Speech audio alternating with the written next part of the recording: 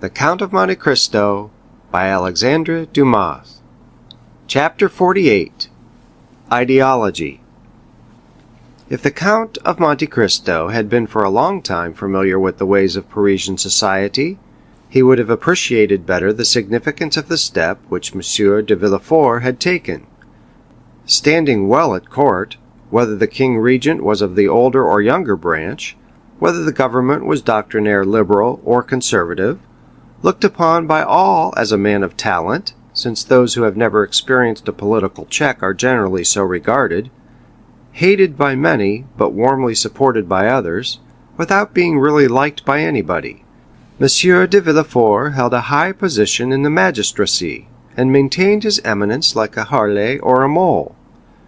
His drawing-room, under the regenerating influence of a young wife and daughter by his first marriage, scarcely 18, was still one of the well-regulated Paris salons where the worship of traditional customs and the observance of rigid etiquette were carefully maintained. A freezing politeness, a strict fidelity to government principles, a profound contempt for theories and theorists, a deep-seated hatred of ideality, these were the elements of private and public life displayed by M. de Villefort. He was not only a magistrate, he was almost a diplomatist. His relations with the former court, of which he always spoke with dignity and respect, made him respected by the new one, and he knew so many things, that not only was he always carefully considered, but sometimes consulted. Perhaps this would not have been so had it been possible to get rid of M. de Villefort, but, like the feudal barons who rebelled against their sovereign, he dwelt in an impregnable fortress. This fortress was his post as king's attorney, all the advantages of which he exploited with marvelous skill, and which he would not have resigned, but to be made deputy, and thus to replace neutrality by opposition. Ordinarily, M. de Villefort made and returned very few visits. His wife visited for him, and this was the received thing in the world, where the weighty and multifarious occupations of the magistrate were accepted as an excuse for what was really only calculated pride, a manifestation of professed superiority, in fact, the application of the axiom, "Pretend to think well of yourself, and the world will think well of you," an axiom 100 times more useful in society nowadays than that of the Greeks, "Know thyself," a knowledge for which, in our days, we have substituted the less difficult and more advantageous science of knowing others. To his friends, M. de Villefort was a powerful protector. To his enemies, he was a silent but bitter opponent. For those who were neither the one nor the other, he was a statue of the law-made man. He had a haughty bearing, a look either steady and impenetrable or insolently piercing and inquisitorial. 4 successive revolutions had built and cemented the pedestal upon which his fortune was based. M. de Villefort had the reputation of being the least curious and the least wearisome man in France. He gave a ball every year, at which he appeared for a quarter of an hour only, that is to say, 45 minutes less than the king is visible at his balls. He was never seen at the theatres, at concerts, or in any place of public resort. Occasionally, but seldom, he played at whist, and then care was taken to select partners worthy of him. Sometimes they were ambassadors, sometimes archbishops, or sometimes a prince, or a president, or some dowager duchess. Such was the man whose carriage had just now stopped before the Count of Monte Cristo's door. The valet de chambre announced M. de Villefort at the moment when the count, leaning over a large table, was tracing on a map the route from St. Petersburg to China. The procureur entered with the same grave and measured step he would have employed in entering a court of justice. He was the same man, or rather the development of the same man, whom we have heretofore seen as assistant attorney at Marseilles. Nature, according to her way, had made no deviation in the path he had marked out for himself. From being slender he had now become meagre. Once pale, he was now yellow. His deep-set eyes were hollow, and the gold spectacles shielding his eyes seemed to be an integral portion of his face. He dressed entirely in black, with the exception of his white tie, and his funeral appearance was only mitigated by the slight line of red ribbon which passed almost imperceptibly through his buttonhole. and appeared like a streak of blood traced with a delicate brush. Although master of himself, Monte Cristo scrutinized with impressible curiosity the magistrate whose salute he returned, and who, distrustful by habit, and especially incredulous as to social prodigies, was much more disposed to look upon the noble stranger, as Monte Cristo was already called, as an adventurer in search of new fields, or an escaped criminal, rather than as a prince of the Holy See, or a sultan of the 1,001 Nights. "Sir," said Villefort, in the squeaky tone assumed by magistrates in their oratorical periods, and of which they cannot or will not divest themselves in society, "Sir, the signal service which you yesterday rendered to my wife and son has made it a duty for me to offer you my thanks. I have come, therefore, to discharge this duty and to express to you my overwhelming gratitude." And as he said this, the eye service of the magistrate had lost nothing of its habitual arrogance. He spoke in a voice of the procureur general, with a rigid inflexibility of neck and shoulders which caused his flatterers to say, as we have before observed, that he was the living statue of the law. "Monsieur," replied the count with a chilling air, "I am very happy to have been the means of preserving a son to his mother, and they say that the sentiment of maternity is the most holy of all, and the good fortune which occurred to me, monsieur, might have enabled you to dispense with a duty which, in its discharge, confers an undoubtedly great honor, for I am aware that Monsieur de Villefort is not unusually lavish of the favor which he now bestows upon me, a favor which, however estimable, is unequal to the satisfaction which I have in my own consciousness." Villefort, astonished at this reply, which he by no means expected, started like a soldier who feels the blow levelled at him over the armor he wears, and a curl of his disdainful lip indicated that from that moment he noted in the tablets of his brain that the Count of Monte Cristo was by no means a highly bred gentleman. He glanced around, in order to seize on something on which the conversation might turn, and seemed to fall easily on a topic. He saw the map which Monte Cristo had been examining when he entered, and said, "You seem geographically engaged, sir. It is a rich study for you, who, as I learn, have seen as many lands as are delineated on this map." "Yes, sir," replied the count. "I have sought to make of the human race taken in the mass what you practice every day on individuals, a physiological study. I have believed it was much easier to descend from the whole to a part than to ascend from a part to the whole. It is an algebraic axiom which makes us proceed from a known to an unknown quantity, and not from an unknown to a known. But sit down, sir, I beg of you." Monte Cristo pointed to a chair, which the procureur was obliged to take the trouble to move forwards himself, while the count merely fell back into his own, on which he had been kneeling when Monsieur Villefort entered. Thus the count was halfway turned towards his visitor, having his back towards the window, his elbow resting on the geographical chart which furnished the theme of conversation for the moment, a conversation which assumed, as in the case of the interviews with Danglars and Morcerf, a turn analogous to the persons, if not to the situation. "Ah, you philosophize," replied Villefort, after a moment's silence, during which, like a wrestler who encounters a powerful opponent, he took breath. "Well, sir, really, if, like you, I had nothing else to do, I should seek a more amusing occupation." "Why, in truth, sir," was Monte Cristo's reply, "man is but an ugly caterpillar for him who studies him through a solar microscope. But you said, I think, that I had nothing else to do. Now, really, let me ask you, sir, have you? Do you believe you have anything to do? Or, to speak in plain terms, do you really think that what you do deserves being called anything?" Villefort's astonishment redoubled at this second thrust so forcibly made by his strange adversary. It was a long time since the magistrate had heard a paradox so strong, or rather, to say the truth more exactly, it was the first time he had ever heard of it. The procureur exerted himself to reply. "Sir," he responded, "you are a stranger, and I believe you say yourself that a portion of your life has been spent in Oriental countries, so you are not aware how human justice, so expeditious in barbarous countries, takes with us a prudent and well-studied course." "Oh, yes, yes, I do, sir. It is the pud cludo of the ancients. I know all that, for it is with the justice of all countries especially that I have occupied myself.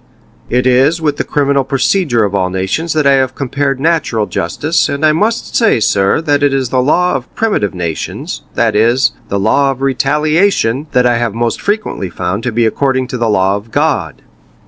"If this law were adopted, sir," said the procureur, "it would greatly simplify our legal codes, and in that case the magistrates would not, as you just observed, have much to do." "It may perhaps come to this in time," observed Monte Cristo. "You know that human inventions march from the complex to the simple, and simplicity is always perfection." "In the meanwhile," continued the magistrate, "our codes are in full force, with all their contradictory enactments derived from Gallic customs, Roman laws, and Frank usages, the knowledge of all which, you will agree, is not to be acquired without extended labor. It needs tedious study to acquire this knowledge, and, when acquired, a strong power of brain to retain it." "I agree with you entirely, sir, but all that even you know with respect to French code, I know, not only in reference to that code, but as regards the codes of all nations. The English, Turkish, Japanese, Hindu laws are as familiar to me as the French laws, and thus I was right when I said to you, that relatively, you know that everything is relative, sir, that relatively to what I have done, you have very little to do, but that relatively to all I have learned, you have a great deal to learn." "But with what motive have you learned all this?" inquired Villefort in astonishment. Monte Cristo smiled. "Really, sir," he observed, "I see that in spite of the reputation which you have acquired as a superior man, you look at everything from the material and vulgar view of society, beginning with the man and ending with the man. That is to say, in the most restricted, most narrow view which it is possible for human understanding to embrace." "Pray, sir, explain yourself," said Villefort, more and more astonished. "I really do not understand you perfectly." "I say, sir, that with the eyes fixed on the social organization of nations, you see only the springs of the machine and lose sight of the sublime workman who makes them act. I say that you do not recognize before you and around you any but those office holders whose commissions have been signed by a minister or king, and that the men whom God has put above those officers, ministers, and kings, by giving them a mission to follow out, instead of a post to fill, I say that they escape your narrow, limited field of observation. It is thus that human weakness fails, from its debilitated and imperfect organs. Tobias took the angel who restored him to light for an ordinary young man. The nations took Attila, who was doomed to destroy them, for a conqueror similar to other conquerors. And it was necessary for both to reveal their missions, that they might be known and acknowledged. One was compelled to say, "I am the angel of the Lord," and the other, "I am the hammer of God," in order that the divine essence in both might be revealed. "Then," said Villefort, more and more amazed, and really supposing he was speaking to a mystic or a madman, "you consider yourself as one of these extraordinary beings whom you have mentioned?" "And why not?" said Monte Cristo coldly. "Your pardon, sir," replied Villefort, quite astounded, "but you will excuse me if, when I presented myself to you, I was unaware that I should meet with a person whose knowledge and understanding so far passes the usual knowledge and understanding of men. It is not usual with us corrupted wretches of civilization to find gentlemen like yourself, possessors, as you are, of immense fortune at least, so it is said. And I beg you to observe that I do not inquire, I merely repeat. It is not usual, I say, for such privileged and wealthy beings to waste their time in speculations on the state of society, in philosophical reveries, intended at best to console those whom fate has disinherited from the goods of this world." "Really, sir," retorted the count, "have you attained the eminent situation in which you are, without having admitted, or even without having met with exceptions? And do you never use your eyes, which must have acquired so much finesse and certainty, to divine at a glance the kind of man by whom you are confronted? Should not a magistrate be not merely the best administrator of the law, but the most crafty expounder of the chicanery of his profession? A steel probe to search hearts? A touchstone to try the gold which in each soul is mingled with more or less of alloy?" "Sir," said Villefort, Upon my word, you overcome me. I really never heard a person speak as you do. Because you remain entirely encircled in a round of general conditions, and have never dared to raise your wings into those upper spheres which God hath peopled with invisible or exceptional beings. And you allow then, sir, that spheres exist, and that these marked and invisible beings mingle among us? Why should they not? Can you see the air you breathe, and yet without which you could not for a moment exist? Then we do not see those beings to whom you allude? Yes, we do. We see them whenever God pleases to allow them to assume a material form. You touch them, come in contact with them, speak to them, and they reply to you. Ah, said Villefort, smiling, I confess I should like to be warned when one of these beings is in contact with me. You have been served as you desire, monsieur, for you were warned just now, and I now again warn you. Then you yourself are one of these marked beings? Yes, monsieur, I believe so. For until now no man has found himself in a position similar to mine. The dominions of kings are limited either by mountains or rivers, or change of manners, or an alteration of language. My kingdom is bounded only by the world, for I am not an Italian, or a Frenchman, or a Hindu, or an American, or a Spaniard. I am a cosmopolite. No country can say it saw my birth. God alone knows what country will see me die. I adopt all customs, speak all languages. You believe me to be a Frenchman, for I speak French with the same facility and purity as yourself. Well, Ali, my Nubian, believes me to be an Arab.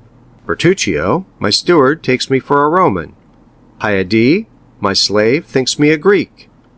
You may therefore comprehend that being of no country, asking no protection from any government, acknowledging no man as my brother, not one of the scruples that arrest the powerful, or the obstacles which paralyze the weak, paralyze or arrests me.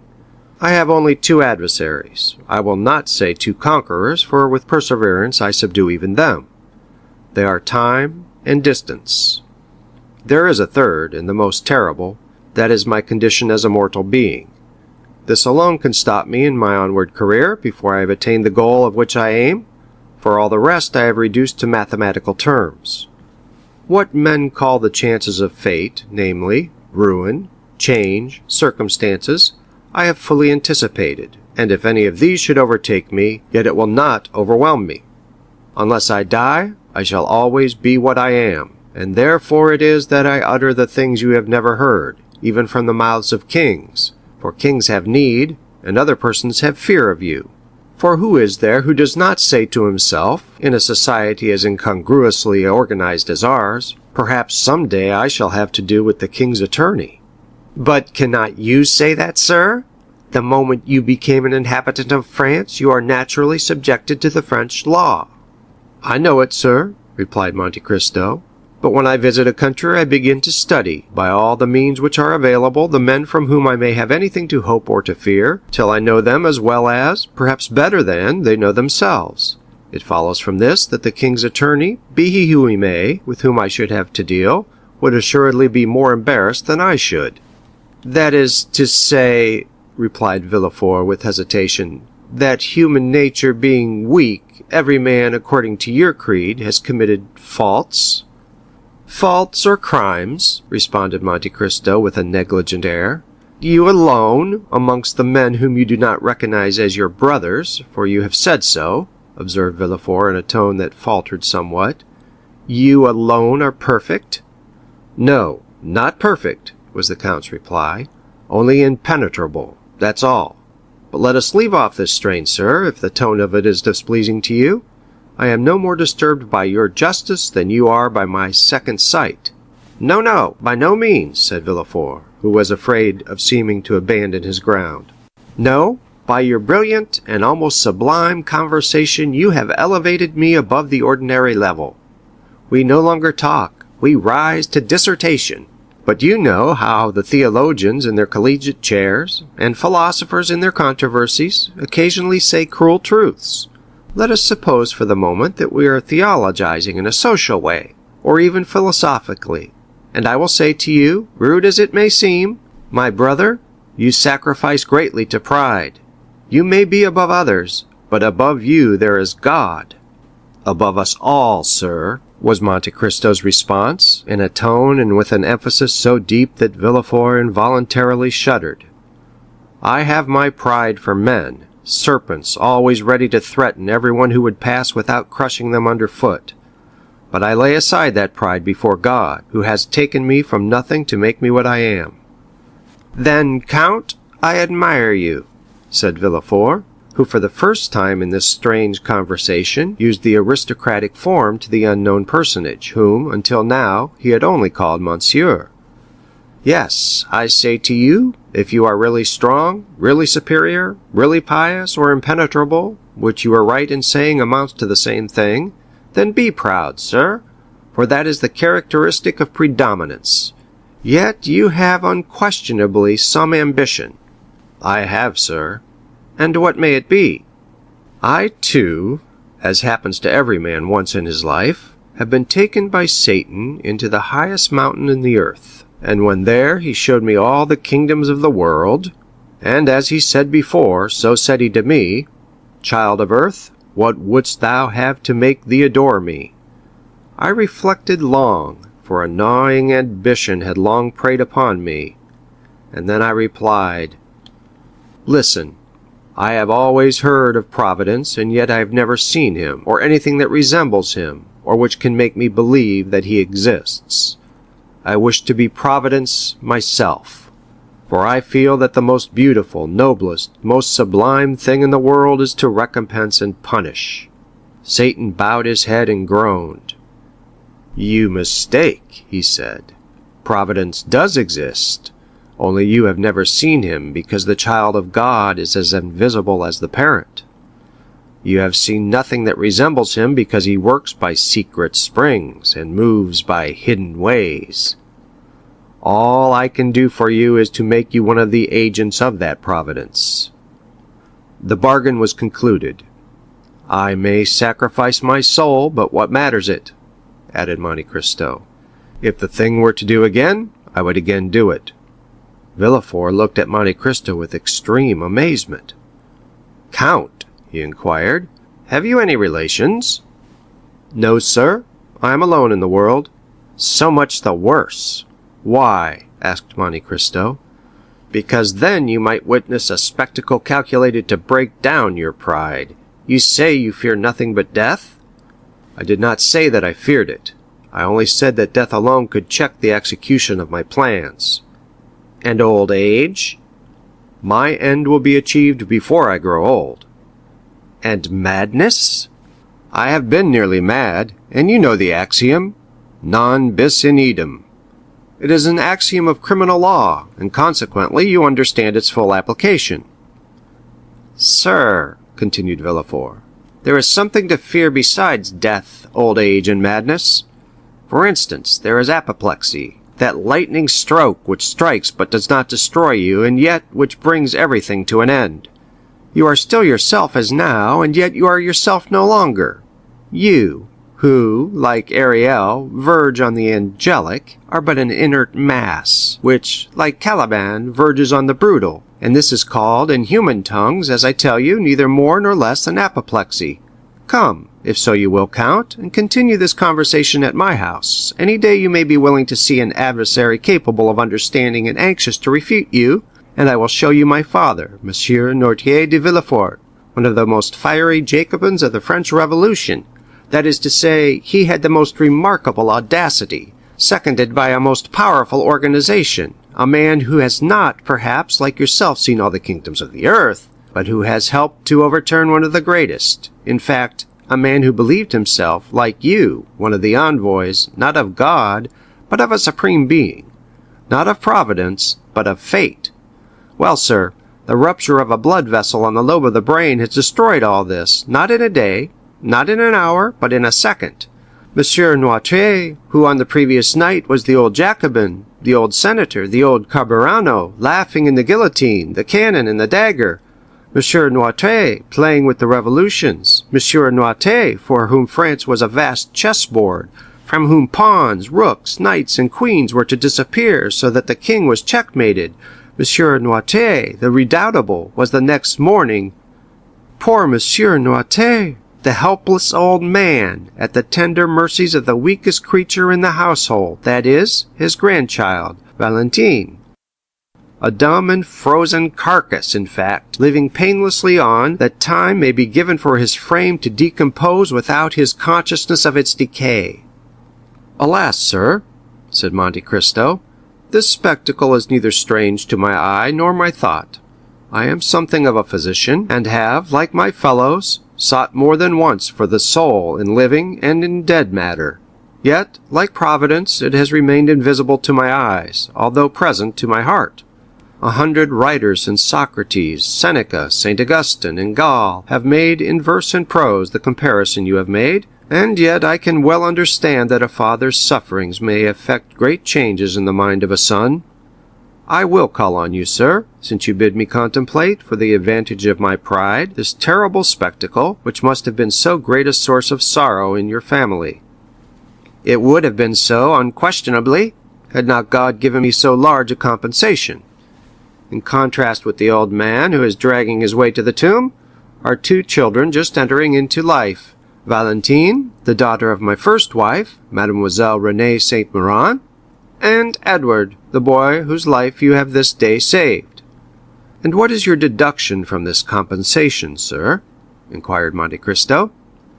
My deduction is, replied Villefort, that my father, led away by his passions, has committed some fault unknown to human justice, but marked by the justice of God. That God, desirous in his mercy to punish but one person, has visited this justice on him alone. Monte Cristo, with a smile on his lips, uttered in the depths of his soul a groan which would have made Villefort fly had he but heard it. "Adieu, sir," said the magistrate, who had risen from his seat. "I leave you, bearing a remembrance of you, a remembrance of esteem, which I hope will not be disagreeable to you when you know me better, for I am not a man to bore my friends, as you will learn. Besides, you have made an eternal friend of Madame de Villefort." The count bowed, and contented himself with seeing Villefort to the door of his cabinet, the procureur being escorted to his carriage by 2 footmen, who, on a signal from their master, followed him with every mark of attention. When he had gone, Monte Cristo breathed a profound sigh, and said, "Enough of this poison, let me now seek the antidote." Then sounding his bell, he said to Ali, who entered, "I am going to Madame's chamber. Have the carriage ready at 1 o'clock." End of chapter 48. Chapter 49. Haydée. It will be recollected that the new, or rather old, acquaintances of the Count of Monte Cristo, residing in the Rue Meslay, were no other than Maximilian, Julie, and Emmanuel. The very anticipations of delight to be enjoyed in his forthcoming visits, the bright, pure gleam of heavenly happiness it diffused over the almost deadly warfare in which he had voluntarily engaged, illuminated his whole countenance with a look of ineffable joy and calmness, as, immediately after Villefort's departure, his thoughts flew back to the cheering prospect before him, of tasting, at least, a brief respite from the fierce and stormy passions of his mind. Even Ali, who had hastened to obey the count's summons, went forth from his master's presence in charmed amazement at the unusual animation and pleasure depicted on features ordinarily so stern and cold, while, as though dreading to put to flight the agreeable ideas hovering over his patron's meditations, whatever they were, the faithful Nubian walked on tiptoe towards the door, holding his breath, lest its faintest sound should dissipate his master's happy reverie. It was noon, and Monte Cristo had set apart 1 hour to be passed in the apartments of Haydée, as though his oppressed spirit could not all at once admit the feeling of pure and unmixed joy, but required a gradual succession of calm and gentle emotions to prepare his mind to receive full and perfect happiness, in the same manner as ordinary natures demand to be inured by degrees by the reception of strong or violent sensations. The young Greek, as we have already said, occupied a apartment wholly unconnected with those of the count. The rooms had been fitted up in strict accordance with the Oriental ideas. The floors were covered with the richest carpets Turkey could produce. The walls hung with brocaded silk of the most magnificent designs and texture, while around each chamber luxurious divans were placed, with piles of soft and yielding cushions, that needed only to be arranged at the pleasure or convenience of such as sought repose. Haydée and 3 French maids, and one who was a Greek. The first 3 remained constantly in a small waiting-room, ready to obey the summons of a small golden bell, or to receive the orders of the Romaic slave, who knew just enough French to be able to transmit her mistress's wishes to the 3 other waiting-women. The latter had received most peremptory instructions from Monte Cristo to treat Haydée with all the deference they would observe to a queen. The young girl herself generally passed her time in the chamber at the farther end of her apartments. This was a sort of boudoir, circular, and lighted only from the roof, which consisted of rose-coloured glass. Haydée was reclining upon soft downy cushions, covered with blue satin spotted with silver. Her head, supported by one of her exquisitely moulded arms, rested on the divan immediately behind her, while the other was employed in adjusting to her lips the coral tube of a rich narghile, through whose flexible pipe she drew the smoke fragrant by its passage through perfumed water. Her attitude, though perfectly natural for an Eastern woman, would, in a European, have been deemed too full of coquettish straining after effect. Her dress, which was that of the woman of Epirus, consisted of a pair of white satin trousers, embroidered with pink roses, displaying feet so exquisitely formed and so delicately fair that they might well have been taken for Parian marble, had not the eye been undeceived by their movements as they constantly shifted in and out of a pair of little slippers with upturned toes, beautifully ornamented with gold and pearls. She wore a blue and white striped vest, with long open sleeves, trimmed with silver loops and buttons of pearls, and a sort of bodice, which, closing only from the centre to the waist, exhibited the whole of the ivory throat and upper part of the bosom. It was fastened with 3 magnificent diamond clasps. The junction of the bodice and the drawers was entirely concealed by one of the many-coloured scarfs, whose brilliant hues and rich silken fringe have rendered them so precious in the eyes of Parisian belles. Tilted on one side of her head she had a small cap of gold-coloured silk, embroidered with pearls, while on the other a purple rose mingled its glowing colours with the luxuriant masses of her hair, of which the blackness was so intense that it was tinged with blue. The extreme beauty of the countenance, that shone forth in loveliness that mocked the vain attempts of dress to augment it, was peculiarly and purely Grecian. There were the large, dark, melting eyes, the finely formed nose, the coral lips, and pearly teeth, that belonged to her race and country. And, to complete the whole, Haydée was in the very springtide and fullness of youthful charms. She had not yet numbered more than 20 summers. Monte Cristo summoned the Greek attendant, and bade her inquire whether it would be agreeable to her mistress to receive his visit.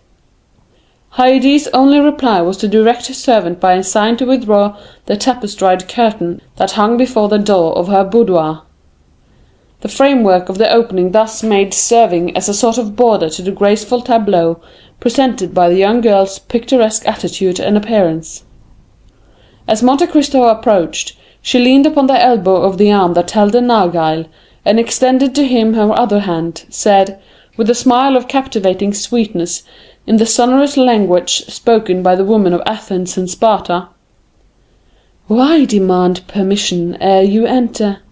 Are you no longer my master, or have I ceased to be your slave?" Monte Cristo returned her smile.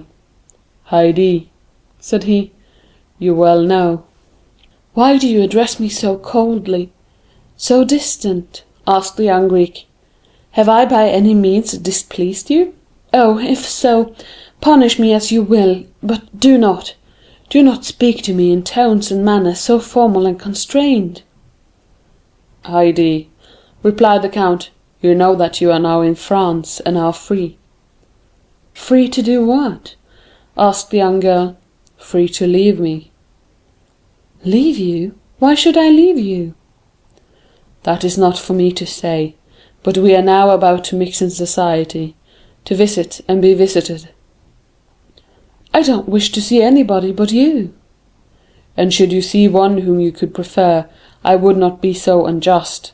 I have never seen anyone I preferred to you, and I have never loved anyone but you and my father. My poor child, replied Monte Cristo, that is merely because your father and myself are the only men who have ever talked to you. I don't want anybody else to talk to me. My father said I was his joy. You style me your love, and both of you called me my child. Do you remember your father, Haydée? The young Greek smiled. He is here, and here, said she, touching her eyes and her heart. And where am I? Inquired Monte Cristo laughingly. You! Cried she, with tones of thrilling tenderness. You are everywhere. Monte Cristo took the delicate hand of the young girl in his, and was about to raise it to his lips, when the simple child of nature hastily withdrew it, and presented her cheek. You now understand, Haydée, said the Count, that from this moment you are absolutely free. That here you exercise unlimited sway, and are at liberty to lay aside or continue the custom of your country, as it may suit your inclination. Within this mansion you are absolute mistress of your action, and may go abroad or remain in your apartments as may seem most agreeable to you. A carriage waits your orders, and Ali and Myrtho will accompany you whithersoever you desire to go. There is but one favour I would entreat of you. Speak. Guard carefully the secret of your birth. Make no allusion to the past, nor upon any occasion be induced to pronounce the names of your illustrious father or ill-fated mother. I have already told you, my lord, that I shall see no one. It is possible, Haydée, that so perfect a seclusion, though conformable with the habits and customs of the East, may not be practicable in Paris. Endeavour, then, to accustom yourselves to our manner of living in these northern climes, as you did in those of Rome, Florence, Milan, and Madrid. It may be useful to you one of these days, whether you remain here or return to the East.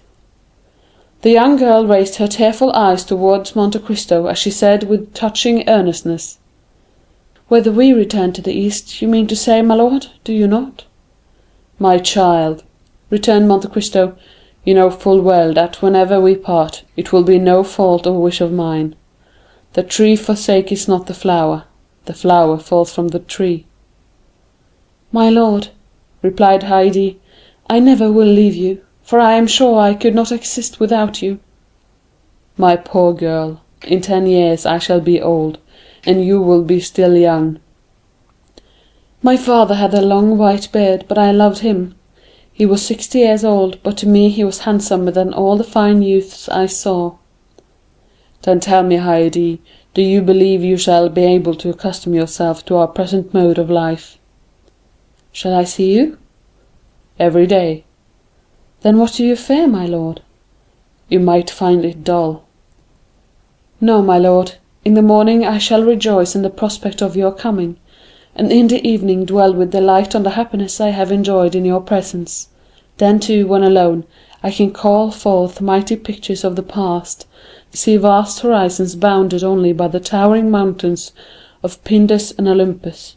Oh, believe me, that when 3 great passions, such as sorrow, love, and gratitude, fill the heart, ennui can find no place."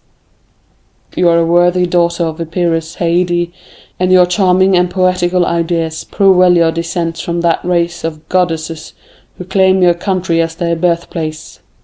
Depend on my care to see that your youth is not blighted, or suffered to pass away in ungenial solitude, and of this be well assured, that if you love me as a father, I love you as a child." "You are wrong, my lord. The love I have for you is very different from the love I had for my father. My father died, but I did not die. If you were to die, I should die too." The count, with a smile of profound tenderness, extended his hand, and she carried it to her lips. Monte Cristo, thus attuned to the interview he proposed to hold with Morrel and his family, departed, murmuring as he went these lines of Pindar: "Youth is a flower, which love is the fruit. Happy is he who, after having watched its silent growth, is permitted to gather and call it his own." The carriage was prepared according to orders, and stepping lightly into it, the count drove off at his usual rapid pace. End of chapter 49. Chapter 50. The Morrel Family. In a very few minutes the count reached number 7 in the Rue Meslay. The house was of white stone, and in a small court before it were 2 small beds full of beautiful flowers. In the concierge that opened the gate the count recognized Cocles, but as he had but one eye, and that eye had become somewhat dim in the course of 9 years, Cocles did not recognize the count. The carriages that drove up to the door were compelled to turn, to avoid a fountain that played in a basin of rockwork, an ornament that had excited the jealousy of the whole quarter, and had gained for the place the appellation of the Little Versailles. It is needless to add that there were gold and silver fish in the basin. The house, with kitchens and cellars below, had above the ground floor 2 stories and attics. The whole of the property, consisting of an immense workshop, 2 pavilions at the bottom of the garden, and the garden itself, had been purchased by Emmanuel, who had seen at a glance that he could make of it a profitable speculation. He had reserved the house and half the garden, and building a wall between the garden and the workshops, had let them upon lease with the pavilions at the bottom of the garden. So that for a trifling sum he was as well lodged and as perfectly shut out from observation as the inhabitants of the finest mansion in the Faubourg Saint-Germain. The breakfast room was finished in oak, the salon in mahogany, and the furnishings were of blue velvet. The bedroom was in citron wood and green damask. There was a study for Emmanuel, who never studied, and a music room for Julie, who never played. The whole of the second story was set apart for Maximilian. It was precisely similar to his sister's apartments, except that for the breakfast parlour he had a billiard room, where he received his friends. He was superintending the grooming of his horse, and smoking his cigar at the entrance of the garden, when the count's carriage stopped at the gate.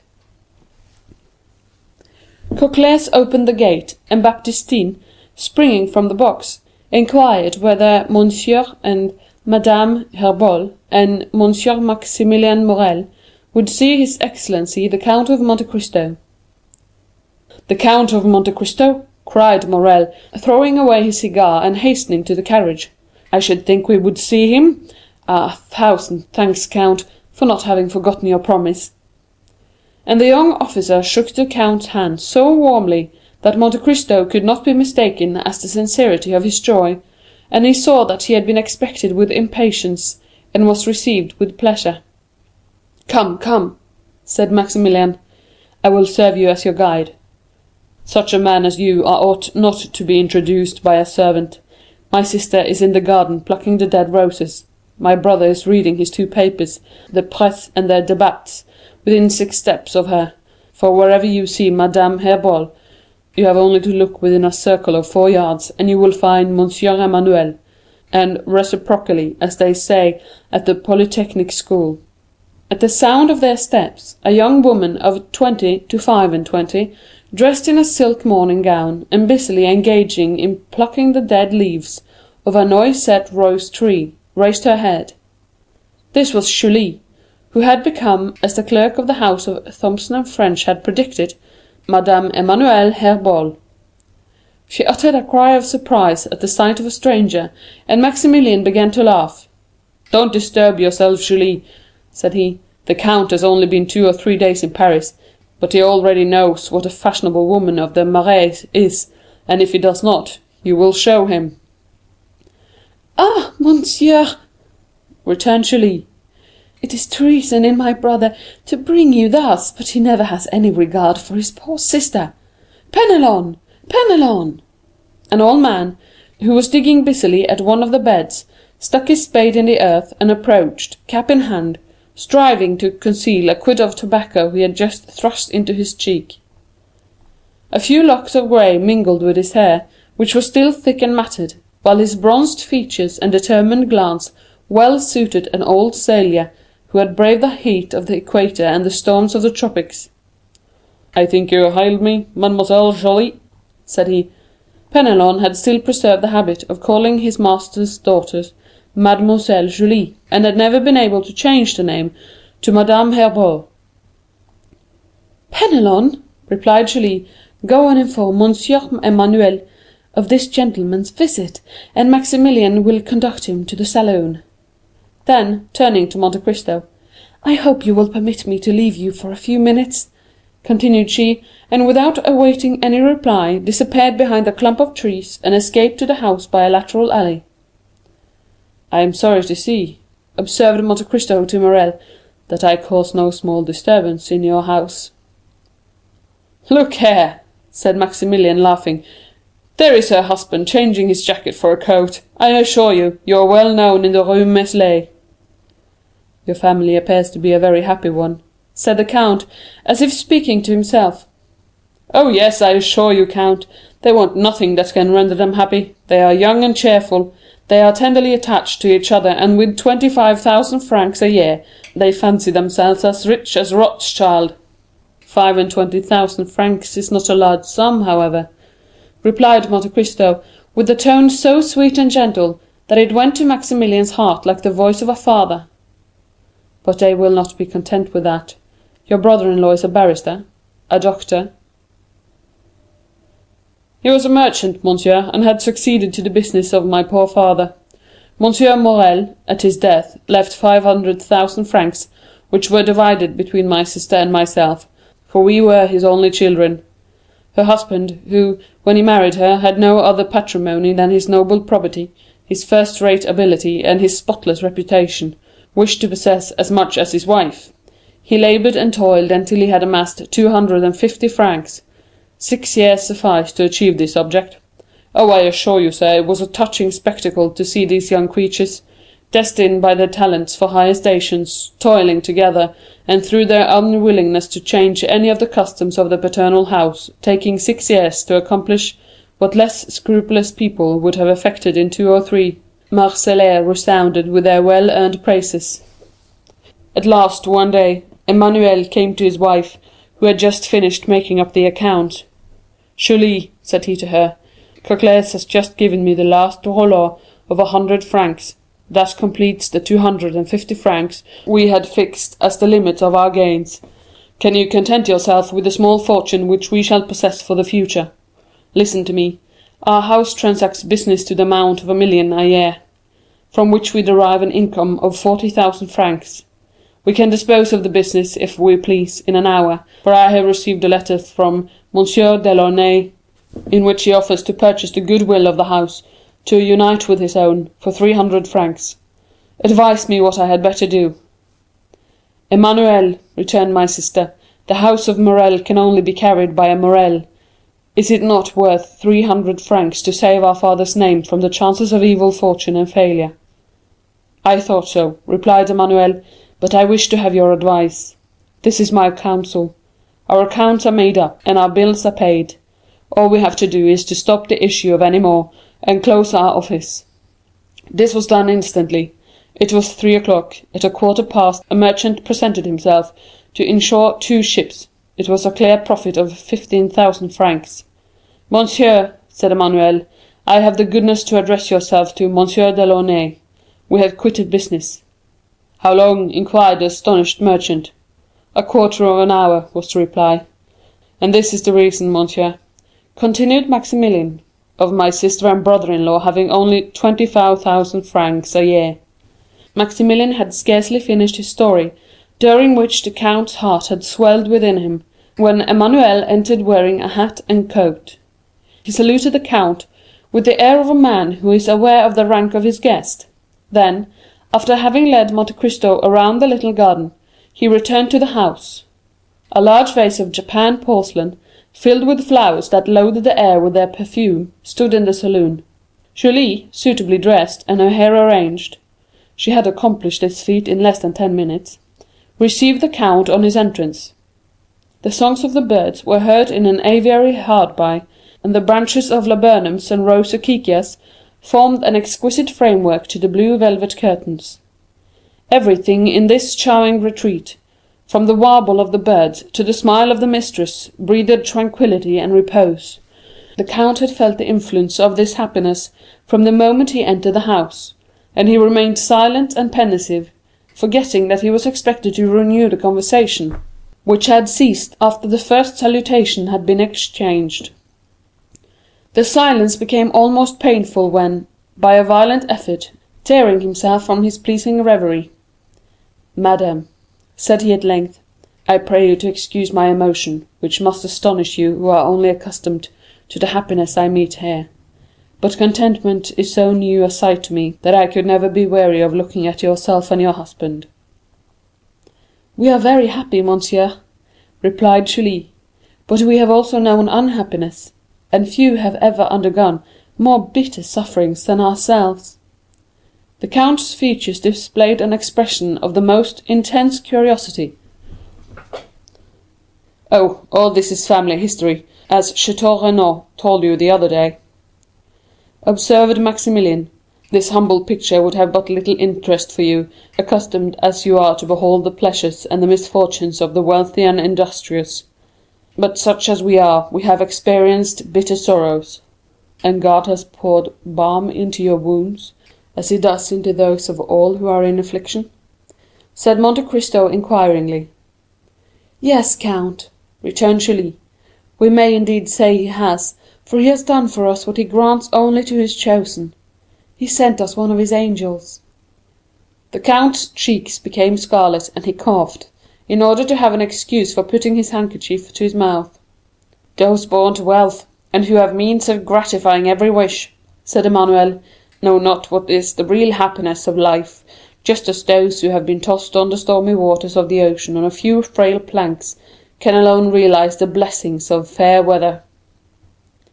Monte Cristo rose, and without making any answer, for the tremulousness of his voice would have betrayed his emotion, walked up and down the apartment with a slow step. "Our magnificence make you smile, Count?" said Maximilian, who had followed him with his eyes. "No, no," returned Monte Cristo, pale as death, pressing one hand on his heart to still its throbbings, while with the other he pointed to a crystal cover, beneath which a silken purse lay on a black velvet cushion. "I was wondering what could be the significance of this purse, with the paper at one end and the large diamond at the other." "Count," replied Maximilian, with an air of gravity, "those are our most precious family treasures." "The stone seems very brilliant," answered the Count. "Oh, my brother does not allude to its value, although it has been estimated at 100,000 francs. He means that the articles contained in this purse are the relics of the angel I spoke of just now." "This I do not comprehend, and yet I may not ask for an explanation, madame," replied Monte Cristo, bowing. "Pardon me, I had no intention of committing an indiscretion." "Indiscretion! Oh, oh, you make us happy by giving us an excuse for expatiating on this subject. If we wanted to conceal the noble action this purse commemorates, we should not expose it thus to view. Oh, would we could relate it everywhere, and to everyone, so that the emotion of our unknown benefactor might reveal his presence." "Ah, really?" said Monte Cristo in a half-stifled voice. "Monsieur," returned Maximilian, raising the glass cover and respectfully kissing the silken purse, "this has touched the hand of a man who saved my father from suicide, us from ruin, and our name from shame and disgrace. A man by whose matchless benevolence we poor children, doomed to want and wretchedness, can at present hear everyone envying our happy lot. This letter—" As he spoke, Maximilian drew a letter from the purse and gave it to the Count. "This letter was written by him the day that my father had taken a desperate resolution, and this diamond was given by the generous unknown to my sister as her dowry." Monte Cristo opened the letter, and read it with an indescribable feeling of delight. It was the letter written, as our readers know, to Julie, and signed "Simbad the Sailor." Unknown, you say? Is the man who rendered you this service unknown to you? Yes, we have never had the happiness of pressing his hand, continued Maximilian. We have supplicated heaven in vain to grant us this favour, but the whole affair has a mysterious meaning that we cannot comprehend. We have been guided by an invisible hand, a hand as powerful as that of an enchanter. Oh, cried Julie, I have not lost all hope of some day kissing that hand, as I now kiss the purse which he has touched. 4 years ago, Penelon was at Trieste. Penelon, Count, is the old sailor you saw in the garden, and who, from quartermaster, has become gardener. Penelon, when he was at Trieste, saw on the quay an Englishman, who was on the point of embarking on board a yacht, and he recognized him as the person who called on my father the 5th of June, 1829, and who wrote me this letter on the 5th of September. He felt convinced of his identity, but he did not venture to address him. An Englishman, said Monte Cristo, who grew uneasy at the attention with which Julie looked at him. An Englishman, you say? Yes, replied Maximilian, an Englishman who represented himself as the confidential clerk of the house of Thomson and French at Rome. It was this that made me start when you said the other day at Monsieur de Morcerf's that Messieurs Thomson and French were your bankers. That happened, as I told you, in 1829. For God's sake, tell me, did you know this Englishman? But tell me, also, that the house of Thomson and French have constantly denied having rendered you this service. Yes. Then is it not probable that this Englishman may be someone who, grateful for a kindness your father had shown him, and which he himself had forgotten, has taken this method of requiting the obligation? Everything is possible in this affair, even a miracle. What was his name? Asked Monte Cristo. He gave no other name, answered Julie, looking earnestly at the Count, than that at the end of his letter, Sinbad the Sailor. Which is evidently not his real name, but a fictitious one. Then, noticing that Julie was struck with the sound of his voice, "Tell me," continued he, "was he not about my height, perhaps a little taller, with his chin imprisoned, as it were, in a high cravat, his coat closely buttoned up, and constantly taking out his pencil?" "Oh, do you then know him?" cried Julie, whose eyes sparkled with joy. "No," returned Monte Cristo, "I only guessed. I knew a Lord Wilmore, who was constantly doing actions of this kind." "Without revealing himself?" "He was an eccentric being, and did not believe in the existence of gratitude." "Oh, heaven!" exclaimed Julie, clasping her hands. "In what did he believe, then?" "He did not credit it at the period which I knew him," said Monte Cristo, touched to the heart by the accents of Julie's voice. "But, perhaps, since then he has had proofs that gratitude does exist." "And do you know this gentleman, monsieur?" inquired Emmanuel. "Oh, if you do know him," cried Julie, "can you tell us where he is, where we can find him? Maximilian, Emmanuel, if we do but discover him, he must believe in the gratitude of the heart." Monte Cristo felt tears start in his eyes, and he again walked hastily up and down the room. "In the name of heaven," said Maximilian, "if you know anything of him, tell us what it is." "Alas!" cried Monte Cristo, striving to repress his emotion, "if Lord Wilmore was your unknown benefactor, I fear you will never see him again. I parted from him 2 years ago at Palermo, and he was then on the point of setting out for the most remote regions, so that I fear he will never return." "Oh, monsieur, this is cruel of you," said Julie, much affected, and the young lady's eyes swam with tears. "Madame," replied Monte Cristo gravely, and gazing earnestly on the 2 liquid pearls that trickled down Julie's cheeks, "had Lord Wilmore seen what I now see, he would become attached to life, for the tears you shed would reconcile him to mankind." And he held out his hand to Julie, who gave him hers, carried away by the look and accent of the Count. "But," continued she, "Lord Wilmore had a family or friends. He must have known someone, can we not—" "Oh, it is useless to inquire," returned the Count. Perhaps, after all, he was not the man you seek for. He was my friend. He had no secrets from me, and if this had been so he would have confided in me." "And he told you nothing?" "Not a word." "Nothing that would lead you to suppose?" "Nothing." "And yet you spoke of him at once." "Ah, in such a case one supposes."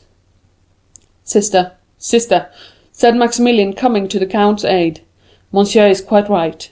Recollect that our excellent father so often told us it was no Englishman that thus saved us." Monte Cristo started.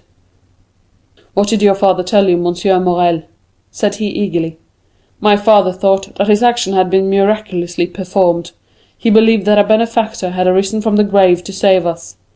Oh, it was a touching superstition, monsieur, and although I did not myself believe it, I could not for the world have destroyed my father's faith. How often did he muse over it and pronounce the name of a dear friend, a friend lost to him forever, and on his deathbed, when the near approach of eternity seemed to have illuminated his mind with supernatural light, this thought, which had until then been but a doubt, became a conviction, and his last words were, 'Maximilian, it was Edmond Dantès!' At these words, the Count's paleness, which had for some time been increasing, became alarming. He could not speak. He looked at his watch like a man who has forgotten the hour, said a few hurried words to Madame Herbault, and pressing the hands of Emmanuel and Maximilian, "Madame," said he, "I trust you will allow me to visit you occasionally. I value your friendship, and feel grateful to you for your welcome, for this is the first time for many years that I have thus yielded to my feelings." And he hastily quitted the apartment. "This Count of Monte Cristo is a strange man," said Emmanuel. "Yes," answered Maximilian, "but I feel sure he has an excellent heart, and that he likes us." "His voice went to my heart," observed Julie, "and 2 or 3 times I fancied that I had heard it before." End of chapter 50. Chapter 51. Pyramus and Thisbe. About 2/3 of the way along the Faubourg Saint-Honoré, and in the rear of one of the most imposing mansions in this rich neighbourhood, where the various houses vie with each other for elegance of design and magnificence of construction, extended a large garden, where the wide-spreading chestnut trees raised their heads high above the walls in a solid rampart, and with the coming of every spring scattered a shower of delicate pink and white blossoms into the large stone vases that stood upon the 2 square pilasters of a curiously wrought iron gate that dated from the time of Louis XII. This noble entrance, however, in spite of its striking appearance and the graceful effect of the geraniums planted in the 2 vases, as they waved their variegated leaves in the wind and charmed the eye with their scarlet bloom, had fallen into utter disuse. The proprietors of the mansion had many years before thought it best to confine themselves to the possession of the house itself, with its thickly planted courtyard opening into the Faubourg Saint-Honoré, and to the garden shut in by this gate, which formerly communicated with a fine kitchen garden of about an acre. For the demon of speculation drew a line, or in other words projected a street at the farther side of the kitchen garden. The street was laid out, a name was chosen and posted up on an iron plate. But before construction was begun, it occurred to the possessor of the property that a handsome sum might be obtained for the ground, then devoted to fruits and vegetables, by building along the line of the proposed street, and so making it a branch of communication with the Faubourg Saint-Honoré itself, one of the most important thoroughfares in the city of Paris. In matters of speculation, however, though man proposes, money disposes. From some such difficulty the newly named street died almost in birth, and the purchaser of the kitchen garden, having paid a high price for it, and being quite unable to find anyone willing to take his bargain off his hands without a considerable loss, yet still clinging to the belief that at some future day he should obtain a sum for it that would repay him not only for his past outlay, but also the interest upon the capital locked up in his new acquisition, contented himself with letting the ground temporarily to some market gardeners at a yearly rental of 500 francs. And so, As we have said, the iron gate leading into the kitchen garden had been closed up and left to the rust, which bade fair before long to eat off its hinges, while, to prevent the ignoble glances of the diggers and delvers of the ground from presuming to sully the aristocratic enclosure belonging to the mansion, the gate had been boarded up to a height of 6 feet. True, the planks were not so closely adjusted that a hasty peep might be obtained through their interstices, but the strict decorum and rigid propriety of the inhabitants of the house left no grounds for apprehending that advantage would be taken of that circumstance. Horticulture seemed, however, to have been abandoned in the deserted kitchen garden, and where cabbages, carrots, radishes, peas, and melons had once flourished, a scanty crop of lucerne alone bore evidence of its being deemed worthy of cultivation. A small low door gave egress from the walled space we have been describing into the projected street. The ground, having been abandoned as unproductive by its various renters, had now fallen so completely in general estimation as to return not even the 1/2% it had originally paid. Towards the house, the chestnut trees we have before mentioned rose high above the wall, without in any way affecting the growth of other luxuriant shrubs and flowers that eagerly dressed forward to fill up the vacant spaces, as though asserting their right to enjoy the boon of light and air. At one corner, where the foliage became so thick as almost to shut out day, a large stone bench and sundry rustic seats indicated that this sheltered spot was either in general favour or particular use by some inhabitant of the house, which was faintly discernible across the dense mass of verdure that partially concealed it, though situated but 100 paces off. Whoever had selected this retired portion of the grounds as the boundary of a walk or as a place for meditation was abundantly justified in the choice by the absence of all glare, the cool refreshing shade, the screen it afforded from the scorching rays of the sun that found no entrance there even during the burning days of hottest summer, the incessant and melodious warbling of birds, and the entire removal from either the noise of the street or the bustle of the mansion. On the evening of one of the warmest days spring had yet bestowed on the inhabitants of Paris, might be seen negligently thrown upon the stone bench a book, a parasol, and a work-basket, from which hung a partly embroidered cambric handkerchief, while at a little distance from these articles was a young woman standing close to the iron gate, endeavouring to discern something on the other side by means of the openings in the planks.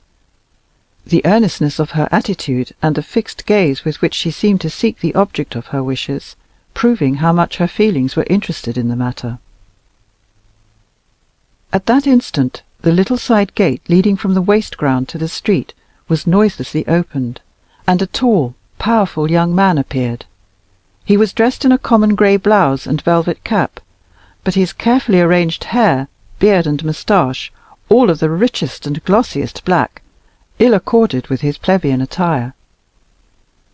After casting a rapid glance around him in order to assure himself that he was unobserved, he entered by the small gate, and carefully closing and securing it after him, proceeded with a hurried step towards the barrier.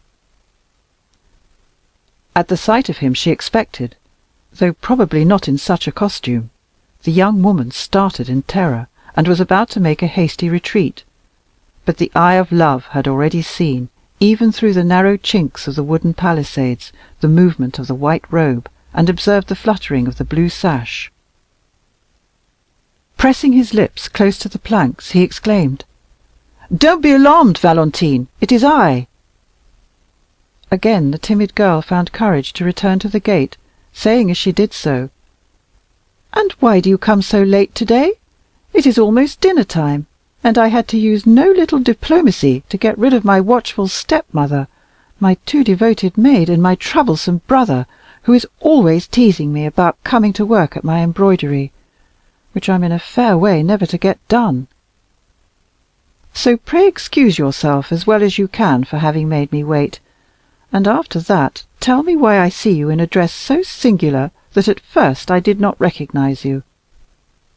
"Dearest Valentine," said the young man, The difference between our respective stations makes me fear to offend you by speaking of my love, but yet I cannot find myself in your presence without longing to pour forth my soul and tell you how fondly I adore you.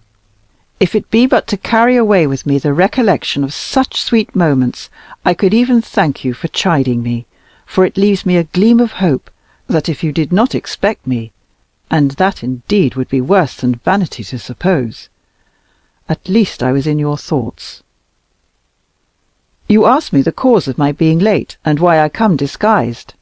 I will candidly explain the reason of both, and I trust to your goodness to pardon me. I have chosen a trade. A trade? Oh, Maximilian, how can you jest at a time when we have such deep cause for uneasiness? Heaven help me from jesting with that which is far dearer to me than life itself. But listen to me, Valentine, and I will tell you all about it. I became weary of ranging fields and scaling walls, and seriously alarmed at the idea suggested by you that if caught hovering about here, your father would very likely have sent me to prison as a thief.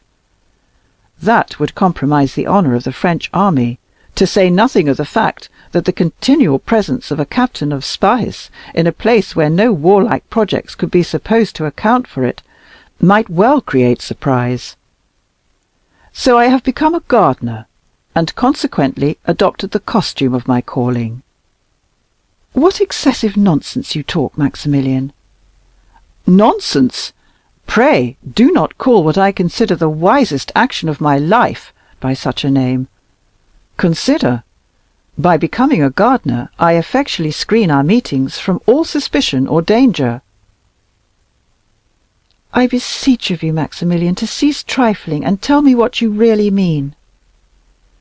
Simply that, having ascertained that the piece of ground on which I stand was to let, I made application for it, was readily accepted by the proprietor, and am now master of this fine crop of lucerne.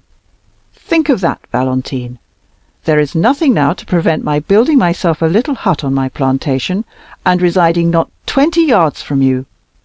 Only imagine what happiness that would afford me. I can scarcely contain myself at the bare idea. Such felicity seems above all price, as a thing impossible and unattainable. But would you believe that I purchased all this delight, joy, and happiness, for which I would cheerfully have surrendered 10 years of my life, at the small cost of 500 francs per annum, paid quarterly? Henceforth we have nothing to fear. I am on my own ground, and have an undoubted right to place a ladder against the wall, and to look over when I please, without having any apprehension of being taken off by the police as a suspicious character.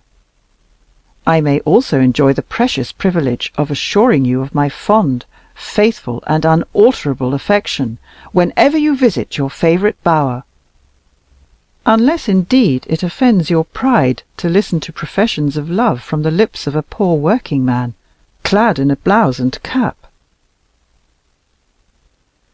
A faint cry of mingled pleasure and surprise escaped from the lips of Valentine, who almost instantly said, in a saddened tone, as though some envious cloud had darkened the joy which illumined her heart, "Alas, no, Maximilian, this must not be, for many reasons. We should presume too much on our own strength, and, like others, perhaps be led astray by our blind confidence in each other's prudence." "How can you for an instant entertain so unworthy a thought, dear Valentine? Have I not, from the first blessed hour of our acquaintance, schooled all my words and actions to your sentiments and ideas? And you have, I am sure, the fullest confidence in my honour. When you spoke to me of experiencing a vague and indefinite sense of coming danger, I placed myself blindly and devotedly at your service, asking no other reward than the pleasure of being useful to you. And have I ever since, by word or look, given you cause of regret for having selected me from the numbers that would willingly have sacrificed their lives for you? You told me, dear Valentine, that you were engaged to M. d'Épinay, and that your father was resolved upon completing the match, and that from his will there was no appeal, as M. de Villefort was never known to change a determination once formed. I kept in the background, as you wished, and waited not for the decision of your heart or my own, but hoping that Providence would graciously interpose in our behalf, and order events in our favour. But what cared I for delays or difficulties, Valentine, as long as you confessed that you loved me and took pity on me? If you will only repeat that avowal now and then, I can endure anything." "Ah, Maximilian, that is the very thing that makes you so bold, and which renders me at once so happy and unhappy, that I frequently ask myself whether it is better for me to endure the harshness of my stepmother and her blind preference for her own child, or to be, as I now am, insensible to any pleasure save such as I find in these meetings, so fraught with danger to both." "I will not admit that word," returned the young man. "It is at once cruel and unjust. Is it possible to find a more submissive slave than myself? You have permitted me to converse with you from time to time, Valentine, but forbidden my ever following you in your walks or elsewhere. Have I not obeyed? And since I found means to enter this enclosure to exchange a few words with you through this gate, to be close to you without really seeing you, have I ever asked so much as to touch the hem of your gown, or tried to pass this barrier, which is but a trifle to one of my youth and strength? Never has a complaint or murmur escaped me. I have been bound by my promises as rigidly as any knight of olden times. Come, come, dearest Valentine, confess that what I say is true, lest I be tempted to call you unjust." "It is true," said Valentine, as she passed the end of her slender fingers through a small opening in the planks, and permitted Maximilian to press his lips to them. "And you are a true and faithful friend. But still you acted from motives of self-interest, my dear Maximilian, for you well knew that from the moment in which you had manifested an opposite spirit, all would have been ended between us. You promised to bestow on me the friendly affection of a brother, for I have no friend but yourself upon earth, who am neglected and forgotten by my father, harassed and persecuted by my stepmother, and left to the sole companionship of a paralyzed and speechless old man, whose withered hand can no longer press mine, and who can speak to me with the eye alone, although there still lingers in his heart the warmest tenderness for his poor grandchild. Oh, how bitter a fate is mine, to serve either as a victim or an enemy to all who are stronger than myself, while my only friend and supporter is a living corpse. Indeed, indeed, Maximilian, I am very miserable, and if you love me, it must be out of pity." "Valentine," replied the young man, deeply affected, "I will not say that you are all I love in the world, for I dearly prize my sister and brother-in-law, but my affection for them is calm and tranquil, and in no manner resembling what I feel for you. When I think of you, my heart beats fast, the blood burns in my veins, and I can hardly breathe. But I solemnly promise you to restrain all this ardour, this fervour and intensity of feeling, until you yourself require me to render them available in serving or assisting you.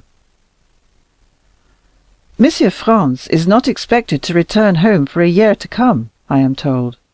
In that time, many favourable and unforeseen chances may befriend us.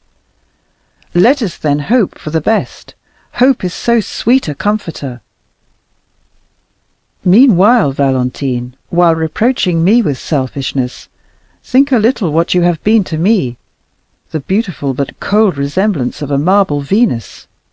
What promise of future reward have you made me for all the submission and obedience I have evinced? None whatever. What granted me? Scarcely more.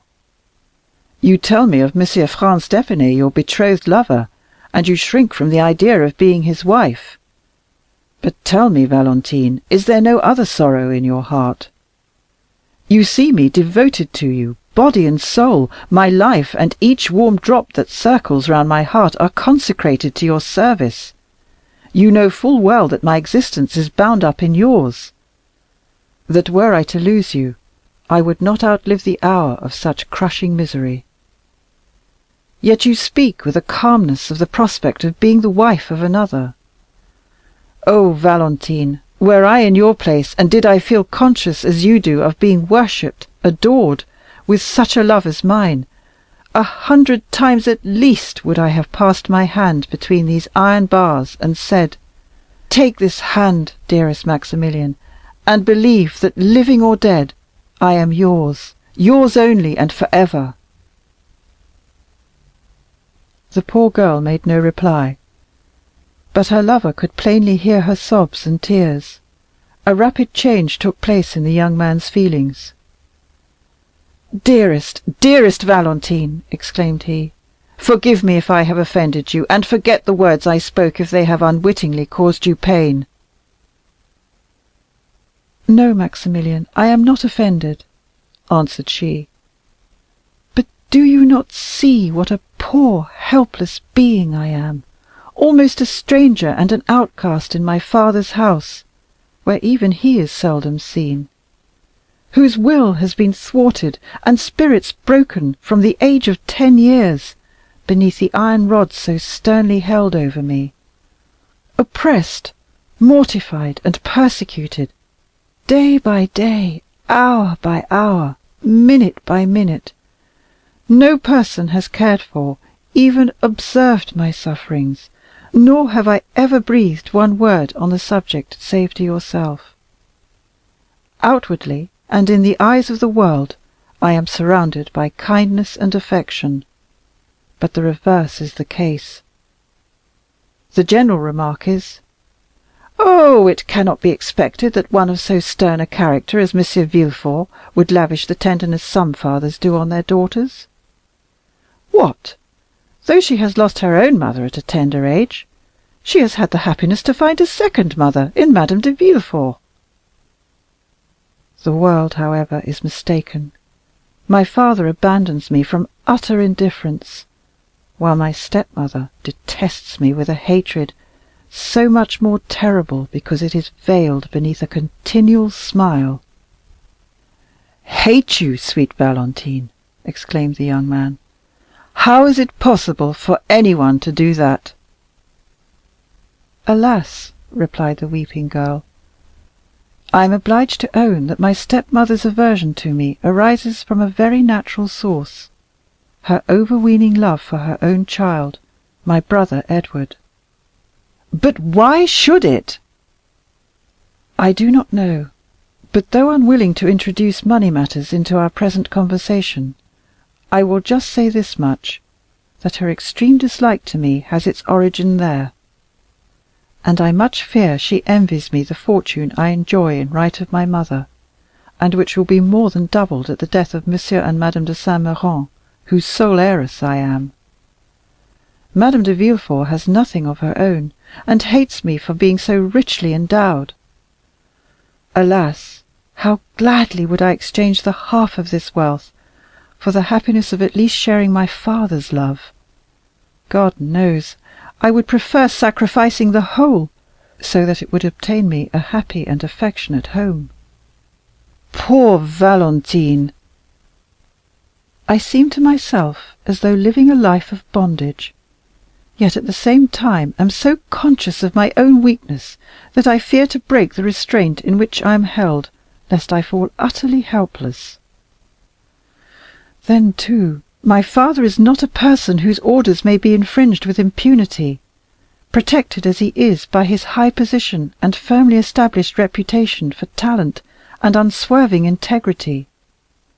No one could oppose him. He is all powerful, even with the king. He would crush you at a word. Dear Maximilian, believe me when I assure you that if I do not attempt to resist my father's commands, it is more on your account than my own." "But why, Valentine, do you persist in anticipating the worst? Why picture so gloomy a future?" "Because I judge it from the past." "Still, consider that although I may not be strictly speaking what is termed an illustrious match for you, I am, for many reasons, not altogether so much beneath your alliance. The days when such distinctions were so nicely weighed and considered no longer exist in France, and the first families of the monarchy have intermarried with those of the empire. The aristocracy of the lance has allied itself with the nobility of the cannon. Now I belong to this last named class, and certainly my prospects of military preferment are most encouraging as well as certain. My fortune, though small, is free and unfettered, and the memory of my late father is respected in our country, Valentine, as that of the most upright and honourable merchant of the city. I say our country, because you were born not far from Marseille. Oh, don't speak of Marseille, I beg of you, Maximilian. That one word brings back my mother to my recollection, my angel mother, who died too soon for myself and all who knew her, who, after watching over her child during the brief period allotted to her in this world, now, I fondly hope, watches from her home in heaven. Oh, if my mother were still living, there would be nothing to fear, Maximilian, for I would tell her that I loved you, and she would protect us. I fear, Valentine, replied the lover, that were she living, I would never have had the happiness of knowing you. You would have then been too happy to have stooped from your grandeur to bestow a thought on me. Oh, now it is you who are unjust, Maximilian, cried Valentine. But there is one thing I wish to know. And what is that? Inquired the young man, perceiving that Valentine hesitated.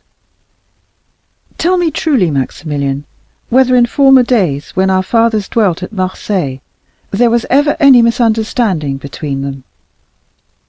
Not that I'm aware of, replied the young man, unless, indeed, any ill feeling might have arisen from their being of opposite parties. Your father was, as you know, a zealous partisan of the Bourbons, while mine was totally devoted to the emperor. There could not possibly be any other difference between them. But why do you ask? I will tell you, replied the young girl, for it is but right you should know. Well, on the day when your appointment as an officer of the Legion of Honor was announced in the papers, we were all sitting with my grandfather, M. Noirtier. M. Danglars was there also. You recollect M. Danglars, do you not, Maximilian? The banker whose horses ran away with my stepmother and little brother, and very nearly killed them. While the rest of the company were discussing the approaching marriage of Mademoiselle Danglars, I was reading the paper to my grandfather. But when I came to the paragraph about you, although I had done nothing else but read it over to myself all morning, you know, you had told me all about it the previous evening, I felt so happy and yet so nervous at the idea of speaking your name aloud, and before so many people, that I really think I should have passed it over, but for the fear of my doing so might create suspicions as to the cause of my silence.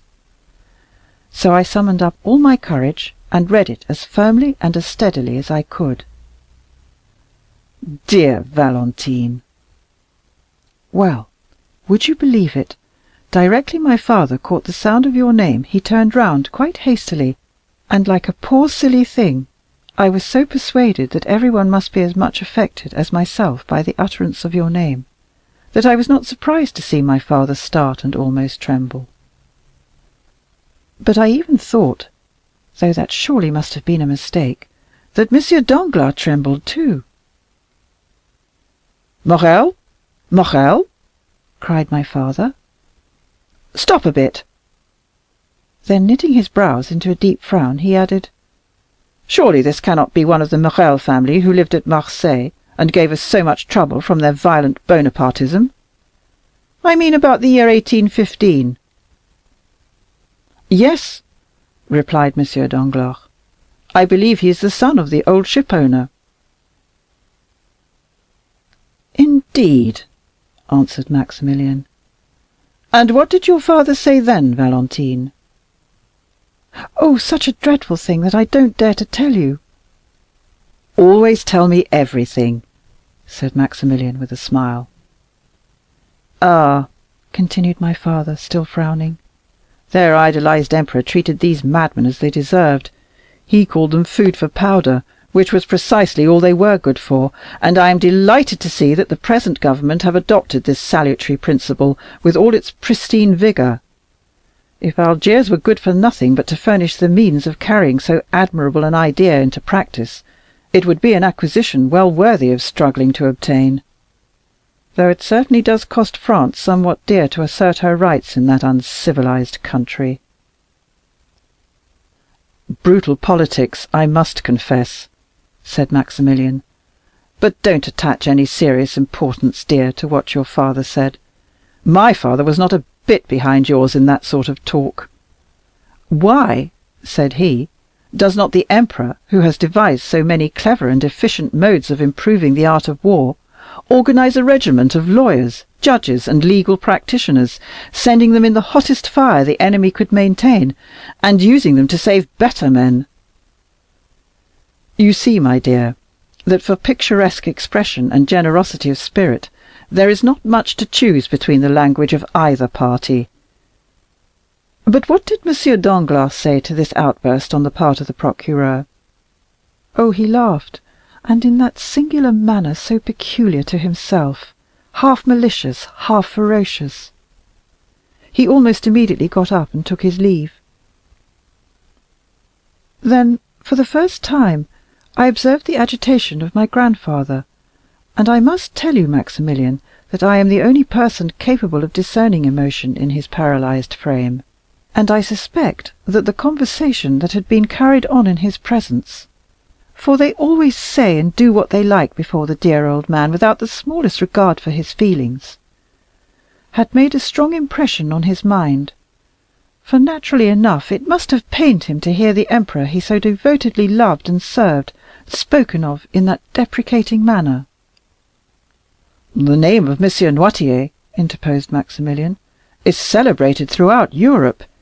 He was a statesman of high standing, and you may or may not know, Valentine, that he took a leading part in every Bonapartist conspiracy set on foot during the restoration of the Bourbons.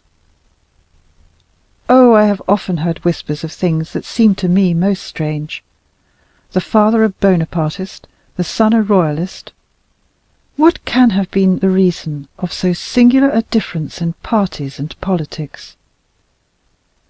But to resume my story, I turned towards my grandfather as though to question him as to the cause of his emotion. He looked expressively at the newspaper I had been reading. "What is the matter, dear grandfather?" said I. "Are you pleased?" He gave me a sign in the affirmative. "With what my father said just now?" He returned a sign in the negative. "Perhaps you liked what Monsieur Danglars said?" Another sign in the negative. "Oh, then you were glad to hear that Monsieur Morrel," I didn't dare to say Maximilian, "had been made an officer of the Legion of Honor?"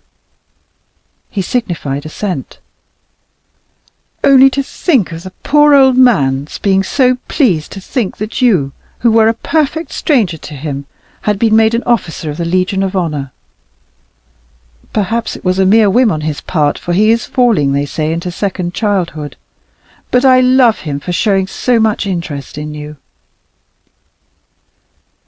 "How singular!" murmured Maximilian. "Your father hates me, while your grandfather, on the contrary. What strange feelings are aroused by politics!"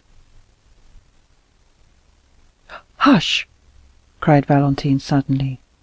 "Someone is coming." Maximilian leapt at one bound into his crop of lucerne, which he began to pull up in the most ruthless way, under the pretext of being occupied in weeding it.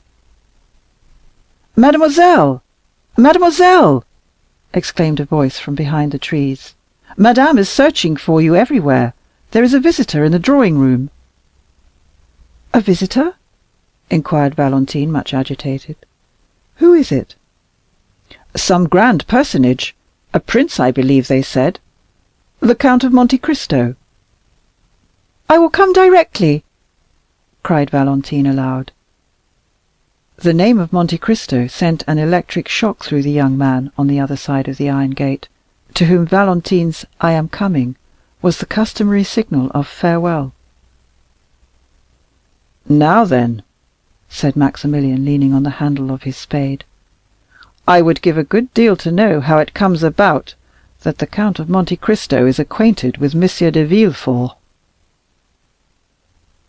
End of chapter 51. Chapter 52. Toxicology.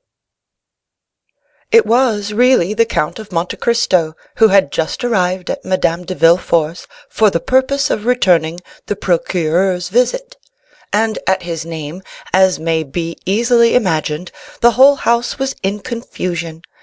Madame de Villefort, who was alone in her drawing-room when the Count was announced, desired that her son might be brought thither instantly to renew his thanks to the Count. And Edward, who heard this great personage talked of for 2 whole days, made all possible haste to come to him, not from obedience to his mother, or out of any feeling of gratitude to the Count, but from sheer curiosity, and that some chance remark might give him the opportunity for making one of the impertinent speeches which made his mother say, "Oh, that naughty child! But I can't be severe with him, he really is so bright." After the usual civilities, the Count inquired after Monsieur de Villefort. "My husband dines with the Chancellor," replied the young lady. "He has just gone, and I am sure he'll be exceedingly sorry not to have had the pleasure of seeing you before he went." 2 visitors who were there when the Count arrived, having gazed at him with all their eyes, retired after that reasonable delay which politeness admits and curiosity requires. "What is your sister Valentine doing?" inquired Madame de Villefort of Edward. "Tell someone to bid her come here, that I may have the honor of introducing her to the Count." "You have a daughter, then, madame?" inquired the Count. "Very young, I presume."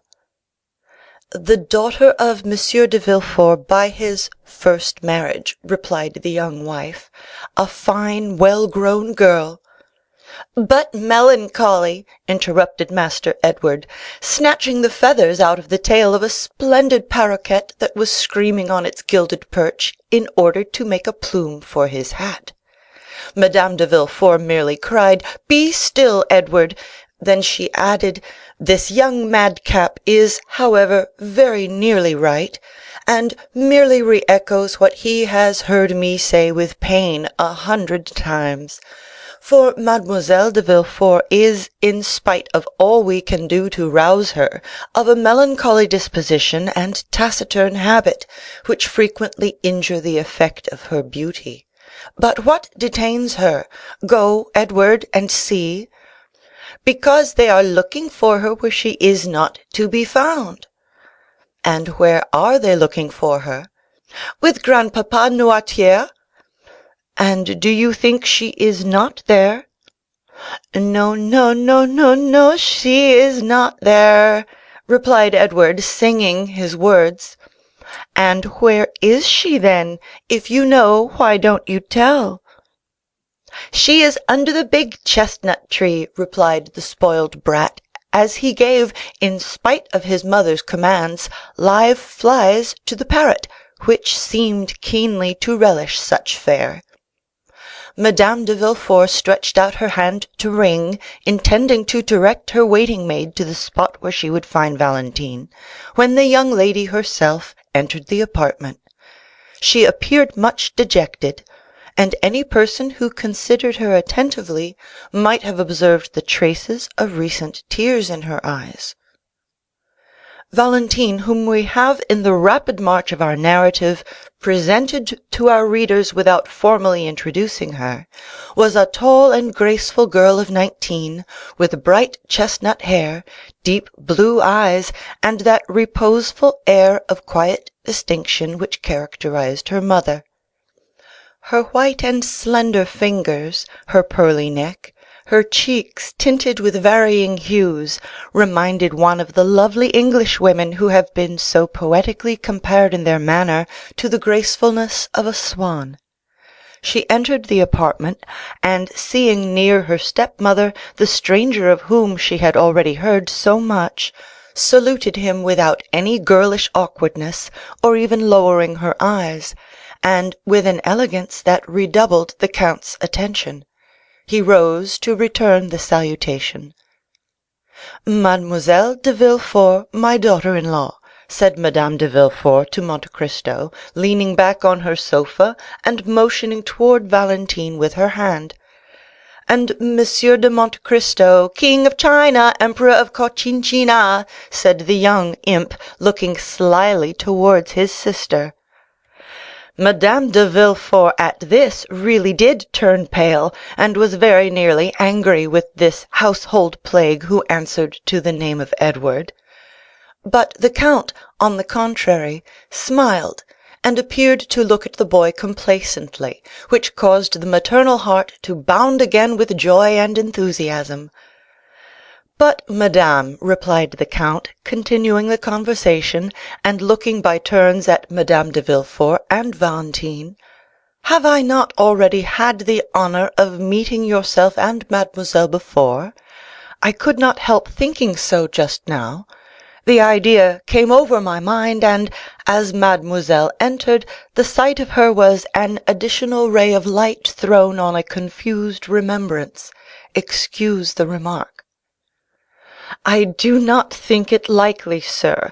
Mademoiselle de Villefort is not very fond of society, and we very seldom go out," said the young lady. "Then it was not in society that I met with mademoiselle or yourself, madame, or this charming little merry boy. Besides, the Parisian world is entirely unknown to me, for, as I believe I told you, I have been in Paris but a very few days. No, but perhaps you will permit me to call to mind— Stay!" The count placed his hand on his brow as if to collect his thoughts. "No, it was somewhere away from here. It was—I do not know.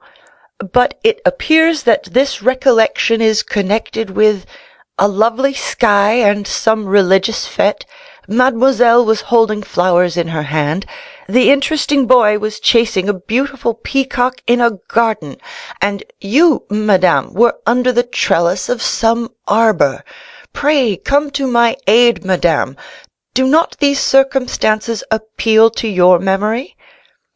"No, indeed," replied Madame de Villefort; "and yet it appears to me, sir, that if I had met you anywhere, the recollection of you must have been imprinted on my memory." "Perhaps the count saw us in Italy," said Valentine timidly. "Yes, in Italy. It was in Italy, most probably," replied Monte Cristo. "You have travelled, then, in Italy, mademoiselle?" "Yes, madame and I were there 2 years ago. The doctors, anxious for my lungs, had prescribed the air of Naples. We went by Bologna, Perugia, and Rome." "Ah, yes, true, mademoiselle," exclaimed Monte Cristo, as if this simple explanation was sufficient to revive the recollection he sought. "It was at Perugia on Corpus Christi Day, in the garden of the Hôtel des Postes, when chance brought us together, you, Madame de Villefort, and her son. I now remember having had the honor of meeting you."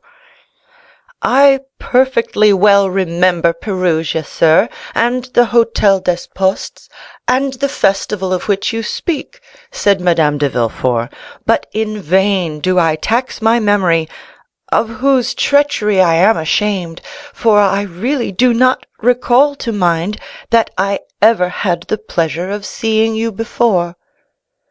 "It is strange, but neither do I recollect meeting with you," observed Valentine, raising her beautiful eyes to the count. "But I remember it perfectly," interposed the darling Edward.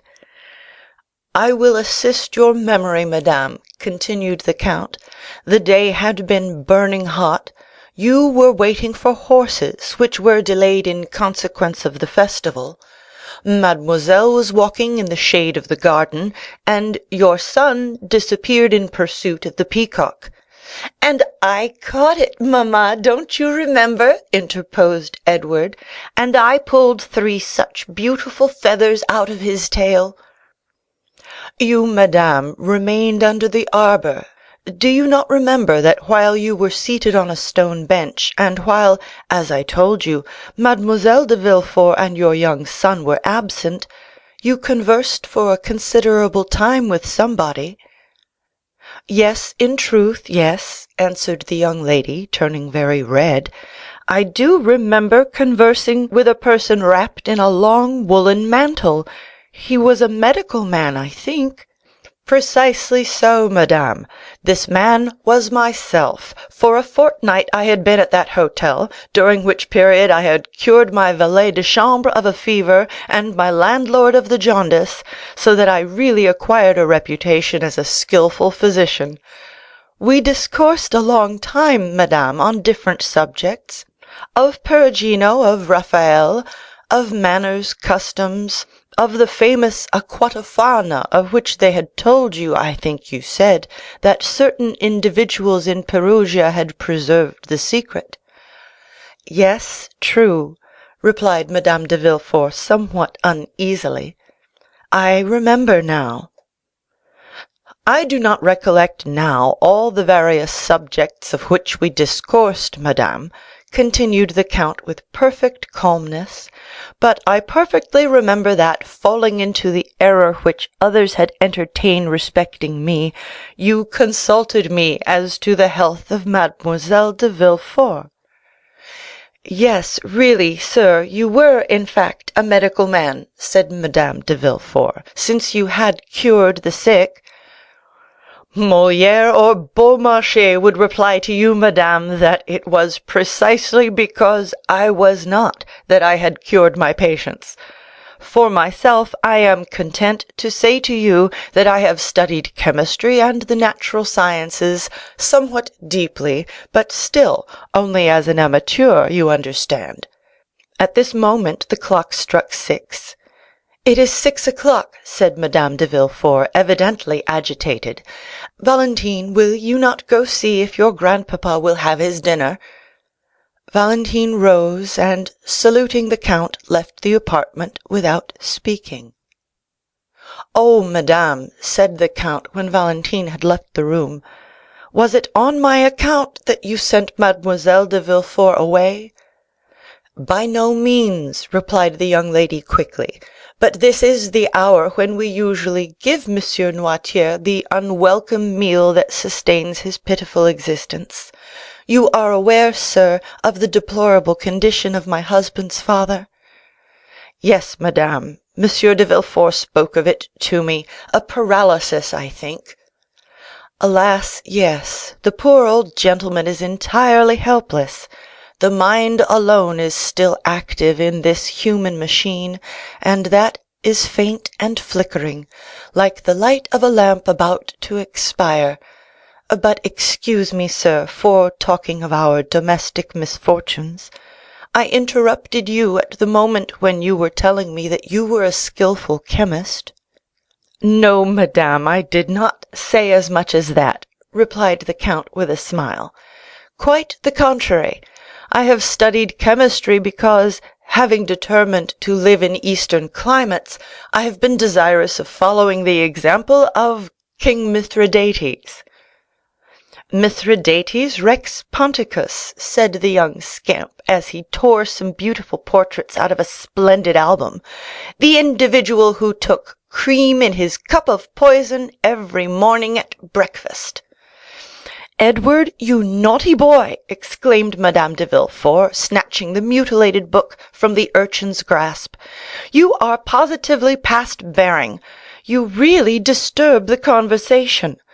Go, leave us, and join your sister Valentine in dear grandpapa Noirtier's room." "The album," said Edward, sulkily. "What do you mean, the album?" "I want the album." "How dare you tear out the drawings?" "Oh, it amuses me." "Go at once." "I won't go unless you give me the album," said the boy, seating himself doggedly in an armchair, according to his habit of never giving way. "Take it, then, and pray disturb us no longer," said Madame de Villefort, giving the album to Edward, who then went towards the door, led by his mother. The count followed her with his eyes. "Let us see if she shuts the door after him," he muttered. Madame de Villefort closed the door carefully after the child, the count appearing not to notice her. Then, casting a scrutinizing glance around the chamber, the young wife returned to her chair, in which she seated herself. "Allow me to observe, madame," said the count, with that kind tone he could assume so well, "you are really very severe with that dear clever child." "Oh, sometimes severity is quite necessary," replied Madame de Villefort, with all a mother's real firmness. "It was his Cornelius Nepos that Master Edward was repeating when he referred to King Mithridates," continued the count, "and you interrupted him in a quotation which proves that his tutor has by no means neglected him, for your son is really advanced for his years." "The fact is, count," answered the mother, agreeably flattered, "he has great aptitude, and learns all that is set before him. He has but one fault, he is somewhat wilful. But really, on referring for the moment to what he said, do you truly believe that Mithridates used these precautions, and that these precautions were efficacious?" "I think so, madame, because I myself have made use of them, that I might not be poisoned at Naples, at Palermo, and at Smyrna, that is to say, on 3 several occasions when, but for these precautions, I must have lost my life." "And your precautions were successful?" "Completely so." "Yes, I remember now your mentioning to me at Perugia something of this sort." "Indeed," said the count with an air of surprise, remarkably well counterfeited, "I really did not remember." "I inquired of you if poisons acted equally, and with the same effect, on men of the north as on men of the south, and you answered me that the cold and sluggish habits of the north did not present the same aptitude as the rich and energetic temperaments of the natives of the south." "And that is the case," observed Monte Cristo. "I have seen Russians devour, without being visibly inconvenienced, vegetable substances which would infallibly have killed a Neapolitan or an Arab. And you really believe the result would be still more sure with us than in the East, and in the midst of our fogs and rains a man would habituate himself more easily than in a warm latitude to this progressive absorption of poison?" "Certainly, it being at the same time perfectly understood that he should have been duly fortified against the poison to which he had not been accustomed." "Yes, I understand that. And how would you habituate yourself, for instance, or rather, how did you habituate yourself to it?" "Oh, very easily. Suppose you knew beforehand the poison that would be made use of against you. Suppose the poison was, for instance, brucine." "Brucine is extracted from the false angostura, is it not?" False angostura, footnote, Brucea ferruginea. "Is it not?" inquired Madame de Villefort. "Precisely, madame," replied Monte Cristo. "But I perceive I have not much to teach you. Allow me to compliment you on your knowledge; such learning is very rare among ladies." "Oh, I am aware of that," said Madame de Villefort, "but I have a passion for the occult sciences, which speak to the imagination like poetry, and are reducible to figures like an algebraic equation. But go on, I beg of you. What you say interests me to the greatest degree." "Well," replied Monte Cristo, "suppose then that this poison was brucine, and you were to take a milligram the first day, 2 milligrams the second day, and so on. Well, at the end of 10 days you would have taken a centigram. At the end of 20 days, increasing another milligram, you would have taken 300 centigrams; that is to say, a dose which you would support without inconvenience, and which would be very dangerous for any other person who had not taken the same precautions as yourself. Well, then, at the end of a month, when drinking water from the same carafe, you would kill the person who drank with you, without your perceiving, otherwise than from slight inconvenience, that there was any poisonous substance mingled with this water. Do you know any other counterpoisons?" "I do not." "I have often read and read again the history of Mithridates," said Madame de Villefort in a tone of reflection, "and had always considered it a fable." "No, madame, contrary to most history, it is true.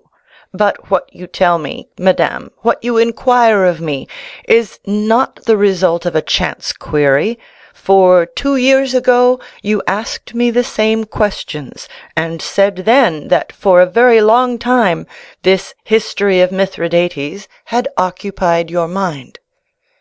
"True, sir. The 2 favorite studies of my youth were botany and mineralogy, and subsequently, when I learned that the use of simples frequently explained the whole history of a people and the entire life of individuals in the East, as flowers betoken and symbolize a love affair, I have regretted that I was not a man, that I might have been a Flamel, a Fontana, or a Cabanis." "And the more, madame," said Monte Cristo, "as the Orientals do not confine themselves, as did Mithridates, to make a cuirass of his poisons, but they also made them a dagger. Science becomes, in their hands, not only a defensive weapon, but still more frequently an offensive one. The one serves against all their physical sufferings, the other against all their enemies. With opium, belladonna, brucea, snakewood, and the cherry laurel, they put to sleep all who stand in their way.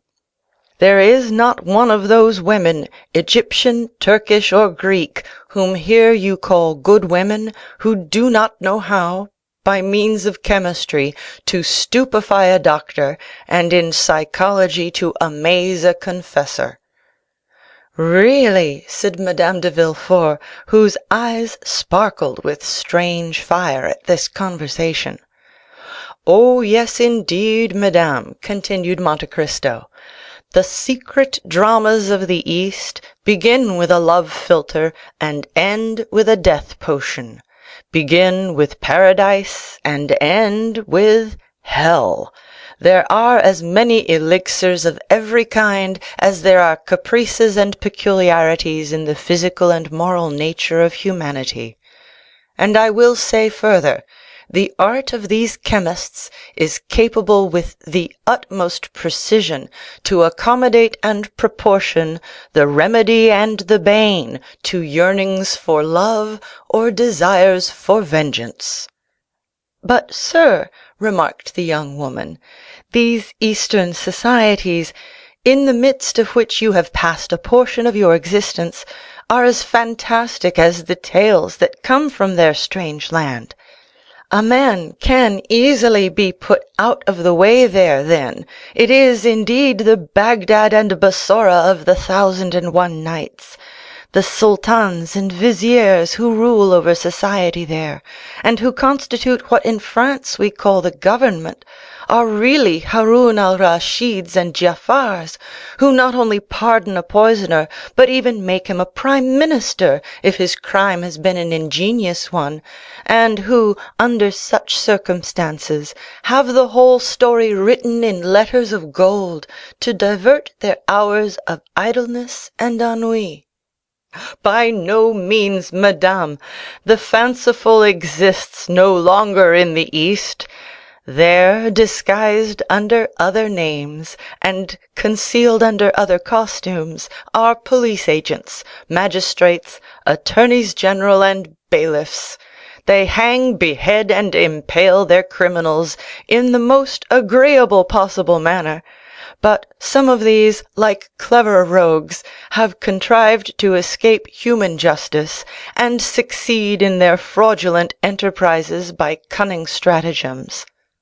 Amongst us a simpleton, possessed by the demon of hate or cupidity, who has an enemy to destroy, or some near relation to dispose of, goes straight to the grocers or druggists, gives a false name, which leads more easily to his detection than his real one, and, under the pretext that the rats prevent him from sleeping, purchases 5 or 6 grams of arsenic. If he is really a cunning fellow, he goes to 5 or 6 different druggists or grocers, and thereby becomes only 5 or 6 times more easily traced.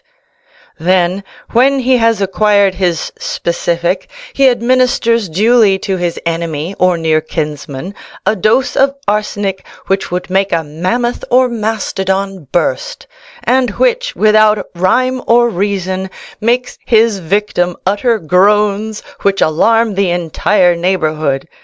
Then arrive a crowd of policemen and constables.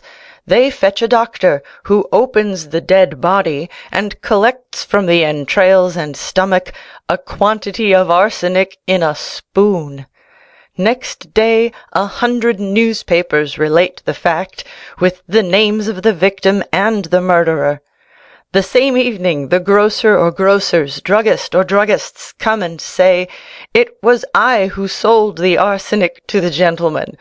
And rather than not recognize the guilty purchaser, they will recognize 20. Then the foolish criminal is taken, imprisoned, interrogated, confronted, confounded, condemned, and cut off by hemp or steel. Or if she be a woman of any consideration, they lock her up for life. This is the way in which you northerns understand chemistry, madame. Derues was, however, I must confess, more skilful. "What would you have, sir?" said the lady, laughing. "We do what we can.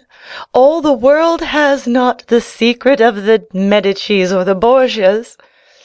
"Now," replied the count, shrugging his shoulders, "shall I tell you the cause of all these stupidities? It is because at your theatres, by what at least I could judge by reading the pieces they play, they see persons swallow the contents of a phial, or suck the button of a ring, and fall dead instantly. 5 minutes afterwards the curtain falls, and the spectators depart. They are ignorant of the consequences of the murder. They see neither the police commissary with his badge of office, nor the corporal with his 4 men, and so the poor fools believe that the whole thing is as easy as lying.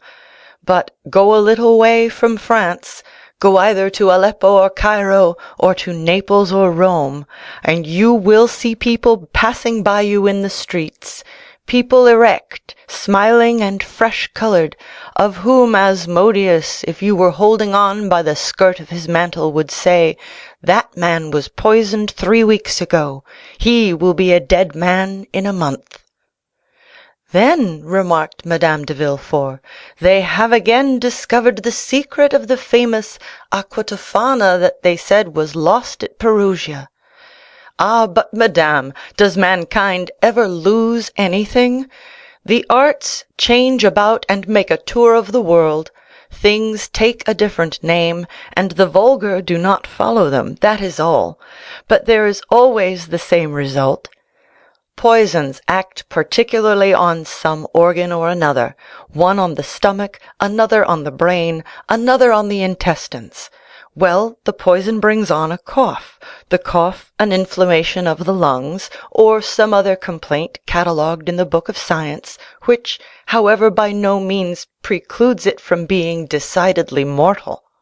And if it were not, would be sure to become so, thanks to the remedies applied by foolish doctors, who are generally bad chemists, and which will act in favour of or against the malady, as you please. And then there is a human being killed, according to all the rules of art and skill, and of whom justice learns nothing, as was said by a terrible chemist of my acquaintance, the worthy Abbé Adelmonte of Taormina in Sicily, who has studied these national phenomena very profoundly. It is quite frightful, but deeply interesting, said the young lady, motionless with attention. I thought, I must confess, that these tales were inventions of the Middle Ages. Yes, no doubt, but improved upon by ours. What is the use of time, rewards of merit, medals, crosses, Monthyon prizes, if they do not lead society towards more complete perfection? Yet man will never be perfect until he learns to create and destroy. He does know how to destroy, and that is half the battle. So, added Madame de Villefort, constantly returning to her object, the poisons of the Borgias, the Medicis, the Renés, the Ruggieris, and later, probably that of Baron de Trenck, whose story has been so misused by modern drama and romance, were objects of art, madame, and nothing more, replied the count. Do you suppose that the real savant addresses himself stupidly to the mere individual? By no means. Science loves eccentricities, leaps and bounds, trials of strength, fancies, if I may be allowed to so term them. Thus, for instance, the excellent Abbé Adelmonte, of whom I spoke just now, made in this way some marvellous experiments. Really? Yes, I will mention one to you. He had a remarkably fine garden, full of vegetables, flowers, and fruit. From amongst these vegetables he selected the most simple, a cabbage, for instance. For 3 days he watered this cabbage with a distillation of arsenic. On the 3rd, the cabbage began to droop and turn yellow. At that moment he cut it. In the eyes of everybody it seemed fit for table, and preserved its wholesome appearance. It was only poisoned to the Abbé Adelmonte. He then took the cabbage to the room where he had rabbits, for the Abbé Adelmonte had a collection of rabbits, cats, and guinea pigs, fully as fine as his collection of vegetables, flowers, and fruit. Well, the Abbé Adelmonte took a rabbit, and made it eat a leaf of the cabbage. The rabbit died. What magistrate would find, or even venture to insinuate, anything against this? What procureur has ever ventured to draw up an accusation against Monsieur Magendie or Monsieur Flourens in consequence of the rabbits, cats, and guinea pigs they have killed? Not one. So then the rabbit dies, and justice takes no notice. This rabbit dead, the Abbé Adelmonte has its entrails taken out by his cook and thrown on the dunghill. On this dunghill is a hen, who, pecking at these intestines, is in her turn taken ill, and dies next day. At the moment when she is struggling in the convulsions of death, a vulture is flying by. There are a good many vultures in Adelmonte's country. This bird darts on the dead fowl, and carries it away to a rock, where it dines off its prey.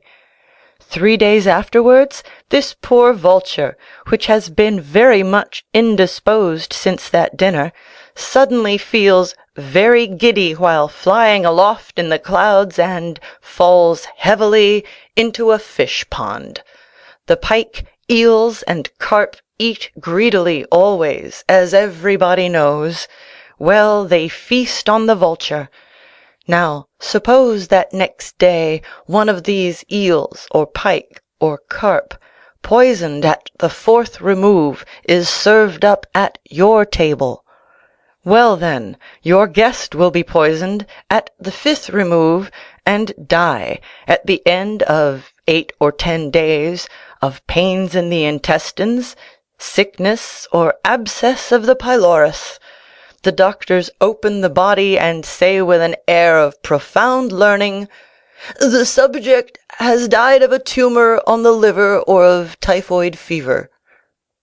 "But," remarked Madame de Villefort, "all these circumstances which you link thus to one another may be broken by the least accident.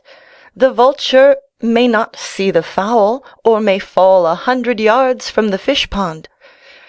"Ah, that is where the art comes in. To be a great chemist in the East, one must direct chance, and this is to be achieved." Madame de Villefort was in deep thought, yet listened attentively. "But," she exclaimed suddenly, "arsenic is indelible, indestructible. In whatsoever way it is absorbed, it will be found again in the body of the victim from the moment when it has been taken in sufficient quantity to cause death." "Precisely so," cried Monte Cristo, "precisely so, and this is what I said to my worthy Adelmonte. He reflected, smiled, and replied to me by a Sicilian proverb, which I believe is also a French proverb: 'My son, the world was not made in a day, but in 7. Return on Sunday.' On the Sunday following I did return to him. Instead of having watered his cabbage with arsenic, he had watered it this time with a solution of salts, having their basis in strychnine, strychnos colubrina as the learned term it. Now the cabbage had not the slightest appearance of disease in the world, and the rabbit had not the smallest distrust. Yet 5 minutes afterwards the rabbit was dead. The fowl pecked at the rabbit, and the next day was a dead hen. This time we were the vultures, so we opened the bird, and this time all special symptoms had disappeared. There were only general symptoms. There was no peculiar indication in any organ. An excitement of the nervous system. That was it. A case of cerebral congestion. Nothing more. The fowl had not been poisoned. She had died of apoplexy. Apoplexy is a rare disease among fowls, I believe, but very common among men." Madame de Villefort appeared more and more thoughtful. "It is very fortunate," she observed, "that such substances could only be prepared by chemists. Otherwise all the world would be poisoning each other." "By chemists and persons who have a taste for chemistry," said Monte Cristo carelessly. "And then," said Madame de Villefort, endeavoring by a struggle and with effort to get away from her thoughts, "however skilfully it is prepared, crime is always crime, and if it avoid human scrutiny, it does not escape the eye of God. The Orientals are stronger than we are in cases of conscience, and very prudently have no hell. That is the point. Really, madame, this is a scruple which naturally must occur to a pure mind like yours, but which would easily yield before sound reasoning. The bad side of human thought will always be defined by the paradox of Jean-Jacques Rousseau. You remember, the mandarin who is killed 500 leagues off by raising the tip of the finger. Man's whole life passes in doing these things, and his intellect is exhausted by reflecting on them. You will find very few persons who will go and brutally thrust a knife in the heart of a fellow creature, or will administer to him, in order to remove him from the surface of the globe on which we move with life and animation, that quantity of arsenic of which we just now talked. Such a thing is really out of rule. Eccentric or stupid. To attach such a point, the blood must be heated to 36 degrees, the pulse be at least at 90, and the feelings excited beyond the ordinary limit. But suppose one pass, as is permissible in philology, from the word itself to its softened synonym, then, instead of committing an ignoble assassination, you make an elimination. You merely and simply remove from your path the individual who is in your way, and that without shock or violence, without the display of the sufferings which, in the case of becoming a punishment, make a martyr of the victim and a butcher, in every sense of the word, of him who inflicts them. Then there will be no blood, no groans, no convulsions, and, above all, no consciousness of that horrid and compromising moment of accomplishing the act.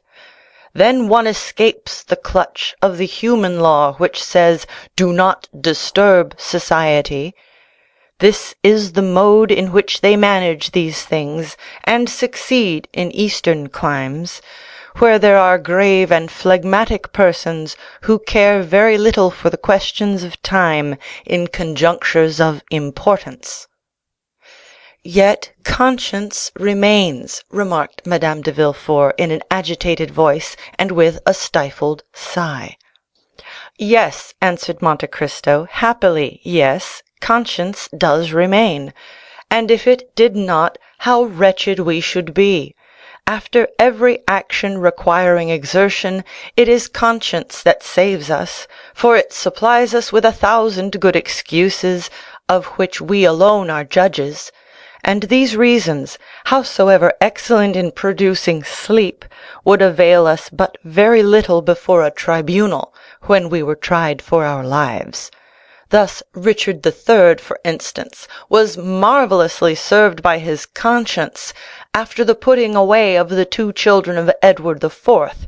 In fact, he could say, "These 2 children of a cruel and persecuting king, who have inherited the vices of their father, which I alone could perceive in their juvenile propensities, these 2 children are impediments in my way of promoting the happiness of the English people, whose unhappiness they, the children, would infallibly have caused." Thus was Lady Macbeth served by her conscience, when she sought to give her son, and not her husband, whatever Shakespeare may say, a throne. Ah, maternal love is a great virtue, a powerful motive, so powerful that it excuses a multitude of things, even if, after Duncan's death, Lady Macbeth had been at all pricked by her conscience. Madame de Villefort listened with avidity to these appalling maxims and horrible paradoxes, delivered by the count with that ironical simplicity which was peculiar to him. After a moment's silence, the lady inquired, "Do you know, my dear count," she said, "that you are a very terrible reasoner, and that you look at the world through a somewhat distempered medium? Have you really measured the world by scrutinies, or through alembics and crucibles? For you must indeed be a great chemist, and the elixir you administered to my son, which recalled him to life almost instantaneously—" "Oh, do not place any reliance on that, madame. 1 drop of that elixir sufficed to recall life to a dying child, but 3 drops would have impelled the blood into his lungs in such a way as to have produced most violent palpitations. 6 would have suspended his respiration and caused syncope more serious than that in which he was. 10 would have destroyed him. You know, madame, how suddenly I snatched him from those phials which he so imprudently touched." "Is it, then, so terrible a poison?" "Oh, no. In the first place, let us agree that the word poison does not exist, because in medicine use is made of the most violent poisons, which become, according as they are employed, most salutary remedies." "What then is it?" "A skilful preparation of my friends, the worthy Abbé Adelmonte, who taught me the use of it." "Oh," observed Madame de Villefort, "it must be an admirable antispasmodic." "Perfect, madame, as you have seen," replied the count, "and I frequently make use of it, with all possible prudence, though, be it observed," he added with a smile of intelligence. "Most assuredly," responded Madame de Villefort in the same tone. "As for me, so nervous and so subject to fainting fits, I should require a Dr. Adelmonte to invent for me some means of breathing freely and tranquilizing my mind, in the fear I have of dying some fine day of suffocation. In the meanwhile, as the thing is difficult to find in France, and your abbé is not probably disposed to make a journey to Paris on my account, I must continue to use Monsieur Planche's antispasmodics, and mint and Hoffman's drops are among my favorite remedies. Here are some lozenges which I have made up on purpose. They are compounded doubly strong." Monte Cristo opened the tortoise-shell box which the lady presented to him, and inhaled the odor of the lozenges with the air of an amateur who thoroughly appreciated their composition. "They are indeed exquisite," he said, "but as they are necessarily submitted to the process of deglutition, a function which is frequently impossible for a fainting person to accomplish, I prefer my own specific." "Undoubtedly, and so should I prefer it, after the effects I have seen produced; but of course it is a secret, and I am not so indiscreet as to ask it of you." "But I," said Monte Cristo, rising as he spoke, "I am gallant enough to offer it you." "How kind you are!" "Only remember one thing: a small dose is a remedy, a large one is poison. One drop will restore life, as you have seen. 5 or 6 will inevitably kill, and in a way the more terrible, inasmuch as, poured into a glass of wine, it would not in the slightest degree affect its flavor. But I say no more, madame. It is really as if I were prescribing for you." The clock struck 6:30, and a lady was announced, a friend of Madame de Villefort, who came to dine with her. "If I had had the honor of seeing you for the 3rd or 4th time, count, instead of only for the 2nd," said Madame de Villefort; "if I had had the honor of being your friend, instead of only having the happiness of being under an obligation to you, I should insist on detaining you to dinner, and not allow myself to be daunted by a first refusal." "A thousand thanks, madame," replied Monte Cristo, "but I have an engagement which I cannot break.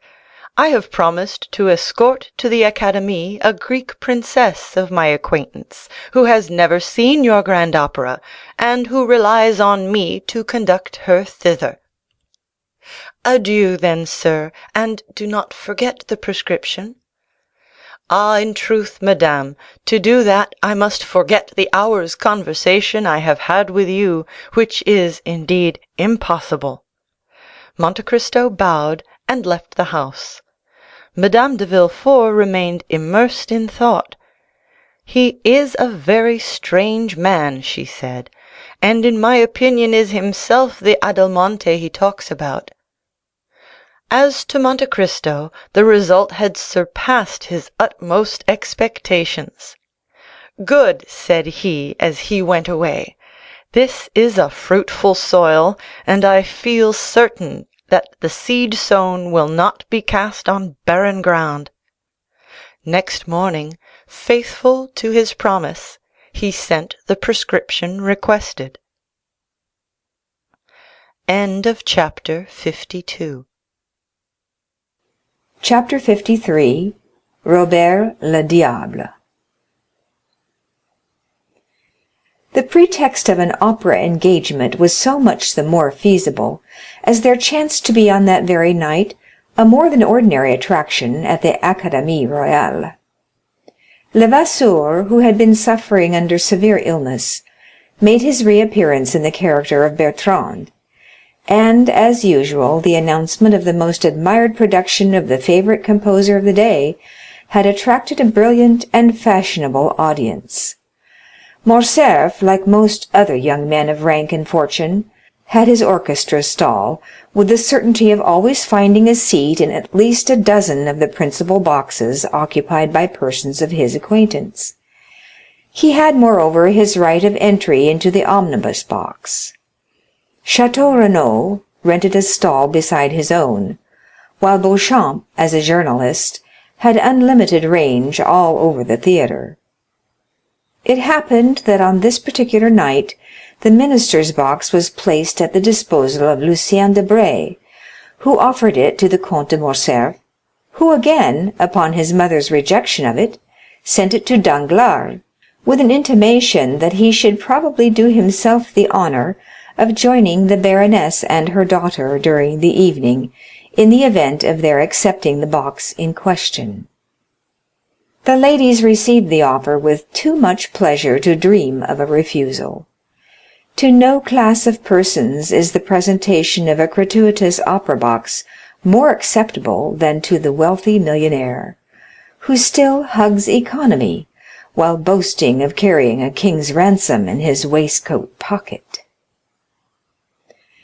Danglars had, however, protested against showing himself in a ministerial box, declaring that his political principles and his parliamentary position as member of the opposition party would not permit him so to commit himself. The baroness had therefore dispatched a note to Lucien Debray, bidding him call for them, it being wholly impossible for her to go alone with Eugénie to the opera. There is no gainsaying the fact that a very unfavorable construction would have been put upon this circumstance if the two women had gone without escort, while the addition of a third, in the person of her mother's admitted lover, enabled Mademoiselle Danglars to defy malice and ill nature. One must take the world as one finds it.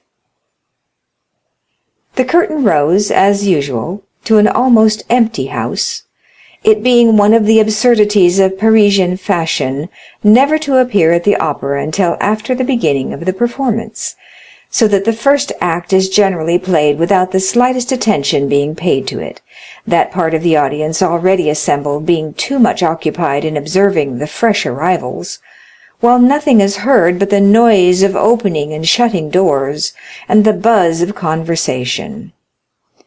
"Surely," said Albert, as the door of a box on the first circle opened, "that must be the Countess G." "And who is the Countess G?" inquired Château Renaud. "What a question! Now do you know, Baron, I have a great mind to pick a quarrel with you for asking it, as if all the world did not know who the Countess G was." "Ah, to be sure," replied Château Renaud. "The lovely Venetian, is it not?" "Herself." At this moment the countess perceived Albert, and returned his salutation with a smile. "You know her, it seems," said Château Renaud. "Franz introduced me to her at Rome," replied Albert. "Well, then, will you do as much for me in Paris as Franz did for you in Rome?" "With pleasure." There was a cry of "Shut up!" from the audience. This manifestation on the part of the spectators of their wish to be allowed to hear the music produced not the slightest effect on the two young men, who continued their conversation. "The countess was present at the races in the Champ de Mars," said Château Renaud. "Today?" "Yes." "Bless me, I quite forgot the races. Did you bet?" "Oh, merely a paltry 50 louis." "And who was the winner?" "Nautilus. I staked on him." "But there were 3 races, were there not?" "Yes, there was the prize given by the Jockey Club, a gold cup, you know, and a very singular circumstance occurred about that race." "What was it?" "Oh, shut up!" again interposed some of the audience. "Why, it was won by a horse and rider utterly unknown on the course." "Is that possible?" "True as day.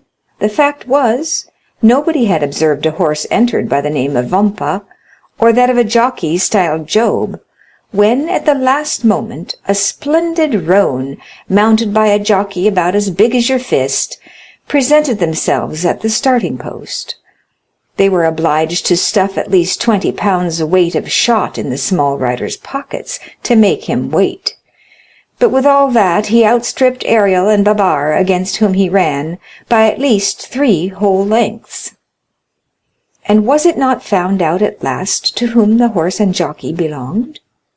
No. You say that the horse was entered under the name of Vampa? Exactly, that was the title. Then, answered Albert, I am better informed than you are, and know who the owner of that horse was. Shut up there, cried the pit in chorus, and this time the tone and manner in which the command was given betokened such growing hostility that the 2 young men perceived for the first time that the mandate was addressed to them.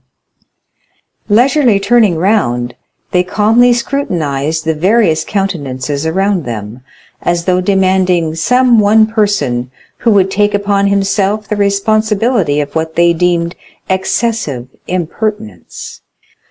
But as no one responded to the challenge, the friends turned again to the front of the theatre, and affected to busy themselves with the stage.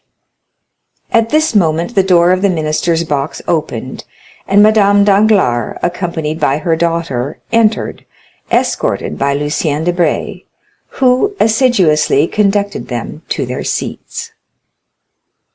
"Ha, ha!" said Chateau Renaud. "Here come some friends of yours, Vicomte. What are you looking at there? Don't you see they are trying to catch your eye?" Albert turned round just in time to receive a gracious wave of the fan from the Baroness. As for Mademoiselle Eugénie, she scarcely vouchsafed to waste the glances of her large black eyes even upon the business of the stage. "I tell you what, my dear fellow," said Chateau Renaud, "I cannot imagine what objection you can possibly have to Mademoiselle Danglars. That is, setting aside her want of ancestry and somewhat inferior rank, which, by the way, I don't think you care very much about. Now, barring all that, I mean to say she is a deuced fine girl." "Handsome, certainly," replied Albert, "but not to my taste, which I confess inclines to something softer, gentler, and more feminine." "Ah, well," exclaimed Chateau Renaud, who, because he had seen his 30th summer, fancied himself duly warranted in assuming a sort of paternal air with his more youthful friend, "you young people are never satisfied. Why, what would you have more? Your parents have chosen you a bride built on the model of Diana, the huntress, and yet you are not content. No, for that very resemblance affrights me. I should have liked something more in the manner of the Venus de Milo or Capua. But this chase-loving Diana, continually surrounded by her nymphs, gives me a sort of alarm, lest she should some day bring on me the fate of Actaeon." And indeed it required but one glance at Mademoiselle Danglars to comprehend the justness of Morcerf's remark. She was beautiful, but her beauty was of too marked and decided a character to please a fastidious taste. Her hair was raven black, but its natural waves seemed somewhat rebellious. Her eyes, of the same color as her hair, were surmounted by well-arched brows, whose great defect, however, consisted in an almost habitual frown, while her whole physiognomy wore that expression of firmness and decision so little in accordance with the gentler attributes of her sex. Her nose was precisely what a sculptor would have chosen for a chiseled Juno. Her mouth, which might have been found fault with as too large, displayed teeth of pearly whiteness, rendered still more conspicuous by the brilliant carmine of her lips, contrasting vividly with her naturally pale complexion. But that which completed the almost masculine look Morcerf found so little to his taste was a dark mole, of much larger dimensions than these freaks of nature generally are, placed just at the corner of her mouth, and the effect tended to increase the expression of self-dependence that characterized her countenance. The rest of Mademoiselle Eugénie's person was in perfect keeping with the head just described. She indeed reminded one of Diana, as Chateau Renaud observed, but her bearing was more haughty and resolute. As regarded her attainments, the only fault to be found with them was the same that a fastidious connoisseur might have found with her beauty, that they were somewhat too erudite and masculine for so young a person. She was a perfect linguist, a first-rate artist, wrote poetry and composed music. To the study of the latter she professed to be entirely devoted, following it with an indefatigable perseverance, assisted by a schoolfellow, a young woman without fortune whose talent promised to develop into remarkable powers as a singer. It was rumored that she was an object of almost paternal interest to one of the principal composers of the day, who excited her to spare no pains in the cultivation of her voice, which might hereafter prove a source of wealth and independence. But this counsel effectually decided Mademoiselle Danglars never to commit herself by being seen in public with one destined for a theatrical life. And, acting upon this principle, the banker's daughter, though perfectly willing to allow Mademoiselle Louise d'Armilly, that was the name of the young virtuosa, to practice with her through the day, took especial care not to be seen in her company. Still, though not actually received at the Hôtel Danglars in the light of an acknowledged friend, Louise was treated with far more kindness and consideration than is usually bestowed on a governess.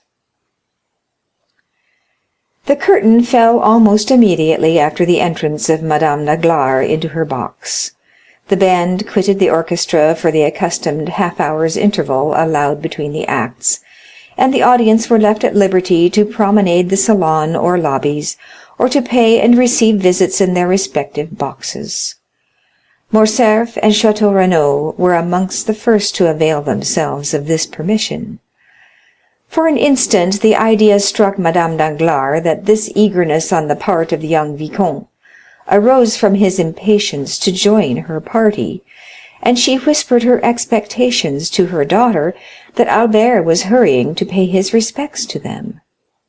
Mademoiselle Eugénie, however, merely returned a dissenting movement of the head, while, with a cold smile, she directed the attention of her mother to an opposite box on the first circle, in which sat the Countess G., and where Morcerf had just made his appearance. "So we meet again, my travelling friend, do we?" cried the countess, extending her hand to him with all the warmth and cordiality of an old acquaintance. "It was really very good of you to recognize me so quickly, and still more so to bestow your first visit on me." "Be assured," replied Albert, "that if I had been aware of your arrival in Paris and had known your address, I should have paid my respects to you before this. Allow me to introduce my friend, Baron de Chateau Renaud, one of the few true gentlemen now to be found in France, and from whom I have just learned that you were a spectator of the races in the Champ de Mars yesterday." Chateau Renaud bowed to the countess. "So you were at the races, baron?" inquired the countess eagerly. "Yes, madame." "Well, then," pursued Madame G., with considerable animation, "you can probably tell me who won the Jockey Club stakes." "I am sorry to say I cannot," replied the baron, "and I was just asking the same question of Albert." "Are you very anxious to know, countess?" asked Albert. "To know what?" "The name of the owner of the winning horse?" "Excessively. Only imagine—but do tell me, Vicomte, whether you really are acquainted with it or no." "I beg your pardon, madame, but you were about to relate some story, were you not? You said, 'Only imagine,' and then paused. Pray continue." "Well, then, listen.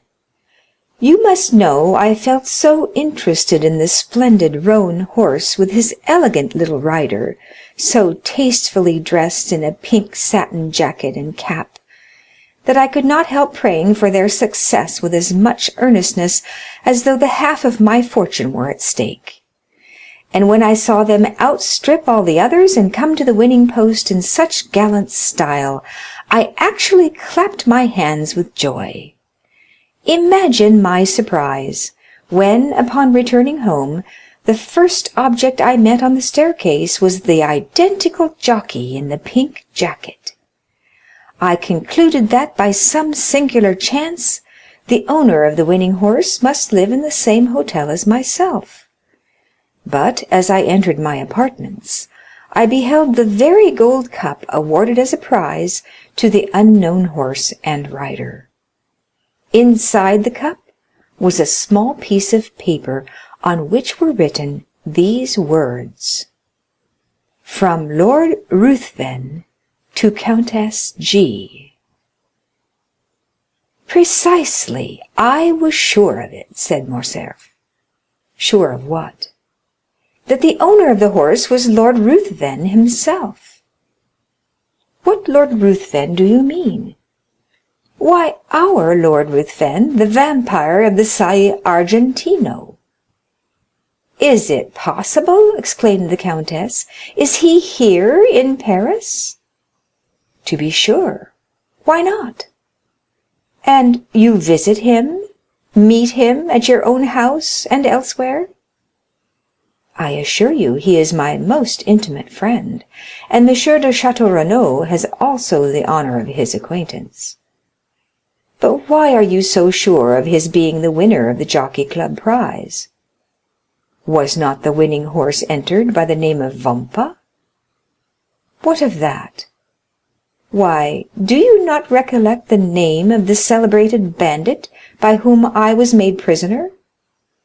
"Oh, yes, and from whose hands the count extricated me in so wonderful a manner."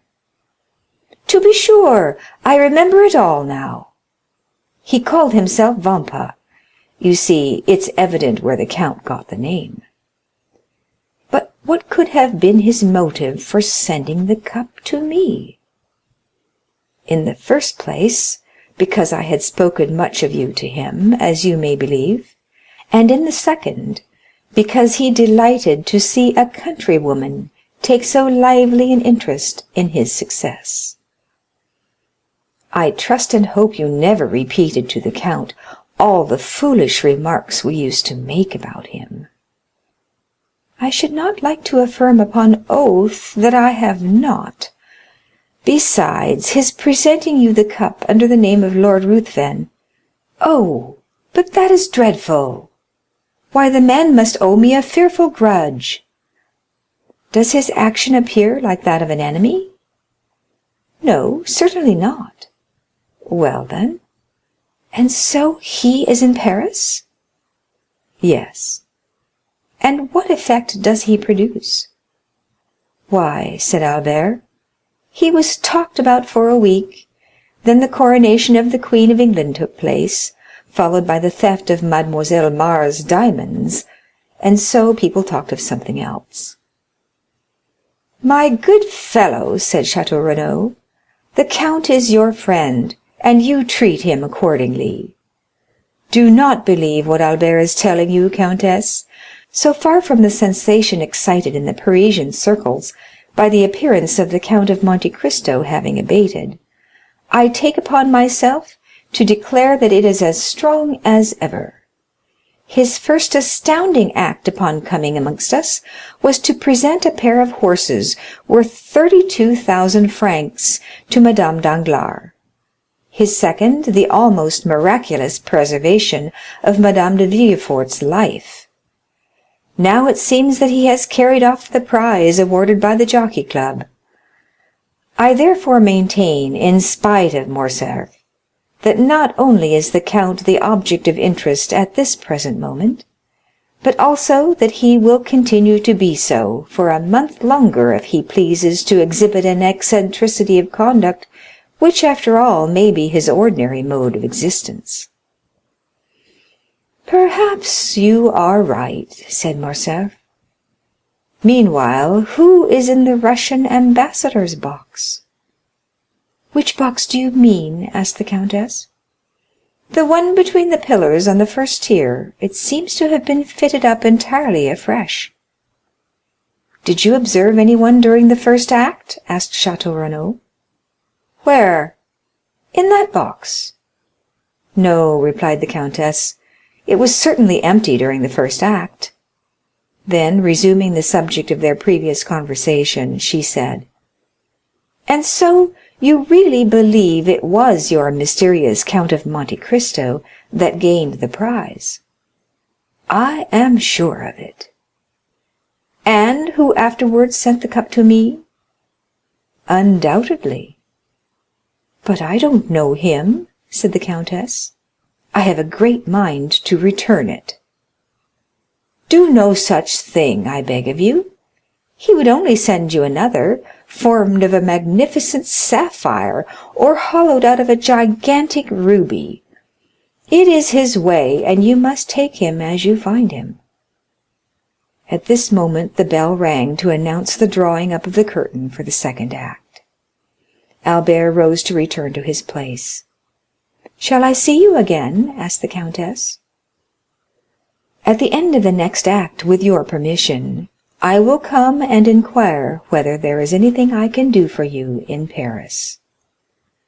"Pray take notice," said the countess, "that my present residence is 22 Rue de Rivoli, and that I am at home to my friends every Saturday evening. So now you are both forewarned." The young men bowed and quitted the box. Upon reaching their stalls, they found the whole of the audience in the parterre, standing up and directing their gaze towards the box formerly possessed by the Russian ambassador. A man of from 35 to 40 years of age, dressed in deep black, had just entered, accompanied by a young woman dressed after the Eastern style. The lady was surpassingly beautiful, while the rich magnificence of her attire drew all eyes upon her. "Hullo," said Albert, "it is Monte Cristo and his Greek." The strangers were indeed no other than the count and Haydée. In a few moments the young girl had attracted the attention of the whole house, and even the occupants of the boxes leaned forward to scrutinize her magnificent diamonds. The second act passed away during one continued buzz of voices, one deep whisper, intimating that some great and universally interesting event had occurred. All eyes, all thoughts were occupied with the young and beautiful woman, whose gorgeous apparel and splendid jewels made a most extraordinary spectacle. Upon this occasion, an unmistakable sign from Madame Danglars intimated her desire to see Albert in her box directly the curtain fell on the second act, and neither the politeness nor good taste of Morcerf would permit his neglecting an invitation so unequivocally given. At the close of the act he therefore went to the baroness. Having bowed to the two ladies, he extended his hand to Debray. By the baroness he was most graciously welcomed, while Eugénie received him with her accustomed coldness. "My dear fellow," said Debray, "you have come in the nick of time. There is Madame overwhelming me with questions respecting the count. She insists upon it that I can tell her his birth, education, and parentage, where he came from, and whither he is going. Being no disciple of Cagliostro, I was wholly unable to do this. So, by way of getting out of the scrape, I said, 'Ask Morcerf. He has got the whole history of his beloved Monte Cristo at his fingers' ends." Whereupon the Baroness signified her desire to see you. "Is it not almost incredible," said Madame Danglars, "that a person having at least 500,000 of Secret Service money at his command should possess so little information?"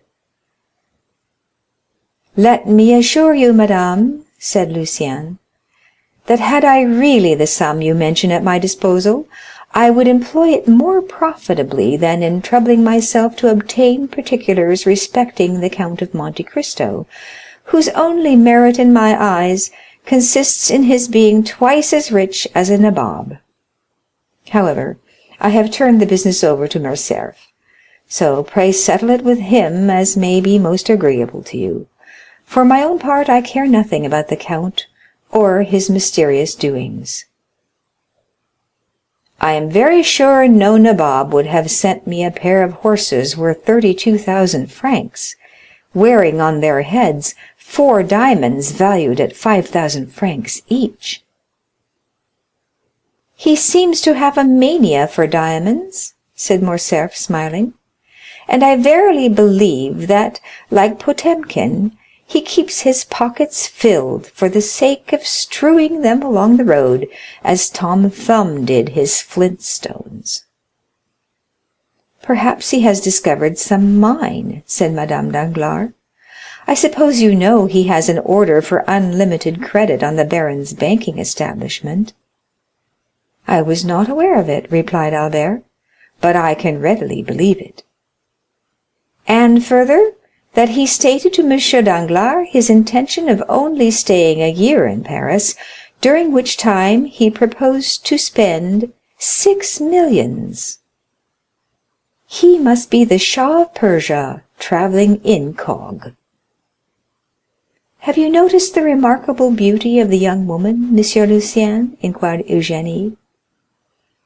"I really never met with one woman so ready to do justice to the charms of another as yourself," responded Lucien, raising his lorgnette to his eye.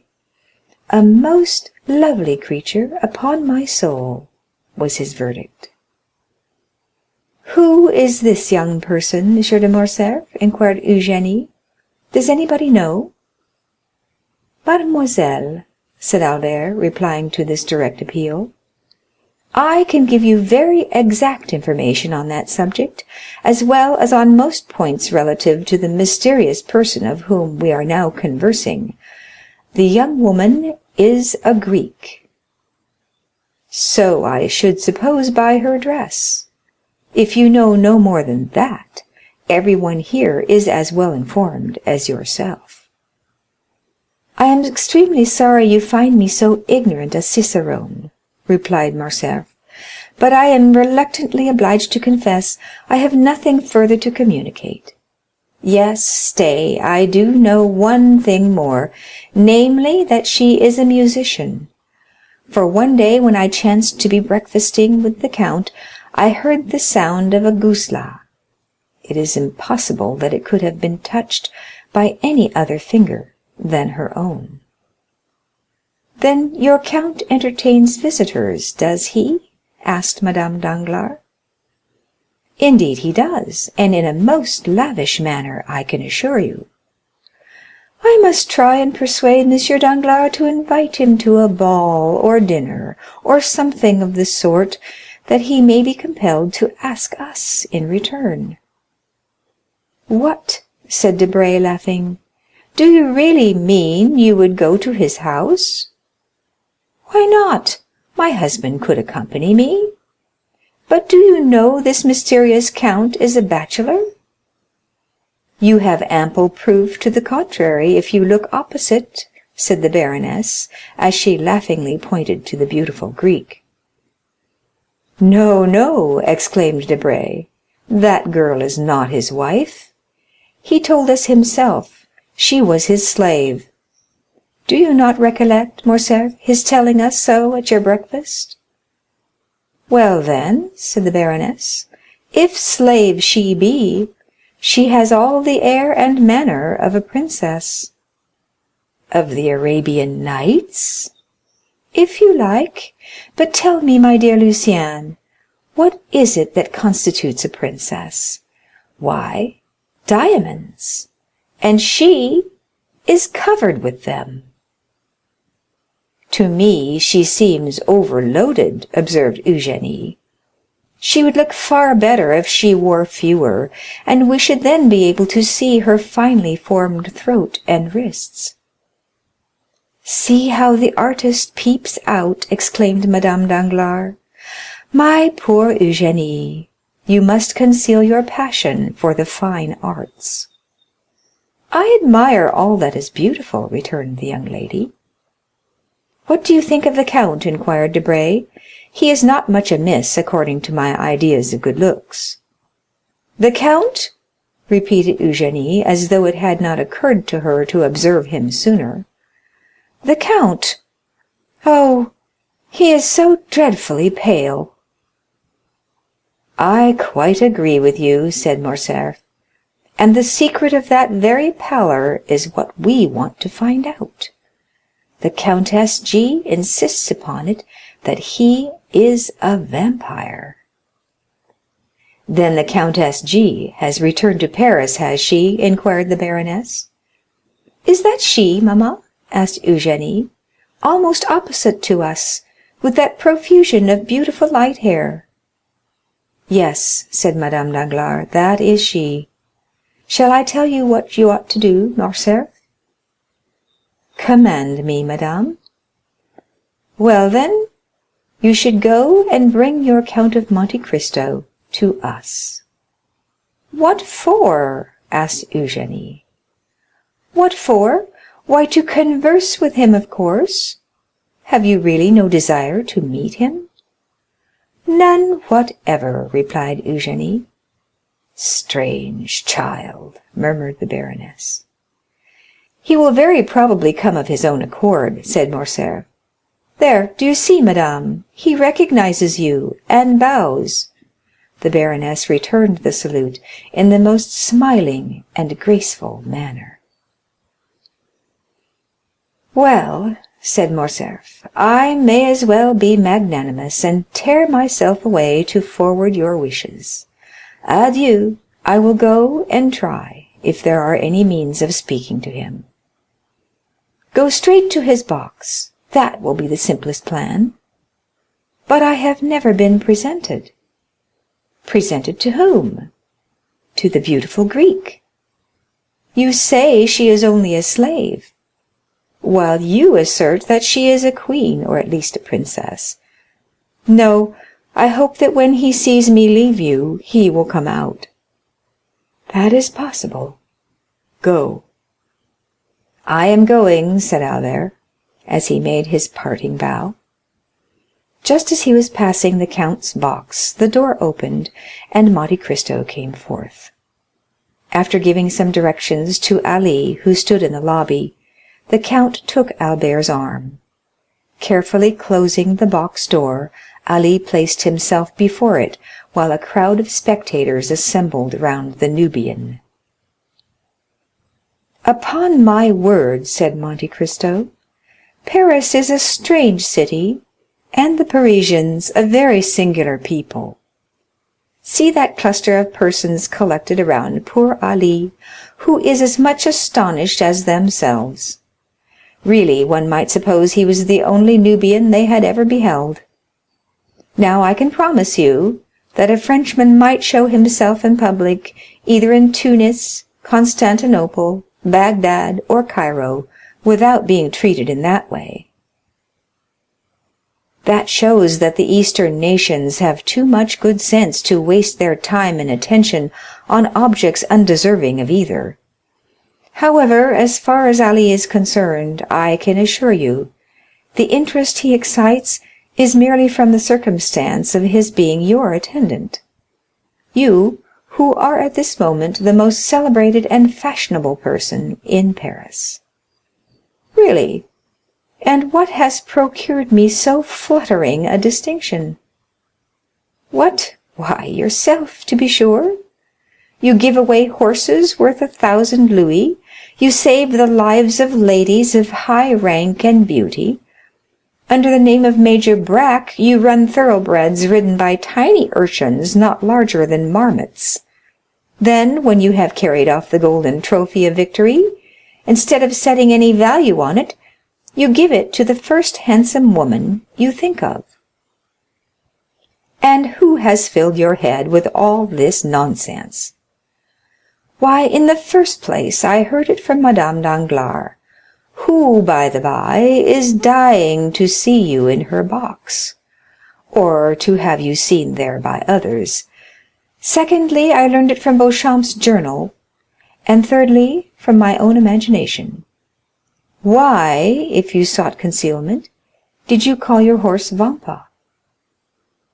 That was an oversight, certainly, replied the count. But tell me, does the Count of Morcerf never visit the opera?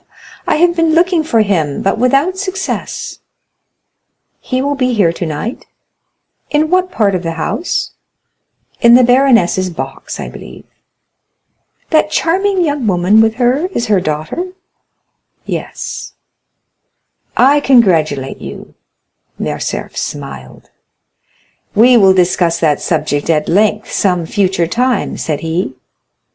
But what do you think of the music? What music? Why, the music you have been listening to. Oh, it is well enough as the production of a human composer, sung by featherless bipeds, to quote the late Diogenes. From which it would seem, my dear Count, that you can at pleasure enjoy the seraphic strains that proceed from the 7 choirs of paradise. You are right in some degree. When I wish to listen to sounds more exquisitely attuned to melody than mortal ear ever yet listened to, I go to sleep. Then sleep here, my dear Count. The conditions are favorable. What else was opera invented for? No, thank you. Your orchestra is too noisy. To sleep after the manner I speak of, absolute calm and silence are necessary, and then a certain preparation. I know, the famous hashish. Precisely. So, my dear Vicomte, whenever you wish to be regaled with music, come and sup with me. I have already enjoyed that treat when breakfasting with you, said Morcerf. Do you mean at Rome? I do. Ah, then, I suppose you heard Heidi's Gusla. The poor exile frequently beguiles a weary hour in playing over to me the airs of her native land. Morcerf did not pursue the subject, and Monte Cristo himself fell into a silent reverie. The bell rang at this moment for the rising of the curtain. You will excuse my leaving you, said the count, turning in the direction of his box. What, are you going? Pray say everything that is kind to Countess G. on the part of her friend, the vampire. And what message shall I convey to the Baroness? That, with her permission, I shall do myself the honor of paying my respects in the course of the evening. The third act had begun, and during its progress the Count of Morcerf, according to his promise, made his appearance in the box of Madame Danglars. The Count of Morcerf was not a person to excite either interest or curiosity in a place of public amusement. His presence, therefore, was wholly unnoticed, save by the occupants of the box in which he had just seated himself. The quick eye of Monte Cristo, however, marked his coming, and a slight though meaning smile passed over his lips. Haydée, whose soul seemed centered in the business of the stage, like all unsophisticated natures, delighted in whatever addressed itself to the eye or ear. The third act passed off as usual. Mademoiselle Noblet, Julie, and Leroux executed the customary pirouette. Robert duly challenged the Prince of Granada, and the royal father of the Princess Isabella, taking his daughter by the hand, swept round the stage with majestic strides, the better to display the rich folds of his velvet robe and mantle. After which the curtain again fell, and the spectators poured forth from the theatre into the lobbies and salon. The count left his box, and a moment later was saluting the Baronne Danglars, who could not restrain a cry of mingled pleasure and surprise. "You are welcome, count," she exclaimed as he entered. "I have been most anxious to see you, that I might repeat orally the thanks writing can so ill express." "Surely so trifling a circumstance cannot deserve a place in your remembrance. Believe me, madame, I had entirely forgotten it."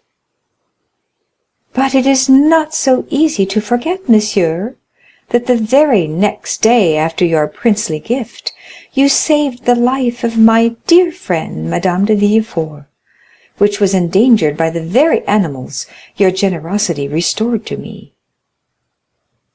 This time, at least, I do not deserve your thanks.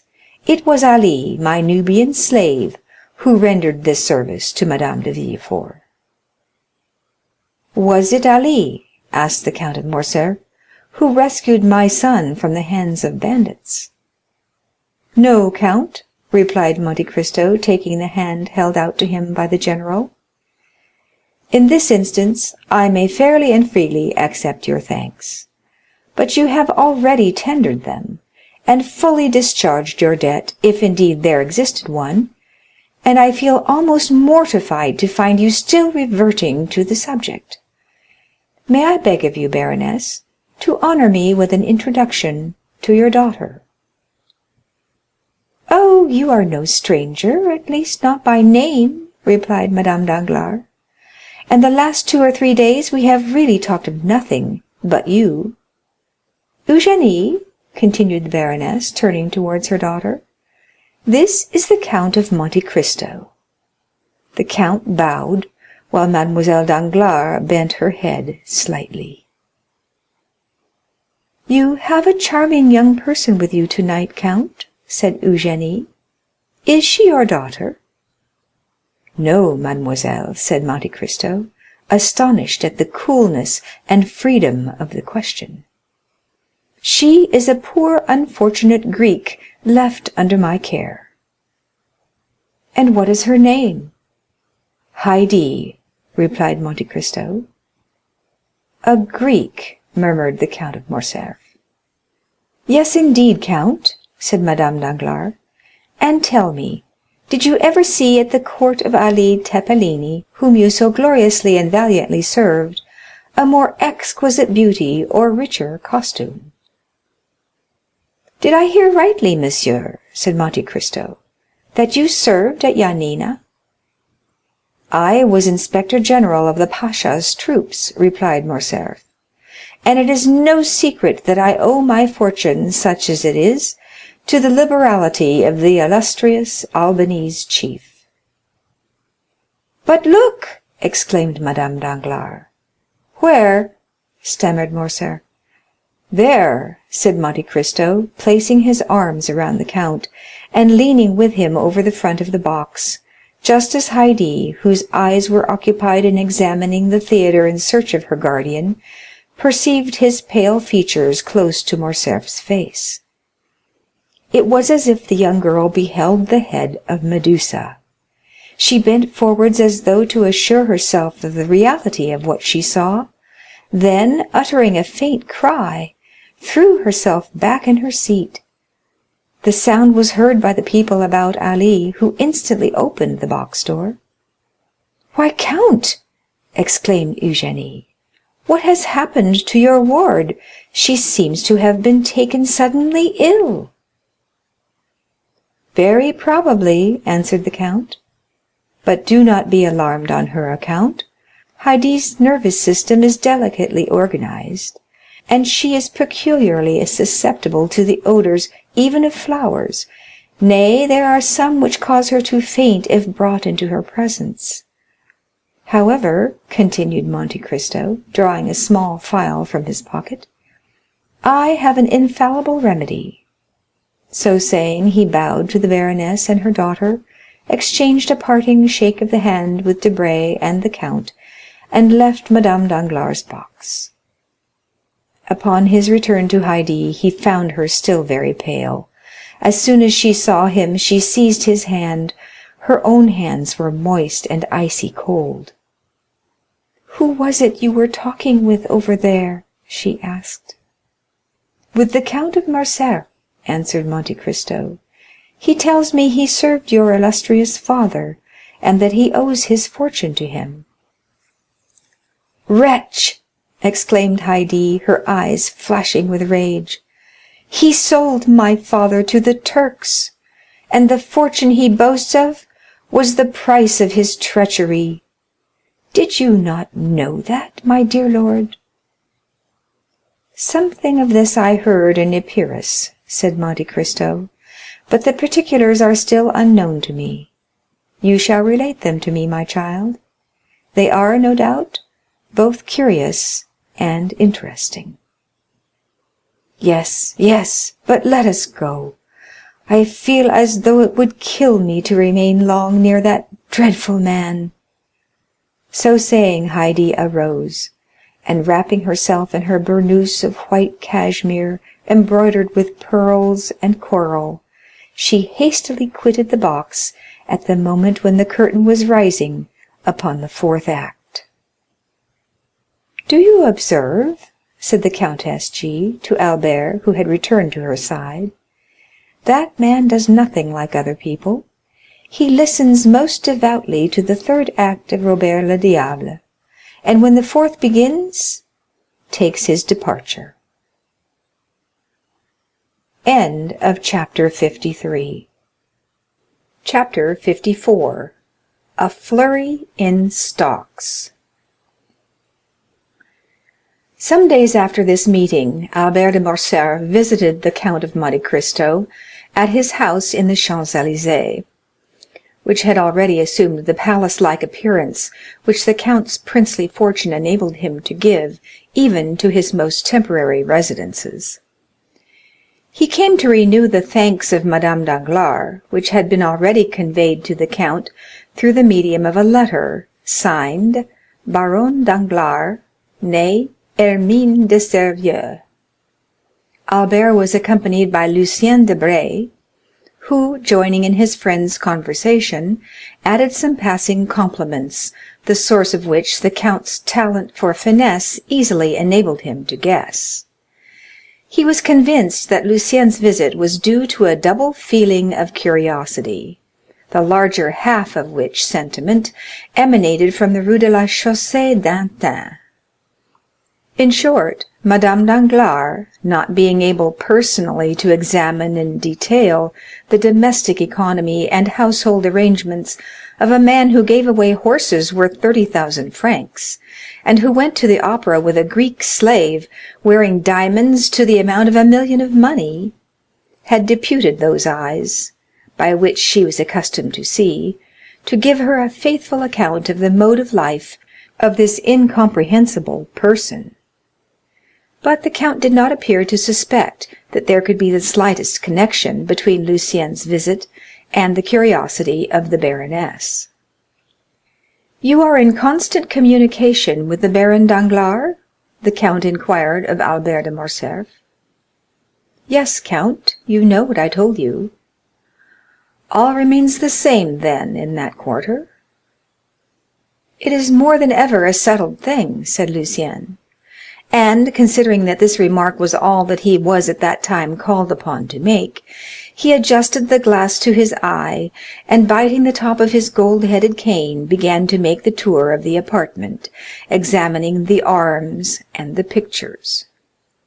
"Ah," said Monte Cristo, "I did not expect that the affair would be so promptly concluded." "Oh, things take their course without our assistance. While we are forgetting them, they are falling into their appointed order, and when again our attention is directed to them, We are surprised at the progress they have made towards the proposed end.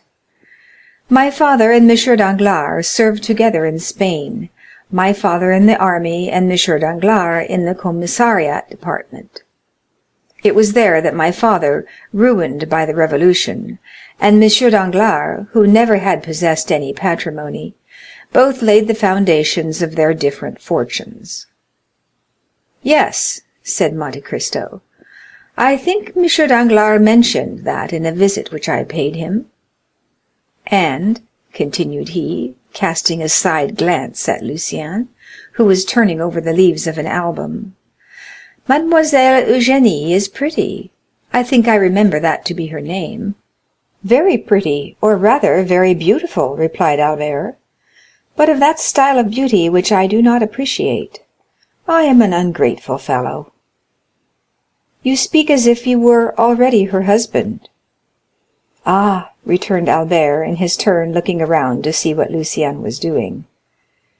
Really, said Monte Cristo, lowering his voice, you do not appear to me to be very enthusiastic on the subject of this marriage. Mademoiselle Danglars is too rich for me, replied Morcerf, and that frightens me. Bah! exclaimed Monte Cristo, that's a fine reason to give. Are you not rich yourself? My father's income is about 50,000 francs per annum, and he will give me perhaps 10 or 12,000 when I marry. That, perhaps, might not be considered a large sum, in Paris especially, said the count, but everything does not depend on wealth, and it is a fine thing to have a good name, and to occupy a high station in society. Your name is celebrated, your position magnificent. And then the Comte de Morcerf is a soldier, and it is pleasing to see the integrity of a Bayard united to the poverty of a Du Guesclin. Disinterestedness is the brightest ray in which a noble sword can shine. As for me, I consider the union with Mademoiselle Danglars a most suitable one. She will enrich you, and you will ennoble her. Albert shook his head and looked thoughtful. There is still something else, said he. I confess, observed Monte Cristo, that I have some difficulty in comprehending your objection to a young lady who is both rich and beautiful. Oh, said Morcerf, this repugnance, if repugnance it may be called, is not all on my side. Whence can it arise, then? For you told me your father desired the marriage. It is my mother who dissents.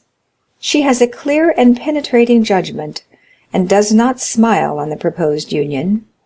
I cannot account for it, but she seems to entertain some prejudice against the Danglars. Ah, said the count in a somewhat forced tone, that may be easily explained. The Comtesse de Morcerf, who is aristocracy and refinement itself, does not relish the idea of being allied by your marriage with one of ignoble birth. That is natural enough. I do not know if that is her reason, said Albert, but one thing I do know, that if this marriage be consummated, it will render her quite miserable. There was to have been a meeting 6 weeks ago in order to talk over and settle the affair, but I had such a sudden attack of indisposition. Real? interrupted the count, smiling. Oh, real enough, from anxiety, doubtless. At any rate, they postponed the matter for 2 months. There is no hurry, you know. I am not yet 21, and Eugénie is only 17. But the 2 months expire next week. It must be done. My dear count, you cannot imagine how my mind is harassed. How happy you are in being exempt from all this. Well, and why should not you be free too? What prevents you from being so? Oh, it will be too great a disappointment to my father if I do not marry Mademoiselle Danglars. Marry her, then, said the count, with a significant shrug of the shoulders.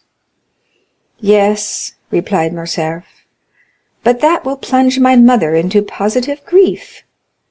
"Then do not marry her," said the count. "Well, I shall see. I will try and think over what is the best thing to be done. You will give me your advice, will you not? And if possible, extricate me from my unpleasant position. I think, rather than give pain to my dear mother, I would run the risk of offending the count." Monte Cristo turned away. He seemed moved by this last remark. "Ah," said he to Debray, who had thrown himself into an easy-chair at the farthest extremity of the salon, and who held a pencil in his right hand and an account-book in his left. "What are you doing there? Are you making a sketch after Poussin?" "Oh, no," was the tranquil response. "I am too fond of art to attempt anything of that sort. I am doing a little sum in arithmetic." "In arithmetic?" "Yes, I am calculating. By the way, Morcerf, that indirectly concerns you. I am calculating what the house of Danglars must have gained by the last rise in Haiti bonds.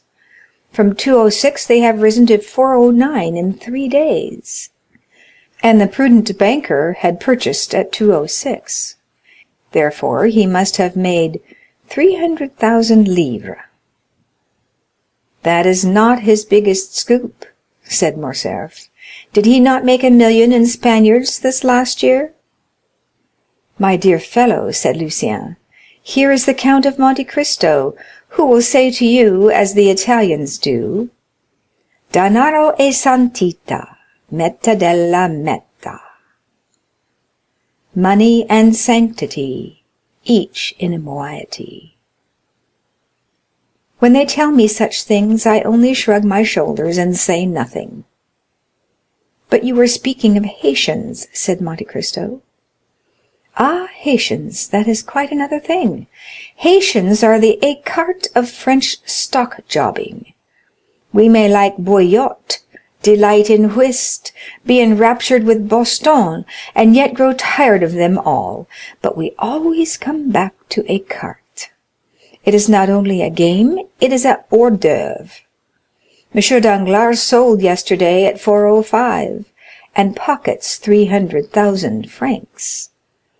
Had he but waited till today, the price would have fallen to 205, and instead of gaining 300,000 francs, he would have lost 20 or 25,000. "And what has caused the sudden fall from 409 to 206?" asked Monte Cristo. "I am profoundly ignorant of all these stock-jobbing intrigues." "Because," said Albert, laughing, "one piece of news follows another, and there is often great dissimilarity between them." "Ah," said the count, "I see that M. Danglars is accustomed to play at gaining or losing 300,000 francs in a day. He must be enormously rich." "It is not he who plays," exclaimed Lucien. "It is Madame Danglars. She is indeed daring." "But you, who are a reasonable being, Lucien, and who knows how little dependence is to be placed on the news, since you are at the fountainhead, surely you ought to prevent it," said Morcerf with a smile. "How can I, if her husband fails in controlling her?" asked Lucien. "You know the character of the baroness. No one has any influence with her, and she does precisely what she pleases." "Ah, if I were in your place," said Albert. "Well?" "I would reform her. It would be rendering a service to her future son-in-law." "How would you set about it?" "Ah, that would be easy enough. I would give her a lesson." "A lesson?" "Yes. Your position as secretary to the minister renders your authority great on the subject of political news. You never open your mouth, but the stockbrokers immediately stenograph your words. Cause her to lose 100,000 francs, and that would teach her prudence." "I do not understand," stammered Lucien. "It is very clear, notwithstanding," replied the young man, with an artlessness wholly free from affectation. Tell her some fine morning an unheard-of piece of intelligence, some telegraphic despatch of which you alone are in possession. For instance, that Henri IV was seen yesterday at Gabriel's. That would boom the market. She would buy heavily, and she will certainly lose when Beauchamp announces the following day in his Gazette, "The report circulated by some usually well-informed persons that the king was seen yesterday at Gabriel's house is totally without foundation. We can positively assert that his Majesty did not quit the Pont Neuf." Lucien half smiled. Monte Cristo, although apparently indifferent, had not lost one word of this conversation, and his penetrating eye had even read a hidden secret in the embarrassed manner of the secretary. This embarrassment had completely escaped Albert, but it caused Lucien to shorten his visit. He was evidently ill at ease. The count, in taking leave of him, said something in a low voice, to which he answered, "Willingly, count, I accept." The count returned to young Morcerf. "Do you not think, on reflection," said he to him, "that you have done wrong in thus speaking of your mother-in-law in the presence of M. Debray?" "My dear count," said Morcerf, "I beg of you not to apply that title so prematurely. Now, speaking without any exaggeration, is your mother really so very much averse to this marriage?" "So much so that the baroness very rarely comes to the house, and my mother has not, I think, visited Madame Danglars twice in her whole life." "Then," said the count, "I am emboldened to speak openly to you. M. Danglars is my banker. M. de Villefort has overwhelmed me with politeness in return for a service which a casual piece of good fortune enabled me to render him. I predict from all this an avalanche of dinners and routs. Now, in order not to presume on this, and also to be beforehand with them, I have, if agreeable to you, thought of inviting M. and Madame Danglars, and M. and Madame de Villefort, to my country house at Auteuil. If I were to invite you and the Count and Countess of Morcerf to this dinner, I should give it the appearance of being a matrimonial meeting, or at least Madame de Morcerf would look upon the affair in that light, especially if Baron Danglars did me the honor to bring his daughter. In that case, your mother would hold me in aversion, and I do not at all wish that. On the contrary, I desire to stand high in her esteem." "Indeed, count," said Morcerf, "I thank you sincerely for having used so much candor towards me, and I gratefully accept the exclusion which you propose. You say you desire my mother's good opinion. I assure you it is already yours, to a very unusual extent." "Do you think so?" said Monte Cristo with interest. "Oh, I am sure of it. We talked of you an hour after you left us the other day. But to return to what we were saying, if my mother could know of this attention on your part, and I will venture to tell her, I am sure that she will be most grateful to you. It is true that my father will be equally angry." The count laughed. "Well," said he to Morcerf, "but I think your father will not be the only angry one. Monsieur and Madame Danglars will think me a very ill-mannered person. They know that I am intimate with you, that you are, in fact, one of the oldest of my Parisian acquaintances, and they will not find you at my house. They will certainly ask me why I did not invite you. Be sure to provide yourself with some previous engagement which shall have a semblance of probability, and communicate the fact to me by a line in writing. You know that with bankers nothing but a written document will be valid." "I will do better than that," said Albert. "My mother is wishing to go to the seaside. What day is fixed for your dinner?" "Saturday."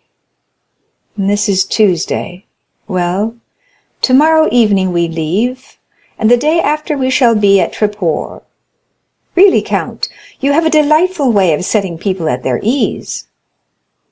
Indeed, you give me more credit than I deserve. I only wish to do what will be agreeable to you, that is all. When shall you send your invitations? This very day. Well, I will immediately call on M. Danglars and tell him that my mother and myself must leave Paris tomorrow. I have not seen you, consequently I know nothing of your dinner. How foolish you are! Have you forgotten that M. Debray has just seen you at my house? Ah, true. Fix it this way. I have seen you and invited you without any ceremony, when you instantly answered that it would be impossible for you to accept, as you were going to Tréport. Well, then, that is settled. But you will come and call on my mother before tomorrow? Before tomorrow? That will be a difficult matter to arrange. Besides, I shall just be in the way of all the preparations for departure. Well, you can do better. You were only a charming man before, but if you accede to my proposal, you will be adorable. What must I do to attain such sublimity? You are today free as air. Come and dine with me. We shall be a small party, only yourself, my mother, and I. You have scarcely seen my mother. You shall have an opportunity of observing her more closely. She is a remarkable woman, and I only regret that there does not exist another like her, about 20 years younger. In that case, I assure you, there would very soon be a Countess and Vicomtesse of Morcerf. As to my father, you will not see him. He is officially engaged, and dines with the chief referendary. We will talk over our travels, and you, who have seen the whole world, will relate your adventures. You shall tell us the history of the beautiful Greek who was with you the other night at the opera, and whom you call your slave, and yet treat like a princess. We will talk Italian and Spanish. Come, accept my invitation, and my mother will thank you." "1,000 thanks," said the count. "Your invitation is most gracious, and I regret exceedingly that it is not in my power to accept it. I am not so much at liberty as you suppose. On the contrary, I have a most important engagement." "Ah, take care. You were teaching me just now how, in case of an invitation to dinner, one might creditably make an excuse. I require the proof of a pre-engagement. I am not a banker like M. Danglars, but I am quite as incredulous as he is." "I am going to give you a proof," replied the count, and he rang the bell. "Humph!" said Morcerf. "This is the second time you have refused to dine with my mother.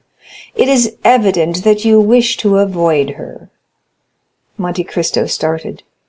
"Oh, you do not mean that," said he. "Besides, here comes the confirmation of my assertion." Baptistin entered, and remained standing at the door. "I had no previous knowledge of your visit, had I?" "Indeed, you are such an extraordinary person that I would not answer for it. At all events, I could not guess that you would invite me to dinner." "Probably not." "Well, listen, Baptistin. What did I tell you this morning when I called you into my laboratory?" "To close the door against visitors as soon as the clock struck 5, replied the valet. "What then?" "Ah, my dear count," said Albert. No, I wish to do away with that mysterious reputation that you have given me, my dear vicomte. It is tiresome to be always acting Manfred. I wish my life to be free and open. Go on, Baptistin." "Then to admit no one except Major Bartolomeo Cavalcanti and his son." "You hear, Major Bartolomeo Cavalcanti, a man who ranks amongst the most ancient nobility of Italy, whose name Dante has celebrated in the 10th canto of the Inferno. You remember it, do you not? Then there is his son, Andrea, a charming young man about your own age, Vicomte, bearing the same title as yourself, and who is making his entry into the Parisian world, aided by his father's millions. The major will bring his son with him this evening, the contino, as we say in Italy. He confides him to my care. If he proves himself worthy of it, I will do what I can to advance his interests. You will assist me in the work, will you not? Most undoubtedly. This Major Cavalcanti is an old friend of yours, then? By no means. He is a perfect nobleman, very polite, modest, and agreeable, such as may be found constantly in Italy, descendants of very ancient families. I have met him several times at Florence, Bologna, and Lucca, and he has now communicated to me the fact of his arrival in Paris. The acquaintances one makes in travelling have a sort of claim on one. They everywhere expect to receive the same attention which you once paid them by chance, as though the civilities of a passing hour were likely to awaken any lasting interest in favor of the man in whose society you may happen to be thrown in the course of your journey. This good Major Cavalcanti is come to take a second view of Paris, which he only saw in passing through in the time of the Empire, when he was on his way to Moscow. I shall give him a good dinner, he will confide his son to my care, I will promise to watch over him, I shall let him follow in whatever path his folly may lead him, and then I shall have done my part. Certainly, I see you are a model mentor, said Albert. Good-bye, we shall return on Sunday. By the way, I have received news of Franz.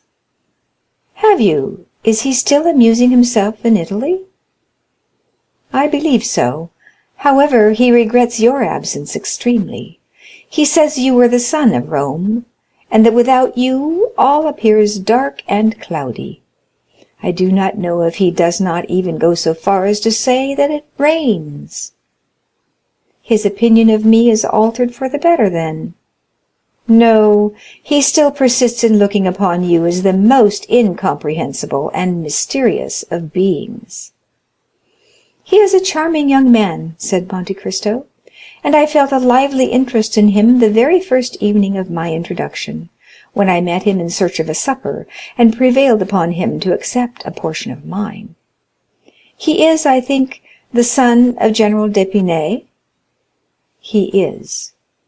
The same who was so shamefully assassinated in 1815? By the Bonapartists. Yes, really I like him extremely. Is there not also a matrimonial engagement contemplated for him? Yes, he is to marry Mademoiselle de Villefort. Indeed. And you know I am to marry Mademoiselle Danglars, said Albert, laughing. You smile. Yes. Why do you do so? I smile because there appears to me to be about as much inclination for the consummation of the engagement in question as there is for my own. But really, my dear Count, we are talking as much of women as they do of us. It is unpardonable. Albert rose. Are you going? Really, that is a good idea. 2 hours have I been boring you to death with my company, and then you, with the greatest politeness, ask me if I am going. Indeed, Count, you are the most polished man in the world, and your servants, too, how very well behaved they are. There is quite a style about them. Monsieur Baptistin, especially. I could never get such a man as that. My servants seem to imitate those you sometimes see in a play, who, because they have only a word or two to say, acquit themselves in the most awkward manner possible. Therefore, if you part with Monsieur Baptistin, give me the refusal of him. By all means. That is not all. Give my compliments to your illustrious Luccanese, Cavalcante of the Cavalcanti, and if by any chance he should be wishing to establish his son, find him a wife very rich, very noble on her mother's side at least, and a baroness in right of her father, I will help you in the search. Aha! You will do as much as that, will you? Yes? Well, really, nothing is certain in this world. Oh, Count, what a service you might render me! I should like you 100 times better if by your intervention I could manage to remain a bachelor, even were it only for 10 years. Nothing is impossible, gravely replied Monte Cristo. And taking leave of Albert, he returned into the house and struck the gong 3 times. Bertuccio appeared. Monsieur Bertuccio, you understand that I intend entertaining company on Saturday at Auteuil. Bertuccio slightly started. I shall require your services to see that all be properly arranged. It is a beautiful house, or at all events, may be made so. There must be a good deal done before it can deserve that title, your Excellency, for the tapestried hangings are very old. Let them all be taken away and changed, then, with the exception of the sleeping chamber, which is hung with red damask. You will leave that exactly as it is. Bertuccio bowed. You will not touch the garden either. As to the yard, you may do what you please with it. I should prefer that being altered beyond all recognition. I will do everything in my power to carry out your wishes, your Excellency. I should be glad, however, to receive your Excellency's commands concerning the dinner. Really, my dear Monsieur Bertuccio, said the Count, since you have been in Paris, you have become quite nervous and apparently out of your element. You no longer seem to understand me. But surely your Excellency will be so good as to inform me whom you are expecting to receive. I do not yet know myself, neither is it necessary that you should do so. Lucullus dines with Lucullus, that is quite sufficient. Bertuccio bowed and left the room. End of chapter 54. Chapter 55. Major Cavalcanti. Both the Count and Baptistin had told the truth when they announced to Morcerf the proposed visit of the Major, which had served Monte Cristo as a pretext for declining Albert's invitation. 7 o'clock had just struck, and Monsieur Bertuccio, according to the command which had been given him, had 2 hours before left for Auteuil, when a cab stopped at the door, and after depositing its occupant at the gate, immediately hurried away, as if ashamed of its employment. The visitor was about 52 years of age, dressed in one of the green surtouts, ornamented with black frogs, which have so long maintained their popularity all over Europe. He wore trousers of blue cloth, boots tolerably clean, but not of the brightest polish, and a little too thick in the soles, buckskin gloves, a hat somewhat resembling in shape those usually worn by the gendarmes, and a black cravat striped with white, which, if the proprietor had not worn it of his own free will, might have passed for a halter, so much did it resemble one. Such was the picturesque costume of the person who rang at the gate, and demanded if it was not at number 30 in the Avenue des Champs-Élysées that the Count of Monte Cristo lived, and who, being answered by the porter in the affirmative, entered, closed the gate after him, and began to ascend the steps. The small and angular head of this man, his white hair and thick gray mustaches, caused him to be easily recognized by Baptistin, who had received an exact description of the expected visitor, and who was awaiting him in the hall. Therefore, scarcely had the stranger time to pronounce his name before the Count was apprised of his arrival. He was ushered into a simple and elegant drawing-room, and the Count rose to meet him with a smiling air. "Ah, my dear sir, you are most welcome. I was expecting you." "Indeed," said the Italian. "Was your Excellency then aware of my visit?" "Yes. I had been told that I should see you today at 7 o'clock. Then you have received full information concerning my arrival. Of course. Ah, so much the better. I feared this little precaution might have been forgotten. What precaution? That of informing you beforehand of my coming. Oh no, it has not. But you are sure you are not mistaken? Very sure. It really was I whom your Excellency expected at 7 o'clock this evening? I will prove it to you beyond a doubt. Oh no, never mind that, said the Italian. It is not worth the trouble. Yes, yes, said Monte Cristo. His visitor appeared slightly uneasy. Let me see, said the Count. Are you not the Marquis Bartolomeo Cavalcanti? Bartolomeo Cavalcanti, joyfully replied the Italian. Yes, I am really he. Ex-major in the Austrian service? Was I a major? Timidly asked the old soldier. Yes, said Monte Cristo, you were a major. That is the title the French give to the post which you filled in Italy. Very good, said the major. I do not demand more, you understand? Your visit here today is not of your own suggestion, is it? Said Monte Cristo. No, certainly not.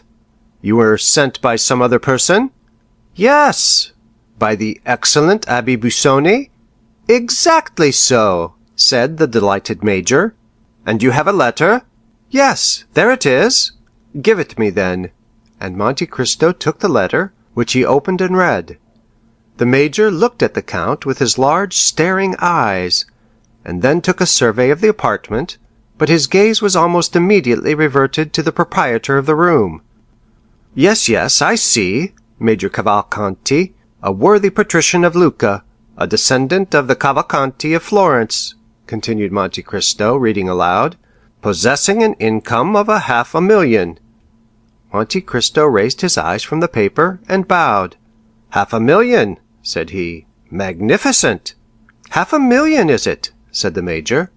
Yes, in so many words, and it must be so, for the abbé knows correctly the amount of all the largest fortunes in Europe. Be it 500,000 then, but on my word of honor I had no idea that it was so much. Because you are robbed by your steward, you must take some reformation in that quarter. You have opened my eyes, said the Italian gravely. I will show the gentleman the door. Monte Cristo resumed the perusal of the letter. And who only needs one thing more to make him happy. Yes, indeed, but one, said the major with a sigh, which is to recover a lost and adored son. A lost and adored son, stolen away in his infancy, either by an enemy of his noble family or by the gypsies. At the age of 5 years, said the major with a deep sigh, and raising his eyes to heaven. Unhappy father, said Monte Cristo. The Count continued. I have given him renewed life and hope, in the assurance that you have the power of restoring the son whom he has vainly sought for 15 years. The major looked at the Count with an indescribable expression of anxiety. I have the power of so doing, said Monte Cristo. The major recovered his self-possession. So then, said he, the letter was true to the end? Did you doubt it, my dear Monsieur Bartolomeo? No, indeed, certainly not. A good man, a man holding religious office, as does the Abbé Busoni, could not condescend to deceive or play off a joke. But your Excellency has not read all. Ah, true, said Monte Cristo. There is a postscript. Yes, yes, repeated the major. Yes, there is a postscript. In order to save Major Cavalcanti the trouble of drawing on his banker, I send him a draft for 2,000 francs to defray his traveling expenses, and credit on you for the further sum of 48,000 francs, which you still owe me. The major awaited the conclusion of the postscript, apparently with great anxiety. Very good, said the Count. He said very good, muttered the major.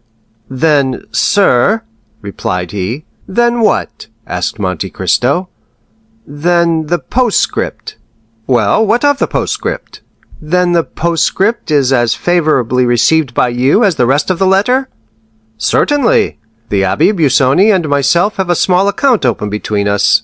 I do not remember if it is exactly 48,000 francs, which I am still owing him, but I dare say we shall not dispute the difference. You attached great importance, then, to this postscript, my dear Monsieur Cavalcanti. I must explain to you, said the Major, that, fully confiding in the signature of Abbé Busoni, I had not provided myself with any other funds, so that if this resource had failed me, I should have found myself very unpleasantly situated in Paris. Is it possible that a man of your standing should be embarrassed anywhere? Said Monte Cristo. Why, really I know no one, said the Major. But then you yourself are known to others. Yes, I am known, so that— Proceed, my dear Monsieur Cavalcanti. So that you will remit to me these 48,000 francs? Certainly, at your first request. The Major's eyes dilated with pleasing astonishment. But sit down, said Monte Cristo. Really, I do not know what I have been thinking of. I have positively kept you standing for the last quarter of an hour. Don't mention it. The Major drew an armchair towards him and proceeded to seat himself. Now, said the Count, what will you take? A glass of port, sherry, or Alicante? Alicante, if you please. It is my favorite wine. I have some that is very good. You will take a biscuit with it, will you not? Yes, I will take a biscuit, as you are so obliging. Monte Cristo rang. Baptistin appeared. The Count advanced to meet him. Well, said he in a low voice. The young man is here, said the valet de chambre in the same tone. Into what room did you take him? Into the blue drawing-room, according to your Excellency's orders. That's right. Now bring the Alicante and some biscuits. Baptistin left the room. Really, said the Major, I am quite ashamed of the trouble I am giving you. Pray don't mention such a thing, said the Count. Baptistin re-entered with glasses, wine, and biscuits. The Count filled one glass, but in the other he only poured a few drops of the ruby-colored liquid.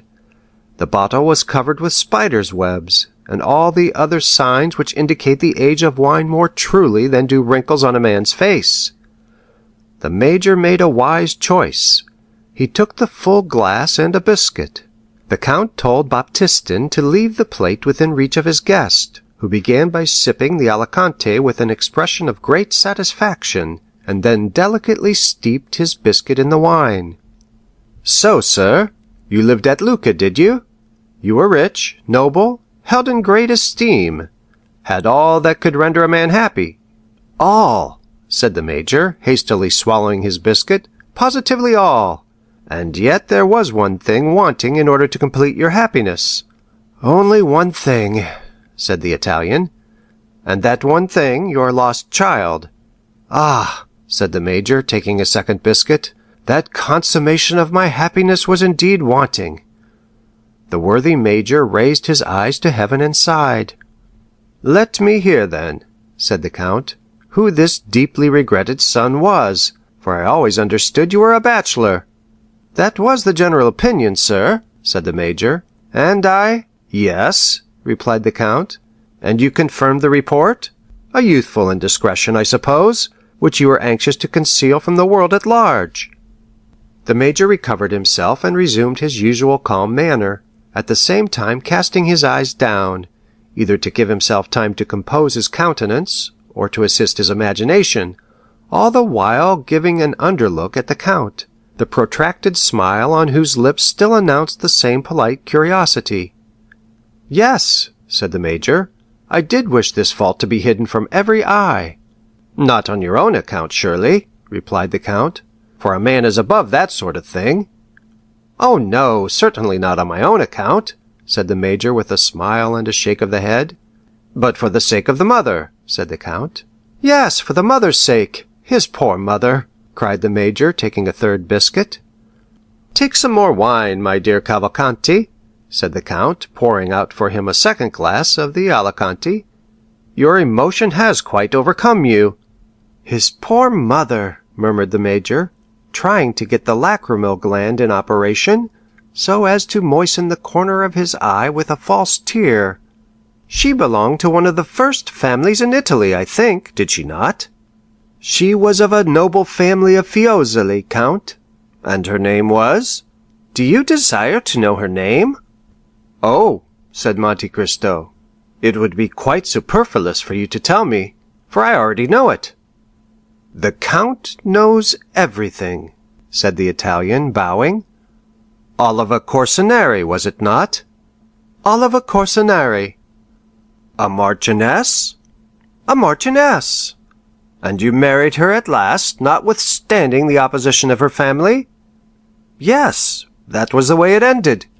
And you have doubtless brought all your papers with you, said Monte Cristo. What papers?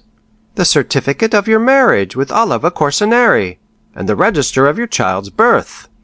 The registry of my child's birth? The register of the birth of Andrea Cavalcanti, of your son. Is not his name Andrea? I believe so, said the Major. What? You believe so? I dare not positively assert it, as he has been lost for so long a time. Well, then, said Monte Cristo, you have all the documents with you?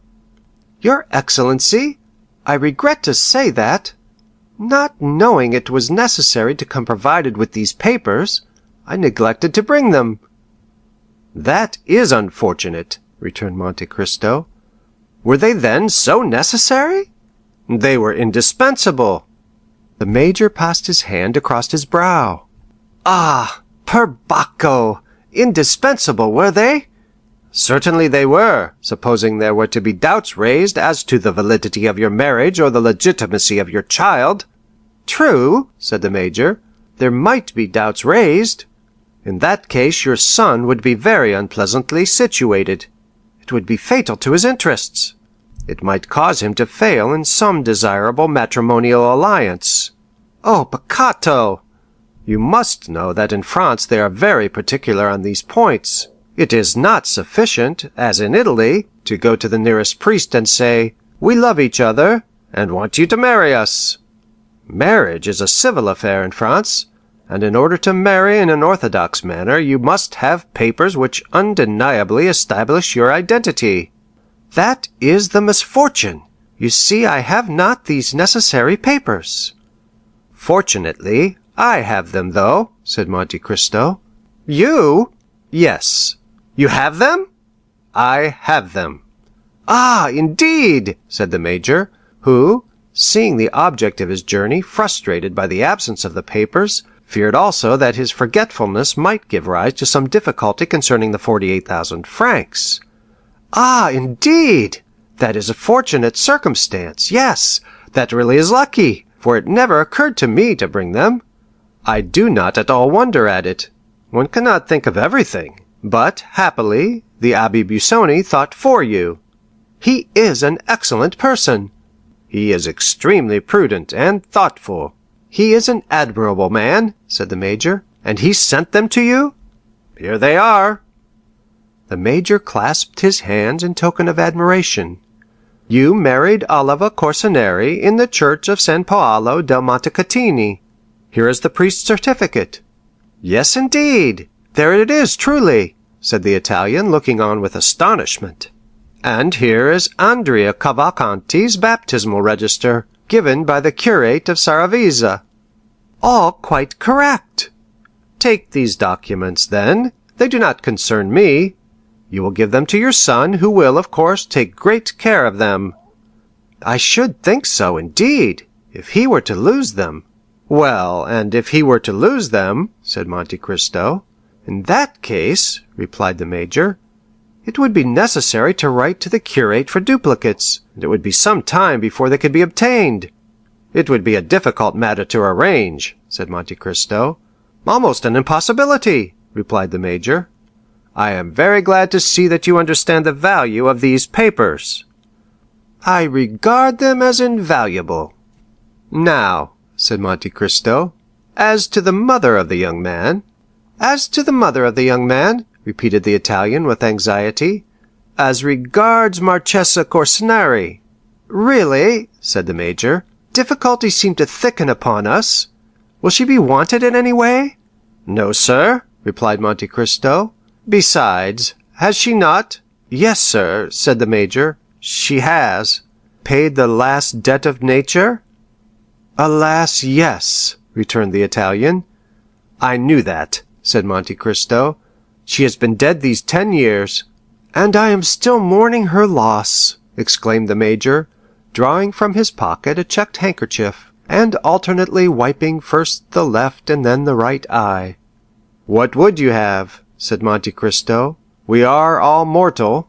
Now, you understand, my dear Monsieur Cavalcanti, that it is useless for you to tell people in France that you have been separated from your son for 15 years. Stories of gypsies, who steal children, are not at all in vogue in this part of the world, and would not be believed. You sent him for his education to a college in one of the provinces, and now you wish him to complete his education in the Parisian world. That is the reason which has induced you to leave Via Reggio, where you have lived since the death of your wife. That will be sufficient." "You think so?" "Certainly." "Very well, then. If they should hear of the separation—" "Ah, yes, what could I say?" "That an unfaithful tutor, bought over by the enemies of your family—" "By the Corsinari." "Precisely, had stolen away this child in order that your name might become extinct. That is reasonable, since he is an only son. Well, now that is all arranged, do not let these newly awakened remembrances be forgotten. You have doubtless already guessed that I was preparing a surprise for you." "An agreeable one?" asked the Italian. "Ah, I see the eye of a father is no more to be deceived than his heart." "Huh!" said the major. "Someone has told you the secret, or perhaps you guessed that he was here." "That who was here?"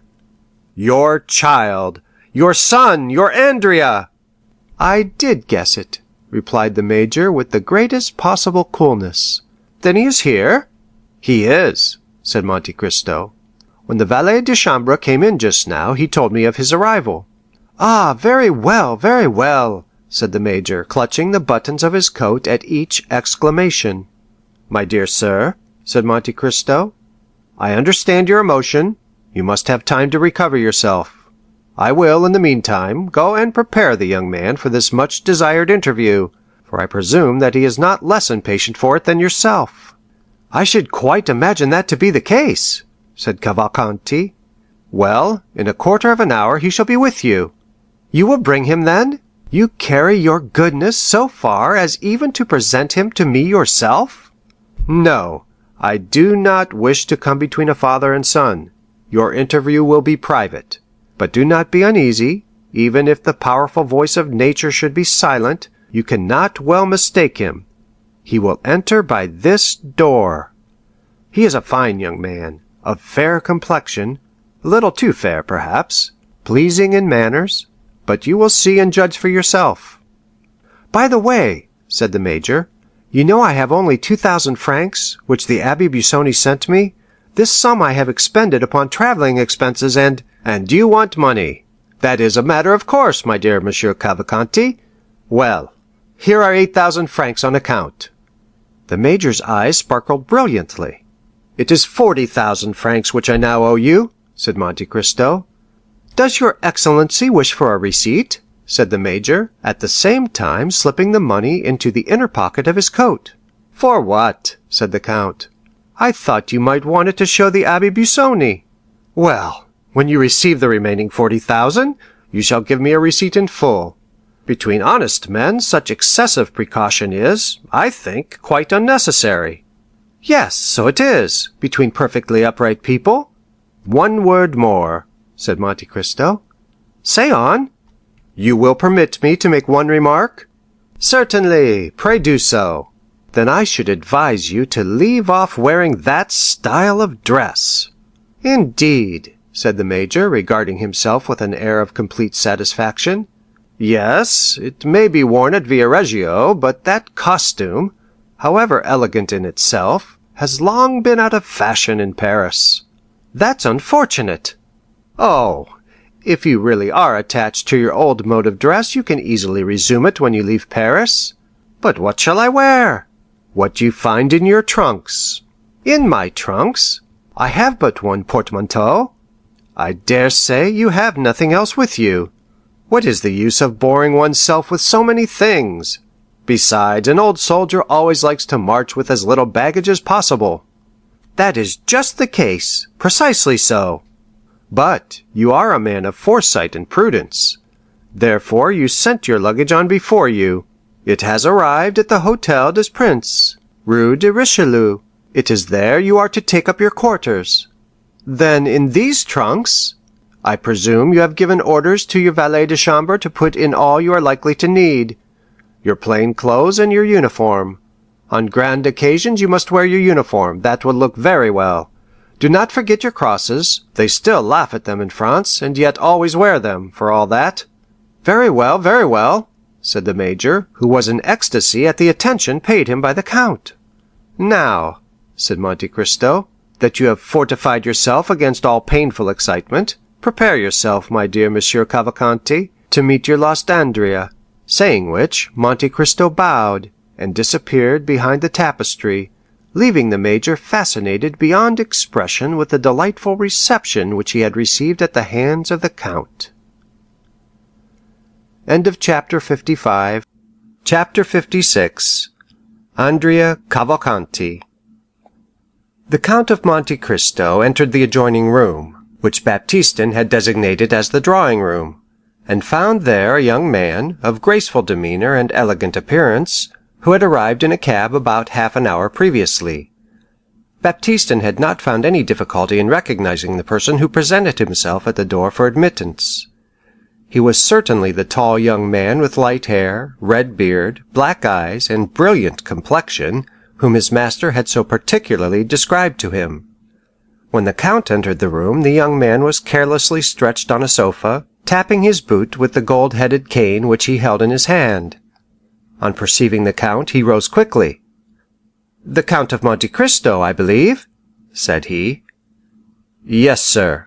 And I think I have the honor of addressing Count Andrea Cavalcanti?" "Count Andrea Cavalcanti," repeated the young man, accompanying his words with a bow. "You are charged with a letter of introduction addressed to me, are you not?" said the count. "I did not mention that, because the signature seemed to me so strange. The letter signed Sinbad the Sailor, is it not?" "Exactly so. Now, as I have never known any Sinbad, with the exception of the one celebrated in the 1001 Nights, well, it is one of his descendants, and a great friend of mine. He is a very rich Englishman, eccentric almost to insanity, and his real name is Lord Wilmore." "Ah, indeed! Then that explains everything that is extraordinary," said Andrea. "He is, then, the same Englishman whom I met at, yes, indeed. Well, monsieur, I am at your service." "If what you say be true," replied the count, smiling, "perhaps you will be kind enough to give me some account of yourself and your family." "Certainly I will do so," said the young man, with a quickness which gave proof of his ready invention. "I am, as you have said, the Count Andrea Cavalcanti, son of Major Bartolomeo Cavalcanti, a descendant of the Cavalcanti whose names are inscribed in the Golden Book at Florence. Our family, although still rich, for my father's income amounts to 500,000, has experienced many misfortunes, and I myself was, at the age of 5 years, taken away by the treachery of my tutor, so that for 15 years I have not seen the author of my existence. Since I have arrived at years of discretion and become my own master, I have been constantly seeking him, but all in vain. At length I received this letter from your friend, who states that my father is in Paris, and authorizes me to address myself to you for information respecting him." "Really, all you have related to me is exceedingly interesting," said Monte Cristo, observing the young man with a gloomy satisfaction, "and you have done well to conform in everything to the wishes of my friend Sinbad, for your father is indeed here, and is seeking you." The count, from the moment of first entering the drawing-room, had not once lost sight of the expression of the young man's countenance.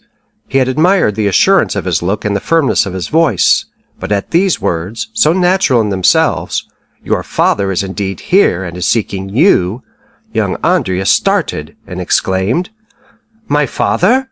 Is my father here?" "Most undoubtedly," replied Monte Cristo. "Your father, Major Bartolomeo Cavalcanti." The expression of terror which, for the moment, had overspread the features of the young man had now disappeared. "Ah, yes, that is the name, certainly, Major Bartolomeo Cavalcanti. And you really mean to say, monsieur, that my dear father is here?" "Yes, sir, and I can even add that I have only just left his company. The history which he related to me of his lost son touched me to the quick. Indeed, his griefs, hopes, and fears on that subject might furnish material for a most touching and pathetic poem. At length, he one day received a letter, stating that the abductors of his son now offered to restore him, or at least to give notice where he might be found, on condition of receiving a large sum of money by way of ransom. Your father did not hesitate an instant, and the sum was sent to the frontier of Piedmont, with a passport signed for Italy. You were in the south of France, I think?" "Yes," replied Andrea, with an embarrassed air, "I was in the south of France." "A carriage was to await you at Nice?" "Precisely so, and it conveyed me from Nice to Genoa, from Genoa to Turin, from Turin to Chambéry, from Chambéry to Pont de Beauvoisin, and from Pont de Beauvoisin to Paris." "Indeed, then your father ought to have met you on the road, for it is exactly the same route which he himself took, and that is how we have been able to trace your journey to this place. But," said Andrea, "if my father had met me, I doubt if he would have recognized me. I must be somewhat altered since he last saw me." "Oh, the voice of nature," said Monte Cristo. "True," interrupted the young man, "I had not looked upon it in that light." "Now," replied Monte Cristo, "there is only one source of uneasiness left in your father's mind, which is this. He is anxious to know how you have been employed during your long absence from him, how you have been treated by your persecutors, and if they have conducted themselves towards you with all the deference due to your rank. Finally, he is anxious to see if you have been fortunate enough to escape the bad moral influence to which you have been exposed, and which is infinitely more to be dreaded than any physical suffering. He wishes to discover if the fine abilities with which nature had endowed you have been weakened by want of culture, and, in short, whether you consider yourself capable of resuming and retaining in the world the high position to which your rank entitles you." "Sir!" exclaimed the young man, quite astounded, "I hope no false report. As for myself, I first heard you spoken of by my friend Wilmore, the philanthropist. I believe he found you in some unpleasant position, but do not know of what nature, for I did not ask, not being inquisitive. Your misfortunes engaged his sympathies, so you see you must have been interesting. He told me that he was anxious to restore you to the position which you had lost, and that he would seek your father until he found him. He did seek, and has found him, apparently, since he is here now, and, finally, my friend apprised me of your coming, and gave me a few other instructions relative to your future fortune. I am quite aware that my friend Wilmore is peculiar, but he is sincere, and as rich as a gold mine. Consequently, he may indulge his eccentricities without any fear of their ruining him, and I have promised to adhere to his instructions. Now, sir, pray do not be offended at the question I am about to put to you, as it comes in the way of my duty as your patron. I would wish to know if the misfortunes which happened to you, misfortunes entirely beyond your control, and which in no degree diminish my regard for you, I would wish to know if they have not, in some measure, contributed to render you a stranger to the world in which your fortune and your name entitle you to make a conspicuous figure." "Sir," returned the young man, with a reassurance of manner, "make your mind easy on this score. Those who took me from my father, and who always intended, sooner or later, to sell me again to my original proprietor, as they have now done, calculated that, in order to make the most of their bargain, it would be politic to leave me in possession of all my personal and hereditary worth, and even to increase the value, if possible. I have, therefore, received a very good education, and have been treated by these kidnappers very much as the slaves were treated in Asia Minor, whose masters made them grammarians, doctors, and philosophers, in order that they might fetch a higher price in the Roman market." Monte Cristo smiled with satisfaction. It appeared as if he had not expected so much from Monsieur Andrea Cavalcanti. "Besides," continued the young man, "if there did appear some defect in education, or offense against the established forms of etiquette, I suppose it would be excused, in consideration of the misfortunes which accompanied my birth, and followed me through my youth." "Well," said Monte Cristo in an indifferent tone, "you will do as you please, Count, for you are the master of your own actions, and you are the person most concerned in the matter, but if I were you, I would not divulge a word of these adventures. Your history is quite a romance, and the world, which delights in romances and yellow covers, strangely mistrusts those who are bound in living parchment, even though they be gilded like yourself. This is the kind of difficulty which I wish to represent to you, my dear Count. You would hardly have recited your touching history before it would go forth to the world, and be deemed unlikely and unnatural. You would be no longer a lost child found, but you would be looked upon as an upstart, who had sprung up like a mushroom in the night. You might excite a little curiosity, but it is not everyone who likes to be made the center of observation and the subject of unpleasant remark."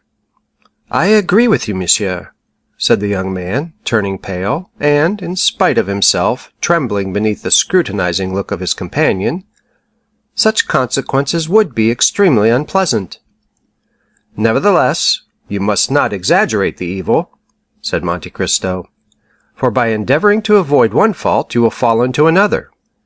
You must resolve upon one simple and single line of conduct, and for a man of your intelligence, this plan is as easy as it is necessary.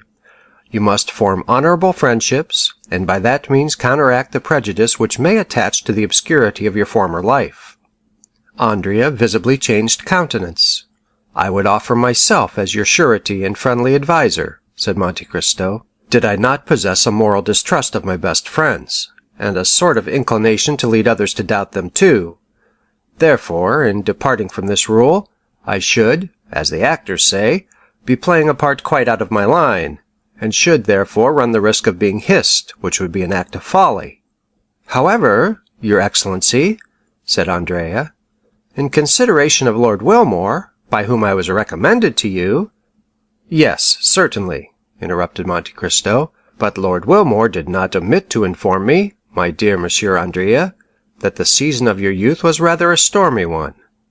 "Ah," said the count, watching Andrea's countenance, "I do not demand any confession from you.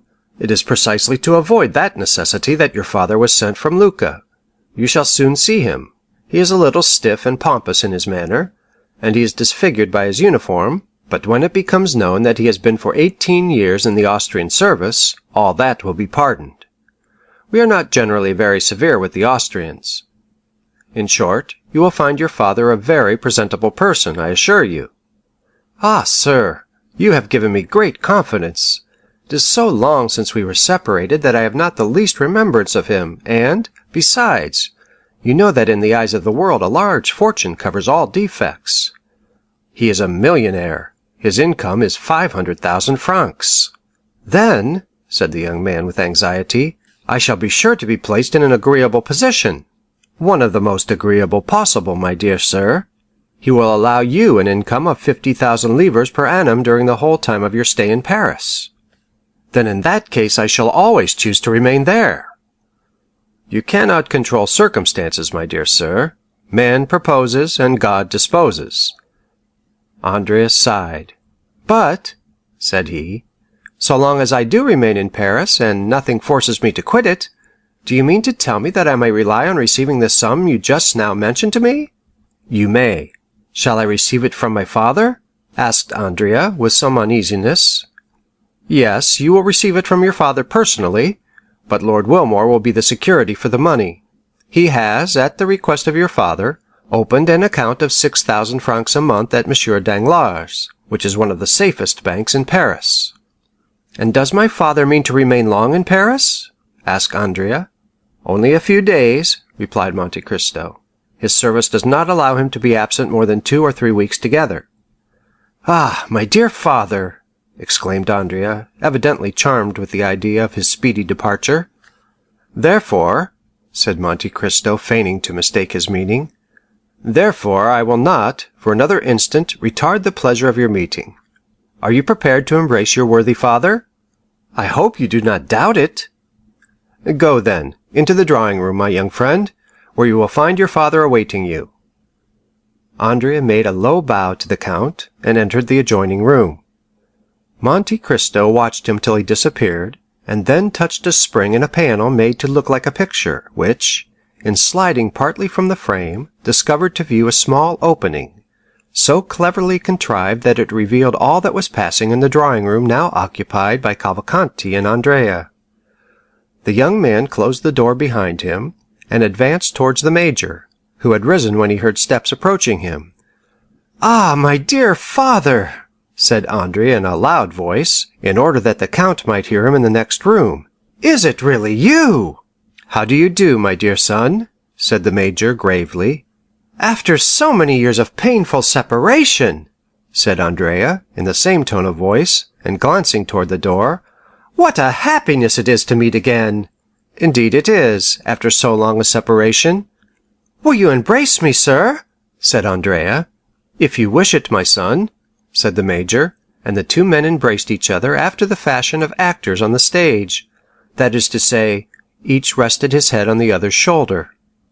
"Then we are once more reunited," said Andrea. "Once more," replied the Major, "never more to be separated." "Why, as to that, I think, my dear son, you must be by this time so accustomed to France as to look upon it almost as a second country." "The fact is," said the young man, "that I should be exceedingly grieved to leave it. As for me, you must know I cannot possibly live out of Lucca. Therefore I shall return to Italy as soon as I can.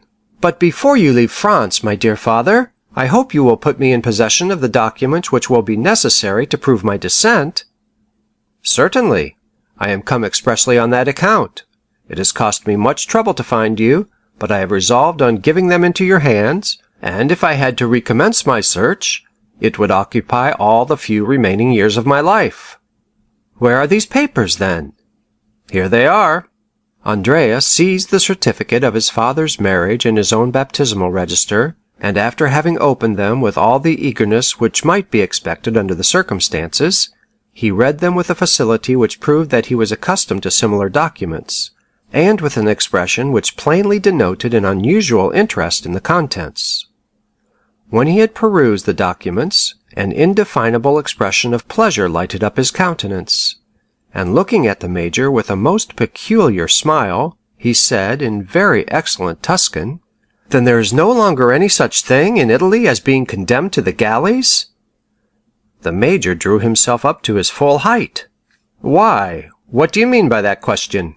"I mean that, if there were, it would be impossible to draw up with impunity two such deeds as these. In France, my dear sir, half such a piece of effrontery as that would cause you to be quickly dispatched to Toulon for 5 years, for change of air." "Will you be good enough to explain your meaning?" said the Major, endeavoring as much as possible to assume an air of the great majesty. "My dear Monsieur Cavalcanti," said Andrea, taking the Major by the arm in a confidential manner, "how much are you paid for being my father?" The Major was about to speak, when Andrea continued, in a low voice, "Nonsense! I am going to set you an example of confidence. They give me 50,000 francs a year to be your son. Consequently, you can understand that it is not at all likely I shall ever deny my parent." The Major looked anxiously around him. "Make yourself easy. We are quite alone," said Andrea. "Besides, we are conversing in Italian." "Well, then," replied the Major, "they paid me 50,000 francs down." "Monsieur Cavalcanti," said Andrea, "do you believe in fairy tales?" "I used not to do so, but I really feel now almost obliged to have faith in them." "You have, then, been induced to alter your opinion? You have had some proofs of their truth?" The Major drew from his pocket a handful of gold. "Most palpable proofs," said he, "as you may perceive." "You think, then, that I may rely on the count's promises?" "Certainly I do." "You are sure he will keep his word with me?" "To the letter. But at the same time, remember, we must continue to play our respective parts, I as a tender father, and I as a dutiful son, as they choose that I shall be descended from you." "Whom do you mean by they?" "Ma foi, I can hardly tell, but I was alluding to those who wrote the letter. You received one, did you not?" "Yes." "From whom?" from a certain Abbé Busoni. Have you any knowledge of him? No, I have never seen him. What did he say in the letter? You will promise not to betray me? Rest assured of that. You well know that our interests are the same. Then read for yourself. And the major gave a letter into the young man's hand. Andrea read in a low voice, You are poor. A miserable old age awaits you. Would you like to become rich, or at least independent? Set out immediately for Paris, and demand of the Count of Monte Cristo, Avenue des Champs-Élysées, number 30, the son whom you had by the Marchesa Corsinari, and who was taken from you at 5 years of age. This son is named Andrea Cavalcanti.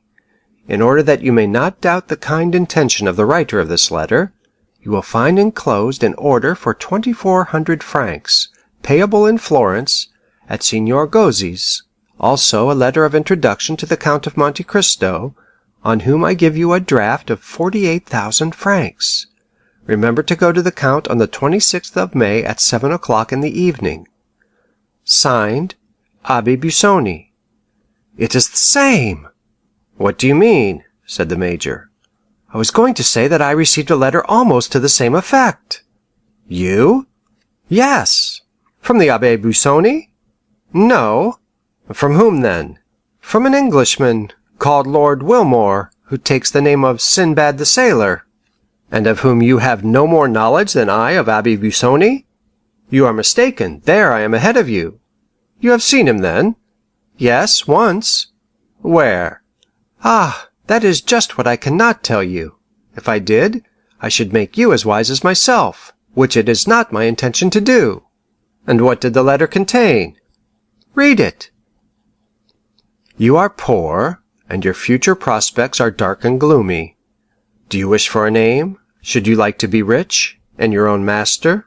Ma foi, said the young man, was it possible there could be two answers to such a question?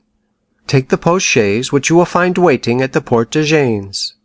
As you enter Nice, pass through Turin, Chambéry, and Pont de Beauvoisin. Go to the Count of Monte Cristo, Avenue des Champs-Élysées, on the 26th of May at 7 o'clock in the evening, and demand of him your father. You are the son of Marchese Cavalcanti and the Marchesa Oliva Corsinari. The Marquis will give you some papers which will clarify this fact, and authorize you to appear under that name in the Parisian world. As to your rank, an annual income of 50,000 livres will enable you to support it admirably. I enclose a draft of 5,000 livres, payable on Monsieur Ferreira, bank at Nice, and also a letter of introduction to the Count of Monte Cristo, whom I have directed to supply all your wants. Sinbad the Sailor. Huh, said the major. Very good. You have seen the Count, you say? I have only just left him. And has he conformed to all that the letter specified? He has. Do you understand it? Not in the least. There is a dupe somewhere. At all events, it is neither you nor I. Certainly not.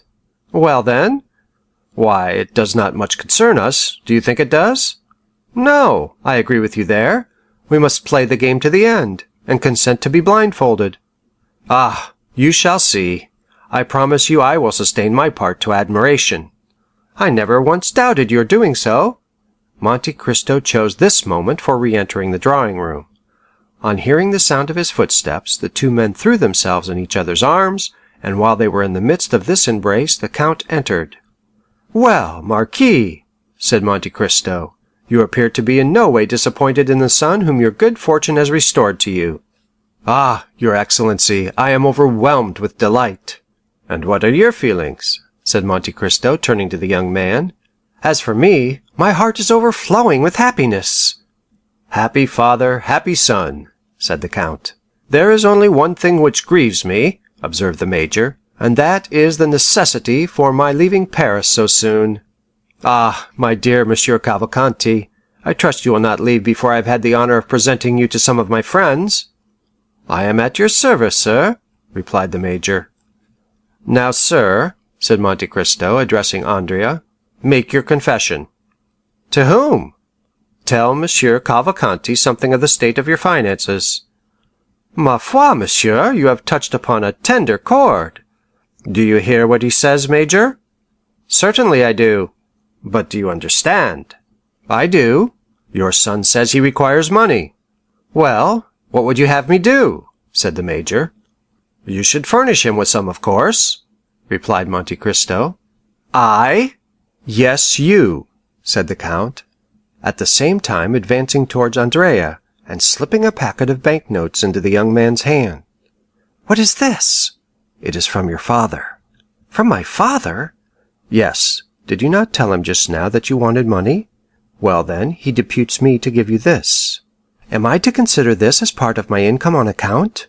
No, it is for the first expenses of your settling in Paris. Ah, how good my dear father is! Silence, said Monte Cristo. He does not wish you to know that it comes from him. I fully appreciate his delicacy, said Andrea, cramming the notes hastily into his pocket. And now, gentlemen, I wish you good morning, said Monte Cristo. And when shall we have the honor of seeing you again, your Excellency? Asked Cavalcanti. Ah, said Andrea, when may we hope for that pleasure? On Saturday, if you will. Yes, let me see. Saturday, I am to dine at my country house, at Auteuil. On that day, Rue de la Fontaine, number 28. Several persons are invited, and among others, Monsieur Danglars, your banker. I will introduce you to him, for it will be necessary he should know you, as he is to pay your money. Full dress, said the Major, half out loud. Oh yes, certainly, said the Count. Uniform, cross, knee breeches. And how shall I be dressed? Demanded Andrea. Oh, very simply. Black trousers, patent leather boots, white waistcoat, either a black or blue coat, and a long cravat. Go to Blin or Veronique for your clothes. Baptistin will tell you where, if you do not know their address. The less pretension there is in your attire, the better will be the effect, as you are a rich man. If you mean to buy any horses, get them of Devadu's. And if you purchased a phaeton, go to Baptiste for it. At what hour shall we come? Asked the young man. About 6:30. We will be with you at that time, said the Major. The two Cavalcanti bowed to the Count and left the house. Monte Cristo went to the window and saw them crossing the street arm in arm. There go two miscreants, said he. It is a pity they are not really related. Then, after an instant of gloomy reflection, Come, I will go to see the Morels, said he. I think that disgust is even more sickening than hatred. End of chapter 56. Chapter 57. In the Lucerne Patch. Our readers must now allow us to transport them again to the enclosure surrounding Monsieur de Villefort's house, and, behind the gate, half screened from view by the large chestnut trees, which on all sides spread their luxuriant branches, we shall find some people of our acquaintance. This time Maximilian was the first to arrive. He was intently watching for a shadow to appear among the trees, and waiting with anxiety the sound of a light step on the gravel walk. At length the long-desired sound was heard, and instead of one figure, as he had expected, he perceived that two were approaching him. The delay had been occasioned by a visit from Madame Danglars and Eugénie, which had been prolonged beyond the time at which Valentine was expected. That she might not appear to fail in her promise to Maximilian, she proposed to Mademoiselle Danglars that they should take a walk in the garden, being anxious to show that the delay, which was doubtless a cause of vexation to him, was not occasioned by any neglect on her part. The young man, with the intuitive perception of a lover, quickly understood the circumstances in which she was involuntarily placed, and he was comforted. Besides, although she avoided coming within speaking distance, Valentine arranged so that Maximilian could see her pass and repass, and each time she went by, she managed, unperceived by her companion, to cast an expressive look at the young man, which seemed to say, "Have patience. You see, it is not my fault." And Maximilian was patient, and employed himself in mentally contrasting the two girls, one fair, with soft languishing eyes, a figure gracefully bending like a weeping willow, the other a brunette, with a fierce and haughty expression, and as straight as a poplar. It is unnecessary to state that, in the eyes of the young man, Valentine did not suffer by the contrast. In about half an hour the girls went away, and Maximilian understood that Mademoiselle Danglars' visit had at last come to an end. In a few minutes Valentine re-entered the garden alone. For fear that anyone should be observing her return, she walked slowly, and instead of immediately directing her steps towards the gate, she seated herself on a bench, and carefully casting her eyes around to convince herself that she was not watched, she presently arose and proceeded quickly to join Maximilian. "Good evening, Valentine," said a well-known voice. "Good evening, Maximilian. I know I have kept you waiting, but you saw the cause of my delay." "Yes, I recognized Mademoiselle Danglars. I was not aware that you were so intimate with her." "Who told you we were intimate, Maximilian?"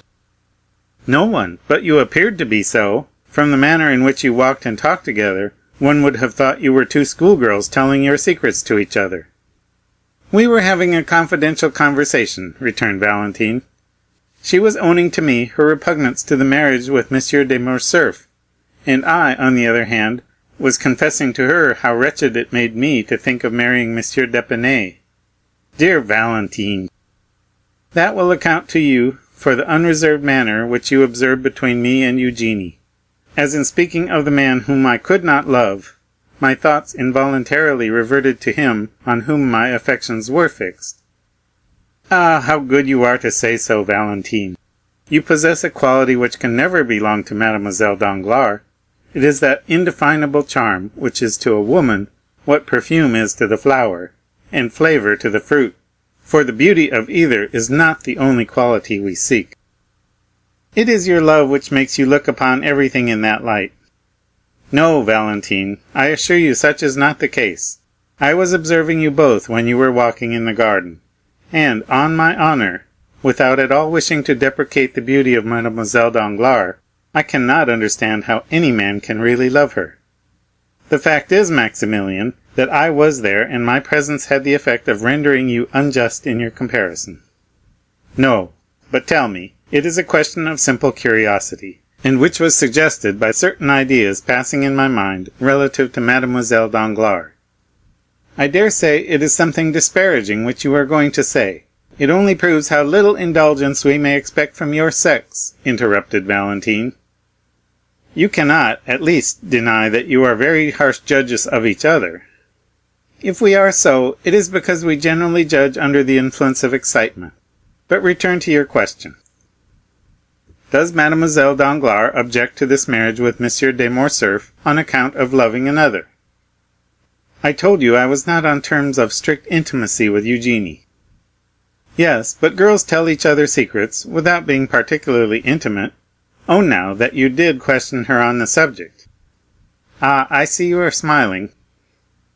If you are already aware of the conversation that passed, the wooden partition which interposed between us and you has proved but a slight security. Come, what did she say? She told me that she loved no one, said Valentine, that she disliked the idea of being married, that she would infinitely prefer leading an independent and unfettered life, and that she almost wished her father might lose his fortune, that she might become an artist like her friend Mademoiselle Louise d'Armilly. Ah, you see? Well, what does that prove? Asked Valentine. Nothing, replied Maximilian. Then why did you smile? Why, you know very well that you are reflecting on yourself, Valentine. Do you want me to go away? Ah, no, no. But do not let us lose time. You are the subject on which I wish to speak. True, we must be quick, for we have scarcely 10 minutes more to pass together. Ma foi, said Maximilian in consternation. Yes, you are right. I am but a poor friend to you. What a life I caused you to lead, poor Maximilian, you who are formed for happiness. I bitterly reproach myself, I assure you. Well, what does it signify, Valentine, so long as I am satisfied, and feel that even this long and painful suspense is amply repaid by 5 minutes of your society, or 2 words from your lips. And I have also a deep conviction that heaven would not have created 2 hearts, harmonizing as ours do, and almost miraculously brought us together, to separate us at last. Those are kind and cheering words. You must hope for us both, Maximilian. That will make me at least partly happy. But why must you leave me so soon? I do not know particulars. I can only tell you that Madame de Villefort sent to request my presence, as she had a communication to make on which a part of my fortune depended. Let them take my fortune. I am already too rich, and perhaps, when they have taken it, they will leave me in peace and quietness. You would love me as much if I were poor, would you not, Maximilian? Oh, I shall always love you. What should I care for either riches or poverty, if my Valentine was near me, and I felt certain that no one could deprive me of her? But do you not fear that this communication may relate to your marriage? I do not think that is the case. However it may be, Valentine, you must not be alarmed. I assure you that as long as I live, I shall never love anyone else. You think to reassure me when you say that, Maximilian. Pardon me, you are right, I am a brute. But I was going to tell you that I met Monsieur de Morcerf the other day. Well? Monsieur Franz is his friend, you know. What then? Monsieur de Morcerf has received a letter from Franz announcing his immediate return. Valentine turned pale and leaned her hand against the gate. Ah, heavens, if it were that! But no, the communication would not come through Madame de Villefort. Why not? Because I scarcely know why, but it has appeared as if Madame de Villefort secretly objected to the marriage, although she did not choose openly to oppose it. Is it so? Then I feel as if I could adore Madame de Villefort. Do not be in such a hurry to do that, said Valentine, with a sad smile. If she objects to your marrying Monsieur d'Épinay, she would be all the more likely to listen to any other proposition. No, Maximilian, it is not suitors to which Madame de Villefort objects. It is marriage itself. Marriage? If she dislikes that so much, why did she ever marry herself? You do not understand me, Maximilian. About a year ago, I talked of retiring to a convent. Madame de Villefort, in spite of all the remarks which she considered it her duty to make, secretly approved of the proposition. My father consented to it at her instigation, and it was only on account of my poor grandfather that I finally abandoned the project. You can form no idea of the expression of that old man's eye when he looks at me, the only person in the world whom he loves, and I had almost said, by whom he is beloved in return. When he learned of my resolution, I shall never forget the reproachful look which he cast on me, and the tears of utter despair which chased each other down his lifeless cheeks. Ah, Maximilian, I experienced at that moment such remorse for my intention, that throwing myself at his feet, I exclaimed, "Forgive me, pray forgive me, my dear grandfather. They may do what they will with me. I will never leave you." When I had ceased speaking, he thankfully raised his eyes to heaven, but without uttering a word. Ah, Maximilian, I may have much to suffer, but I feel as if my grandfather's look at that moment would more than compensate for all. Dear Valentine, you are a perfect angel, and I am sure I do not know what I, sabering right and left among the Bedouins, can have done to merit your being revealed to me, unless, indeed, heaven took into consideration the fact that the victims of my sword were infidels. But tell me what interest Madame de Villefort can have in your remaining unmarried. Did I not tell you just now that I was rich, Maximilian? Too rich? I possess nearly 50,000 livres in right of my mother. My grandfather and my grandmother, the Marquis and Marquise de Saint-Méran, will leave me as much, and Monsieur Noirtier evidently intends making me his heir. My brother Edward, who inherits nothing from his mother, will, therefore, be poor in comparison with me. Now, if I had taken the veil, all this fortune would have descended to my father, and, in reversion, to his son. Ah, how strange it seems that such a young and beautiful woman should be so avaricious. It is not for herself that she is so, but for her son, and what you regard as a vice becomes almost a virtue when looked at in the light of maternal love. But could you not compromise matters and give up a portion of your fortune to her son? How could I make such a proposition? especially to a woman who always professes to be so entirely disinterested. Valentine, I have always regarded our love in the light of something sacred. Consequently, I have covered it with the veil of respect, and hid it in the innermost recesses of my soul. No human being, not even my sister, is aware of its existence. Valentine, will you permit me to make a confidant of a friend, and reveal to him the love I bear you?" Valentine started. "A friend, Maximilian? Who is this friend? I tremble to give my permission." "Listen, Valentine. Have you never experienced for anyone that sudden and irresistible sympathy which made you feel as if the object of it had been your old and familiar friend, though in reality it was the first time you had ever met?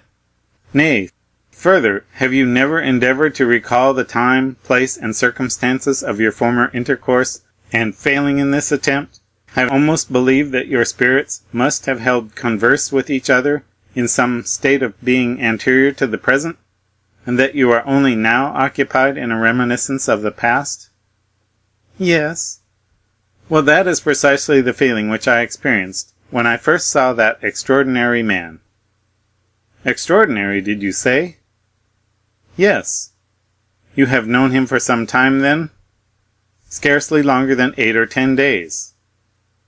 "And do you call a man your friend whom you have only known for 8 or 10 days?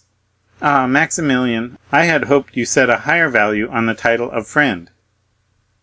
"Your logic is most powerful, Valentine, but say what you will, I can never renounce the sentiment which has instinctively taken possession of my mind.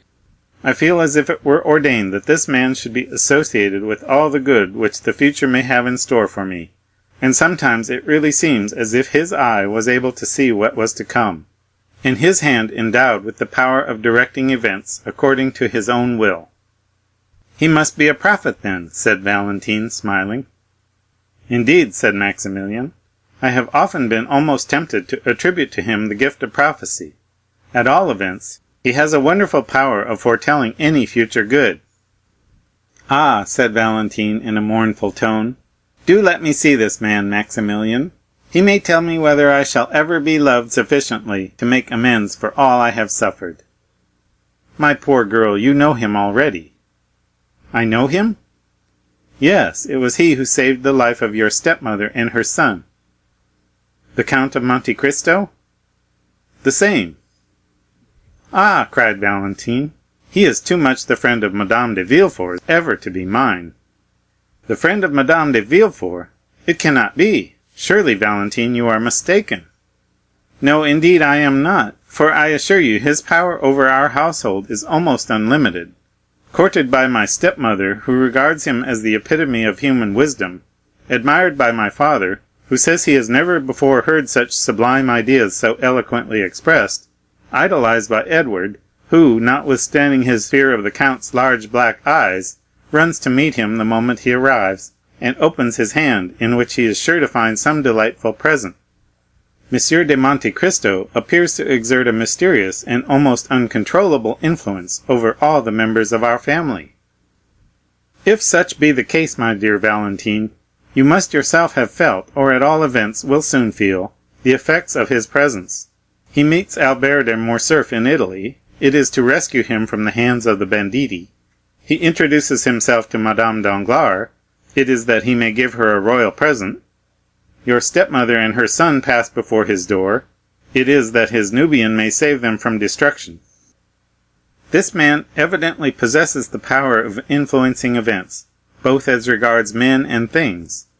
I never saw more simple tastes united to greater magnificence. His smile is so sweet when he addresses me, that I forget it can ever be bitter to others. Ah, Valentine, tell me, if he ever looked on you with one of those sweet smiles? If so, depend on it, you will be happy." "Me?" said the young girl. "He never even glances at me. On the contrary, if I accidentally cross his path, he appears rather to avoid me." "Ah, he is not generous, neither does he possess that supernatural penetration which you attribute to him, for if he did, he would have perceived that I was unhappy, and if he had been generous, seeing me sad and solitary, he would have used his influence to my advantage. And since, as you say, He resembles the sun. He would have warmed my heart with one of his life-giving rays. You say he loves you, Maximilian. How do you know that he does? All would pay deference to an officer like you, with a fierce moustache and a long sabre, but they think they may crush a poor weeping girl with impunity. Ah, Valentine, I assure you you are mistaken. If it were otherwise, if he treated me diplomatically, that is to say, like a man who wishes, by some means or other, to obtain a footing in the house, so that he may ultimately gain the power of dictating to its occupants, he would, if it had been but once, have honored me with the smile which you extol so loudly. But no, he saw that I was unhappy. He understood that I could be of no use to him, and therefore paid no attention to me whatever. Who knows but what, in order to please Madame de Villefort and my father, he may not persecute me by every means in his power? It is not just that he should despise me so without any reason. Ah, forgive me, said Valentine, perceiving the effect which her words were producing on Maximilian. I have done wrong, for I have given utterance to thoughts concerning that man which I did not even know existed in my heart.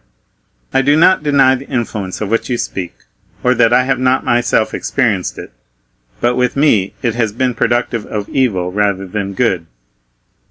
Well, Valentine, said Morrel with a sigh, we will not discuss the matter further. I will not make a confidant of him. Alas, said Valentine, I see that I have given you pain. I can only say how sincerely I ask pardon for having grieved you. But indeed I am not prejudiced beyond the power of conviction. Tell me what this Count of Monte Cristo has done for you.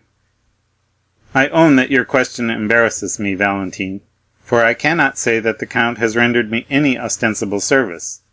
Still, as I have already told you, I have an instinctive affection for him, the source of which I cannot explain to you. Has the sun done anything for me? No, he warms me with his rays, and it is by his light that I see you, nothing more. Has such and such a perfume done anything for me? No, its odor charms one of my senses. That is all I can say when I am asked why I praise it. My friendship for him is as strange and unaccountable as his for me. A secret voice seems to whisper to me that there must be something more than chance in this unexpected reciprocity of friendship. In his most simple actions, as well as in his most secret thoughts, I find a relation to my own. You will perhaps smile at me when I tell you that ever since I have known this man, I have involuntarily entertained the idea that all the good fortune which has befallen me originated from him. However, I have managed to live 30 years without his protection, you will say. But I will endeavor a little to illustrate my meaning. He invited me to dine with him on Saturday, which was a very natural thing for him to do. Well, what have I learned since? That your mother and M. de Villefort are both coming to this dinner. I shall meet them there, and who knows what future advantages may result from the interview. This may appear to you to be no unusual combination of circumstances. Nevertheless, I perceive some hidden plot in the arrangement, something, in fact, more than is apparent on a casual view of the subject. I believe that this singular man, who appears to fathom the motives of everyone, has purposely arranged for me to meet M. and Madame de Villefort, and sometimes, I confess, I have gone so far as to try to read in his eyes whether he was in possession of the secret of our love. My good friend, said Valentine, I should take you for a visionary, and should tremble for your reason, if I were always to hear you talk in a strain similar to this. Is it possible that you can see anything more than the merest chance in this meeting? Pray reflect a little. My father, who never goes out, has several times been on the point of refusing this invitation. Madame de Villefort, on the contrary, is burning with the desire of seeing this extraordinary nabob in his own house. Therefore she has with great difficulty prevailed on my father to accompany her. No, it is as I have said, Maximilian. There is no one in the world of whom I can ask help, but yourself and my grandfather, who is little better than a corpse. I see that you are right, logically speaking, said Maximilian, but the gentle voice which usually has such power over me fails to convince me today. I feel the same as regards yourself, said Valentine, and I own that if you have no stronger proof to give me— I have another, replied Maximilian, but I fear you will deem it even more absurd than the first." "So much the worse," said Valentine, smiling. "It is, nevertheless, conclusive to my mind. My 10 years of service have also confirmed my ideas on the subject of sudden inspirations, for I have several times owed my life to a mysterious impulse which directed me to move at once either to the right or to the left in order to escape the ball which killed the comrade fighting by my side while it left me unharmed." "Dear Maximilian, why do you not attribute your escape to my constant prayers for your safety? When you are away, I no longer pray for myself, but for you." "Yes, since you have known me," said Morrel, smiling, "but that cannot apply to the time previous to our acquaintance, Valentine." "You are very provoking, and will not give me credit for anything. But let me hear this second proof which you yourself own to be absurd. Well, look through this opening, and you will see the beautiful new horse which I rode here." "Ah, what a beautiful creature!" cried Valentine. "Why did you not bring him close to the gate, so that I could talk to him and pat him?" "He is, as you see, a very valuable animal," said Maximilian. "You know that my means are limited, and that I am what would be designated a man of moderate pretensions. Well, I went to a horse dealer's, where I saw this magnificent horse, which I have named Medea. I asked the price. They told me it was 4,500 francs. I was therefore obliged to give it up, as you may imagine, but I own I went away with a rather heavy heart, for the horse had looked at me affectionately, had rubbed his head against me, and when I mounted him, had pranced in the most delightful way imaginable, so that I was altogether fascinated with him.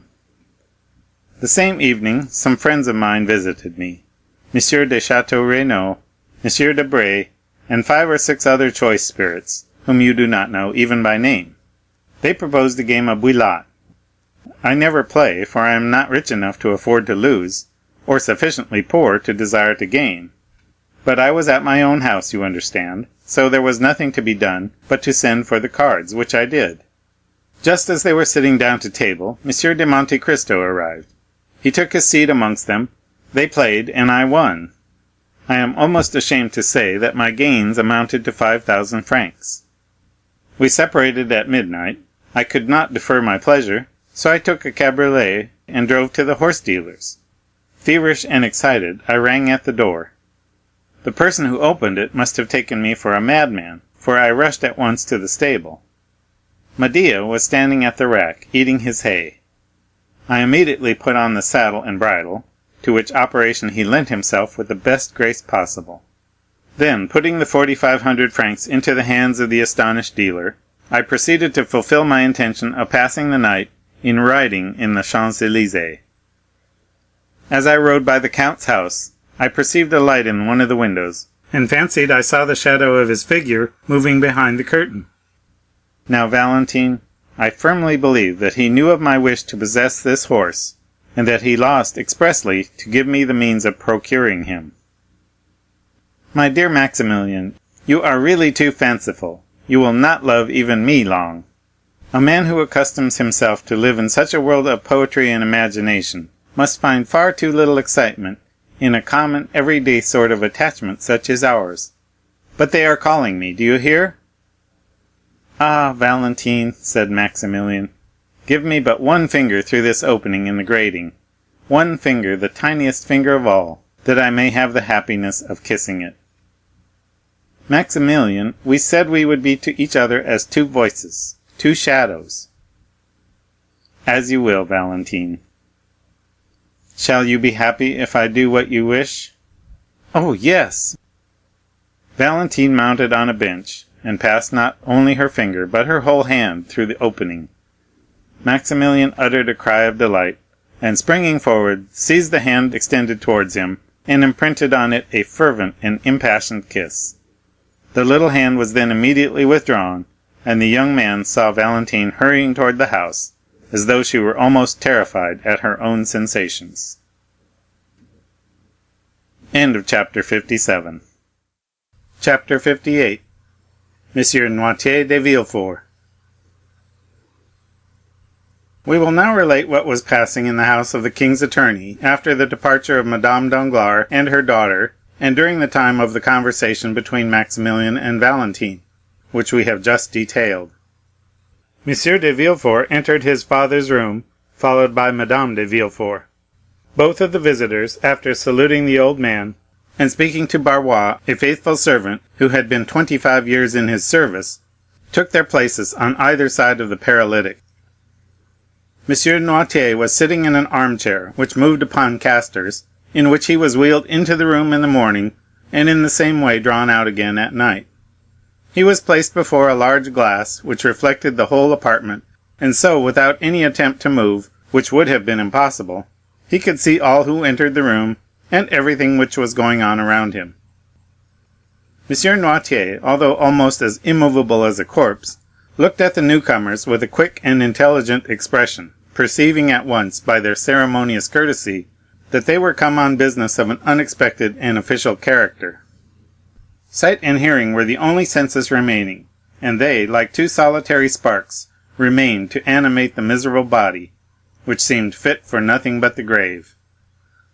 It was only, however, by means of one of these senses that he could reveal the thoughts and feelings that still occupied his mind, and the look by which he gave expression to his inner life was like the distant gleam of a candle which a traveller sees by night across some desert place, and knows that a living being dwells beyond the silence and obscurity.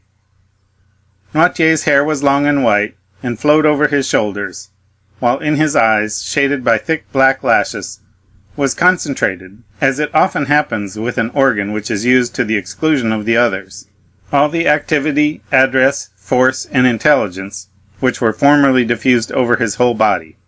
And so, although the movement of the arm, the sound of the voice, and the agility of the body were wanting, the speaking eye sufficed for all.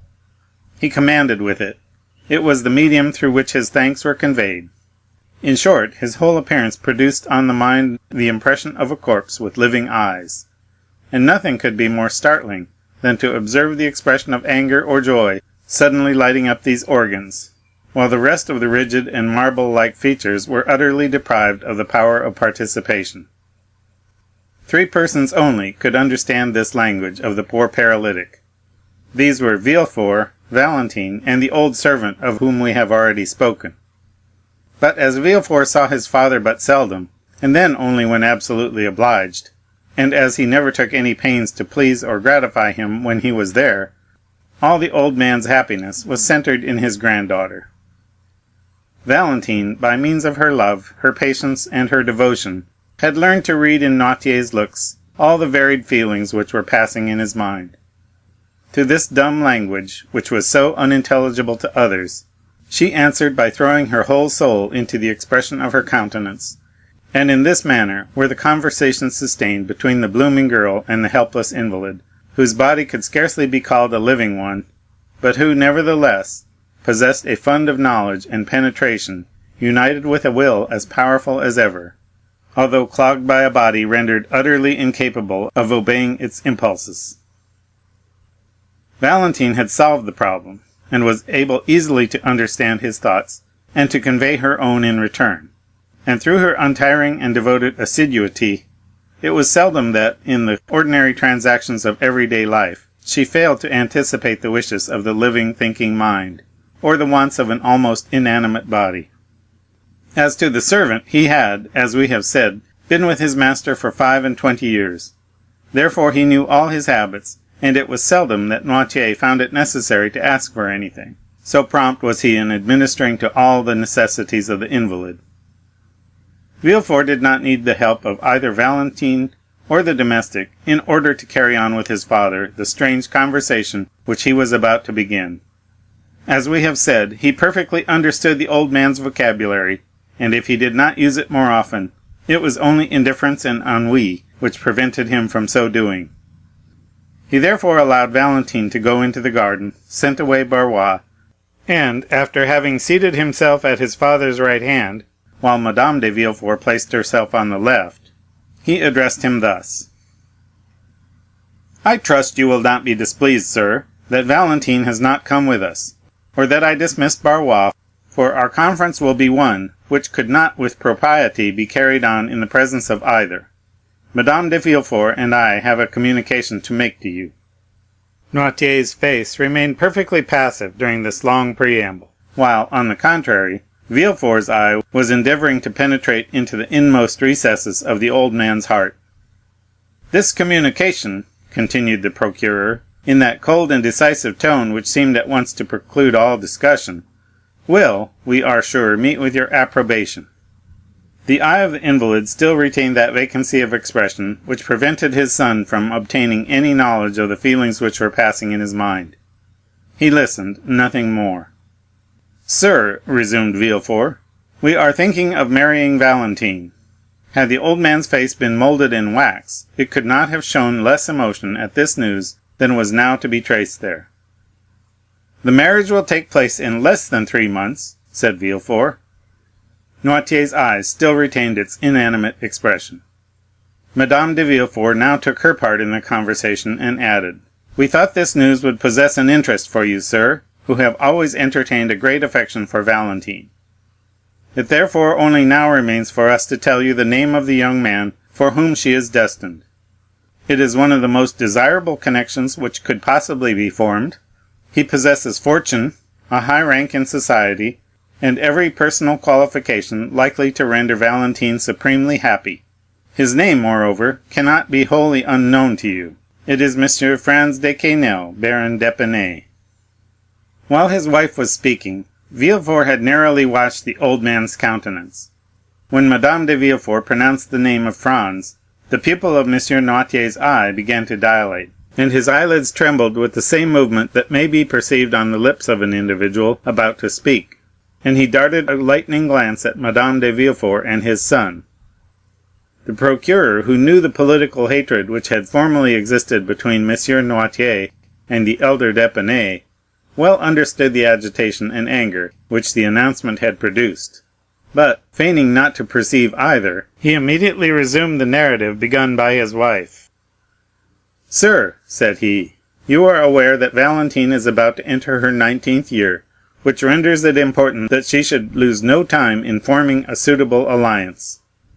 Nevertheless, you have not been forgotten in our plans, and we have fully ascertained beforehand that Valentine's future husband will consent, not to live in this house, for that might not be pleasant for the young people, but that you should live with them, so that you and Valentine, who are so attached to each other, would not be separated, and you would be able to pursue exactly the same course of life which you have hitherto done, and thus, instead of losing, you will be a gainer by the change, as it will secure you 2 children instead of 1, to watch over and comfort you." Noirtier's look was furious. It was very evident that something desperate was passing in the old man's mind, for a cry of anger and grief rose in his throat, and not being able to find vent in utterance, appeared almost to choke him, for his face and lips turned quite purple with the struggle. Villefort quietly opened a window, saying, "It is very warm, and the heat affects M. Noirtier." He then returned to his place, but did not sit down. "This marriage," added Madame de Villefort, "is quite agreeable to the wishes of M. d'Épinay and his family. Besides, he had no relations nearer than an uncle and aunt, his mother having died at his birth, and his father having been assassinated in 1815, that is to say, when he was but 2 years old. It naturally followed that the child was permitted to choose his own pursuits, and he has, therefore, seldom acknowledged any other authority but that of his own will." "That assassination was a mysterious affair," said Villefort, "and the perpetrators have hitherto escaped detection, although suspicion has fallen on the head of more than one person." Noirtier made such an effort that his lips expanded into a smile. "Now," continued Villefort, "those to whom the guilt really belongs, by whom the crime was committed, on whose heads the justice of man may probably descend here, and the certain judgment of God hereafter, would rejoice in the opportunity thus afforded of bestowing such a peace offering as Valentine on the son of him whose life they so ruthlessly destroyed." Noirtier had succeeded in mastering his emotion, more than could have been deemed possible with such an enfeebled and shattered frame. "Yes, I understand," was the reply contained in his look, and this look expressed a feeling of strong indignation, mixed with profound contempt. Villefort fully understood his father's meaning, and answered by a slight shrug of his shoulders. He then motioned to his wife to take leave. "Now, sir," said Madame de Villefort, "I must bid you farewell. Would you like me to send Edward to you for a short time?" It had been agreed that the old man should express his approbation by closing his eyes, his refusal by winking them several times, and if he had some desire or feelings to express, he raised them to heaven. If he wanted Valentine, he closed his right eye only, and if Barrois, the left. At Madame de Villefort's proposition, he instantly winked his eyes. Provoked by a complete refusal, she bit her lip and said, "Then shall I send Valentine to you?" The old man closed his eyes eagerly, thereby intimating that such was his wish. Monsieur and Madame de Villefort bowed and left the room, giving orders that Valentine should be summoned to her grandfather's presence, and feeling sure that she would have much to do to restore calmness to the perturbed spirit of the invalid. Valentine, with a color still heightened by emotion, entered the room just after her parents had quitted it. One look was sufficient to tell her that her grandfather was suffering, and that there was much on his mind which he was wishing to communicate to her. "Dear grandpapa," cried she, "what has happened? They have vexed you, and you are angry?" The paralytic closed his eyes in token of assent. "Who has displeased you? Is it my father?" "No." "Madame de Villefort?" "No." "Me?" The former sign was repeated. "Are you displeased with me?" cried Valentine in astonishment. Monsieur Noirtier again closed his eyes. "And what have I done, dear grandpapa, that you should be angry with me?" cried Valentine. There was no answer, and she continued, "I have not seen you all day. Has anyone been speaking to you against me?" "Yes," said the old man's look with eagerness. "Let me think a moment. I do assure you, grandpapa. Ah, Monsieur and Madame de Villefort have just left this room, have they not?" "Yes." "And it was they who told you something which made you angry. What was it, then? May I go and ask them, that I may have the opportunity of making my peace with you?" "No, no," said Noirtier's look. "Ah, you frighten me. What can they have said?" And she again tried to think what it could be. "Ah, I know," she said, lowering her voice and going close to the old man. "They have been speaking of my marriage, have they not?" "Yes," replied the angry look. "I understand. You are displeased at the silence I have preserved on the subject. The reason of it was, that they had insisted on my keeping the matter a secret, and begged me not to tell you anything of it. They did not even acquaint me with their intentions, and I only discovered them by chance. That is why I have been so reserved with you, dear grandpapa. Pray forgive me." But there was no look calculated to reassure her. All it seemed to say was, "It is not only your reserve which afflicts me." "What is it, then?" asked the young girl. "Perhaps you think I shall abandon you, dear grandpapa, and that I shall forget you when I am married?" "No." "They told you, then, that Monsieur d'Épinay consented to our all living together?" "Yes." "Then why are you still vexed and grieved?" The old man's eyes beamed with an expression of gentle affection. "Yes, I understand," said Valentine. "It is because you love me." The old man assented. "And you are afraid I shall be unhappy?" "Yes." "You do not like Monsieur Franz?" The eyes repeated several times, "No, no, no." "Then you are vexed with the engagement?" "Yes." "Well, listen," said Valentine, throwing herself on her knees, and putting her arm round her grandfather's neck. "I am vexed too, for I do not love Monsieur Franz d'Épinay." An expression of intense joy illuminated the old man's eyes. "When I wished to retire into a convent, you remember how angry you were with me?" A tear trembled in the eye of the invalid. "Well," continued Valentine, "the reason of my proposing it was that I might escape this hateful marriage which drives me to despair." Noirtier's breathing came thick and short. "Then the idea of this marriage really grieves you too? Ah, if you could but help me! If we could both together defeat their plan! But you are unable to oppose them. You, whose mind is so quick, and whose will is so firm, are nevertheless as weak and unequal to the contest as I am myself. Alas! You, who would have been such a powerful protector to me in the days of your health and strength, can now only sympathize in my joys and sorrows, without being able to take any active part in them. However, this is much, and calls for gratitude, and heaven has not taken away all my blessings when it leaves me your sympathy and kindness." At these words there appeared in Noirtier's eyes an expression of such deep meaning that the young girl thought she could read these words there. "You are mistaken. I can still do much for you." "Do you think you can help me, dear grandpapa?" said Valentine. "Yes." Noirtier raised his eyes. It was the sign agreed on between him and Valentine when he wanted anything. "What is it you want, dear grandpapa?" said Valentine, and she endeavored to recall to mind all the things which he would be likely to need, and as the ideas presented themselves to her mind, she repeated them aloud. Then, finding that all her efforts elicited nothing but a constant "no," she said, "Come, since this plan does not answer, I will have recourse to another."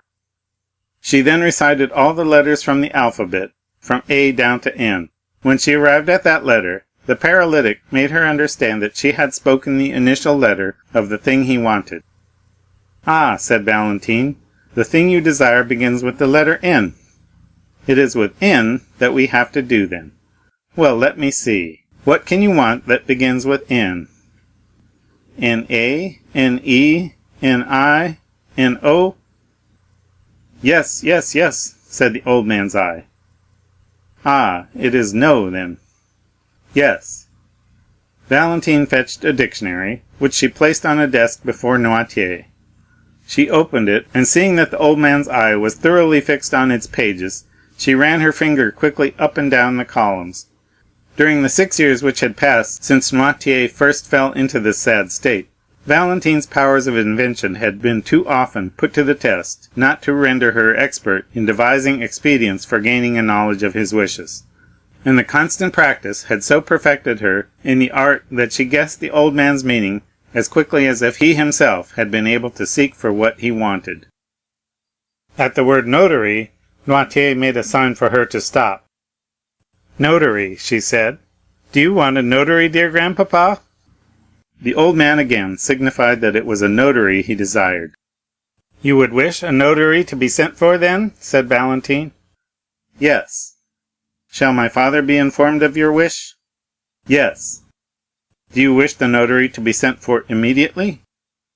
"Yes." "Then they shall go for him directly, dear grandpapa. Is that all you want?" "Yes." Valentine rang the bell, and ordered the servant to tell Monsieur or Madame de Villefort that they were requested to come to Monsieur Noirtier's room. "Are you satisfied now?" inquired Valentine. "Yes." "I am sure you are. It is not very difficult to discover that." And the young girl smiled on her grandfather as if he had been a child. Monsieur de Villefort entered, followed by Barrois. "What do you want me for, sir?" demanded he of the paralytic. "Sir," said Valentine, "my grandfather wishes for a notary." At this strange and unexpected demand, Monsieur de Villefort and his father exchanged looks. "Yes," motioned the latter, with a firmness which seemed to declare that with the help of Valentine and his old servant, who both knew what his wishes were, he was quite prepared to maintain the contest.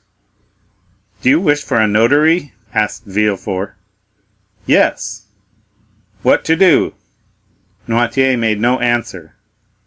"What do you want with a notary?" again repeated Villefort. The invalid's eye remained fixed, by which expression he intended to intimate that his resolution was unalterable. "Is it to do us some ill turn? Do you think it is worth while?" said Villefort. "Still," said Barrois, with the freedom and fidelity of an old servant, "if Monsieur Noirtier asks for a notary, I suppose he really wishes for a notary. Therefore I shall go at once and fetch one." Barrois acknowledged no master but Noirtier, and never allowed his desires in any way to be contradicted. "Yes, I do want a notary," motioned the old man, shutting his eye with a look of defiance, which seemed to say, "And I should like to see the person who dares to refuse my request." "You shall have a notary as you absolutely wish for one, sir," said Villefort, "but I shall explain to him your state of health, and make excuses for you, for the scene cannot fail of being a most ridiculous one." "Never mind that," said Barrois. "I shall go and fetch a notary nevertheless." And the old servant departed triumphantly on his mission. End of chapter 58. Chapter 59. The Will. As soon as Barrois had left the room, Noirtier looked at Valentine with a malicious expression that said many things. The young girl perfectly understood the look, and so did Villefort, for his countenance became clouded, and he knitted his eyebrows angrily. He took a seat, and quietly awaited the arrival of the notary. Noirtier saw him seat himself with an appearance of perfect indifference, at the same time giving a side look at Valentine, which made her understand that she also was to remain in the room. 3/4 of an hour after, Barrois returned, bringing the notary with him.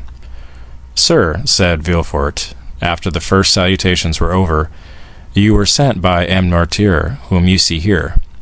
All his limbs have become completely paralyzed. He has lost his voice also, and we ourselves find much trouble in endeavoring to catch some fragments of his meaning."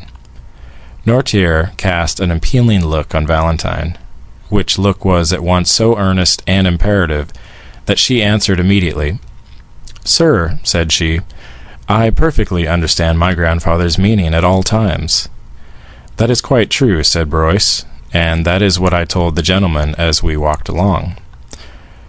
"Permit me," said the notary, turning first to Villefort and then to Valentine, "permit me to state that the case in question is just one of those in which a public officer like myself cannot proceed to act without thereby incurring a dangerous responsibility. The first thing necessary to render an act valid is that the notary should be thoroughly convinced that he has faithfully interpreted the will and wishes of the person dictating the act. Now, I cannot be sure of the approbation or disapprobation of a client who cannot speak, and as the object of his desire or his repugnance cannot be clearly proved to me, on account of his want of speech, my services here would be quite useless and cannot be legally exercised." The notary then prepared to retire. An imperceptible smile of triumph was expressed on the lips of the procureur. Noirtier looked at Valentine with an expression so full of grief that she attested the departure of the notary. "Sir," said she, "the language which I speak with my grandfather may be easily learnt, and I can teach you in a few minutes to understand it almost as well as I can myself. Will you tell me what you require in order to set your conscience quite at ease on the subject?" "In order to render an act valid, I must be certain of the approbation or disapprobation of my client. Illness of body would not affect the validity of the deed, but sanity of mind is absolutely requisite. Well, sir, by the help of 2 signs, which I will acquaint you, presently you may ascertain with perfect certainty that my grandfather is still in the full possession of all of his mental faculties. M. Noirtier, being deprived of voice and motion, is accustomed to convey his meaning by closing his eyes when he wishes to signify yes, and to wink when he means no. You now know quite enough to enable you to converse with M. Noirtier. Try." Noirtier gave Valentine such a look of tenderness and gratitude that it was comprehended even by the notary himself. "You have heard and understood what your granddaughter has been saying, sir, have you?" asked the notary. Noirtier closed his eyes. "And do you approve of what she said? That is to say, you declare that the signs which she mentioned are really those by means of which you are accustomed to convey your thoughts?" "Yes." "It was you who sent for me?" "Yes." "To make your will?" "Yes." "And you do not wish me to go away without fulfilling your original intentions?" The old man winked violently. "Well, sir," said the young girl, "do you understand now? And is your conscience perfectly at rest on the subject?" But before the notary could answer, Villefort had drawn him aside. "Sir," said he, "do you suppose for a moment that a man can sustain a physical shock such as M. Noirtier has received without any detriment to his mental faculties?" "It is not exactly that, sir," said the notary, "which makes me uneasy, but the difficulty will be in wording his thoughts and intentions, so as to be able to get his answers." "You must see that to be an utter impossibility," said Villefort. Valentine and the old man heard this conversation, and Noirtier fixed his eye so earnestly on Valentine that she felt bound to answer the look. "Sir," said she, "that need not make you uneasy, however difficult it may at first sight to appear to be. I can discover and explain to you my grandfather's thoughts, so as to put an end to all your doubts and fears on the subject. I have now been 6 years with M. Noirtier, and let him tell you if ever once, during that time, he has entertained a thought which he was unable to make me understand." "No," signed the old man. "Let us try what we can do, then," said the notary. "You accept this young lady as your interpreter, M. Noirtier?" "Yes." "Well, sir, what do you require of me, and what document is it that you wish to be drawn up?" Valentine named all of the letters of the alphabet until she came to W. At this letter, the eloquent eye of Noirtier gave her notice that she was to stop. "It is very evident that it is the letter W which M. Noirtier wants," said the notary. "Wait," said Valentine, and turning to her grandfather, she repeated, "Wa, we, we." The old man stopped her at the last syllable. Valentine then took the dictionary, and the notary watched her while she turned over the pages. She passed her finger slowly down the columns, and when she came to the word will, M. Noirtier's eyes bade her to stop. "Will," said the notary. "It is very evident that M. Noirtier is desirous of making his will." "Yes, yes, yes," motioned the invalid. "Really, sir, you must allow that this is most extraordinary," said the astonished notary, turning to M. de Villefort. "Yes," said the procureur, "and I think the will promises to be yet more extraordinary, for I cannot see how it is to be drawn up without the intervention of Valentine, and she may perhaps be considered as too much interested in its contents to allow of her being a suitable interpreter of the obscure and ill-defined wishes of her grandfather." "No, no, no," replied the eye of the paralytic. "What?" said Villefort. "Do you mean to say that Valentine is not interested in your will?" "No." "Sir," said the notary, whose interest had been greatly excited, and who had resolved on publishing far and wide the account of this extraordinary and picturesque scene, "what appeared so impossible to me an hour ago has now become quite easy and practicable, and this may be a perfectly valid will, provided it be read in the presence of 7 witnesses, approved by the testator, and sealed by the notary in the presence of the witnesses. As to the time, it will not require very much more than the generality of wills. There are certain forms necessary to be gone through, and which are always the same. As to the details, the greater part will be furnished afterward by the state, in which we find the affairs of the testator, and by you yourself, who, having the management of them, can doubtless give full information on the subject. But besides all this, in order that the instrument may not be contested, I am anxious to give it the greatest possible authenticity.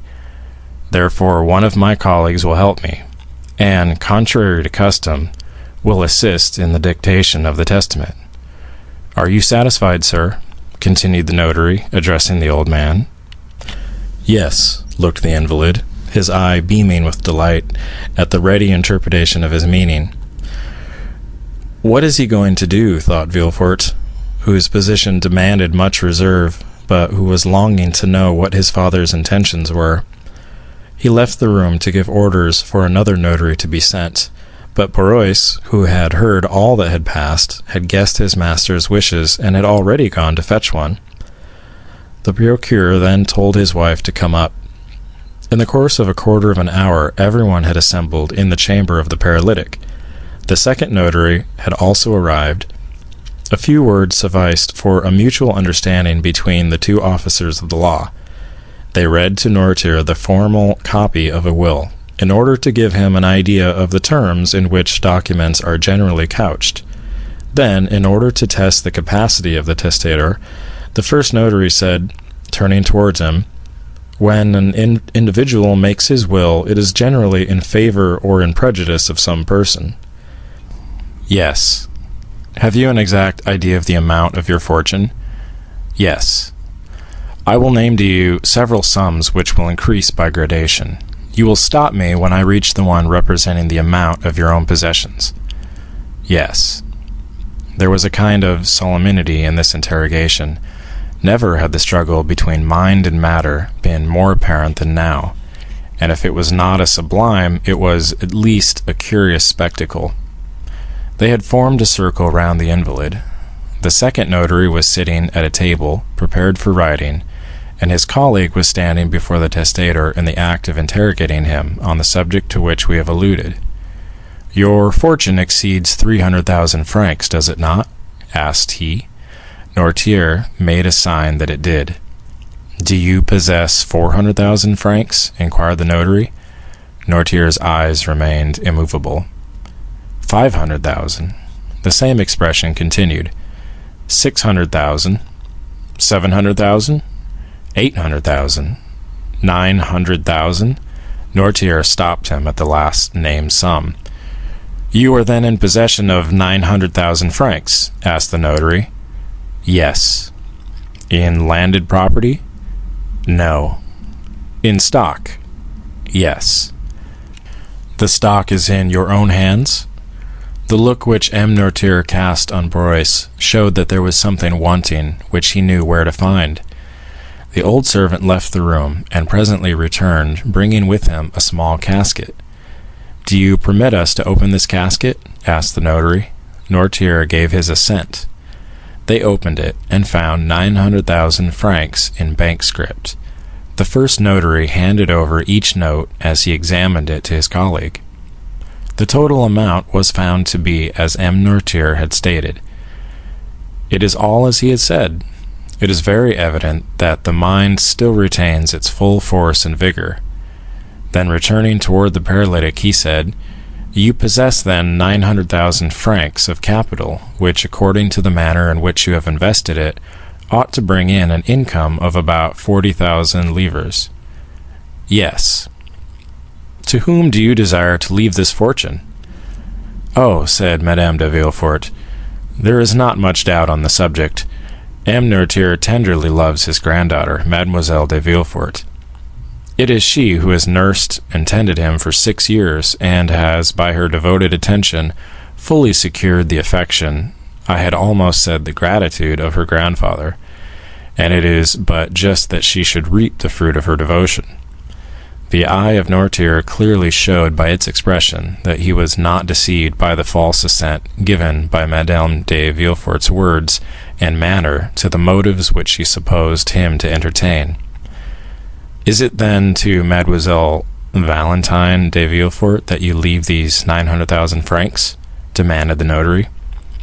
Thinking he had only to insert this clause, but waiting first for the assent of Noirtier, which it was necessary should be given before all the witnesses of the singular scene. Valentine, when her name was made the subject of discussion, had stepped back to escape unpleasant observation. Her eyes were cast down. She was crying. The old man looked at her for an instant with an expression of the deepest tenderness. Then, turning towards the notary, he significantly winked his eye in token of dissent. "What," said the notary, "do you not intend making Mademoiselle Valentine de Villefort your residuary legatee?" "No." "You are not making any mistake, are you?" said the notary. "You really mean to declare that such is not your intention?" "No," repeated Noirtier. "No." Valentine raised her head, struck dumb with astonishment. It was not so much the conviction that she was disinherited that caused her grief, but her total inability to account for the feelings which had provoked her grandfather to such an act. But Noirtier looked at her with so much affectionate tenderness that she exclaimed, "Oh, grandpapa, I see now that It is only your fortune of which you deprive me. You still leave me the love which I have always enjoyed." "Ah, yes, most assuredly," said the eyes of the paralytic, for he closed them with an expression which Valentine could not mistake. Thank you, murmured she. The old man's declaration that Valentine was not the destined inheritor of his fortune had excited the hopes of Madame de Villefort. She gradually approached the invalid and said, "Then doubtless, dear M. Noirtier, you intend leaving your fortune to your grandson, Edward de Villefort." The winking of the eyes, which assured this speech was most decided and terrible, and expressed a feeling almost amounting to hatred. "No," said the notary. "Then perhaps it is to your son, M. de Villefort." "No." The two notaries looked at each other in mute astonishment and inquiry as to what were the real intentions of the testator. Villefort and his wife both grew red, one from shame, the other from anger. "What have we all done, then, dear grandpapa?" said Valentine. "You no longer seem to love any of us." The old man's eyes passed rapidly from Villefort to his wife, and rested on Valentine with a look of unutterable fondness.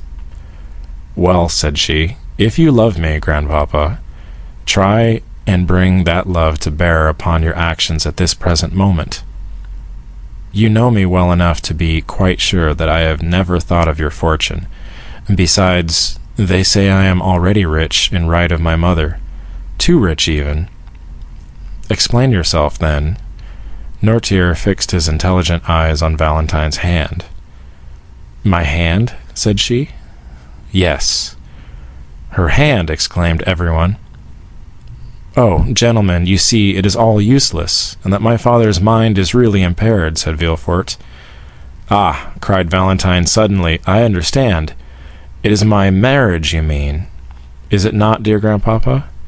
"Yes, yes, yes," sighed the paralytic, casting on Valentine a look of joyful gratitude for having guessed his meaning. "You're angry with us all on account of this marriage, are you not?" "Yes." "Really, this is too absurd," said Villefort.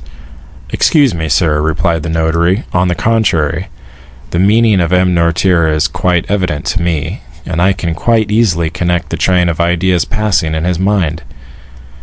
"You do not wish me to marry M. Franz d'Épinay?" observed Valentine.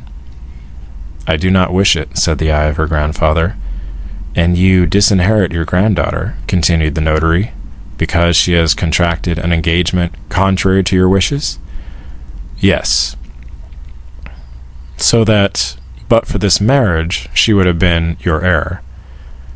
"Yes." There was a profound silence. The two notaries were holding a consultation as to the best means of proceeding with the affair. Valentine was looking at her grandfather with a smile of intense gratitude, and Villefort was biting his lips with vexation, while Madame de Villefort could not succeed in repressing an inward feeling of joy, which, in spite of herself, appeared in her whole countenance. "But," said Villefort, who was the first to break the silence, "I consider that I am the best judge of the propriety of the marriage in question. I am the only person possessing the right to dispose of my daughter's hand. It is my wish that she should marry M. Franz d'Épinay, and she shall marry him." Valentine sank, weeping, into a chair. "Sir," said the notary, "how do you intend disposing of your fortune in case Mademoiselle de Villefort still determines on marrying M. Franz?" The old man gave no answer. "You will, of course, dispose of it in some way or another?" "Yes." "In favor of some member of your family?" "No." "Do you intend devoting it to charitable purposes, then?" pursued the notary. "Yes." "But," said the notary, "you are aware that the law does not allow a son to be entirely deprived of his patrimony?" "Yes." "You only intend, then, to dispose of that part of your fortune which the law allows you to subtract from the inheritance of your son?" Noirtier made no answer. "Do you still wish to dispose of all?" "Yes." But they will contest the will after your death. No. My father knows me, replied Villefort. He is quite sure that his wishes will be held sacred by me. Besides, he understands that in my position I cannot plead against the poor. The eye of Noirtier beamed with triumph. What do you decide on, sir? Asked the notary of Villefort. Nothing, sir. It is a resolution which my father has taken, and I know he never alters his mind. I am quite resigned. These 900,000 francs will go out of the family in order to enrich some hospital, but it is ridiculous thus to yield to the caprices of an old man, and I shall therefore act according to my conscience. Having said this, Villefort quitted the room with his wife, leaving his father at liberty to do as he pleased. The same day the will was made, the witnesses were brought. It was approved by the old man, sealed in the presence of all, and given in charge to M. de Champs, the family notary. End of chapter 59. Chapter 60. The Telegraph. Monsieur and Madame de Villefort found on their return that the Count of Monte Cristo, who had come to visit them in their absence, had been ushered into the drawing-room and was still awaiting them there. Madame de Villefort, who had not yet sufficiently recovered from her late emotion to allow of her entertaining visitors so immediately, retired to her bedroom, while the procureur, who could better depend upon himself, proceeded at once to the salon. Although Monsieur de Villefort flattered himself that, to all outward view, he had completely masked the feelings which were passing in his mind, he did not know that the cloud was still lowering on his brow, so much so that the Count, whose smile was radiant, immediately noticed his sombre and thoughtful air. "Ma foi," said Monte Cristo after the first compliments were over, "what is the matter with you, Monsieur de Villefort? Have I arrived at the moment when you were drawing up an indictment for a capital crime?" Villefort tried to smile. "No, Count," he replied. "I am the only victim in this case. It is I who lose my cause, and it is ill luck, obstinacy, and folly which have caused it to be decided against me." "To what do you refer?" said Monte Cristo, with a well-feigned interest. "Have you really met with some great misfortune?" "Oh, no, monsieur," said Villefort, with a bitter smile. "It is only a loss of money which I have sustained, nothing worth mentioning, I assure you." "True," said Monte Cristo. "The loss of a sum of money becomes almost immaterial with a fortune such as you possess, and to one of your philosophic spirit." "It is not so much the loss of money that vexes me," said Villefort, "though, after all, 900,000 francs are worth regretting. But I am the more annoyed with this fate, chance, or whatever you please to call the power which has destroyed my hopes and my fortune, and may blast the prospects of my child also, as it is all occasioned by an old man relapsed into second childhood." "What do you say?" said the Count. 900,000 francs? It is indeed a sum which might be regretted even by a philosopher. And who is the cause of all this annoyance?" "My father, as I told you." "Monsieur Noirtier? But I thought you told me he had become entirely paralyzed, and that all his faculties were completely destroyed." "Yes, his bodily faculties, for he can neither move nor speak. Nevertheless, he thinks, acts, and wills in the manner I have described. I left him about 5 minutes ago, and he is now occupied in dictating his will to 2 notaries." "But to do this he must have spoken." "He has done better than that, he has made himself understood." "How was such a thing possible?" "By the help of his eyes, which are still full of life, and, as you perceive, possess the power of inflicting mortal injury." "My dear," said Madame de Villefort, who had just entered the room, "perhaps you exaggerate the evil." "Good morning, madame," said the Count, bowing. Madame de Villefort acknowledged the salutation with one of her most gracious smiles. "What is this that Monsieur de Villefort has been telling me?" demanded Monte Cristo, "and what incomprehensible misfortune—" "Incomprehensible is not the word," interrupted the procureur, shrugging his shoulders. "It is an old man's caprice." "And there is no means of making him revoke his decision?" "Yes," said Madame de Villefort, and it is still entirely in the power of my husband to cause the will, which is now in prejudice of Valentine, to be altered in her favour." The Count, who perceived that Monsieur and Madame de Villefort were beginning to speak in parables, appeared to pay no attention to the conversation, and feigned to be busily engaged in watching Edward, who was mischievously pouring some ink into the bird's water-glass. "My dear," said Villefort, in answer to his wife, "you know I have never been accustomed to play the patriarch in my family, nor have I ever considered the fate of a universe was to be decided by my nod. Nevertheless, it is necessary that my will should be respected in my family, and that the folly of an old man and the caprice of a child should not be allowed to overturn a project which I have entertained for so many years. The Baron d'Épinay was my friend, as you know, and an alliance with his son is the most suitable thing that could possibly be arranged." "Do you think," said Madame de Villefort, "that Valentine is in league with him? She has always been opposed to this marriage, and I should not be at all surprised if what we have just seen and heard is nothing but the execution of a plan concerted between them."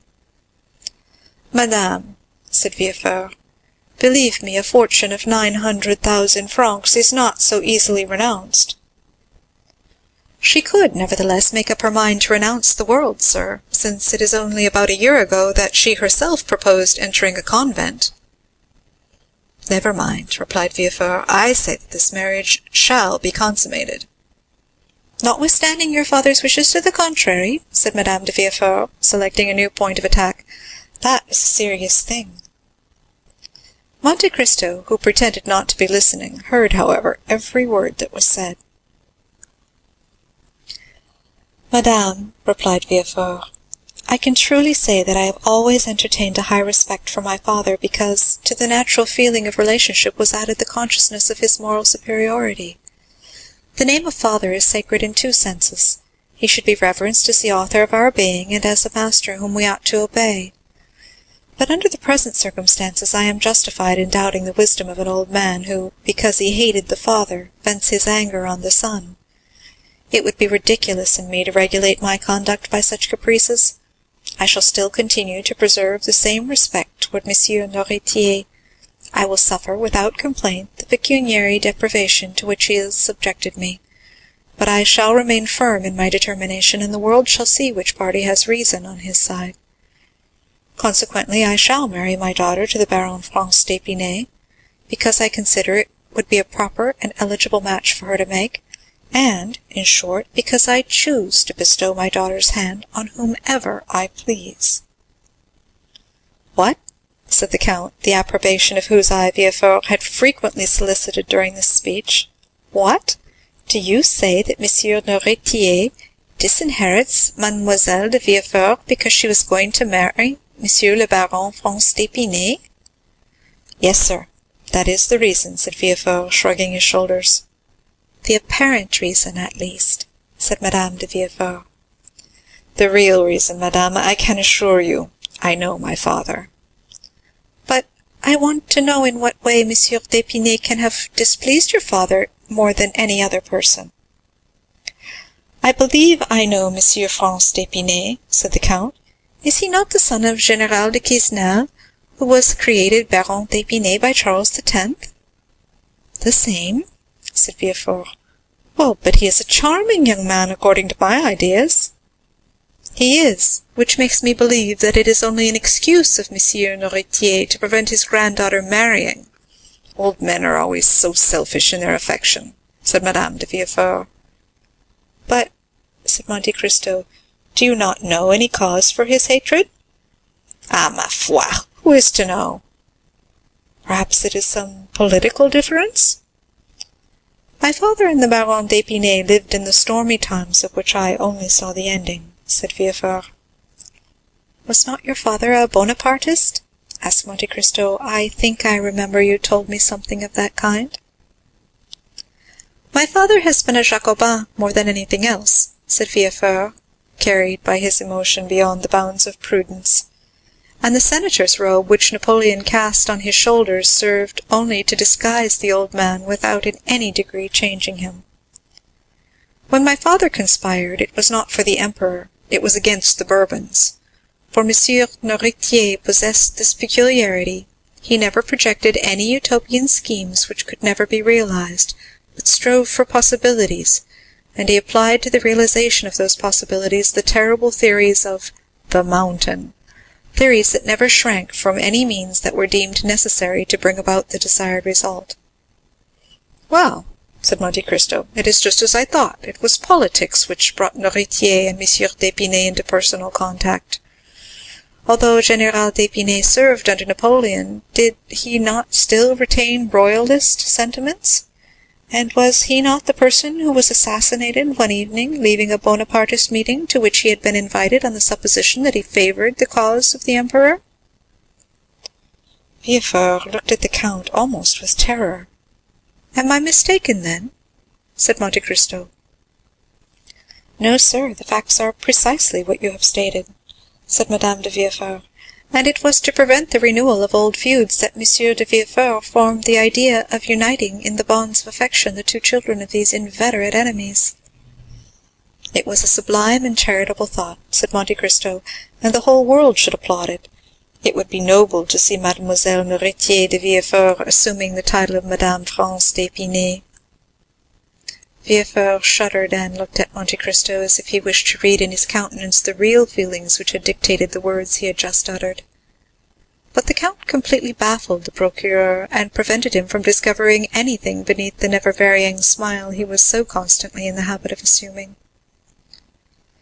"Although," said Villefort, "it will be a serious thing for Valentine to lose her grandfather's fortune, I do not think that Monsieur d'Épinay will be frightened at this pecuniary loss.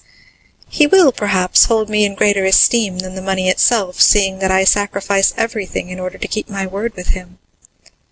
Besides, he knows that Valentine is rich in right of her mother, and that she will in all probability inherit the fortune of Monsieur and Madame de Saint-Méran, her mother's parents, who both love her tenderly." "And who are fully as well worth loving and tending as Monsieur Noirtier," said Madame de Villefort. "Besides, they are to come to Paris in about a month, and Valentine, after the affront she has received, need not consider it necessary to continue to bury herself alive by being shut up with Monsieur Noirtier." The Count listened with satisfaction to this tale of wounded self-love and defeated ambition. "But it seems to me," said Monte Cristo, "and I must begin by asking your pardon for what I am about to say, that if Monsieur Noirtier disinherits Mademoiselle de Villefort because she's going to marry a man whose father he detested, he cannot have the same cause of complaint against this dear Edward." "True," said Madame de Villefort, with an intonation of voice which is impossible to describe. "Is it not unjust, shamefully unjust? Poor Edward is as much Monsieur Noirtier's grandchild as Valentine, and yet, if she had not been going to marry Monsieur France, Monsieur Noirtier would have left her all his money, and supposing Valentine to be disinherited by her grandfather, she will still be 3 times richer than he." The Count listened and said no more. "Count," said Villefort, "we will not entertain you any longer with our family misfortunes. It is true that my patrimony will go to endow charitable institutions, and my father will have deprived me of my lawful inheritance without reason for doing so. But I shall have the satisfaction of knowing that I have acted like a man of sense and feeling. Monsieur d'Épinay, to whom I had promised the interest of this sum, shall receive it, even if I endure the most cruel privations." "However," said Madame de Villefort, returning to the one idea which incessantly occupied her mind, "perhaps it would be better to explain this unlucky affair to Monsieur d'Épinay, in order to give him the opportunity of himself renouncing his claim to the hand of Mademoiselle de Villefort." "Ah, that would be a great pity," said Villefort. "A great pity," said Monte Cristo. "Undoubtedly," said Villefort, moderating the tones of his voice, "a marriage once concerted and then broken off throws a sort of discredit upon a young lady. Then again, the old reports which I was so anxious to put an end to will instantly gain ground. No, it will all go well. Monsieur d'Épinay, if he is an honorable man, will consider himself more than ever pledged to Mademoiselle de Villefort, unless he were actuated by a decided feeling of avarice, but that is impossible. "I agree with Monsieur de Villefort," said Monte Cristo, fixing his eyes on Madame de Villefort, "and if I were sufficiently intimate with him to allow of giving my advice, I would persuade him, since I have been told Monsieur d'Épinay is coming back, to settle this affair once beyond all possibility of revocation. I will answer for the success of a project which will reflect so much honor on Monsieur de Villefort." The procureur arose, delighted with the proposition, but his wife slightly changed color. "Well, that is all I wanted, and I will be guided by a counselor such as you are," said he, extending his hand to Monte Cristo. "Therefore let everyone here look upon what has passed today as if it had not happened, and as though we had never thought of such a thing as a change in our original plans." "Sir," said the count, "the world, unjust as it is, will be pleased with your resolution. Your friends will be proud of you, and Monsieur d'Épinay, even if he took Mademoiselle de Villefort without any dowry, which he will not do, would be delighted with the idea of entering a family which could make such sacrifices in order to keep a promise and fulfill a duty." At the conclusion of these words the count rose to depart. "Are you going to leave us, count?" said Madame de Villefort. "I am sorry to say I must do so, madame. I only came to remind you of your promise for Saturday." "Did you fear we should forget it?" "You are very good, madame, but Monsieur de Villefort has so many important and urgent occupations." "My husband has given me his word, sir," said Madame de Villefort. "You have just seen him resolve to keep it when he has everything to lose, and surely there is more reason for his doing so where he has everything to gain." "And," said Villefort, "is it at your house in the Champs-Élysées that you receive visitors?" "No," said Monte Cristo, "which is precisely the reason which renders your kindness more meritorious. It is in the country." "In the country?" "Yes." "Where is it, then? Near Paris, is it not?" "Very near, only half a league from the barriers. It is at Auteuil." "At Auteuil?" said Villefort. "True. Madame de Villefort told me you lived at Auteuil, since it was to your house that she was taken. And in what part of Auteuil do you reside?" "Rue de la Fontaine." "Rue de la Fontaine!" exclaimed Villefort in an agitated tone. "At what number?" "Number 28." "Then," cried Villefort, "it was you who bought Monsieur de Saint-Méran's house." "Did it belong to Monsieur de Saint-Méran?" demanded Monte Cristo. "Yes," replied Madame de Villefort, "and would you believe it, count?" "Believe what?" "You think this house is pretty, do you not?" "I think it charming." "Well, my husband would never live in it." "Indeed," returned Monte Cristo, "that is a prejudice on your part, Monsieur de Villefort, for which I am at quite a loss to account." "I do not like Auteuil, sir," said the procureur, making an evident effort to appear calm. "But I hope you will not carry your antipathy so far as to deprive me of the pleasure of your company, sir," said Monte Cristo. "No, count, I assure you I shall do my best," stammered Villefort. "Oh," said Monte Cristo, "I allow of no excuse. On Saturday, at 6 o'clock. I shall be expecting you, and if you fail to come, I shall think, for how do I know to the contrary, that this house, which has remained uninhabited for 20 years, must have some gloomy tradition or dreadful legend connected with it." "I will come, count, I will be sure to come," said Villefort eagerly. "Thank you," said Monte Cristo. "Now you must permit me to take my leave of you." "You said before that you were obliged to leave us, monsieur," said Madame de Villefort, "and you were about to tell us why when your attention was called to some other subject." "Indeed, madame," said Monte Cristo, "I scarcely know if I dare tell you where I am going." "Nonsense! Say on." "Well, then, it is to see a thing on which I have sometimes mused for hours together." "What is it?" "A telegraph. So now I've told my secret." "A telegraph?" repeated Madame de Villefort.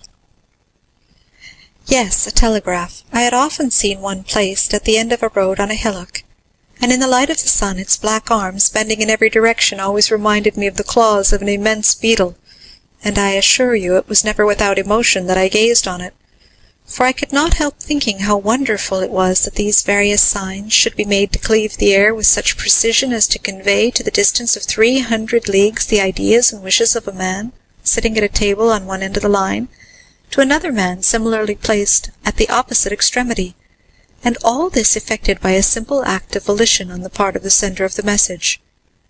I began to think of genii, sylphs, gnomes, in short, of all the ministers of the occult sciences, until I laughed aloud at the freaks of my own imagination.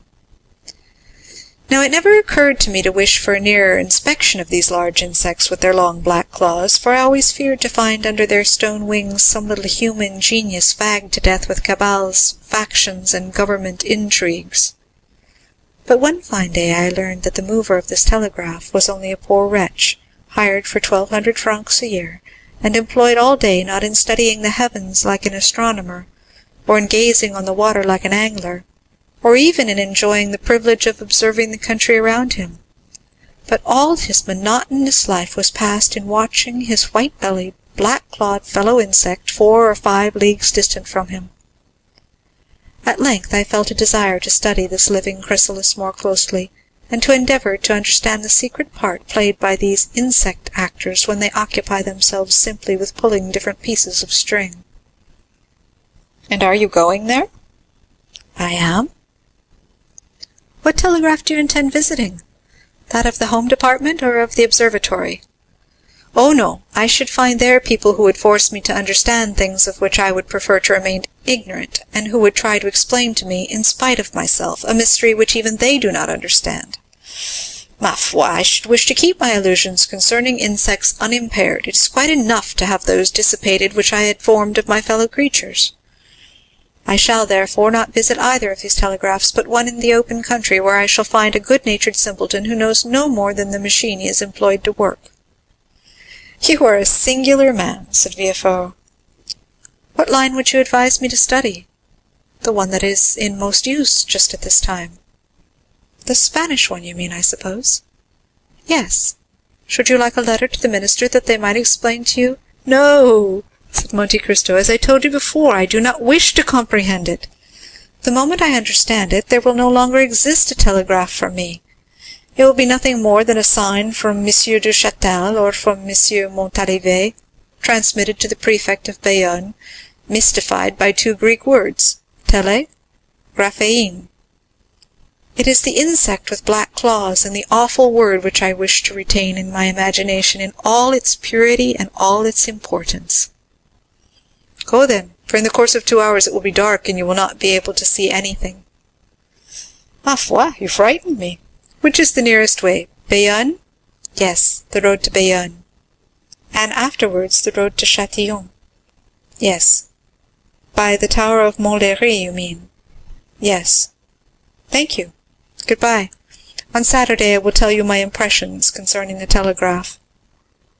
At the door the count was met by the 2 notaries who had just completed the act which was to disinherit Valentine, and who were leaving under the conviction of having done a thing which could not fail of redounding considerably to their credit.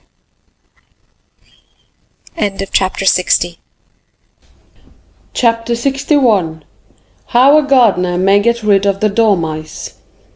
Not on the same night, as he had intended, but the next morning, the Count of Monte Cristo went out by the Barrière d'Enfants, taking the road to Orleans. Leaving the village of Linas, without stopping at the telegraph, which flourished its great bony arms as he passed, the count reached the tower of Montlhéry, situated, as everyone knows, upon the highest point of the plain of that name. At the foot of the hill the count dismounted and began to ascend by a little winding path, about 18 inches wide. When he reached the summit, he found himself stopped by a hedge, upon which green fruit had succeeded to red and white flowers. Monte Cristo looked for the entrance to the enclosure, and was not long in finding a little wooden gate, working on willow hinges, and fastened with a nail and string. The count soon mastered the mechanism, the gate opened, and he then found himself in a little garden, about 20 feet long by 12 wide, bounded on one side by part of the hedge, which contained the ingenious contrivance we have called a gate, and on the other by the old tower, covered with ivy and studded with wallflowers. No one would have thought, in looking at this old, weather-beaten, floral-decked tower, which might be likely to an elderly dame dressed up to receive her grandchildren at a birthday feast, that it would have been capable of telling strange things, if, in addition to the menacing ears which the proverb says all walls are provided with, it had also a voice. The garden was crossed by a path of red gravel, edged by a border of thick box, of many years' growth, and of a tone and colour that would have delighted the heart of Delacroix, our modern Rubens. This path was formed in the shape of the figure of 8, thus, in its windings, making a walk of 60 feet in a garden of only 20. Never had Flora, the fresh and smiling goddess of gardeners, been honoured with a purer or more scrupulous worship than that which was paid to her in this little enclosure. In fact, of the 20 rose-trees which form the parterre, not only bore the mark of the slug, nor were there evidences anywhere of the clustering aphis, which is so destructive to plants growing in a damp soil. And yet it was not because the damp had been excluded from the garden. The earth, black as soot, the thick foliage of the trees betrayed its presence. Besides, had natural humidity been wanting, it could have been immediately supplied by artificial means, thanks to a tank of water, sunk in one of the corners of the garden, and upon which were stationed a frog and a toad, who, from antipathy, no doubt, always remained on the two opposite sides of the basin. There was not a blade of grass to be seen in the paths, or a weed in the flower-beds. No fine lady ever trained and watered her geraniums, her cacti, and her rhododendrons with more pains than this hitherto unseen gardener bestowed upon his little enclosure. Monte Cristo stopped after having closed the gate, and fastened the string to the nail, and cast a look around. "The man at the telegraph," said he, "must either engage a gardener or devote himself passionately to agriculture." Suddenly he struck against something crouching behind a wheelbarrow filled with leaves. The something rose, uttering an exclamation of astonishment, and Monte Cristo found himself facing a man about 50 years old, who was plucking strawberries, which he was placing upon grape leaves. He had 12 leaves and about as many strawberries, which, on rising suddenly, he let fall from his hand. "You are gathering your crop, sir?" said Monte Cristo, smiling. "Excuse me, sir," replied the man, raising his hand to his cap. "I am not up here, I know, but I have only just come down." "Do not let me interfere with you in anything, my friend," said the count. "Gather your strawberries, if indeed there are any left." "I have 10 left," said the man, "for here are 11, and I had 22, 5 more than last year, but I am not surprised. The spring has been warm this year, and strawberries require heat, sir. This is the reason that, instead of the 16 I had last year, I have this year, you see, 11, already plucked. 12, 13, 14, 15, 16, 17, 18. Ah, I missed 3. They were here last night, sir. I am sure they were here. I counted them. It must be the Mayor Simon's son who has stolen them. I saw him strolling about here this morning. Ah, the young rascal! Stealing in a garden. He does not know where that may lead him to."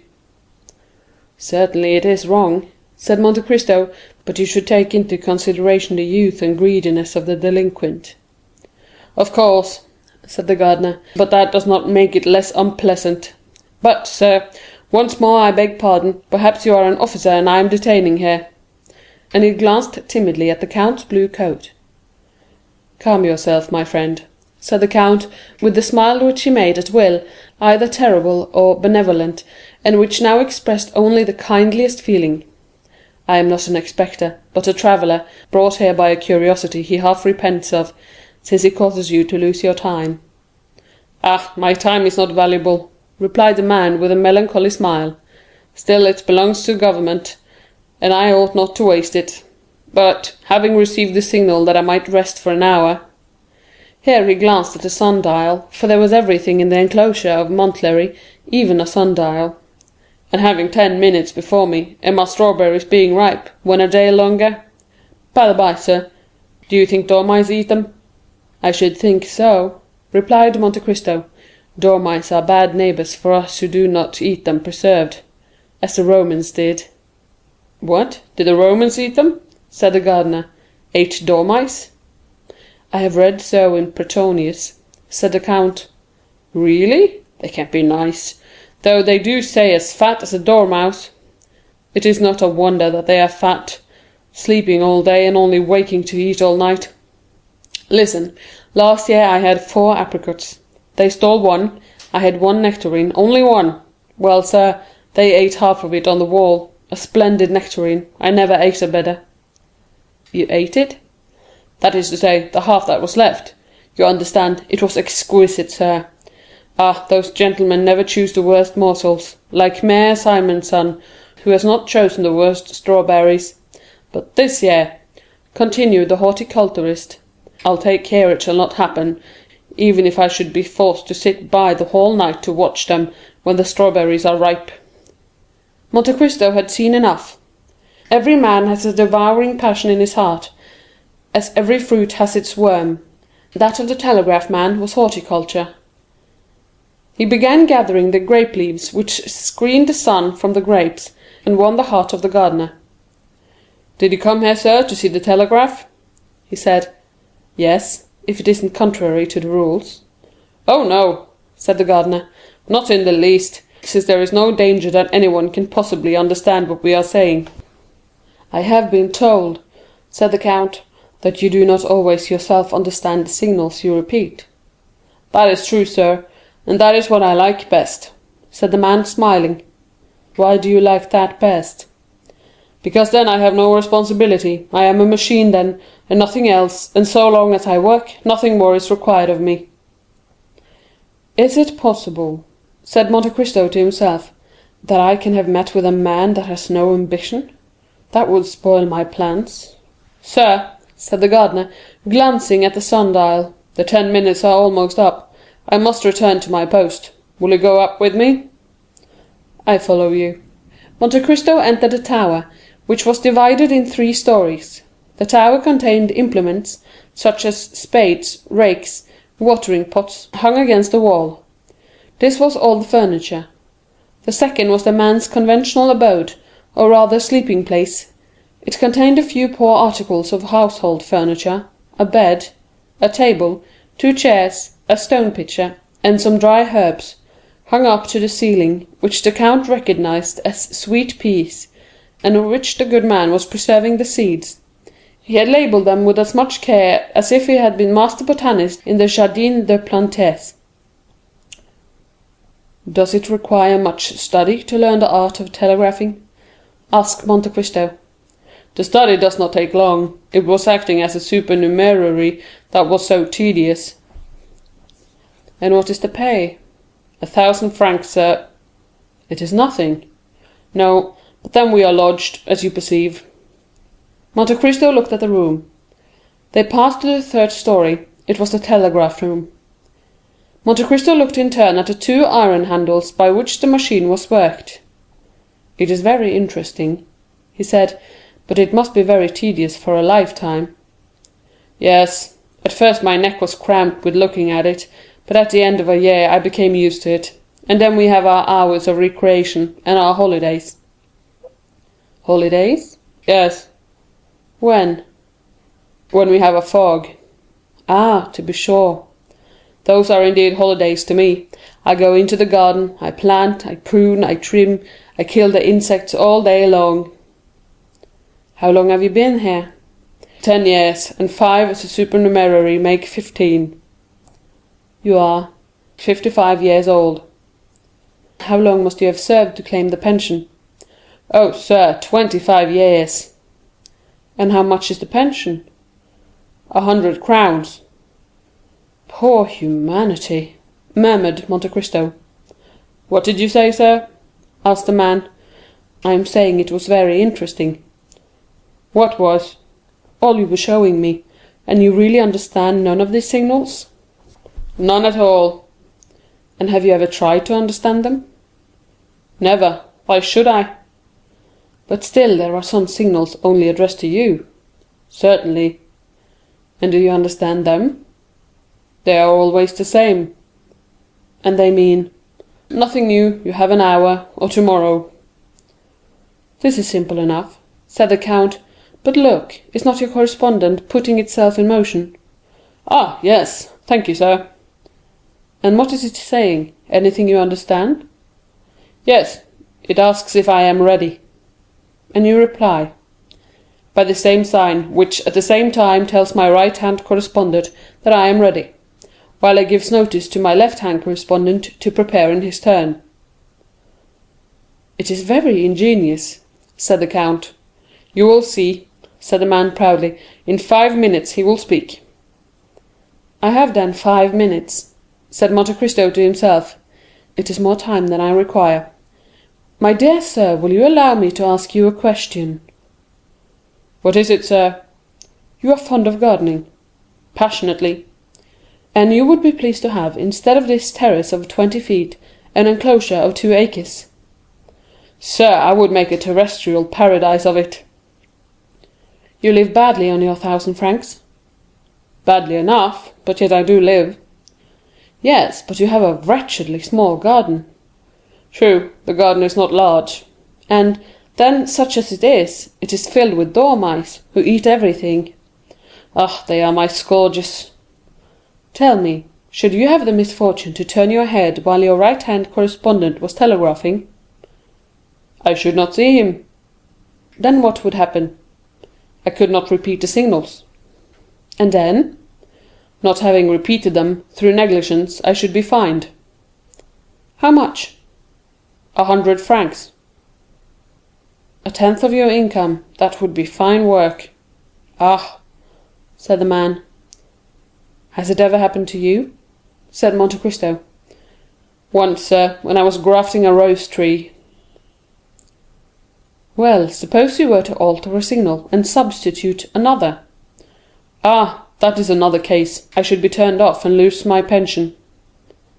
300 francs.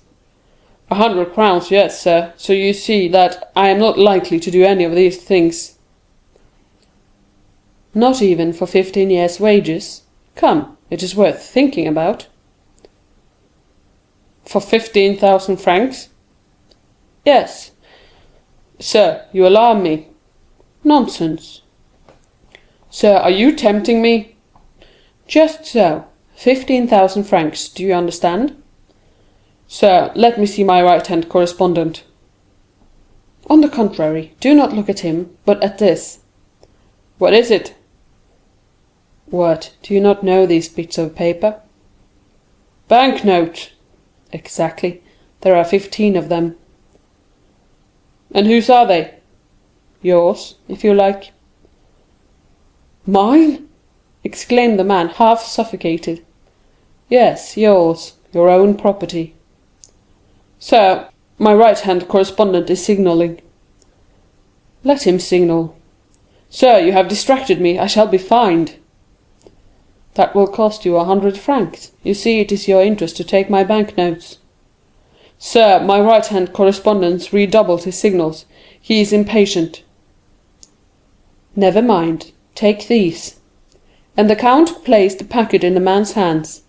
Now this is not all, he said. You cannot live upon your 15,000 francs. I shall still have my place. No, you will lose it, for you are going to alter your correspondent's message. Oh, sir, what are you proposing? A jest. Sir, unless you force me. I think I can effectually force you. And Monte Cristo drew another packet from his pocket. Here are 10,000 more francs, he said. With the 15,000 already in your pocket, they will make 25,000. With 5,000 you can buy a pretty little house with 2 acres of land. The remaining 20,000 will bring you in 1,000 francs a year. A garden with 2 acres of land, and 1,000 francs a year. Oh, heavens! Come, take them. And Monte Cristo forced the banknotes into his hand. What am I to do? Nothing very difficult. But what is it? To repeat these signs. Monte Cristo took a paper from his pocket, upon which were drawn 3 signs, with numbers to indicate the order in which they were to be worked. There, you see it will not take long. Yes, but... Do this, and you will have nectarines and all the rest. The shot told, red with fever, while the large drops fell from his brow. the man executed, one after the other, the 3 signs given by the count, in spite of the frightful contortions of right-hand correspondent, who, not understanding the change, began to think the gardener had gone mad. As to the left-hand one, he conscientiously repeated the same signals, which were finally transmitted to the Minister of the Interior. "Now you are rich," said Monte Cristo. "Yes," replied the man, "but at what a price!" "Listen, friend," said Monte Cristo, "I do not wish to cause you any remorse. Believe me, then, when I swear to you that you have wronged no man, but on the contrary have benefited mankind." The man looked at the bank-notes, felt them, counted them, turned pale, then red, then rushed into his room to drink a glass of water, but he had no time to reach the water-jug, and fainted in the midst of his dried herbs. 5 minutes after the new telegram reached the minister, Debray had the horses put to his carriage, and drove to Danglars' house. "Has your husband any Spanish bonds?" he asked of the baroness. "I think so, indeed. He has 6 millions worth." "You must sell them at whatever price." "Why?" "Because Don Carlos had fled from Bourges, and has returned to Spain." "How do you know?" Debray shrugged his shoulders. "The idea of asking how I hear the news," he said. The baroness did not wait for repetition. She ran to her husband, who immediately hastened to his agent, and ordered him to sell at any price. When it was seen that Danglars sold, the Spanish funds fell directly. Danglars lost 500,000 francs, but he rid himself of all his Spanish shares. The same evening the following was read in Le Messager, by telegraph: "The King Don Carlos has escaped the vigilance of his guardians at Bourges, and has returned to Spain by the Catalonian frontier. Barcelona has risen in his favour." All that evening nothing was spoken of but the foresight of Danglars, who had sold his shares, and of all the luck of the stock-jobber, who only lost 500,000 francs by such a blow. Those who had kept their shares, or bought those of Danglars, looked upon themselves as ruined, and passed a very bad night. Next morning Le Montier contained the following: "It was without any foundation that Le Messager, yesterday, announced the flight of Don Carlos and the revolt of Barcelona. The king, Don Carlos, has not left Bourges, and the peninsula is in the enjoyment of profound peace. A telegraphic signal, improperly interpreted, owing to the fog, was the cause of this error. The funds rose 1% higher than before they had fallen. This, reckoning his loss, and what he had missed gaining, made the difference of 1,000,000 to Danglars." "Good," said Monte Cristo to Morrel, who was at his house when the news arrived of the strange reverse of fortune of which Danglars had been the victim. "I have just made a discovery for 25,000 francs, for which I would have paid 100,000. "What have you discovered?" asked Morrel. "I have just discovered how a gardener may get rid of the dormice that eat his peaches." End of chapter 61. Chapter 62. Ghosts. At first sight, the exterior of the house at Auteuil gave no indications of splendor, nothing one would expect from the destined residence of the magnificent Count of Monte Cristo. But this simplicity was according to the will of its master, who positively ordered nothing to be altered outside the house. The splendor was within. Indeed, almost before the door opened, the scene changed. Monsieur Bertuccio had outdone himself in the taste displayed in furnishing, and in the rapidity from which it was executed. It is told that the Duc d'Antin removed in a single night a whole avenue of trees that annoyed Louis XIV. In 3 days, Monsieur Bertuccio planted an entirely bare court with poplars, large spreading sycamores to shade the different parts of the house, and in the foreground, instead of the usual paving stones, half hidden by the grass, there extended a lawn but that morning laid down, and upon which the water was yet glistening. For the rest, the orders had been issued by the Count. He himself had given a plan to Bertuccio, marking the spots where each tree was to be planted, and the shape and the extent of the lawn, which was to take the place of the paving stones. Thus the house had become unrecognizable, and Bertuccio himself declared that he scarcely knew it, encircled as it was by a framework of trees. The overseer would not have objected, while he was about it, to have made some improvements in the garden, but the Count had positively forbidden it to be touched. Bertuccio made amends, however, by loading the antechambers, staircases, and mantelpieces with flowers.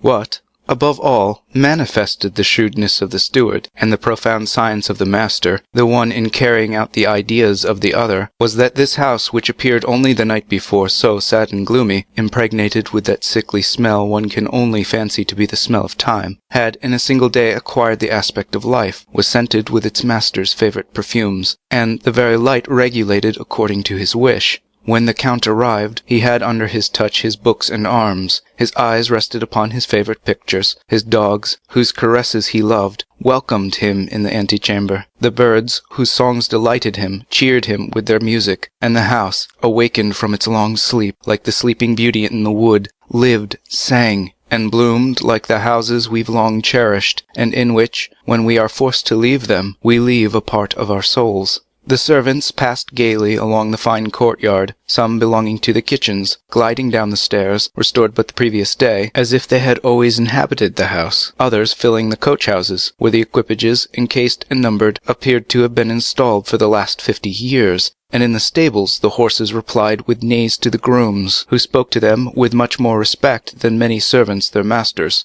The library was divided into 2 parts on either side of the wall, and contained upwards of 2,000 volumes. One division was entirely devoted to novels, and even the volume which had been published but the day before was to be seen in its place in all the dignity of its red and gold binding. On the other side of the house, to match with the library, the conservatory, ornamented with rare flowers that bloomed in china jars, and, in the midst of the greenhouse, marvellous alike to sight and smell, was a billiard table which looked as if it had been abandoned during the past hour by players who had left the balls on the cloth. One chamber alone had been respected by the magnificent Bertuccio. Before this room, to which you could ascend by the grand and go out by the back staircase, the servants passed with curiosity, and Bertuccio with terror. At 5 o'clock precisely, the Count arrived before the house at Auteuil, followed by Ali. Bertuccio was awaiting this arrival with impatience, mingled with uneasiness. He hoped for some compliments, while, at the same time, he feared to have frowns. Monte Cristo descended into the courtyard, walked all over the house, without giving any sign of approbation or pleasure, until he entered his bedroom, situated on the opposite side to the closed room.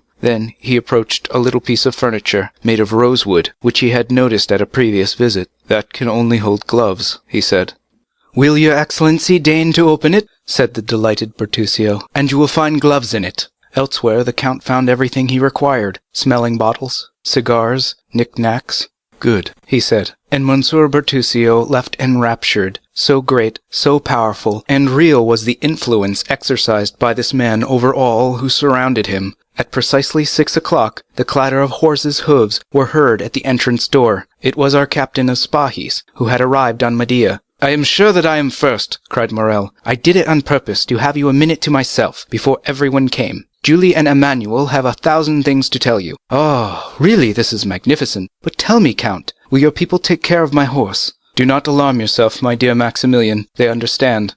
"I mean, because he wants petting. And if you had seen what a pace he came, like the wind." "I should think so. A horse of that cost 5,000 francs," said Monte Cristo, in a tone which a father would use towards a son. "Do you regret them?" asked Morrel, with his open laugh. "I? Certainly not," replied the Count. "No, I should only regret if the horse had not proved good. It is so good that I have distanced Monsieur de Château Renaud, one of the best riders in France, and Monsieur Debray, who both mount the minister's Arabians. And close on the heels are the horses of Madame Danglars, who always go at 6 leagues an hour." "Then they follow you?" asked Monte Cristo. "See, they are here." And at the same minute a carriage with smoking horses, accompanied by 2 mounted gentlemen, arrived at the gate, which opened before them. The carriage drove round and stopped at the steps, followed by the horsemen. The instant Debray had touched the ground, he was at the carriage door. He offered his hand to the Baroness, who, descending, took it with a peculiarity of manner imperceptible to anyone but Monte Cristo. But nothing escaped the Count's notice, and he observed a little note, passed with the facility that indicates frequent practice, from the hand of Madame Danglars to that of the minister's secretary. After his wife, the banker descended, as pale as though he had issued from his tomb instead of his carriage. Madame Danglars threw a rapid, inquiring glance at which could only be interrupted by Monte Cristo.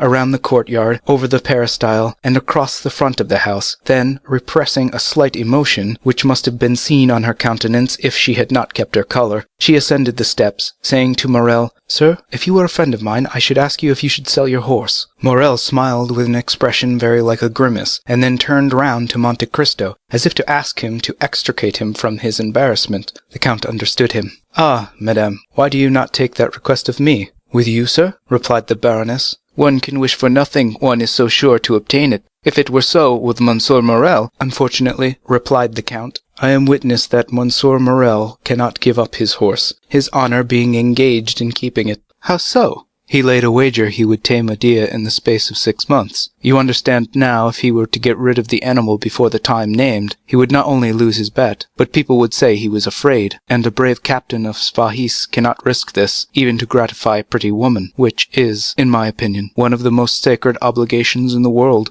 "You see my position, madame," said Morrel, bestowing a grateful smile on Monte Cristo. "It seems to me," said Danglars, in his coarse tone, ill-concealed by a forced smile, "that you already got horses enough." Madame Danglars seldom allowed remarks of this kind to pass unnoticed, but, to the surprise of the young people, she pretended not to hear it, and said nothing. Monte Cristo smiled at her unusual humility, and showed her 2 immense porcelain jars, over which wound marine plants, of a size and delicacy that nature alone could produce. The Baroness was astonished. "Why," said she, "you could plant one of the chestnut trees in the Tuileries inside. How can such enormous jars have been manufactured?" "Ah, madam," replied Monte Cristo, "you must not speak of us, the manufacturers of fine porcelain, such a question. It is the work of another age, constructed by the genii of earth and water."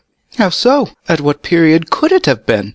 "I do not know. I have only heard that an emperor of China had an oven built expressly, and in this oven 12 jars like this were successfully baked. 2 broke, one from the heat of fire. The other 10 were sunken 300 fathoms deep into the sea. The sea, knowing what was required of her, threw over them her weeds, encircled them with coral, and encrusted them with shells. The whole was cemented by 200 years beneath these almost impervious depths. For a revolution carried away the emperor who wished to make the trial, and only left the documents proving the manufacture of the jars and their descent into the sea. At the end of 200 years the documents were found, and they thought of bringing up the jars. Divers descended in machines, made expressly on the discovery, into the bay where they were thrown, but of 10, 3 only remain, the rest having been broken by waves. I am fond of these jars, upon which perhaps misshapen, frightful monsters have fixed their cold, dull eyes, and in which myriads of small fish have slept, seeking a refuge from the pursuit of their enemies."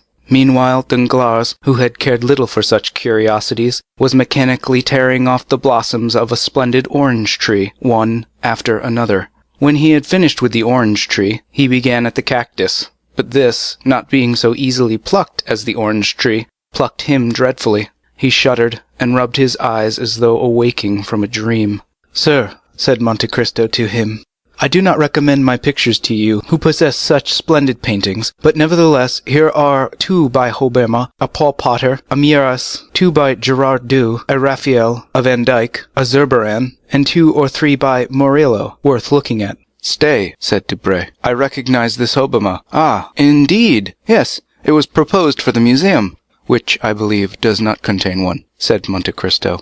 "No, and yet they refuse to buy it."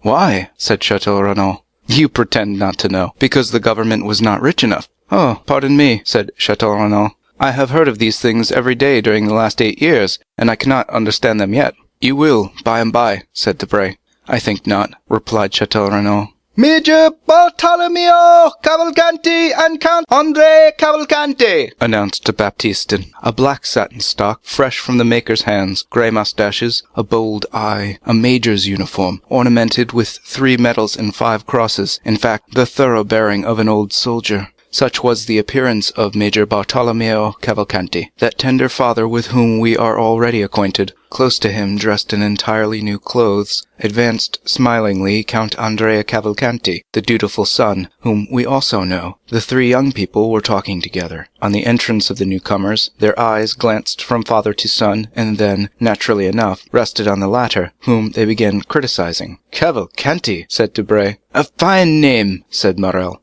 "Yes," said Château Renaud, these Italians are all well named and badly dressed. You are fastidious, Chateau Renaud, replied Debray. Those clothes are well cut and quite new. That is just what I find fault with. That gentleman appears to be well dressed for the first time in his life. Who are those gentlemen? Asked Danglars of Monte Cristo. You heard, Cavalcanti. That tells me their names, and nothing else. Ah, true. You do not know the Italian nobility. The Cavalcanti are all descended from princes. Have they fortune? An enormous one. What do they do? Try to spend it all. They have some business with you, I think, from what they told me the day before yesterday. I, indeed, invited them here today on your account. I will introduce you to them. But they appear to speak French with a very pure accent, said Danglars.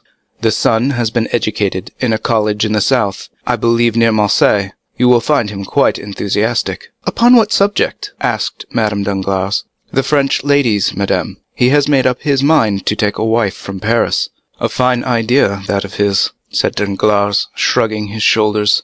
Madame Danglars looked at her husband with an expression which at any other time would have indicated a storm, but for the second time she controlled herself. The Baron appears thoughtful today, said Monte Cristo to her. Are they going to put him in the ministry? Not yet, I think. More likely he has been speculating on the bourse, and lost his money. Monsieur and Madame de Villefort! Cried Baptistin. They entered. Monsieur de Villefort, notwithstanding his self-control, was visibly affected, and when Monte Cristo touched his hand, he felt it tremble. Certainly, women alone know how to dissimulate, said Monte Cristo to himself, glancing at Madame Danglars, who was smiling on the procureur and embracing his wife.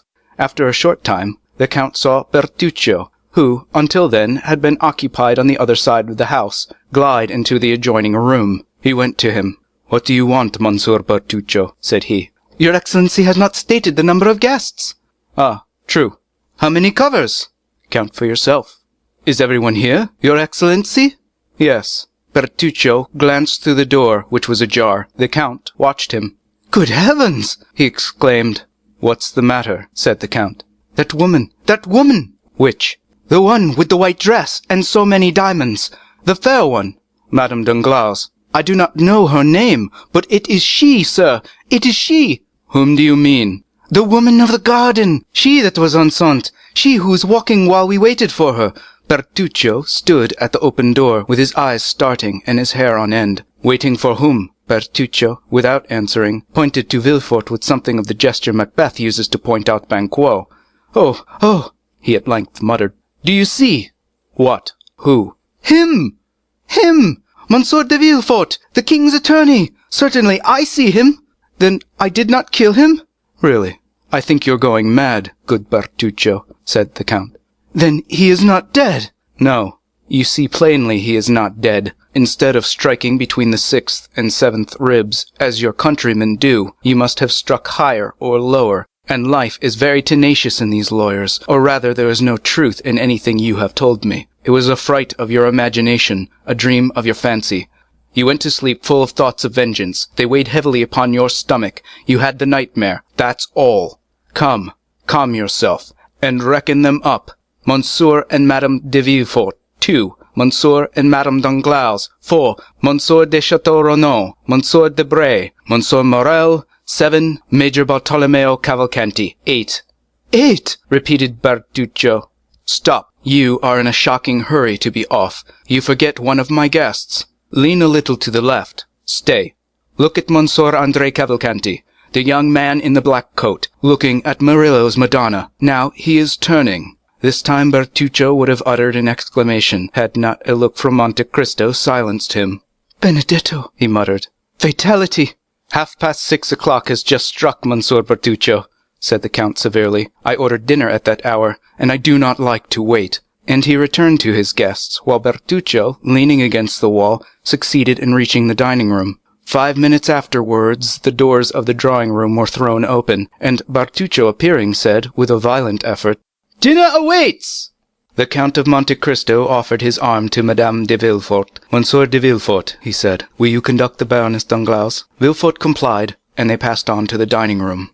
End of Chapter 62. Chapter 63. The Dinner. It was evident that one sentiment affected all the guests on entering the dining room. Each one asked what strange influence had brought them to this house, and yet astonished, and even uneasy though they were, they still felt that they would not like to be absent. The recent events, the solitary eccentric position of the Count, his enormous, nay, almost incredible fortune, should have made men curious, and have altogether prevented ladies from visiting a house where there was no one of their own sex to receive them. And yet curiosity had been enough to lead them to overlap the bounds of prudence and decorum, and all present, even including Cavalcanti and his son, notwithstanding the stiffness of the one and the carelessness of the other, were thoughtful on finding themselves assembled at the house of this incomprehensible man. Madame Danglars had started when Villefort, on the Count's invitation, offered his arm, and Villefort felt his glance was uneasy beneath his gold spectacles, when he felt the arm of the Baroness press upon his own. None of this had escaped the Count, and even by mere contact of individuals the scene already acquired considerable interest for an observer. Monsieur de Villefort had on the right hand Madame Danglars, on his left Morrel. The Count was seated between Madame de Villefort and Danglars, and the other seats were filled by Debray, who was placed between the two Cavalcanti, and by Chateau Renaud, seated between Madame de Villefort and Morrel.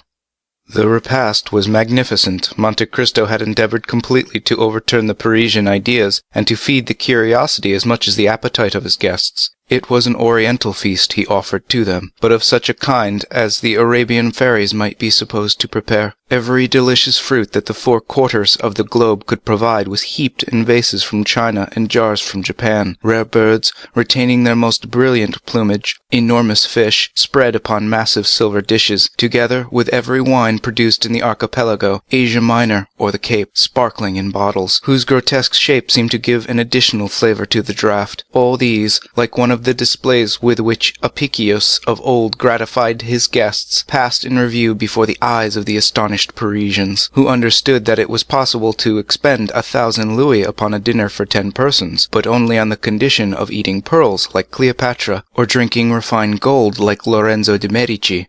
Monte Cristo noticed the general astonishment and began laughing and joking about it. "Gentlemen," he said, "you will admit that when arrived at a certain degree of fortune, the superfluities of life are all that can be desired, and the ladies will allow that, after having risen to a certain eminence of position, the ideal alone can be more exalted. Now, to follow out this reasoning, what is marvelous? That which we do not understand. What is it we really desire? That which we cannot obtain. Now, to see these things which I cannot understand, to procure impossibilities. These are the study of my life. I gratify my wishes by 2 means, my will and my money. I take as much interest in the pursuit of one whim as you do, Monsieur Danglars, in promoting a new railway line. You, Monsieur de Villefort, in condemning a culprit to death. You, Monsieur Debray, in pacifying a kingdom. You, Monsieur de Chateau Renaud, in pleasing a woman. And you, Morrel, in breaking a horse that no one can ride. For example, you see these 2 fish, one brought from 50 leagues beyond St. Petersburg, the other 5 leagues from Naples. Is it not amusing to see them both on the same table?" "What are the 2 fish?" asked Danglars. "Monsieur Chateau Renaud, who has lived in Russia, will tell you the name of one, and Major Cavalcanti, who is Italian, will tell you the name of the other." "This one, I think, is a sterlet," said Chateau Renaud. "And that one, if I mistake not, is a lamprey." "Just so. Now, Monsieur Danglars, ask these gentlemen where they are caught." "Sterlets," said Chateau Renaud, "are only found in the Volga." "And," said Cavalcanti, "I know that Lake Fosuro alone supplies lampreys of that size." "Exactly. One comes from Volga, and the other from Lake Fosuro." "Impossible!" cried all the guests simultaneously. "Well, this is just what amuses me," said Monte Cristo. "I am like Nero, Cupiter impossibilium. And that is what is amusing you at this moment. This fish, which seems so exquisite to you, is very likely no better than a perch or salmon, but it seemed impossible to procure it, and here it is. But how could you have these fish brought to France?" "Oh, nothing more easy. Each fish was brought over in a cask, one filled with river herbs and weeds, and the other with rushes and lake plants. They were placed in a wagon built on purpose, and thus the sterlet lived 12 days, the lamprey 8, and both were alive when my cook seized them, killing one with milk and the other with wine." "You do not believe me, Monsieur Danglars?" "I cannot help doubting," answered Danglars with a stupid smile. "Baptistin," said the Count, "have the other fish brought in, the sterlet and the lamprey which came in the other casks, and which are yet alive." Danglars opened his bewildered eyes. The company clapped their hands. 4 servants carried in 2 casks covered with aquatic plants, and in each of which was breathing a similar fish to those on the table. "But why 2 of each sort?" asked Danglars. "Merely because one might have died," carelessly answered Monte Cristo. "You are certainly an extraordinary man," said Danglars, "and philosophers may well say it's a fine thing to be rich." "And to have ideas," added Madame Danglars. "Oh, do not give me credit for this, madam. It was done by the Romans, who much esteemed them, and Pliny relates that they sent slaves from Ostia to Rome, who carried on their heads fish which he calls the mollusc, and which, from the description, must probably be the goldfish. It was also considered a luxury to have them alive, it being an amusing sight to see them die, for, when dying, they change colours 3 or 4 times, and like the rainbow, when it disappears, pass through all the prismatic shades. After which they were sent to the kitchen. Their agony formed part of their merit, and if they were not seen alive, they were despised when dead." "Yes," said Debray, "but then Ostia is only a few leagues from Rome." "True," said Monte Cristo, "but what would be the use of living 1800 years after Lucullus, if we can do no better than he could?" The 2 Cavalcanti opened their enormous eyes, but had the good sense to say nothing. "All this is very extraordinary," said Château Renaud. "Still, what I admire most, I confess, is the marvellous promptitude with which your orders are executed. Is it not true that you only bought this house 5 or 6 days ago?" "Certainly not longer." "Well, I am sure it is quite transformed since last week. If I remember rightly, it had another entrance, and the court was paved and empty, while today we have a splendid lawn, bordered by trees which appear to be 100 years old." "Why not? I am fond of grass and shade," said Monte Cristo. "Yes," said Madame de Villefort. "The door was towards the road before, and on the day of my miraculous escape you brought me into the house from the road, and I remember." "Yes, madame," said Monte Cristo, "but I preferred to have an entrance which would allow me to see the Bois de Boulogne over my gate." "In 4 days," said Morrel. "It's extraordinary." "Indeed," said Château Renaud. "It seems quite miraculous to make a new house out of an old one, for it was very old and dull too. I recollect coming here for my mother to look at it when Monsieur de Saint-Méran advertised it for sale 2 or 3 years ago." "Monsieur de Saint-Méran?" said Madame de Villefort. "Then this house belonged to Monsieur de Saint-Méran before you bought it?" "It appears so," said Monte Cristo. "Is it possible that you do not know of whom you purchased it?" "Quite so. My steward transacts all my business for me." "It is certainly 10 years since the house had been occupied," said Château Renaud, "and it is quite melancholy to look at it, with the blinds closed, the doors locked, and the weeds in the court. Really, if the house had not belonged to the father-in-law of the procureur, one might have thought it some accursed place where a horrible crime had been committed." Villefort, who had hitherto not tasted the 3 or 4 glasses of rare wine which were placed before him, here took one, and drank it off. Monte Cristo allowed a short time to elapse, and then said, "It is singular, Baron, but the same idea had crossed me the first time I came here. It looked so gloomy I should never have bought it if my steward had not taken the matter into his own hands. Perhaps the fellow had been bribed by the notary." "It is probable," stammered out Villefort, trying to smile, "but I can assure you I had nothing to do with any such proceeding. This house is part of Valentine's marriage portion, and Monsieur de Saint-Méran wished to sell it, for if it remained another year or 2 uninhabited, it would have fallen to ruin." It was Morrel's turn to become pale.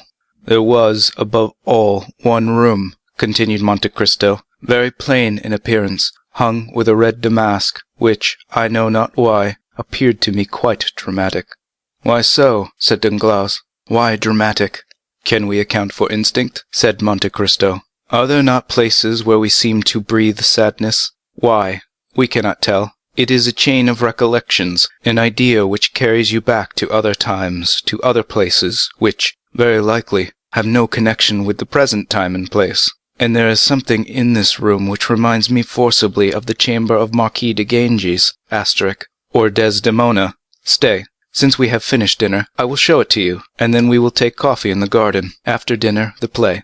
Monte Cristo looked inquiringly at his guests. Madame de Villefort rose, Monte Cristo did the same, and the rest followed their example. Villefort and Madame Danglars remained for a moment, as if rooted to their seats. They questioned each other with vague and stupid glances. "Did you hear?" said Madame Danglars. Elizabeth de Rozan, Marquis de Ganges, was one of the famous women of the court of Louis XV. where she was known as La Belle Provinciale. She was the widow of Marquis de Castellane when she married de Ganges, and having the misfortune to excite the enmity of her brothers-in-law, was forced by them to take poison, and they finished her off with pistol and a dagger. Ed. "We must go," replied Villefort, offering his arm. The others, attracted by curiosity, were already scattered in different parts of the house, for they thought the visit would not be limited to one room, and that at the same time they would obtain a view of the rest of the house, of which Monte Cristo had created a palace. Each one went out by the open doors. Monte Cristo waited for the two who remained. Then, when they had passed, he brought up the rear. On his face was a smile which, if they could have understood it, would have alarmed them much more than a visit to the room they were about to enter. They began by walking through the apartments, many of which were fitted up in the Eastern style, with cushions and divans instead of beds, and pipes instead of furniture. The drawing rooms were decorated with the rarest pictures by the old masters, the boudoirs hung with draperies from China, of fanciful colors, fantastic design, and wonderful texture. At length they arrived at the famous room. There was nothing particular about it, excepting that, although daylight had disappeared, it was not lighted, and everything in it was old-fashioned, while the rest of the rooms had been redecorated. These two causes were enough to give it a gloomy aspect. "Oh," cried Madame de Villefort, "it is really frightful." Madame Danglars tried to utter a few words, but was not heard. Many observations were made, the import of which was a unanimous opinion that there was something sinister about the room. "Is it not so?" asked Monte Cristo. "Look at the large clumsy bed, hung with such gloomy, blood-colored drapery, and those crayon portraits that have faded from the dampness. Do they not seem to say, with their pale lips and staring eyes, 'We have seen'?" Villefort became livid. Madame Danglars fell into a long seat placed near the chimney. "Oh," said Madame Villefort, smiling, "are you courageous enough to sit upon the very seat upon which the crime was committed?" Madame Danglars rose suddenly. "And then," said Monte Cristo, "that is not all." "What, is there more?" said Debray, who had not failed to notice the agitation of Madame Danglars. "Ah, what else is there?" said Danglars, "for at present I cannot say that I have seen anything extraordinary. What do you say, Monsieur Cavalcanti?" "Ah," he said, "we have at Pisa, Ugolino's tower; at Ferrara, Tasso's prison; at Rimini, the room of Francesca and Paolo." "Yes, but you do not have this little staircase," said Monte Cristo, opening the door concealed by the drapery. "Look at it. Tell me what you think of it." "What a wicked-looking crooked staircase," said Château Renaud with a smile. "I do not know whether the wine of Chios produces melancholy, but certainly everything appears to me black in this house," said Debray. Ever since Valentine's dowry had been mentioned, Morrel had been silent and sad. "Can you imagine," said Monte Cristo, "some Othello or Abbé de Ganges, one stormy, dark night, descending these stairs, step by step, carrying a load which he wishes to hide from the sight of man, if not God?" Madame Danglars half fainted on the arm of Villefort, who was obliged to support himself against the wall. "Ah, madame," cried Debray, "what is the matter with you? How pale you look!" "It is very evident what is the matter with her," said Madame de Villefort. "Monsieur Monte Cristo is relating horrible stories to us, doubtless intending to frighten us to death." "Yes," said Villefort. "Really, Count, you frighten the ladies." "What is the matter?" asked Debray in a whisper of Madame Danglars. "Nothing," she replied with violent effort. "I want air, that is all." "Will you come to the garden?" said Debray, advancing towards the back staircase. "No, no," she answered. "I would rather remain here." "Are you really frightened, madame?" said Monte Cristo. "Oh, no, sir," said Madame Danglars, "but you suppose scenes in a manner which gives them the appearance of reality." "Ah, yes," said Monte Cristo, smiling. "It is all a matter of imagination. Why should we not imagine this apartment of an honest mother, and this bed with red hangings, a bed visited by the goddess Lucina, and that mysterious staircase, the passage through which, not to disturb their sleep, the doctor and nurse pass?" Here Madame Danglars, instead of being calmed by the soft picture, uttered a groan and fainted. "Madame Danglars is ill," said Villefort. "It would be better to take her to her carriage." "Ah, mon Dieu," said Monte Cristo, "and I have forgotten my smelling bottle." "I have mine," said Madame de Villefort, and she passed over to Monte Cristo a bottle full of some kind of red liquid whose good properties the Count had tested on Edward. "Ah," said Monte Cristo, taking it from her hand. "Yes," she said, "at your advice I had made the trial." "And have you succeeded?" "I think so." Madame Danglars was carried into the adjoining room. Monte Cristo dropped a very small portion of the red liquid upon her lips. She returned to consciousness. "Oh!" she cried, "what a frightful dream!" Villefort pressed her hand to let her know it was not a dream. They looked for Monsieur Danglars, but he was not especially interested in poetical ideas. He had gone into the garden, and was talking with Major Cavalcanti on the projected railway from Leghorn to Florence. Monte Cristo seemed in despair. He took the arm of Madame Danglars and conducted her into the garden, where they found Danglars taking coffee between the Cavalcanti. "Really, madam," he said, "did I alarm you much?" "Oh, no, sir," she answered, "but you know, things impress us differently, according to the mood of our minds." Villefort forced a laugh. "And then, you know," he said, "an idea, a supposition, is sufficient." "Well," said Monte Cristo, "you may believe me if you like, but it is my opinion a crime has been committed in this house." "Take care," said Madame de Villefort, "the king's attorney is here." "Ah," replied Monte Cristo, "since that is the case, I will take advantage of his presence to make my declaration." "Your declaration?" said Villefort. "Yes, before witnesses." "Oh, this is very interesting," said Debray. "If there really has been a crime, we will investigate it." "There has been a crime," said Monte Cristo. "Come this way, gentlemen. Come, Monsieur Villefort, for a declaration to be made available should be made before the competent authorities." He then took Villefort's arm, and at the same time, holding that of Madame Danglars under his own, he dragged the procureur to the plantain tree, where the shade was the thickest. All the other guests followed. "Stay," said Monte Cristo, "here, in this very spot," and he stamped upon the ground. "I had the earth dug up and fresh mold put in, to refresh these old trees. Well, my man, digging, found a box, or rather the ironwork of a box, in the midst of which the skeleton of a newly born infant." Monte Cristo felt the arm of Madame Danglars stiffen, while that of Villefort trembled. "A newly born infant," repeated Debray. "This affair becomes serious." "Well," said Chateau Renaud, "I was not wrong just now then, when I said that houses had souls and faces like men, and that their exteriors carried the impress of their characters. This house was gloomy because it was remorseful. It was remorseful because it concealed a crime." "Who said it was a crime?" asked Villefort with a last effort. "How is it not a crime to bury a living child in a garden?" cried Monte Cristo. "And pray, what do you call such an action?" "But who said it was buried alive?" "Why bury it if it were dead? The garden has never been a cemetery." "What is done to infanticides in this country?" asked Major Cavalcanti innocently. "Oh, their heads are soon cut off," said Danglars. "Ah, indeed," said Cavalcanti. "I think so. Am I not right, Monsieur de Villefort?" asked Monte Cristo.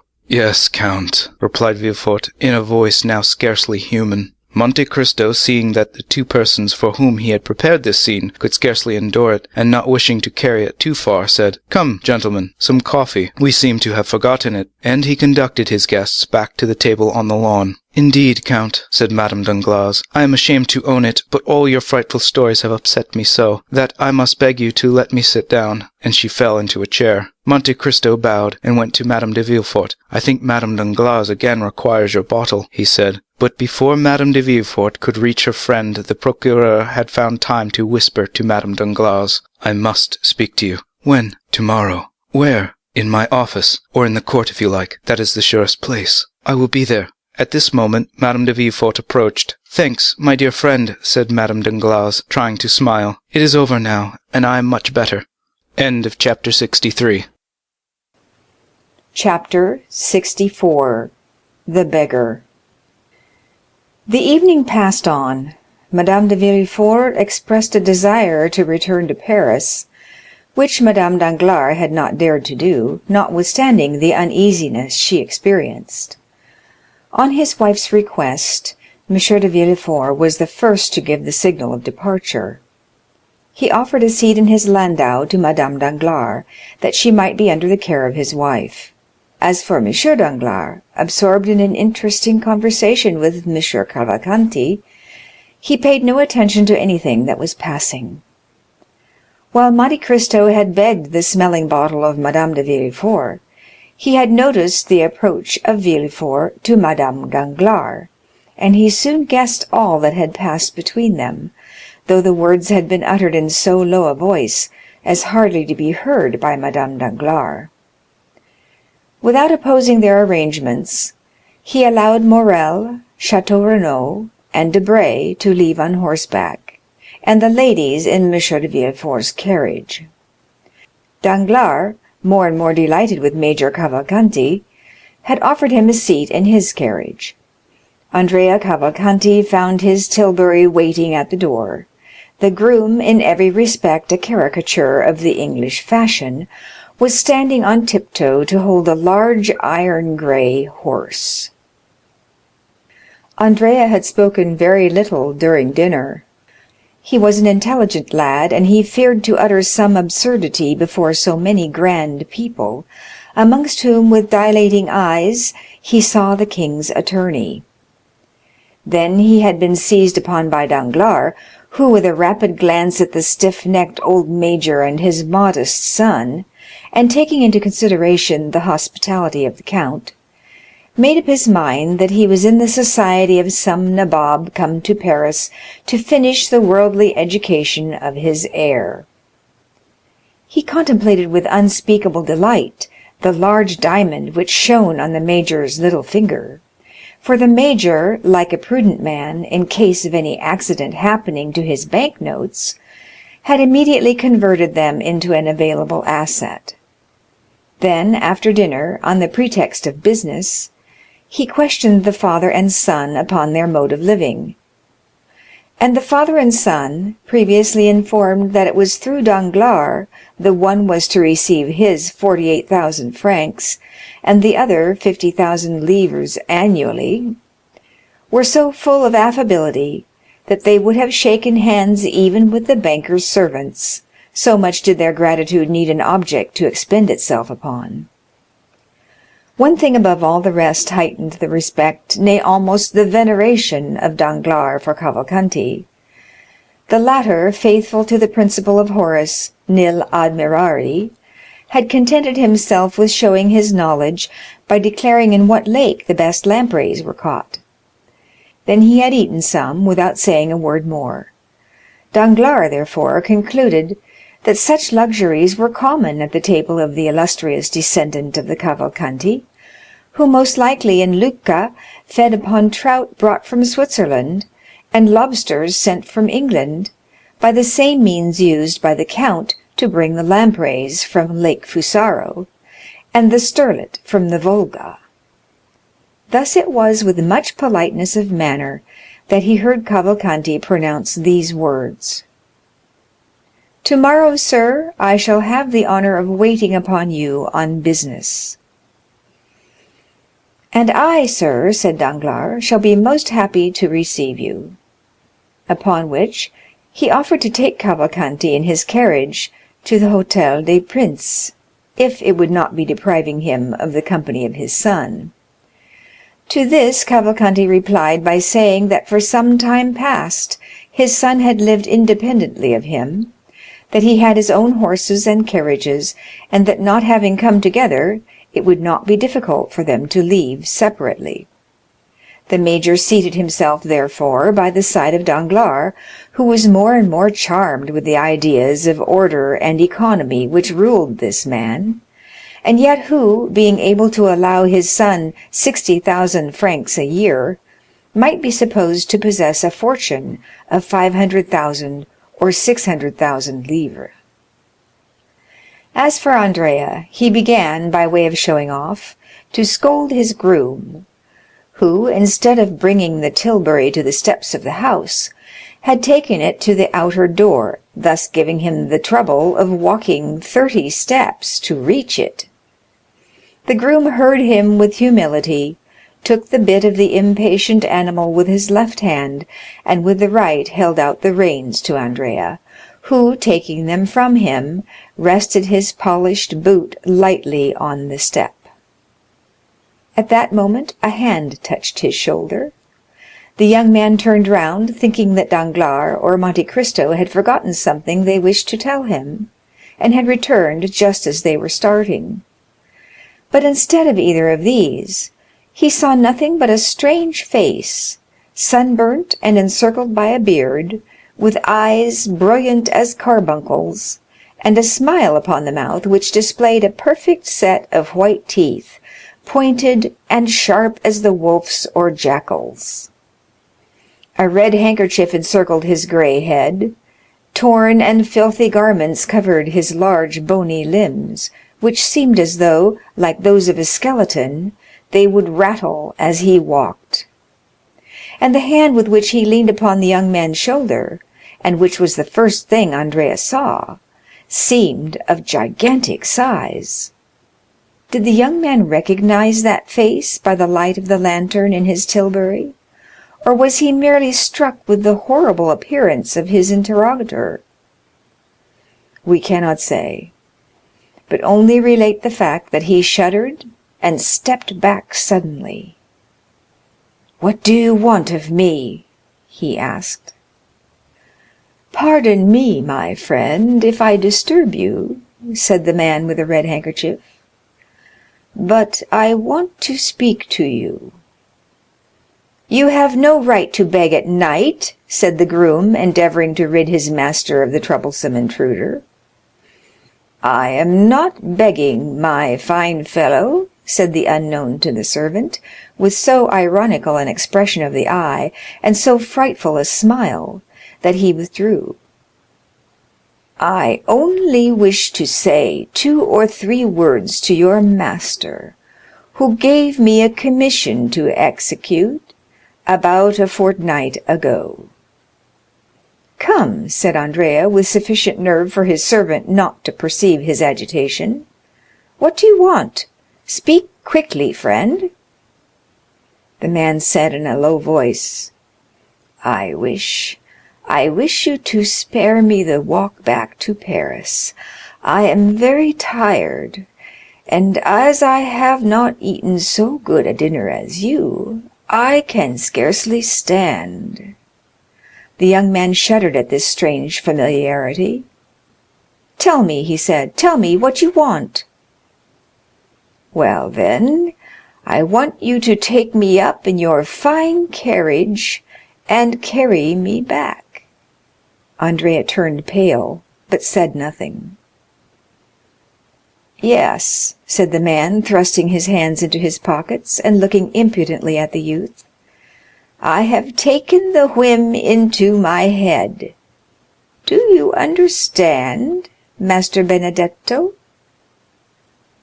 At this name, no doubt, the young man reflected a little, for he went towards his groom, saying, "This man is right. I did indeed charge him with a commission, the result of which he must tell me. Walk to the barrier, there take a cab, that you may not be too late." The surprised groom retired. "Let me at least reach a shady spot," said Andrea. "Oh, as for that, I'll take you to a splendid place," said the man with the handkerchief, and taking the horse's bit, he led the tilbury where it was certainly impossible for anyone to witness the honor that Andrea conferred upon him. "Don't think I want the glory of riding in your fine carriage," said he. "Oh, no, it's only because I am tired, and also because I have a little business to talk over with you." "Come, step in," said the young man. It was a pity this scene had not occurred in daylight, for it was curious to see this rascal throwing himself heavily down on the cushion beside the young and elegant driver of the tilbury. Andrea drove past the last house in the village without saying a word to his companion, who smiled complacently, as though well pleased to find himself travelling in so comfortable a vehicle. Once out of Auteuil, Andrea looked around in order to assure himself that he could neither be seen nor heard, and then, stopping the horse and crossing his arms before the man, he asked, "Now, tell me why you come to disturb my tranquillity." "Let me ask you why you deceived me." "How have I deceived you?" "How, do you ask? When we parted at the Pont du Var, you told me you were going to travel through Piedmont and Tuscany, but instead of that, you come to Paris. How does that annoy you?" "It does not. On the contrary, I think it will answer my purpose."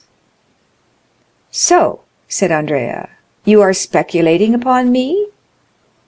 What fine words he uses! I warn you, Master Caderousse, that you are mistaken. Well, well, don't be angry, my boy. You know well enough what it is to be unfortunate, and misfortunes make us jealous.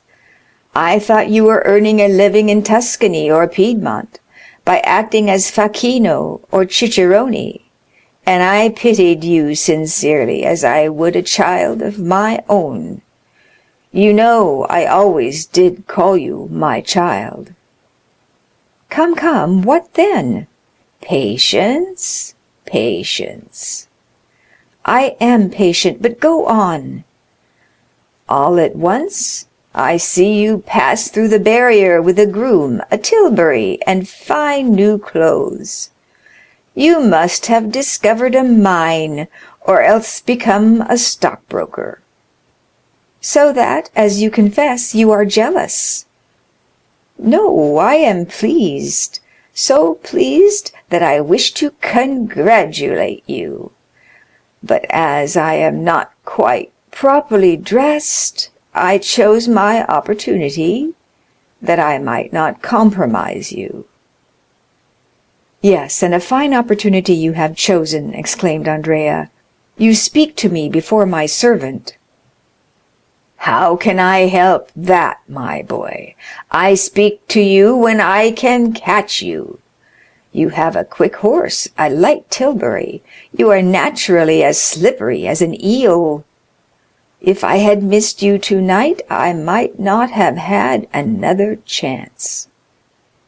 You see, I do not conceal myself.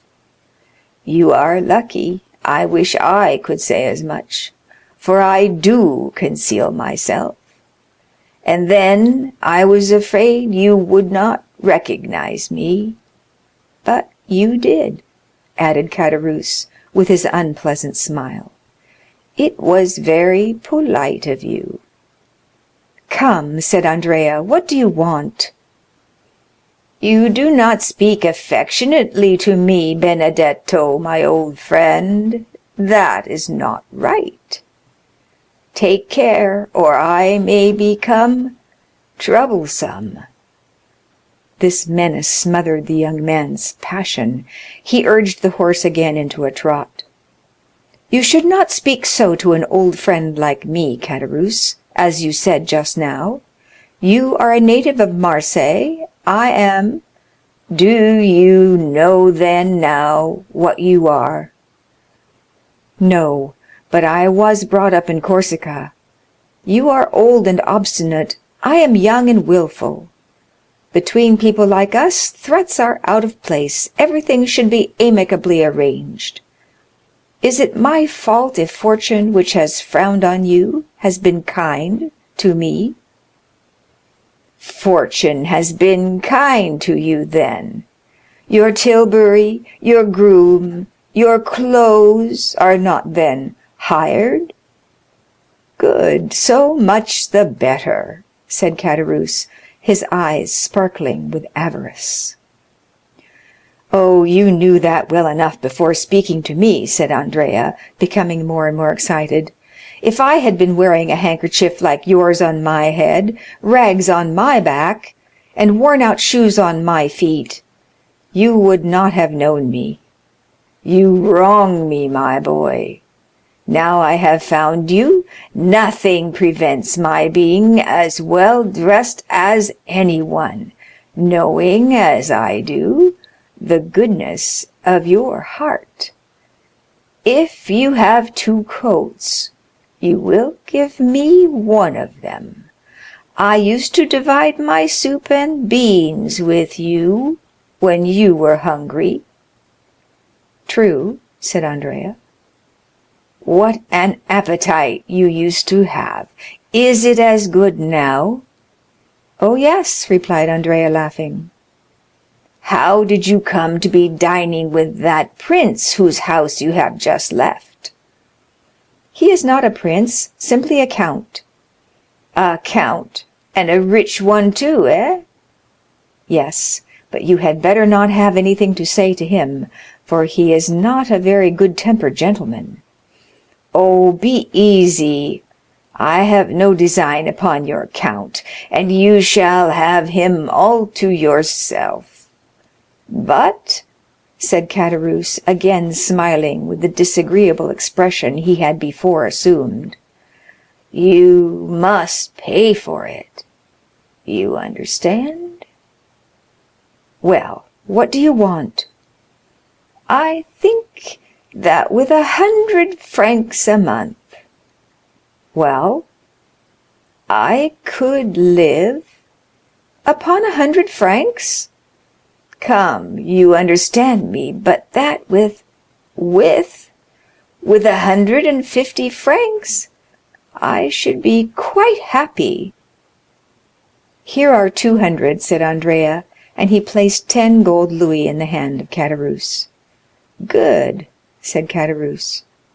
Apply to the steward on the first day of every month, and you will receive the same sum. There now, again you degrade me. How so? By making me apply to the servants when I want to transact business with you alone. Well, be it so then. Take it from me then, and so long at least as I receive my income, you shall be paid yours. Come, come. I always said you were a fine fellow, and it is a blessing when good fortune happens to such as you. But tell me all about it. Why do you wish to know? Asked Cavalcanti. What? Do you again defy me? No, the fact is I have found my father. What? A real father? Yes, so long as he pays me. You'll honor and believe him. That's right. What is his name? Major Cavalcanti. Is he pleased with you? So far I have appeared to answer his purpose. And who found this father for you? The Count of Monte Cristo. The man whose house you have just left? Yes. I wish you would try and find me a situation with him as grandfather, since he holds the money chest. Well, I will mention you to him. Meanwhile, what are you going to do? I? Yes, you. It is very kind of you to trouble yourself about me. Since you interest yourself in my affairs, I think it is now my turn to ask you some questions. Ah, true. Well, I shall rent a room in some respectable house, wear a decent coat, shave every day, and go and read the papers in a cafe. Then, in the evening, I shall go to the theatre. I shall look like some retired baker. That is what I want. Come, if you will only put this scheme into execution, and be steady, nothing could be better. Do you think so, Monsieur Bossuet? And you, what will you become? A peer of France? Ah, said Andrea, who knows? Major Cavalcanti is already one, perhaps. But then hereditary rank is abolished. No politics, Caderousse, and now that you have all you want and that we understand each other, jump down from the tilbury and disappear. Not at all, my good friend. How? Not at all? Why, just think for a moment. With this red handkerchief on my head, with scarcely any shoes, no papers, and 10 gold Napoleons in my pocket, without reckoning what was there before, making in all about 200 francs. Why, I should certainly be arrested at the barriers. Then, to justify myself, I should say that you gave me the money, This would cause inquiries. It would be found that I left Toulon without giving due notice, and I should then be escorted back to the shores of the Mediterranean. Then I should become simply number 106, and goodbye to my dream of resembling the retired baker. No, no, my boy, I prefer remaining honorably in the capital." Andrea scowled. Certainly, as he had himself owned, the reputed son of Major Cavalcanti was a willful fellow. He drew up for a minute, threw a rapid glance around him, and then his hand fell instantly into his pocket, where it began playing with the pistol. But meanwhile, Caderousse, who had never taken his eyes off his companion, passed his hand behind his back and opened a long Spanish knife, which he always carried with him to be ready in case of need. The two friends, as we see, were worthy of and understood one another. Andrea's hand left his pocket inoffensively and was carried up to the red moustache, which it played with for some time. "Good Caderousse," he said, "how happy you will be." "I will do my best," said the innkeeper of the Pont du Gard, shutting up his knife. "Well, then, we will go into Paris. But how will you pass through the barrier without exciting suspicion? It seems to me that you are in more danger riding than on foot." "Wait," said Caderousse, "we shall see." He then took the great coat with the large collar, which the groom had left behind in the tilbury, and put it on his back. Then he took off Cavalcanti's hat, which he placed upon his own head, and finally he assumed the careless attitude of a servant whose master drives himself. "But tell me," said Andrea, "am I to remain bareheaded?" "Pooh," said Caderousse, "it is so windy that your hat can easily appear to have blown off." "Come, come, enough of this," said Cavalcanti. "What are you waiting for?" said Caderousse. "I hope I am not the cause." "Hush!" said Andrea. They passed the barrier without accident. At the first cross street Andrea stopped his horse, and Caderousse leaped out. "Well," said Andrea, "my servant's coat and my hat?" "Ah," said Caderousse, "you would not like me to risk taking cold. But what am I to do?" "You? Oh, you are young, while I am beginning to get old. Au revoir, Benedetto." And running into a court, he disappeared. "Alas," said Andrea, sighing, "one cannot be completely happy in this world." End of chapter 64. Chapter 65. A conjugal scene. At the Place Louis XV, the three young people separated.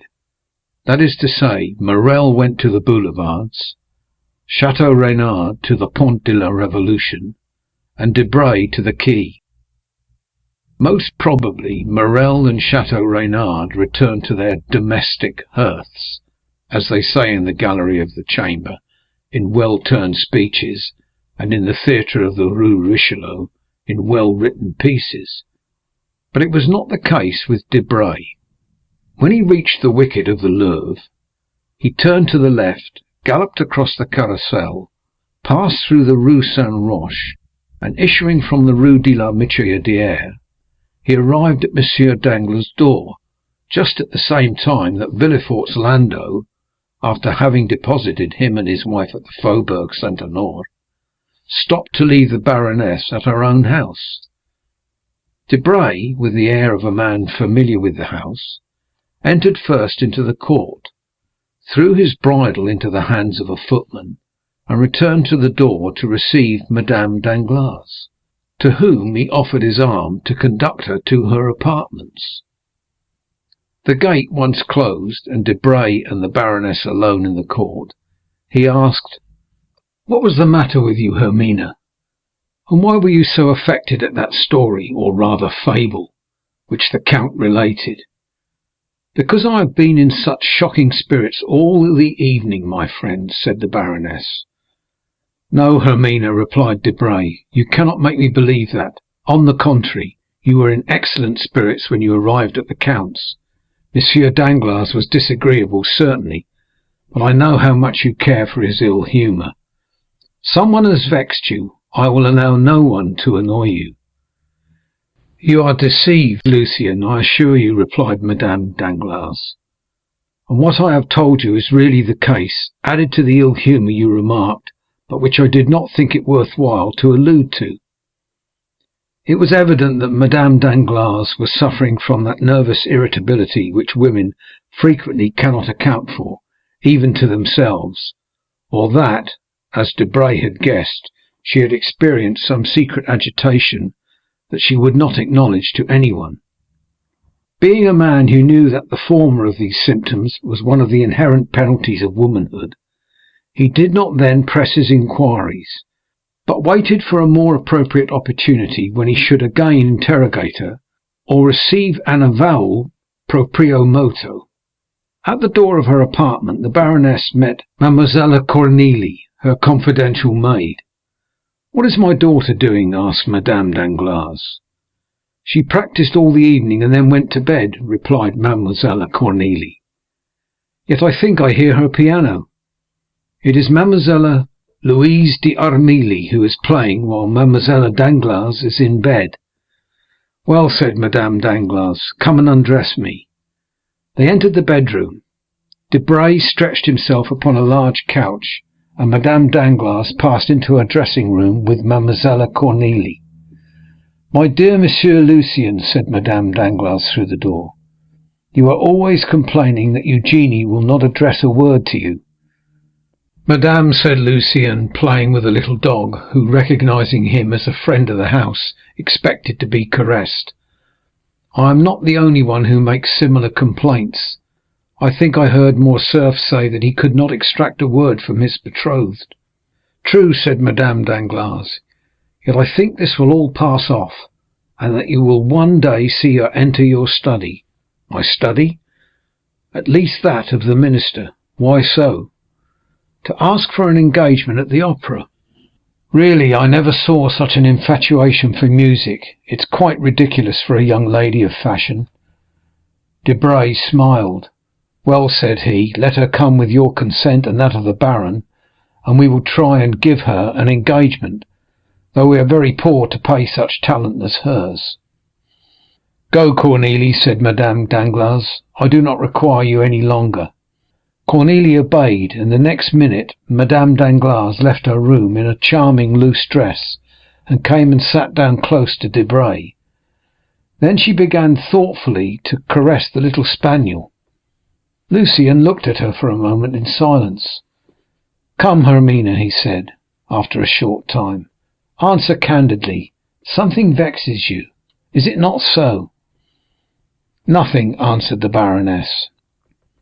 And yet, as she could scarcely breathe, she rose and went towards a looking-glass. "I am frightful tonight," she said. Debray rose smiling, and was about to contradict the baroness upon this latter point, when the door opened suddenly. Monsieur Danglars appeared. Debray reseated himself. At the noise of the door, Madame Danglars turned round and looked upon her husband with an astonishment she took no trouble to conceal. "Good evening, madame," said the banker. "Good evening, Monsieur Debray." Probably the baroness thought this unexpected visit signified a desire to make up for the sharp words he had uttered during the day. Assuming a dignified air, she turned round to Debray without answering her husband. "Read me something, Monsieur Debray," she said. Debray, who was slightly disturbed at this visit, recovered himself when he saw the calmness of the baroness, and took up a book marked by a mother-of-pearl knife inlaid with gold. "Excuse me," said the banker, But you'll tire yourself, Baroness, by such late hours, and Monsieur Debray lives some distance from here." Debray was petrified, not only to hear Danglars speak so calmly and politely, but because it was apparent that beneath outward politeness there really lurked a determined spirit of opposition to anything his wife might wish to do. The Baroness was also surprised, and showed her astonishment by a look which would doubtless have had some effect upon her husband if he had not been intently occupied with the paper where he was looking to see the closing stock quotations. The result was that the proud look entirely failed of its purpose. "Monsieur Lucien," said the Baroness, "I assure you I have no desire to sleep, and that I have 1,000 things to tell you this evening which you must listen to, even though you slept while hearing me." "I am at your service, madame," replied Lucien coldly. "My dear Monsieur Debray," said the banker, "do not kill yourself tonight listening to the follies of Madame Danglars, for you can hear them as well tomorrow. But I claim tonight, and I will devote it, if you will allow me, to talk over some serious matters with my wife." This time the blow was so well aimed and hit so directly that Lucien and the Baroness were staggered, and they interrogated each other with their eyes, as if to seek help against this aggression. But the irresistible will of the master of the house prevailed, and the husband was victorious. "Do not think I wish to turn you out, my dear Debray," continued Danglars. "Oh no, not at all. An unexpected occurrence forces me to ask my wife to have a little conversation with me. It is so rarely I make such a request, I am sure you cannot grudge it to me." Debray muttered something, bowed, and went out, knocking himself against the edge of the door like Nathan in Athalie. "It's extraordinary," he said when the door was closed behind him, "how easily these husbands whom we ridicule gain an advantage over us." Lucien having left, Danglars took his place on the sofa, closed the open book, and placing himself in a dreadfully dictatorial attitude, he began playing with the dog. But the animal, not liking him as well as Debray, and attempting to bite him, Danglars seized him by the skin of his neck and threw him upon a couch on the other side of the room. The animal uttered a cry during the transit, but arrived at its destination, it crouched behind the cushions, and, stupefied at such unusual treatment, remained silent and motionless. "Do you know, sir," asked the Baroness, "that you are improving? Generally you are only rude, but tonight you are brutal." "It is because I am in a worse humour than usual," replied Danglars. Hermine looked at the banker with supreme disdain. These glances frequently exasperated the pride of Danglars, but this evening he took no notice of them. "And what have I to do with your ill humour?" said the Baroness, irritated at the impassibility of her husband. "Do these things concern me? Keep your ill humour at home in your money boxes, or, since you have clerks whom you pay, vent it upon them." "Not so," replied Danglars. "Your advice is wrong, so I shall not follow it. My money boxes are my pactolus, as I think Monsieur de Moustier says, and I will not retard its course or disturb its calm. My clerks are honest men, who earn my fortune, whom I pay much below their deserts, if I may value them according to what they bring in, therefore I shall not get into a passion with them. Those with whom I will be in a passion are those who eat my dinners, mount my horses, and exhaust my fortune. And pray, who are the persons who exhaust your fortune? Explain yourself more clearly, I beg, sir." "Oh, make yourself easy, I'm not speaking riddles, and you will soon know what I mean. The people who exhaust my fortune are those who draw out 700,000 francs in the course of an hour." "I do not understand you, sir," said the Baroness, trying to disguise the agitation of her voice and the flush of her face. "You understand me perfectly, on the contrary," said Danglars. "But if you will persist, I will tell you that I have just lost 700,000 francs upon the Spanish loan." "And pray," asked the Baroness, "am I responsible for this loss?" "Why not? Is it my fault you have lost 700,000 francs? Certainly it's not mine." "Once for all, sir," replied the Baroness sharply, "I tell you I will not hear cash named. It is a style of language I never heard in the house of my parents, or in that of my first husband. Oh, I can well believe that, for neither of them was worth a penny. The better reason for my not being conversant with the slang of the bank, which is here dinning in my ears from morning to night, that noise of jingling crowns, which are constantly being counted and recounted, is odious to me. I only know one thing I dislike more, which is the sound of your voice." "Really," said Danglars. "Well, this surprises me, for I thought you took the liveliest interest in all my affairs." "I? What could put such an idea in your head?" "Yourself." "Ah, what next?" "Most assuredly. I should like to know upon what occasion." "Oh, mon Dieu, that is very easily done. Last February you were the first who told me of the Haitian funds. You had dreamed that a ship had entered the harbour at Havre, that this ship brought news that a payment we had looked upon as lost was going to be made. I know how clear-sighted your dreams are. I therefore purchased immediately as many shares as I could of the Haitian debt, and I gained 400,000 francs by it, of which 100,000 have been honestly paid to you. You spent it as you pleased. That was your business. In March there was a question about a grant to a railway. 3 companies presented themselves, each offering equal securities. You told me that your instinct, and although you pretended to know nothing about speculations, I think on the contrary that your comprehension is very clear upon certain affairs. Well, you told me that your instinct led you to believe the grant would be given to the company called the Southern. I bought 2/3 of the shares of that company. As you had foreseen, the shares trebled in value, and I picked up 1,000,000, from which 250,000 francs were paid to you for pin money. How have you spent this 250,000 francs? It is no business of mine." "When are you coming to the point?" cried the baroness, shivering with anger and impatience. "Patience, madame, I am coming to it." "That's fortunate. In April you went to dine at the minister's. You heard a private conversation respecting Spanish affairs, on the expulsion of Don Carlos. I bought some Spanish shares. The expulsion took place, and I pocketed 600,000 francs the day Charles V repassed the Bidosa. Of these 600,000 francs, you took 50,000 crowns. They were yours. You disposed of them according to your fancy, and I asked no questions. But it is not the less true that you have this year received 500,000 livres. Well, sir, and what then? Ah, yes, it was just after this that you spoiled everything. Really, your manner of speaking, it expresses my meaning, and that is all I want. Well, 3 days after that, you talked politics with M. Debray, and you'd fancied from his words that Don Carlos had returned to Spain. Well, I sold my shares. The news got out. I no longer sold, I gave them away. Next day I find the news was false, and by this false report have lost 700,000 francs.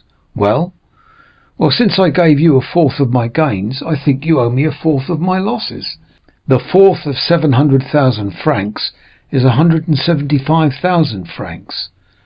What you say is absurd, and I cannot see why M. Debray's name is mixed up in this affair. Because if you do not possess the 175,000 francs I reclaim, you must have lent them to your friends, and M. Debray is one of your friends." "For shame!" exclaimed the baroness. "Oh, let us have no gestures, no screams, no modern drama, or you will oblige me to tell you that I see Debray leave here, pocketing the whole of the 500,000 livres you have handed over to him this year, while he smiles to himself, saying that he has found what the most skilful players have never discovered, that is, a roulette where he wins without playing, and is no loser when he loses." The baroness became enraged. "Wretch!" she cried, "will you dare to tell me you did not know what you now reproach me with?" "I do not say that I did know, and I do not say that I did not know. I merely tell you to look into my conduct during the last 4 years that we have ceased to be husband and wife, and see whether it has always been consistent. Some time after our rupture, you wished to study music under the celebrated baritone who made such a successful appearance at the Theatre Italien. At the same time, I felt inclined to learn dancing of the danseuse who acquired such a reputation in London. This cost me, on your account and mine, 100,000 francs. I said nothing, for we must have peace in the household, and 100,000 francs for a lady and gentleman to be properly instructed in music and dancing are not too much. Well, you soon become tired of singing, and you take a fancy to study diplomacy with the minister's secretary. You understand? It signifies nothing to me as long as you pay for your lessons out of your own cash box. But today I find you are drawing on mine, and that your apprenticeship may cost me 700,000 francs per month. Stop there, madame, for this cannot last.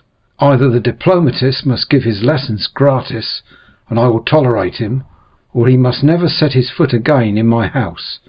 Do you understand me, madame?" "Oh, this is too much," cried Hermine, choking. "You are worse than despicable." "But," continued Danglars, "I find you did not even pause there. Insults! You are right. Let us leave these facts alone and reason coolly. I have never interfered in your affairs excepting for your good. Treat me in the same way. You say you have nothing to do with my cash box. Be it so. Do as you like with your own, but do not fill or empty mine. Besides, how do I know that this was not a political trick, that the minister, enraged at seeing me in the opposition, and jealous of the popular sympathy I excite, has not concerted with Monsieur Debray to ruin me? A probable thing. Why not? Who ever heard of such an occurrence as this? A false telegraphic despatch? It is almost impossible for wrong signals to be made, as they were in the last 2 telegrams. It was done on purpose for me, I am sure of it." "Sir," said the baroness humbly, "are you not aware that the man employed there was dismissed, that they talked of going to law with him, that orders were issued to arrest him, and that this order would have been put into execution if he had not escaped by flight, which proves that he was either mad or guilty? It was a mistake." "Yes, which made fools laugh, which caused the minister to have a sleepless night, which caused the minister's secretaries to blacken several sheets of paper, but which has cost me 700,000 francs. "But, sir," said Hermine suddenly, "if all this is, as you say, caused by Monsieur Debray, why, instead of going direct to him, do you come and tell me of it? Why, to accuse the man, do you address the woman?" "Do I know Monsieur Debray? Do I wish to know him? Do I wish to know that he gives advice? Do I wish to follow it? Do I speculate? No. You do all this, not I. Still, it seems to me that as you profit by it—" Danglars shrugged his shoulders. "Foolish creature," he exclaimed. "Women fancy they have a talent because they have managed 2 or 3 intrigues without being the talk of Paris. But know that if you had even hidden your irregularities from your husband, who is but the commencement of the art, for generally husbands will not see, you would then have been but a faint imitation of most of your friends among the women of the world. But it has not been so with me. I see, and always have seen, during the last 16 years. You may perhaps have hidden a thought, but not a step, not an action, not a fault has escaped me, while you flattered yourself upon your address, and firmly believed you had deceived me. What has been the result? That, thanks to my pretended ignorance, there is none of your friends, from M. de Villefort to M. Debray, who has not trembled before me. There is not one who has not treated me as the master of the house, the only title I desire with respect to you. There is not one, in fact, who would have dared to speak of me as I have spoken of them this day.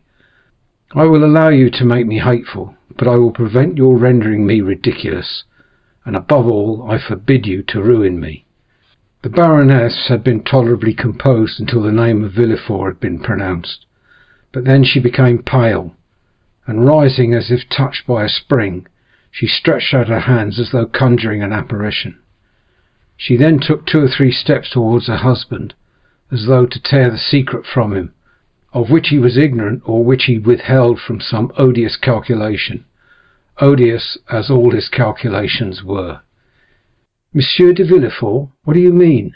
"I mean that Monsieur de Nargonne, your first husband, being neither a philosopher nor a banker, or perhaps being both, and seeing there was nothing to be got out of a king's attorney, died of grief or anger at finding, after an absence of 9 months, that you had been enceinte 6. I am brutal. I not only allow it, but boast of it. It is one of the reasons of my success in commercial business. Why did he kill himself instead of you?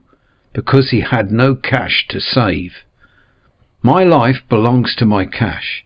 Monsieur Debray has made me lose 700,000 francs. Let him bear his share of the loss, and we will go on as before. If not, let him become bankrupt for the 250,000 livres, and do as all bankrupts do, disappear.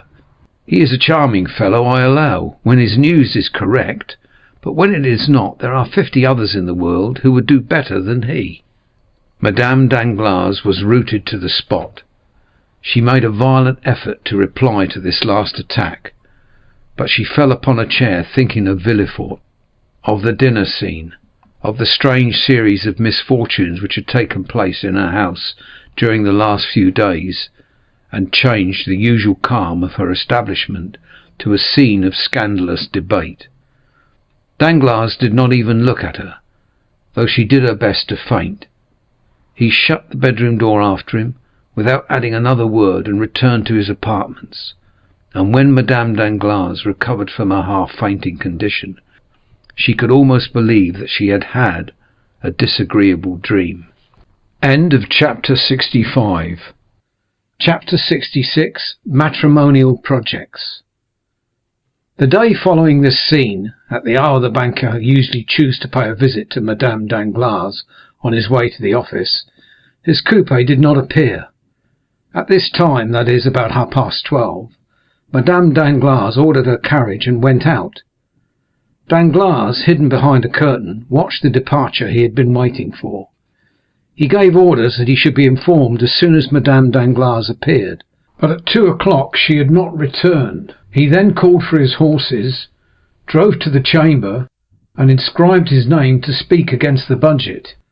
From 12 to 2 o'clock Danglars had remained in his study, unsealing his dispatches, and becoming more and more sad every minute, heaping figure upon figure, and receiving, among other visits, one from Major Cavalcanti, who, as stiff and exact as ever, presented himself precisely at the hour named the night before, to terminate his business with the banker. On leaving the chamber, Danglars, who had shown violent marks of agitation during the sitting, and been more bitter than ever against the ministry, re-entered his carriage, and told the coachman to drive to the Avenue des Champs-Élysées, number 30. Monte Cristo was at home, only he was engaged with someone, and begged Danglars to wait for a moment in the drawing-room.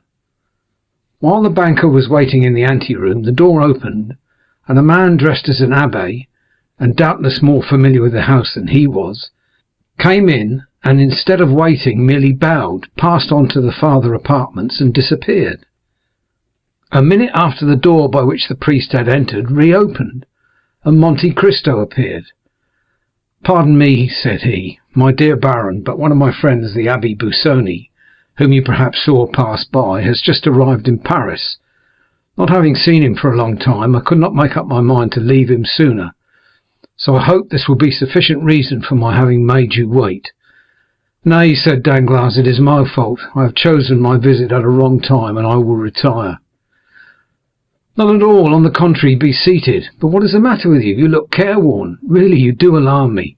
Melancholy in a capitalist, like the appearance of a comet, presages some misfortune to the world." "I have been in ill luck for several days," said Danglars, "and I have heard nothing but bad news." "Ah, indeed," said Monte Cristo. "Have you had another fall at the Bourse?" "No, I am safe for a few days at least. I am only annoyed about a bankrupt of Trieste." "Really? Does it happen to be Jacopo Manfredi?"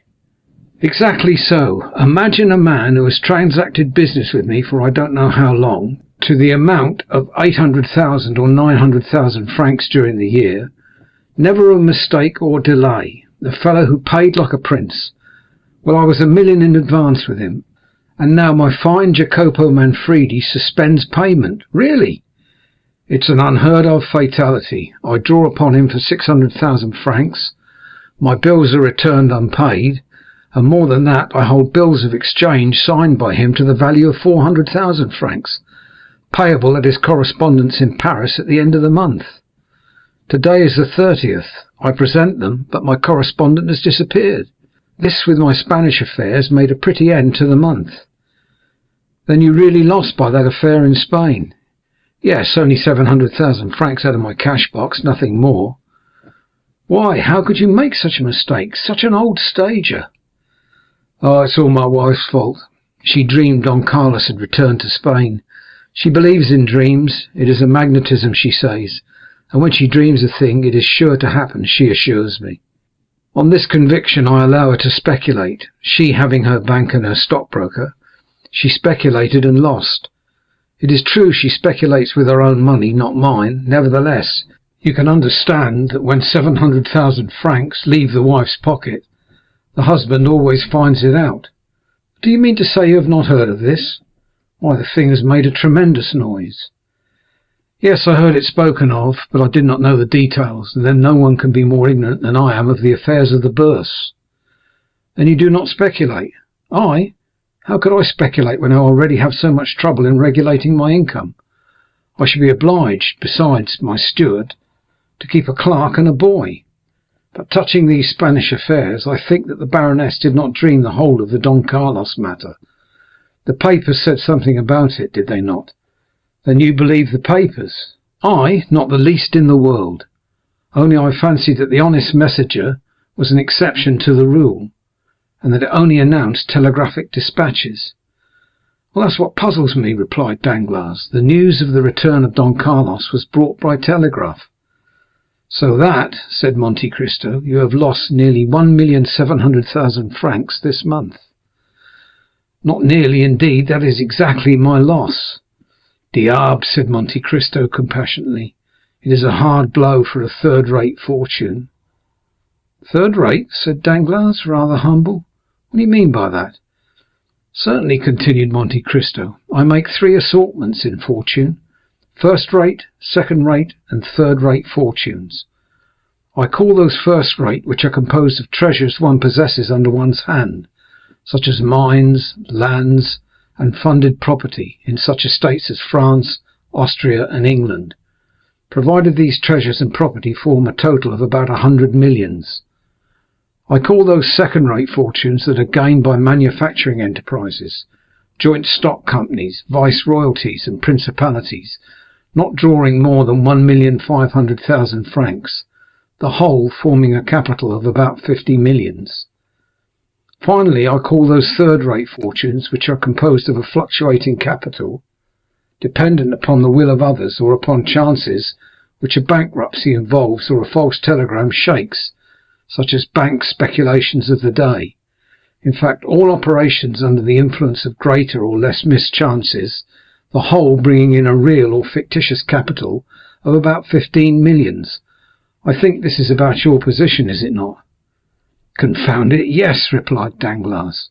The result, then, of 6 more such months as this would be to reduce the third-rate house to despair. Oh, said Danglars, becoming very pale, how you are running on! Let us imagine 7 such months, continued Monte Cristo in the same tone. Tell me, have you ever thought that 7 times 1,700,000 francs makes nearly 12 millions? No, you have not. Well, you are right, for if you indulged in such reflections, you would never risk your principle, which is to the speculator what skin is to a civilized man. We have our clothes, some more splendid than others. This is our credit. But when a man dies, he has only his skin. In the same way, on retiring from business, you have nothing but your real principal of about 5 or 6 millions at the most. For third-rate fortunes are never more than a fourth of what they appear to be, like the locomotive on a railway, the size of which is magnified by the smoke and steam surrounding it. Well, out of the 5 or 6 millions which form your real capital, you have just lost nearly 2 millions, which must, of course, in the same degree, diminish your credit and fictitious fortune. To follow out my simile, your skin has been opened by bleeding, and this, if repeated 3 or 4 times, will cause death. So pay attention to it, my dear Monsieur Danglars. Do you want money? Do you wish me to lend you some?" "What a bad calculator you are!" exclaimed Danglars, calling to his assistance all his philosophy and dissimulation. "I have made money at the same time by speculations which have succeeded. I have made up the loss of blood by nutrition. I lost a battle in Spain, I have been defeated in Trieste, but my naval army in India would have taken some galleons, and my Mexican pioneers will have discovered some mine." Very good, but the wound remains and will reopen at the first loss." "No, for I am only embarked on certainties," replied Danglars, with the air of a mountebank sounding his own praises. "To involve me, 3 governments must crumble to dust." "Well, such things have been. That there should be a famine. Recollect the 7 fat and the 7 lean kine, or that the sea should become dry as in the days of Pharaoh, and even then my vessels would become caravans." "So much the better. I congratulate you, my dear Monsieur Danglars," said Monte Cristo. "I see I was deceived, and that you belong to the class of second-rate fortunes." "I think I may aspire to that honour," said Danglars with a smile, which reminded Monte Cristo of the sickly moons which bad artists are so fond of daubing into their pictures of ruins. "But while we are speaking of business," Danglars added, pleased to find an opportunity of changing the subject, "tell me, what am I to do for Monsieur Cavalcanti?" "Give him money, if he is recommended to you, and the recommendation seems good." "Excellent. He presented himself this morning with a bond of 40,000 francs, payable at sight on you, signed by Busoni and returned by you to me, with your endorsement, of course. I immediately counted him over the 40 banknotes." Monte Cristo nodded his head in a token of assent. "But that is not all," continued Danglars. "He has opened an account with my house for his son. May I ask how much he allows the young man?" 5,000 francs per month. 60,000 francs per year. I thought I was right in believing that Cavalcanti to be a stingy fellow. How can a young man live upon 5,000 francs a month? But you understand that if the young man should want a few thousands more, do not advance it. The father will never repay it. You do not know these ultramontane millionaires. They are regular misers. And by whom were they recommended to you?" "Oh, by the house of Fenzi, one of the best in Florence." "I do not mean to say that you will lose, but nevertheless mind you hold to the terms of the agreement. Would you not trust the Cavalcanti?" "I? Oh, I would advance 6 millions on his signature. I was only speaking in reference to the second-rate fortunes we were mentioning just now. And with all this, how unassuming he is! I should never have taken him for anything more than a mere major." "And you would have flattered him, for certainly, as you say, he has no manner. The first time I saw him, he appeared to me like an old lieutenant who had grown mouldy under his epaulettes. But all the Italians are the same. They are like old Jews when they are not glittering in oriental splendor." "The young man is better," said Danglars. "Yes, a little nervous perhaps, but upon the whole he appeared tolerable. I was uneasy about him." "Why?" "Because you met him at my house just after his introduction into the world, as they told me. He has been travelling with a very severe tutor, and had never been to Paris before." "Oh, I believe noblemen marry amongst themselves, do they not?" asked Danglars carelessly. "They like to unite their fortunes." "It is usual, certainly, but Cavalcanti is an original who does nothing like other people. I cannot help thinking that he has brought his son to France to choose a wife." "Do you think so?" "I am sure of it. And have you heard his fortune mentioned?" "Nothing else was talked of, only some said he was worth millions, and others that he did not possess a farthing. And what's your opinion?" "I thought not to influence you, because it's only my own personal impression." "Well, and it is that——" "My opinion is, that all these old podestas, these ancient condottieri, for the Cavalcanti have commanded armies and governed provinces—my opinion, I say, is, they have buried their millions in corners, the secret of which they have transmitted only to their eldest sons, who have done the same from generation to generation, and the proof of this is seen in their yellow and dry appearance, like the florins of the Republic, which from being constantly gazed upon have become reflected in them. Certainly, said Danglars, and this is further supported by the fact of their not possessing an inch of land. Very little, at least, I know of none which Cavalcanti possesses, excepting his palace in Lucca. Ah, he has a palace, said Danglars, laughing. Come, that is something. Yes, more than that, he lets it to the Minister of Finance while he lives in a simple house. Oh, as I told you before, I think the old fellow is very close. Come, you do not flatter him. I scarcely know him. I think I've seen him 3 times in my life. All I know relating to him is through Busoni and himself. He was telling me this morning that, tired of letting his property lie dormant in Italy, which is a dead nation, he wished to find a method, either in France or England, of multiplying his millions. But remember, though I place a great confidence in Busoni, I am not responsible for this. Never mind, accept my thanks for the client you have just sent me. It is a fine name to inscribe on my ledgers, and my cashier was quite proud of it when I explained to him who the Cavalcanti were. By the way, this is merely a simple question. When this sort of people marry their sons, do they give them any fortune? Oh, that depends upon circumstances. I know an Italian prince, rich as a gold mine, one of the noblest families in Tuscany, who, when his sons married according to his wish, gave them millions, and when they married against his consent, merely allowed them 30 crowns a month. Should Andrea marry according to his father's views, he will perhaps give him 1, 2, or 3 millions. For example, supposing it were the daughter of a banker, he might take an interest in the house of the father-in-law of his son, and there again, if he disliked his choice, the major takes the key, double locks his coffer, and Master Andrea would be obliged to live like the sons of a Parisian family, by shuffling cards or rattling the dice.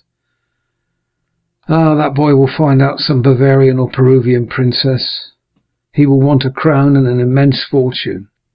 No, these grand lords on the other side of the Alps frequently marry into plain families like Jupiter.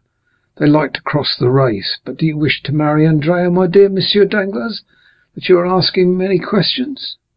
Ma foi, said Danglars, it would not be a bad speculation, I fancy, and you know I am a speculator. You are not thinking of Mademoiselle Danglars, I hope.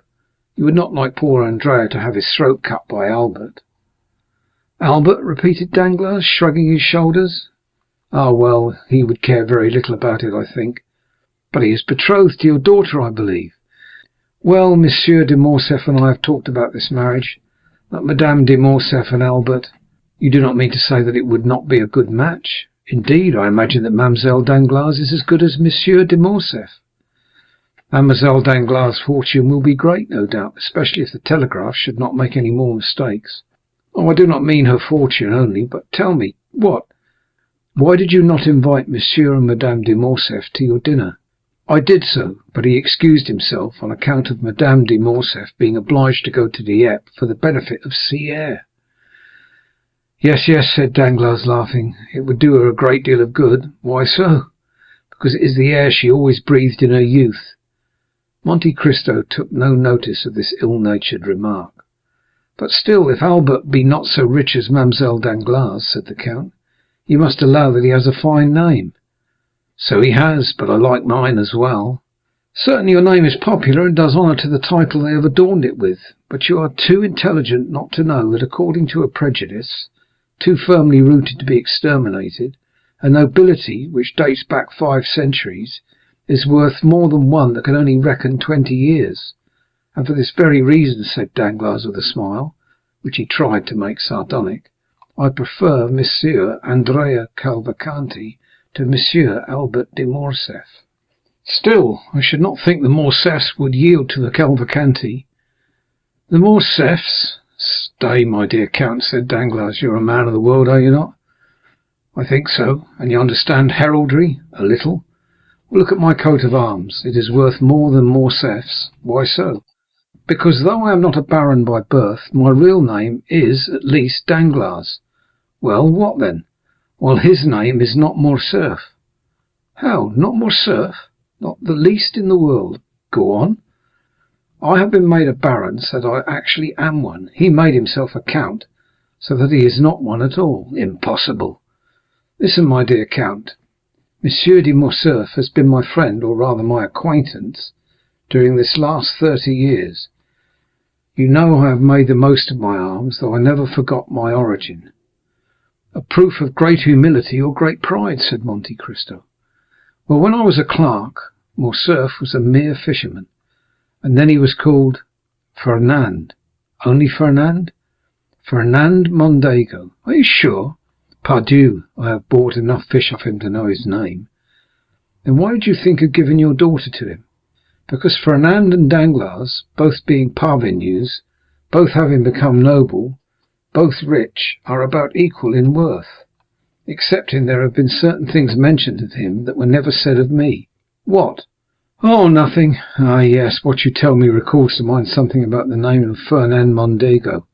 I have heard that name in Greece." "In conjunction with affairs of Ali Pasha?" "Exactly so." "This is the mystery," said Danglars. "I acknowledge I would have given anything to find out. It would be very easy if you much wished it." "How so?" "Probably you have some correspondent in Greece." "I should think so." "At Yanina?" "Everywhere." "Well, write to your correspondent in Yanina and ask him what part was played by a Frenchman named Fernand Mondego in the catastrophe of Ali Tepelini." "You are right," exclaimed Danglars, rising quickly. "I will write today." "Do so." "I will. And if you should hear of anything very scandalous, I will communicate it to you." "You will oblige me." Danglars rushed out of the room and made but one leap into his coupé. Chapter 66. Chapter 67. At the office of the King's Attorney. Let us leave the banker driving his horses at their fullest speed, and follow Madame Danglars in her morning excursion. We have said that at 12:30 Madame Danglars had ordered her horses and had left home in the carriage. She directed her course towards the Faubourg Saint-Germain, went down the Rue Mazarine, and stopped at the Passage Pont-Neuf. She descended and went through the passage. She was very plainly dressed, as would be the case with a woman of taste walking in the morning. At the Rue Guénégaud she called a cab, and directed the driver to go to the Rue de Harlay. As soon as she was seated in the vehicle, she drew from her pocket a very thick black veil, which she tied on to her straw bonnet. She then replaced the bonnet, and saw with pleasure, in a little pocket mirror, that her white complexion and brilliant eyes were alone visible. The cab crossed the Pont Neuf and entered the Rue de Harlay by the Place Dauphine. The driver was paid as the door opened, and stepping lightly up the stairs, Madame Danglars soon reached the Salle des Pas Perdus. There was a great deal of going on that morning, and many business-like persons at the Palais. Business-like persons pay very little attention to women, and Madame Danglars crossed the hall without exciting any more attention than any other woman calling upon her lawyer. There was a great press of people in M. de Villefort's antechamber, but Madame Danglars had no occasion even to pronounce her name. The instant she appeared, the doorkeeper rose, came to her, and asked her whether she was not the person with whom the procureur had made an appointment, and on her affirmative answer being given, he conducted her by a private passage to M. de Villefort's office. The magistrate was seated in an armchair, writing, with his back towards the door. He did not move as he heard it open, and the doorkeeper pronounced the words, "Walk in, madame," and then reclose it. But no sooner had the man's footsteps ceased than he started up, drew the bolts, closed the curtains, and examined every corner of the room. Then, when he had assured himself that he could neither be seen nor heard, and was consequently relieved of doubts, he said, "Thanks, madame. Thanks for your punctuality." And he offered a chair to Madame Danglars, which she accepted, for her heart beat so violently that she felt nearly suffocated. "It is a long time, madame," said the procureur, describing a half circle with his chair, so as to place himself exactly opposite to Madame Danglars. "It is a long time since I had the pleasure of speaking alone with you, and I regret that we have only now met to enter upon a painful conversation. Nevertheless, sir, you see I have answered your first appeal. although certainly the conversation must be much more painful for me than for you." Villefort smiled bitterly. "It is true, then," he said, rather uttering his thoughts aloud than addressing his companion. "It is true, then, that all our actions leave their traces, some sad, others bright, on our paths. It is true that every step in our lives is like the course of an insect on the sands. It leaves its track, alas. To many the path is traced by tears." "Sir," said Madame Danglars, "you can feel for my emotion, can you not? Spare me, then, I beseech you. When I look at this room, whence so many guilty creatures have departed, trembling and ashamed, when I look at that chair before which I now sit trembling and ashamed, oh, it requires all my reason to convince me that I am not a very guilty woman, and you a menacing judge." Villefort dropped his head and sighed, and he said, "I feel that my place is not in the judge's seat, but on the prisoner's stool." "You?" said Madame Danglars. "Yes, I." "I think, sir, you exaggerate your situation," said Madame Danglars, whose beautiful eyes sparkled for a moment. "The paths of which you were just speaking have been traced by all young men of ardent imaginations. Besides the pleasure, there is always remorse from the indulgence of our passions. And after all, what have you men to fear from all this? The world excuses, and notoriety ennobles you." "Madame," replied Villefort, "you know that I am no hypocrite, or at least that I never deceive without a reason. If my brow be severe, it is because many misfortunes have clouded it. If my heart be petrified, it is that it might sustain the blows it has received. I was not so in my youth, I was not so on the night of the betrothal, when we were all seated around a table in the Rue des Cours of Marseilles. But since then everything has changed in and about me. I am accustomed to brave difficulties, and in the conflict to crush those who by their own free will, or by chance, voluntarily or involuntarily, interfere with me in my career. It is generally the case that what we most ardently desire is as ardently withheld from us by those who wish to obtain it, or from whom we attempt to snatch it. Thus the greater number of a man's errors come before him disguised under the specious form of necessity. Then, after error has been committed in a moment of excitement, of delirium, or of fear, we see that we might have avoided and escaped it. The means we might have used, which we in our blindness could not see, then seem simple and easy, and we say, why did I not do this instead of that? Women, on the contrary, are rarely tormented with remorse, for the decision does not come from you. Your misfortunes are generally imposed upon you, and your faults the results of others' crimes. In any case, sir, you will allow, replied Madame Danglars, that even if the fault were alone mine, I last night received a severe punishment for it. Poor thing, said Villefort, pressing her hand.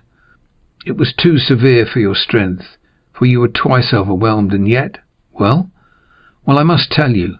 Collect all your courage, for you have not yet heard all. Ah, exclaimed Madame Danglars, alarmed, what is there more to hear? You can only look back to the past, and it is indeed bad enough. Well, picture to yourself a future more gloomy, still certainly frightful, perhaps sanguinary. The Baroness knew how calm Villefort naturally was, and his present excitement frightened her so much that she opened her mouth to scream, but the sound died in her throat. How has this terrible past been recalled? Cried Villefort. How is it that it has escaped from the depths of the tomb and the recesses of our hearts, where it was buried, to visit us now like a phantom, whitening our cheeks and flushing our brows with shame? Alas, said Hermine, doubtless it is chance. Chance, replied Villefort. No, madame, there is no such thing as chance. Oh yes, is not a fatal chance revealed all this? Was it not by chance the Count of Monte Cristo bought that house? Was it not by chance he caused the earth to be dug up? Is it not by chance that the unfortunate child was disinterred under the trees? That poor innocent offspring of mine which I never even kissed, but for whom I wept many, many tears. Ah, my heart clung to the count when he mentioned the dear spoil found beneath the flowers. "Well, no, madame, this is the terrible news I have to tell you," said Villefort in a hollow voice. "No, nothing was found beneath the flowers. There was no child disinterred. No, you must not weep. No, you must not groan. You must tremble." "What can you mean?" asked Madame Danglars, shuddering. "I mean that Monsieur de Monte Cristo, digging underneath these trees, found neither skeleton nor chest, because neither of them was there." "Neither of them there?" repeated Madame Danglars, her staring wide open eyes expressing her alarm. "Neither of them there," she said. "Neither of them there," she again said, as though striving to impress herself with the meaning of the words which escaped her. "No," said Villefort, burying his face in his hands. "No, 100 times no." "And you did not bury the poor child there, sir? Why did you deceive me? Where did you place it? Tell me where." "There, but listen to me, listen, and you will pity me, who has for 20 years alone borne the heavy burden of grief I am about to reveal, without casting the least portion upon you." "Oh, you frighten me, but speak, I will listen." "You recollect that sad night when you were half expiring on that bed in the red damask room, while I, scarcely less agitated than you, awaited your delivery. The child was born, was given to me, motionless, breathless, voiceless. We thought it dead." Madame Danglars moved rapidly, as though she would spring from her chair, but Villefort stopped and clasped his hands as if to implore her attention. "We thought it dead," he repeated. "I placed it in the chest which was to take the place of a coffin. I descended to the garden, I dug a hole, and then flung it down in haste. Scarcely had I covered it with earth, when the arm of the Corsican was stretched out towards me. I saw a shadow rise, and at the same time a flash of light. I felt pain. I wished to cry out, but an icy shiver ran through my veins and stifled my voice. I fell lifeless, and fancied myself killed. Never shall I forget your sublime courage, when, having returned to consciousness, I dragged myself to the foot of the stairs, and you, almost dying yourself, came to meet me. We were obliged to keep silent upon the dreadful catastrophe. You had the fortitude to regain the house, assisted by your nurse. A duel was the pretext for my wound. Though we scarcely expected it, our secret remained in our own keeping alone. I was taken to Versailles. For 3 months I struggled with death. At last, as I seemed to cling to life, I was ordered to the south. 4 men carried me from Paris to Châlons, walking 6 leagues a day. Madame de Villefort followed the litter in her carriage. At Châlons I was put upon the Saône. Thence I passed on to the Rhône, whence I descended merely with the current to Arles. At Arles I was again placed on my litter, and continued my journey to Marseille. My recovery lasted 6 months. I never heard you mentioned, and I did not dare inquire for you. When I returned to Paris, I learned that you, the widow of Monsieur de Nargonne, had married Monsieur Danglars. What was the subject of my thoughts from the time consciousness returned to me?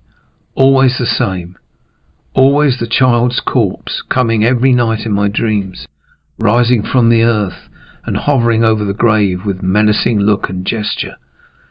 I inquired immediately on my return to Paris. The house had not been inhabited since we left it, but it had just been let for 9 years. I found the tenant. I pretended that I disliked the idea that a house belonging to my wife's father and mother should pass into the hands of strangers. I offered to pay them for cancelling the lease. They demanded 6,000 francs. I would have given 10,000. I would have given 20,000. I had the money with me. I made the tenant sign the deed of resolution, and when I obtained what I so much wanted, I galloped to Auteuil. No one had entered the house since I had left it. It was 5 o'clock in the afternoon. I ascended into the Red Room and waited for night. There all the thoughts which had disturbed me during my year of constant agony came back with double force. The Corsican, who had declared the vendetta against me, who had followed me from Nîmes to Paris, who had hid himself in the garden, who had struck me, had seen me dig the grave, had seen me inter the child. He might become acquainted with your person, nay, he might even then have known it. Would he not one day make you pay for keeping this terrible secret? Would it not be a sweet revenge for him when he found that I had not died from the blow of his dagger? It was therefore necessary, before everything else, and at all risks, that I should cause all traces of the past to disappear, that I should destroy every material vestige. Too much reality would always remain in my recollection. It was for this I had annulled the lease. It was for this I had come. It was for this I was waiting. Night arrived. I allowed it to become quite dark, and I was without a light in that room, when the wind shook all the doors, behind which I continually expected to see some spy concealed. I trembled. I seemed everywhere to hear your moans behind me in the bed, and I dared not turn around. My heart beat so violently that I feared my wound would open. At length, one by one, all the noises in the neighbourhood ceased. I understood that I had nothing to fear, that I should neither be seen nor heard, so I decided upon descending to the garden.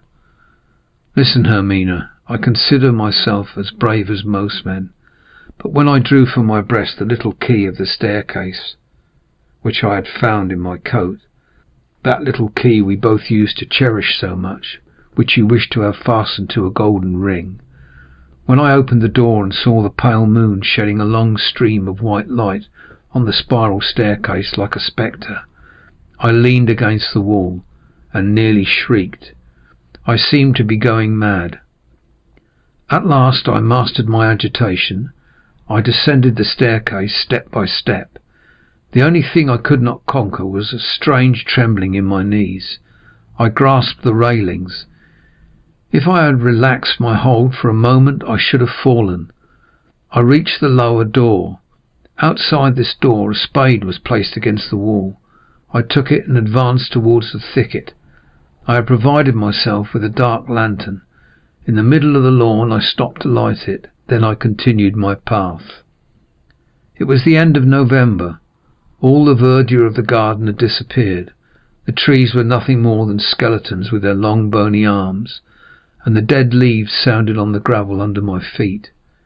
My terror overcame me to such a degree as I approached the thicket that I took a pistol from my pocket and armed myself. I fancied continually that I saw the figure of the Corsican between the branches. I examined the thicket with my dark lantern. It was empty. I looked carefully around. I was indeed alone.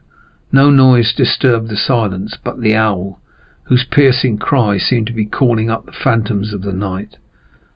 I tied my lantern to a forked branch I had noticed a year before at the precise spot where I stopped to dig the hole. The grass had grown very thickly there during the summer, and when autumn arrived no one had been there to mow it. Still, one place where the grass was thin attracted my attention. It evidently was there I had turned up the ground. I went to work. The hour, then, for which I had been waiting during the last year had at length arrived. How I worked, how I hoped, how I struck every piece of turf, thinking to find some resistance to my spade. But no, I found nothing, though I had made a hole twice as large as the first. I thought I had been deceived, had mistaken the spot. I turned around. I looked at the trees. I tried to recall the details which had struck me at the time. A cold, sharp wind whistled through the leafless branches, and yet the drops fell from my forehead. I recollected that I was stabbed just as I was trampling the ground to fill up the hole. While doing so, I had leaned against a laburnum. Behind me was an artificial rockery intended to serve as a resting place for persons walking in the garden. In falling, my hand, relaxing its hold of the laburnum, felt the coldness of the stone. On my right I saw the tree, behind me the rock. I stood in the same attitude and threw myself down. I rose and again began digging, enlarging the hole. Still I found nothing, nothing. The chest was no longer there. "The chest no longer there?" murmured Madame Danglars, choking with fear. "Think not I contented myself with this one effort," continued Villefort. "No, I searched the whole thicket. I thought the assassin, having discovered the chest, and supposing it to be a treasure, had intended carrying it off, but perceiving his error, had dug another hole and deposited it there, but I could find nothing. Then the idea struck me that he had not taken these precautions, and had simply thrown it in a corner. In the last case I must wait for daylight to renew my search. I remained in the room and waited. Oh, heavens! When daylight dawned, I went down again. My first visit was to the thicket. I hoped to find some traces which had escaped me in the darkness. I had turned up the earth over a surface of more than 20 feet square, and a depth of 2 feet. A labourer would not have done in a day what occupied me an hour, but I could find nothing, absolutely nothing. Then I renewed the search, supposing it had been thrown aside. It would probably be on the path which led to the little gate, but this examination was as useless as the first, and with a bursting heart I returned to the thicket, which now contained no hope for me. "Oh," cried Madame Danglars, "it was enough to drive you mad." "I hoped for a moment that it might," said Villefort, "but that happiness was denied me." However, recovering my strength and my ideas, "Why," said I, "should that man have carried away the corpse?" "But you said," replied Madame Danglars, "he would require it as proof." "Ah, no, madame, that could not be. Dead bodies are not kept a year. They are shown to a magistrate, and the evidence is taken. Now nothing of the kind has happened."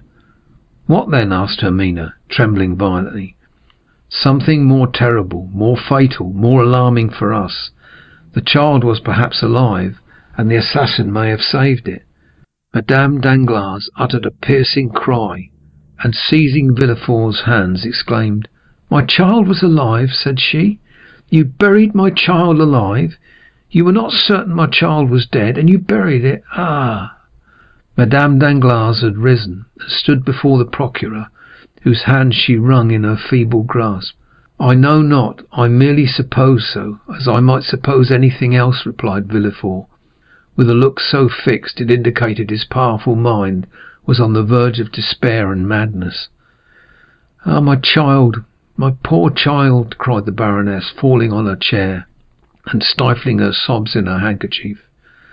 Villefort, becoming somewhat reassured, perceived that to avert the maternal storm gathering over his head, he must inspire Madame Danglars with the terror he felt.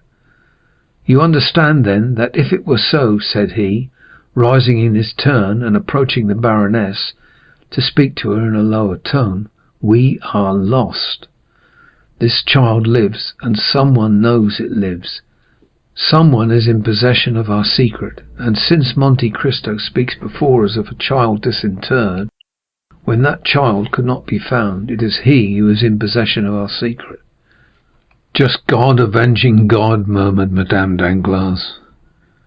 Villefort's only answer was a stifled groan. "But the child, sir," repeated the agitated mother. "How I have searched for him," replied Villefort, wringing his hands. "How I have called him in my long sleepless nights. How I have longed for royal wealth to purchase 1,000,000 of secrets from 1,000,000 of men, and to find mine among them. At last, one day, when for the 100th time I took up my spade, I asked myself again and again what the Corsican could have done with the child. A child encumbers a fugitive. Perhaps on perceiving it was still alive, he had thrown it in the river." "Impossible!" cried Madame Danglars. "A man may murder another out of revenge, but he would not deliberately drown a child."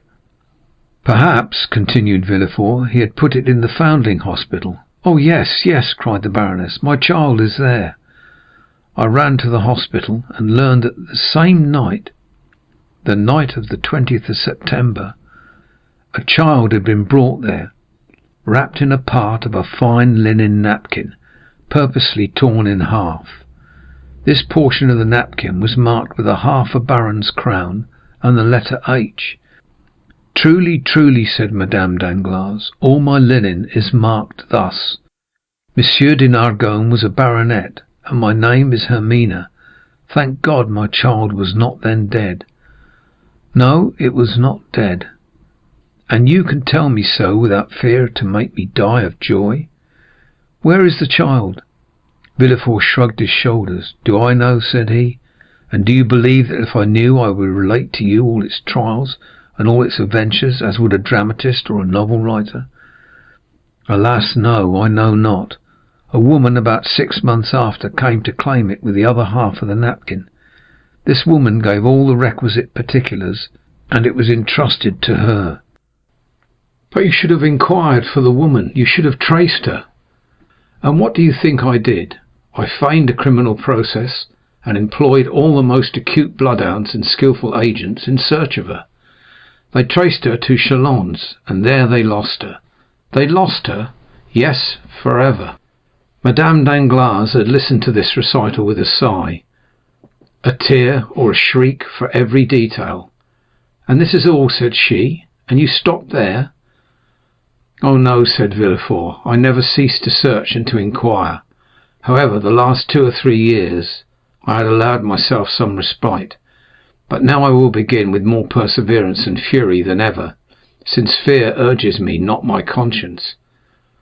"But," replied Madame Danglars, "the Count of Monte Cristo can know nothing, or he would not seek our society as he does." "Oh, the wickedness of the man is very great," said Villefort, "since it surpasses the goodness of God. Did you observe that man's eyes while he was speaking to us?" "No, but have you ever watched him carefully?" "Doubtless he is capricious, but that is all.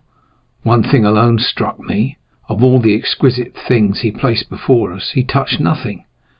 I might have suspected he was poisoning us." "And you see you would have been deceived." "Yes, doubtless. But believe me, that man has other projects. For that reason I wished to see you, to speak to you, to warn you against everyone, but especially against him." "Tell me," cried Villefort, fixing his eyes more steadfastly on her than he had ever done before, "did you ever reveal to anyone our connection?" "Never, to anyone." "You understand me," replied Villefort affectionately. "When I say anyone, pardon my urgency, to anyone living, I mean." "Yes, yes, I understand you very well," ejaculated the baroness. "Never, I swear to you." "Were you ever in the habit of writing in the evening what had transpired in the morning? Do you keep a journal?" "No, my life has been passed in frivolity. I wish to forget it myself." "Do you talk in your sleep?" "I sleep soundly like a child. Do you not remember?" The colour mounted to the baroness's face, and Villefort turned awfully pale. "It is true," said he, in so low a tone that he could hardly be heard. "Well," said the baroness. "Well, I understand what I now have to do," replied Villefort. "In less than 1 week from this time I will ascertain who this Monsieur de Monte Cristo is, whence he comes, where he goes, and why he speaks in our presence of children that have been disinterred in a garden." Villefort pronounced these words with an accent which would have made the count shudder had he heard him. Then he pressed the hand the baroness reluctantly gave him, and led her respectfully back to the door. Madame Danglars returned in another cab to the passage, on the other side of which she found her carriage, and her coachman sleeping peacefully in his box while waiting for her. End of chapter 67. Chapter 68. A Summer's Ball. The same day, during the interview between Madame Danglars and the procureur, a travelling carriage entered the Rue du Helder, passed through the gateway of number 27, and stopped in the yard. In a moment the door was opened, and Madame de Morcerf alighted, leaning on her son's arm. Albert soon left her, ordered his horses, and having arranged his toilet, drove to the Champs-Élysées, to the house of Monte Cristo. The count received him with his habitual smile. It was a strange thing that no one ever appeared to advance a step in that man's favour. Those who would, as it were, force a passage to his heart, found an impassable barrier. Morcerf, who ran towards him with open arms, was chilled as he drew near, in spite of his friendly smile, and simply held out his hand. Monte Cristo shook it coldly, according to his invariable practice. "Here I am, dear count." "Welcome home again." "I arrived an hour since." "From Dieppe?" "No, from Tréport." "Indeed." "And I have come at once to see you." "That is extremely kind of you," said Monte Cristo with a tone of perfect indifference. "And what is the news?" "You should not ask a stranger, a foreigner, for news." "I know it, but in asking for news, I mean, have you done anything for me?" "Had you commissioned me?" said Monte Cristo, feigning uneasiness. "Come, come," said Albert, "do not assume so much indifference. It is said, sympathy travels rapidly, and when it reports, I feel the electric shock. You have either been working for me or thinking of me." "Possibly," said Monte Cristo. "I have indeed thought of you, but the magnetic wire I was guiding acted, indeed, without my knowledge." "Indeed? Pray tell me how it happened." "Willingly, Monsieur Danglars dined with me."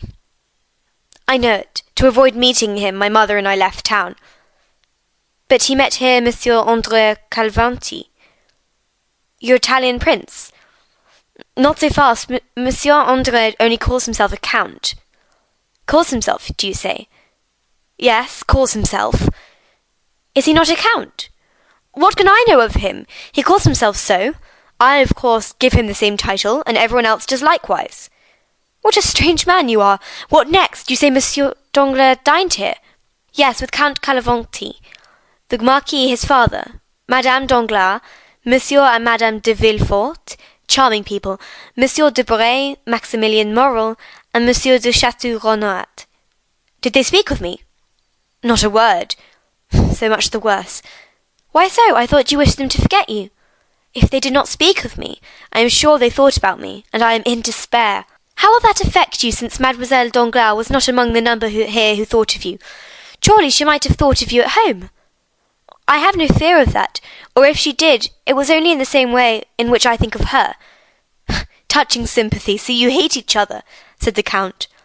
"Listen," said Morcerf. "If Mademoiselle Danglars were disposed to take pity on my supposed martyrdom on her account, and would dispense with all matrimonial formalities between our two families, I am ready to agree to the arrangement. In a word, Mademoiselle Danglars would make a charming mistress, but a wife." "And this," said Monte Cristo, "is your opinion of your intended spouse?" "Yes, it is rather unkind, I acknowledge, but it is true. But as this dream cannot be realized, since Mademoiselle Danglars must become my lawful wife, live perpetually with me, sing to me, compose verses and music within 10 paces of me, and that for my whole life, it frightens me. One may forsake a mistress, but a wife, good heavens, there she must always be, and to marry Mademoiselle Danglars would be awful." "You are difficult to please, Viscount." "Yes, for I often wish for what is impossible." "What is that?" "To find such a wife as my father found." Monte Cristo turned pale, and looked at Albert while playing with some magnificent pistols. "Your father was fortunate, then," said he. "You know my opinion of my mother, Count. Look at her, still beautiful, witty, more charming than ever. For any other son to have stayed with his mother for 4 days at Tréport, it would have been a condescension or a martyrdom, while I return, more contented, more peaceful, shall I say, more poetic, than if I had taken Queen Mab of Titania as my companion. That is an overwhelming demonstration, and you would make everyone vow to live a single life. Such are my reasons for not liking to marry Mademoiselle Danglars. Have you ever noticed how such a thing is heightened in the value when we obtain possession of it? The diamond which glittered in the window at Marie or Fossin shine with more splendid when it is our own. But if we are compelled to acknowledge the superiority of another, and still must retain the one that is inferior, do you not know what we have to endure?" "Wordling," murmured the count. "Thus I shall rejoice when Mademoiselle Eugène perceives I am but a pitiful atom, with scarcely as many 100,000 francs as she has millions." Monte Cristo smiled. "One plan occurred to me," considered Albert. "Franz like all that is eccentric. I tried to make him fall in love with Mademoiselle Danglars, but in spite of 4 letters, written in the most alluring style, he invariably answered, 'My eccentricity may be great, but it will not make me break my promise.' That is what I call devoted friendship, to recommend to another one when you would not marry yourself." Albert smiled. "Apropos," continued he, "Franz is coming soon, but it will not interest you. You dislike him, I think?" "I?" said Monte Cristo. "My dear Viscount, how have you discovered that I did not like Monsieur Franz? I like everyone." "And you include me in the expression everyone. Many thanks." "Let us not mistake," said Monte Cristo. "I love everyone as God commands us to love our neighbour, as Christians, but I thoroughly hate but a few. Let us return to Monsieur Franz d'Épinay. Did you say he was coming? Yes, summoned by Monsieur de Villefort, who is apparently as anxious to get Mademoiselle Valentine married as Monsieur Danglars is to see Mademoiselle Oudine settled. It must be a very irksome office to be the father of a grown-up daughter. It seems to make one feverish, and to raise one's pulse to 90 beats a minute until the deed is done. But Monsieur d'Épinay, unlike you, bears his misfortune patiently. Still more, he talks seriously about the matter, puts on a white tie and speaks of his family. He entertains a very high opinion of Monsieur and Madame de Villefort. Which they deserve, do they not? I believe they do. Monsieur de Villefort has always passed for a severe but just man. There is, then, one, said Monte Cristo, whom you do not condemn like your poor Danglars. Because I am not compelled to marry his daughter, perhaps, replied Albert, laughing. Indeed, my dear sir, said Monte Cristo, you are revoltingly foppish. I? Foppish? How do you mean? Yes, pray take a cigar, and cease to defend yourself, and to struggle to escape marrying Mademoiselle Danglars. Let things take their course. Perhaps you might not have to retract. Bah, said Albert, staring. Doubtless, my dear Viscount, you will not be taken by force, and seriously, do you wish to break off your engagement? I would give 100,000 francs to be able to do so. Then make yourself quite easy. Monsieur Danglars would give double that sum to attain the same end. Am I indeed so happy? Said Albert, who still could not prevent an almost imperceptible cloud passing across his brow. But, my dear Count, has Monsieur Danglars any reason? Ah, there is your proud and selfish nature. You would expose the self-love of another with a hatchet, but you shrink if your own is attacked with a needle. But yet Monsieur Danglars appeared delighted with you, was he not? Well, he's a man of bad taste, and is still more enchanted with another. I know not whom. Look and judge for yourself. Thank you, I understand. But my mother— no, not my mother, I mistake. My father intends giving a ball. A ball at this season? Summer balls are very fashionable. If they were not, the Countess has only to wish it, and they would become so. You are right. You know these are select affairs. Those who remain in Paris in July must be true Parisians. Will you take care of our invitation to Monsieur Cavalcanti? When will it take place? On Saturday. Monsieur Cavalcanti's father will be gone. But the son will be here. Will you invite young Mr. Cavalcanti? I do not know him, Viscount. You do not know him? No, I never saw him until a few days since, and am not responsible for him. But yet you receive him at your house. That is another thing. He was recommended to me by a good abbé, who may be deceived. Give him a direct invitation, but do not ask me to present him. If he were afterwards to marry Mademoiselle Danglars, you would accuse me of intrigue, and would be challenging me. Besides, I may not be there myself. Where? At your ball. Why should you not be there? Because you have not yet invited me. But I come expressly for that purpose. You are very kind, but I may be prevented. If I tell you one thing, you will be so amiable as to set aside all impediments. Tell me what it is. My mother begs you to come. The Comtesse de Morcerf, said Monte Cristo, starting. Ah, Count, said Albert, I assure you Madame de Morcerf speaks freely to me, and if you have not felt those sympathetic fibres of which I spoke just now thrill within you, you must be entirely devoid of them, for during the last 4 days we have spoken of no one else. You have talked of me. Yes, that is the penalty of being a living puzzle. Then I am also a puzzle to your mother? I should have thought her too reasonable to be led by imagination. A problem, my dear Count, for everyone, for my mother as well as others, much studied but not solved. You still remain an enigma. Do not fear. My mother is only astonished that you remain so long unsolved. I believe, while the Countess takes you for Lord Ruffin, my mother imagines you to be Cagliostro or the Count Saint-Germain. The first opportunity you have, confirm her in her opinion. It will be easy for you, as you have the philosophy of the one and the wit of the other. I thank you for the warning, said the Count. I shall endeavour to be prepared for all suppositions. You will then come on Saturday?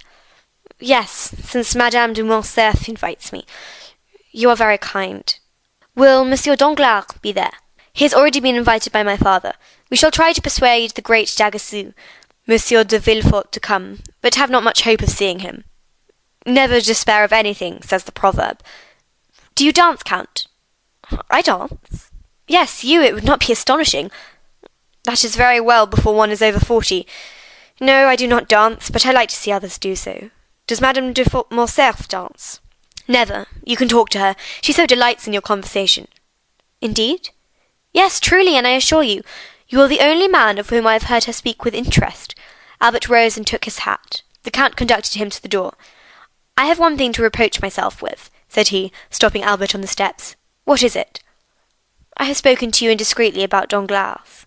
On the contrary, speak to me always in the same strain about him. I'm glad to be reassured on that point.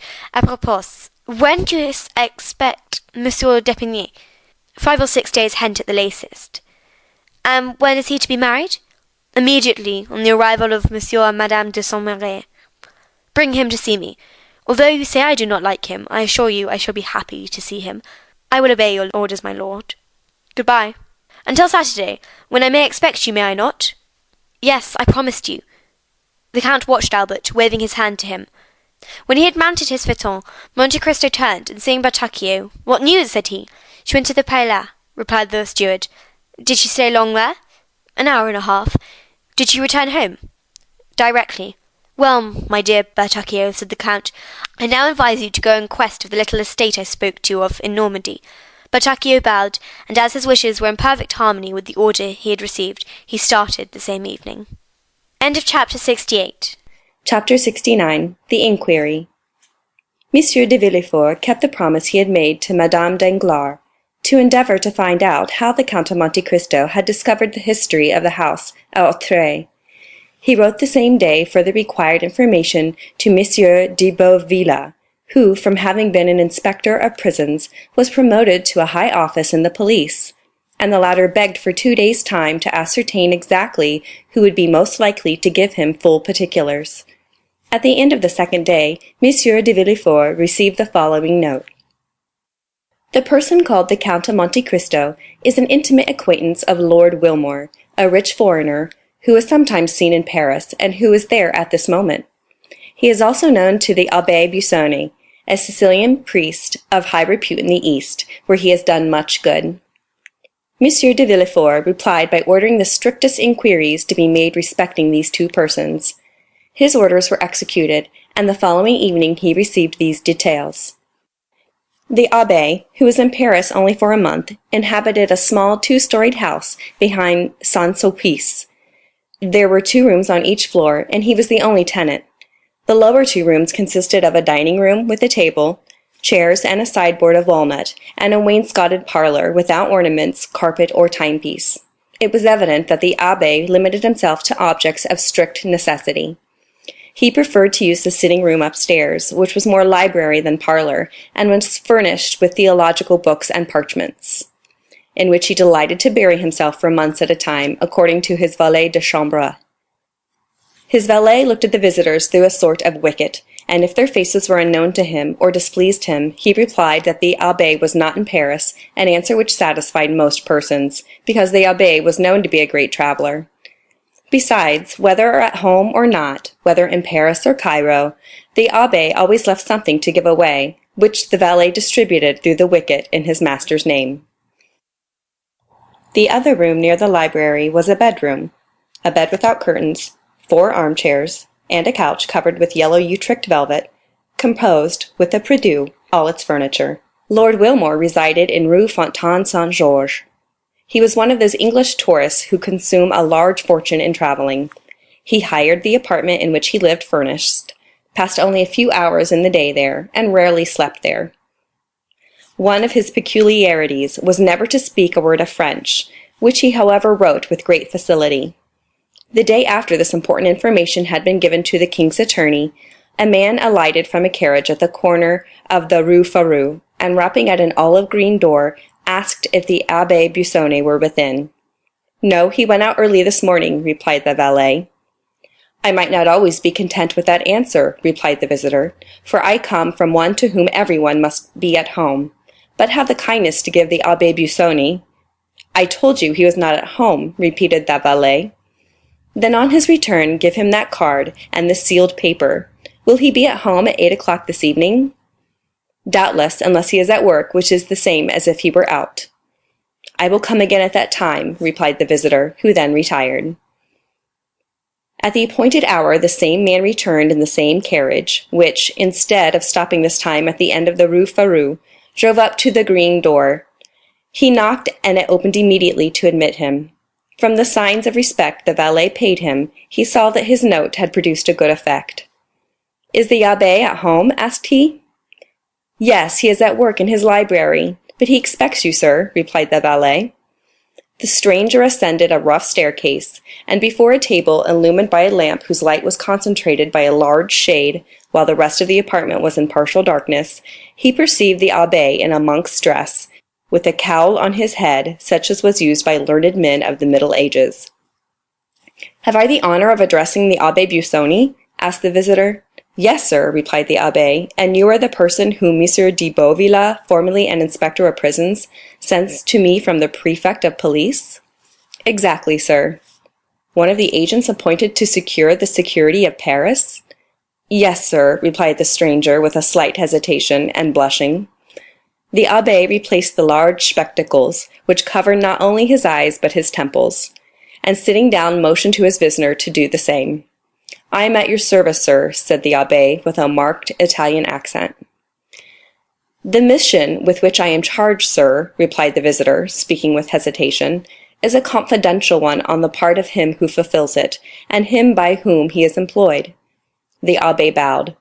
"Your probity," replied the stranger, "is so well known to the prefect that he wishes as a magistrate to ascertain from you some particulars connected with the public safety, to ascertain which I am deputed to see you.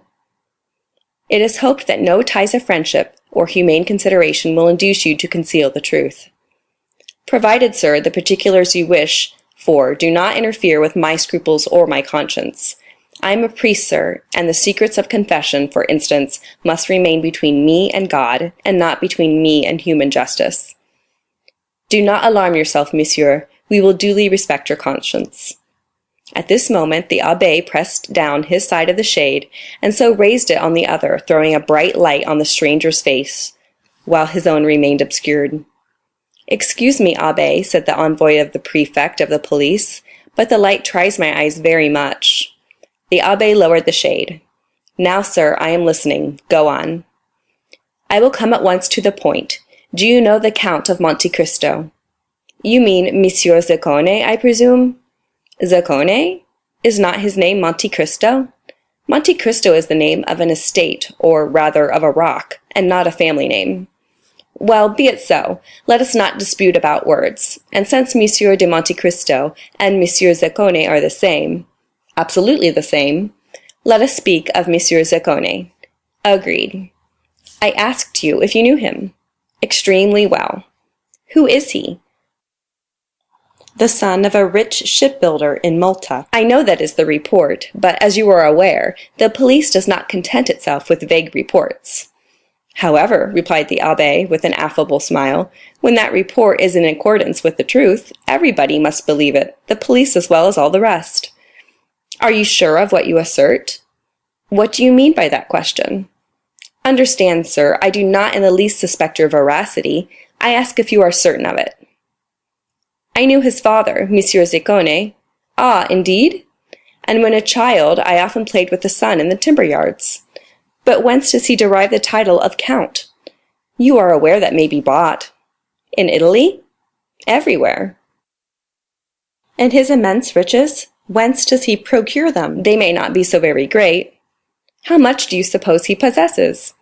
"From 150 to 200,000 livres per annum." "That is reasonable," said the visitor. "I have heard he had 3 or 4 millions." 200,000 per annum would make 4 millions of capital." "But I was told he had 4 millions per annum." "That is not probable." "Do you know this island of Monte Cristo?" "Certainly, everyone who has come from Palermo, Naples, or Rome to France by sea must know it, since he has passed close to it and must have seen it." "I am told it is a delightful place." "It is a rock." "And why has the Count bought a rock?" "For the sake of being a count. In Italy one must have territorial possessions to be a count." "You have, doubtless, heard the adventures of Monsieur Zaccone's youth?" "The father's?" "No, the son's. I know nothing certain. At that period of his life I lost sight of my young comrade." "Was he in the wars?" I think he entered the service. In what branch? In the navy. Are you not his confessor? No, sir, I believe he is a Lutheran. A Lutheran? I say I believe such is the case. I do not affirm it. Besides, liberty of conscience is established in France. Doubtless, and we are not now inquiring into his creed, but his actions. In the name of the prefect of police, I ask you what you know of him. He passes for a very charitable man. Our Holy Father, the Pope, has made him a Knight of Jesus Christ for the services he rendered to the Christians in the East. He has 5 or 6 rings as testimonials from Eastern monarchs of his services. Does he wear them? No, but he is proud of them. He is better pleased with rewards given to the benefactors of man than to his destroyers.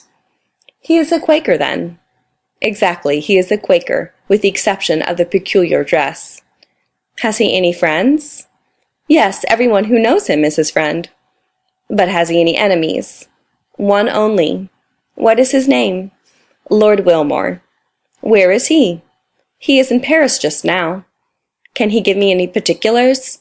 Important ones. He was in India with Zaccone. Do you know his abode? It's somewhere in the Chaussée d'Antilles, but I know neither the street nor the number. Are you at variance with the Englishman? I love Zaccone, and he hates him. We are consequently not friends. Do you think the Count of Monte Cristo had ever been in France before he made this visit to Paris? To that question I can answer positively. No, sir, he had not, because he applied to me 6 months ago for the particulars he required, and as I did not know when I might again come to Paris, I recommended Monsieur Cavalcanti to him. Andrea? No, Bartolomeo, his father. Now, sir, I have but one question more to ask, and I charge you, in the name of honor, of humanity, and of religion, to answer me candidly. What is it, sir? Do you know with what design Monsieur de Monte Cristo purchased a home at Authier? Certainly, for he told me. What is it, sir? To make a lunatic asylum of it, similar to that founded by the Count of Pisone at Palermo. Do you know about that institution? I have heard of it. It is a magnificent charity. Having said this, the abbé bowed to imply he wished to pursue his studies. The visitor either understood the abbé's meaning or had no more questions to ask. He arose, and the abbé accompanied him to the door. You are a great almsgiver, said the visitor, and although you are said to be rich, I will venture to offer you something for your poor people. Will you accept my offering? I thank you, sir. I am only jealous in one thing, and that is that the relief I give should be entirely from my own resources. However, my resolution, sir, is unchangeable, but you have only to search for yourself, and you will find, alas, but too many objects upon whom to exercise your benevolence. The abbé once more bowed as he opened the door. The stranger bowed and took his leave, and the carriage conveyed him straight to the house of Monsieur de Villefort. An hour afterwards the carriage was again ordered, and from this time it went to the Rue Fontaine Saint-Georges, and stopped at number 5, where Lord Wilmore lived. The stranger had written to Lord Wilmore, requesting an interview which the latter had fixed for 10 o'clock. As the envoy of the prefect of police arrived 10 minutes before 10, he was told that Lord Wilmore, who was precision and punctuality personified, was not yet come in, but that he would be sure to return as the clock struck.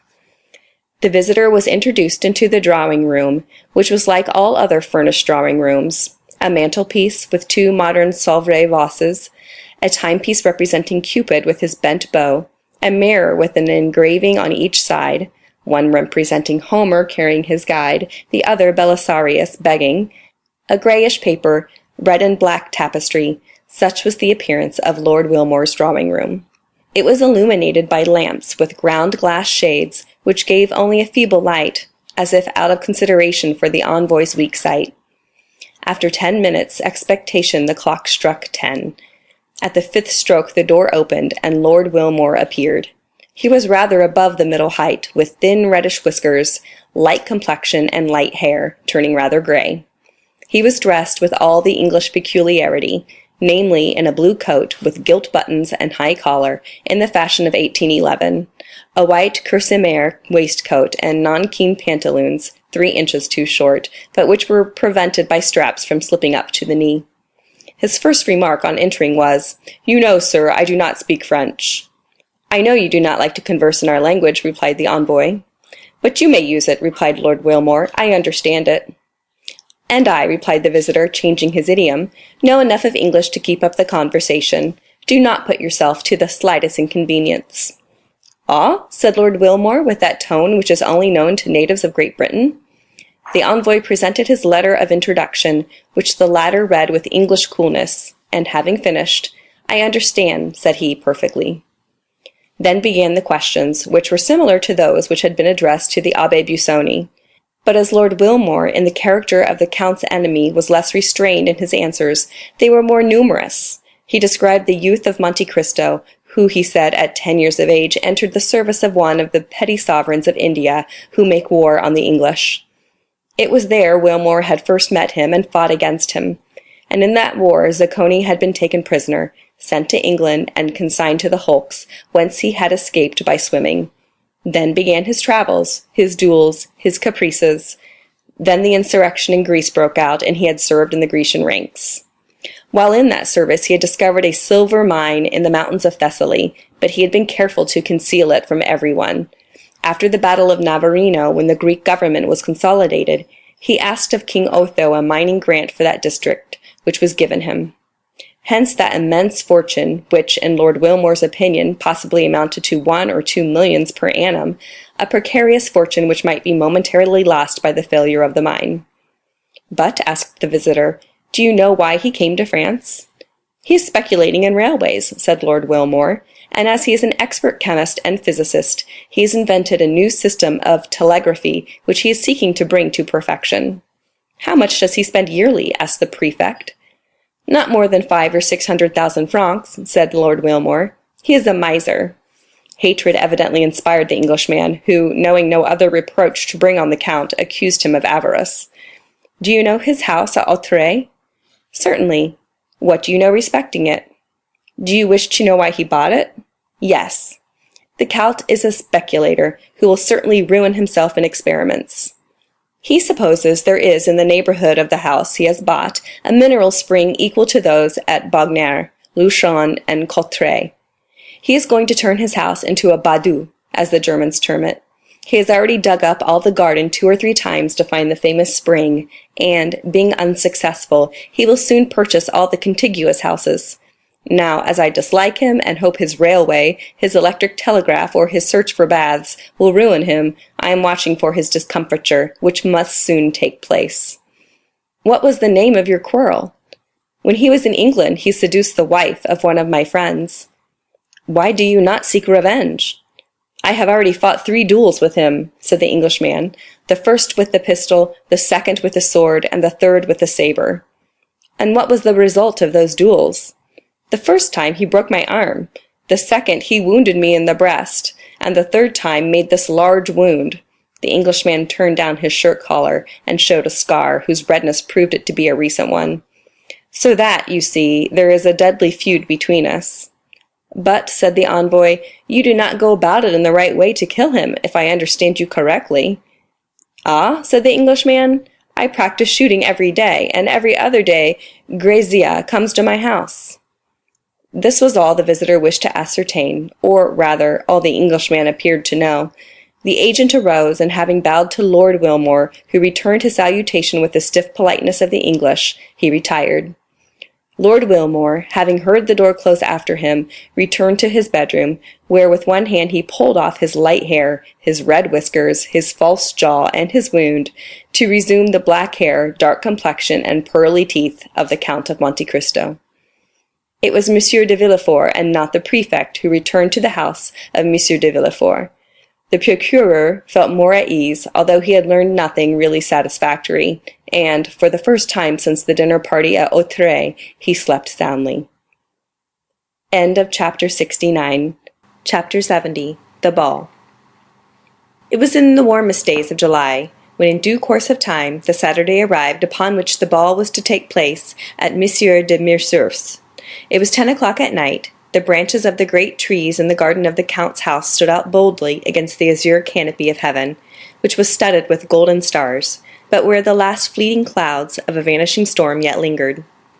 From the apartments on the ground floor might be heard the sound of music, with the whirl of the waltz and gallop, while brilliant streams of light shone through the openings of the Venetian blinds.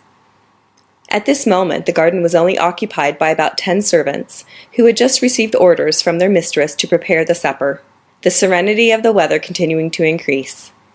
Until now it had been undecided whether the supper should take place in the dining room or under a long tent erected on the lawn, but the beautiful blue sky, studded with stars, had settled the question in favor of the lawn. The gardens were illuminated with colored lanterns, according to the Italian custom, and, as is usual in countries where the luxuries of the table, the rarest of all luxuries in their complete form, are well understood, the supper table was loaded with wax lights and flowers. At the time the Countess of Morcerf returned to the rooms, after giving her orders, many guests were arriving, more attracted by the charming hospitality of the Countess than by the distinguished position of the Count. For, owing to the good taste of Mercédès, one was sure of finding some devices at her entertainment worthy of describing, or even copying in case of need. Madame Danglars, in which the events we have related had caused deep anxiety, had hesitated about going to Madame de Morcerf's when during the morning her carriage happened to meet that of Villefort. The latter made a sign, and when the carriages had drawn close together, said, "You are going to Madame Morcerf's, are you not?" "No," replied Madame Danglars, "I am too ill." "You are wrong," replied Villefort, significantly. "It is important that you should be seen there." "Do you think so?" asked the Baroness. "I do." "In that case I will go." And the two carriages passed on towards their different destinations. Madame Danglars therefore came, not only beautiful in person, but radiant with splendor. She entered by one door at the time when Mercédès appeared at the door. The Countess took Albert to meet Madame Danglars. He approached, paid her some well-merited compliments on her toilette, and offered his arm to conduct her to a seat. Albert looked around him. "You are looking for my daughter?" said the Baroness, smiling. "I confess it," replied Albert. "Could you have been so cruel as not to bring her?" "Calm yourself. She has met Mademoiselle de Villefort, and has taken her arm. See, they are following us, both in white dresses, one with a bouquet of camellias, the other with one of myosotis. But tell me." "Well, what do you wish to know?" "Will not the Count of Monte Cristo be here tonight?" 17, replied Albert. "What do you mean?" "I only mean that the Count seems the rage," replied the Viscount, smiling, "and that you are the 17th person that has asked me the same question.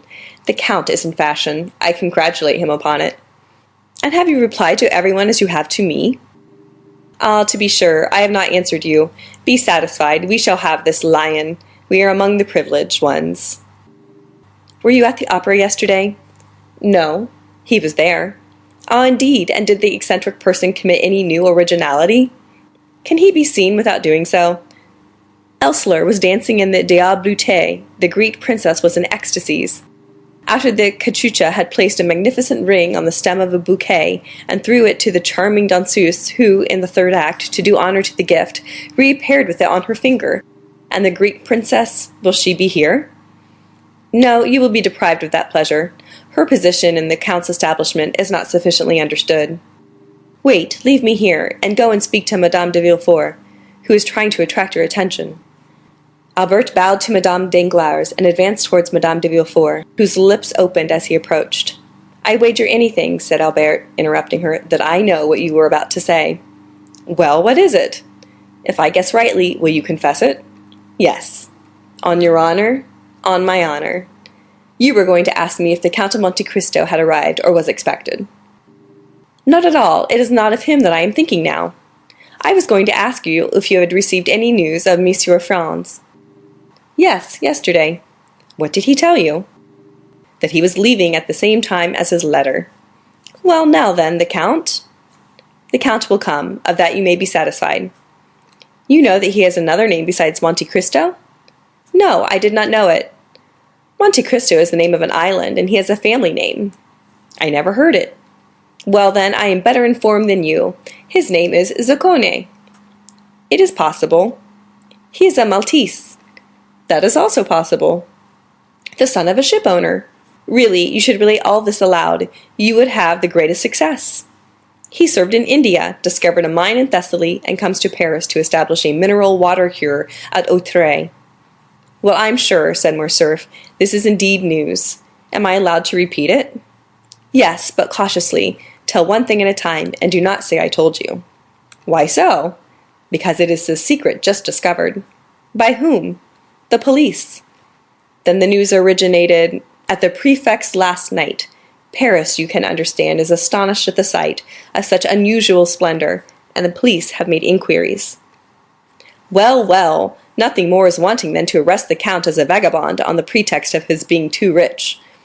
Indeed, that doubtless would have happened if his credentials had not been so favorable. Poor Count! And is he aware of the danger he has been in? I think not. Then it will be but charitable to inform him. When he arrives, I will not fail to do so. Just then a handsome young man with bright eyes, black hair, a glossy moustache, respectfully bowed to Madame de Villefort.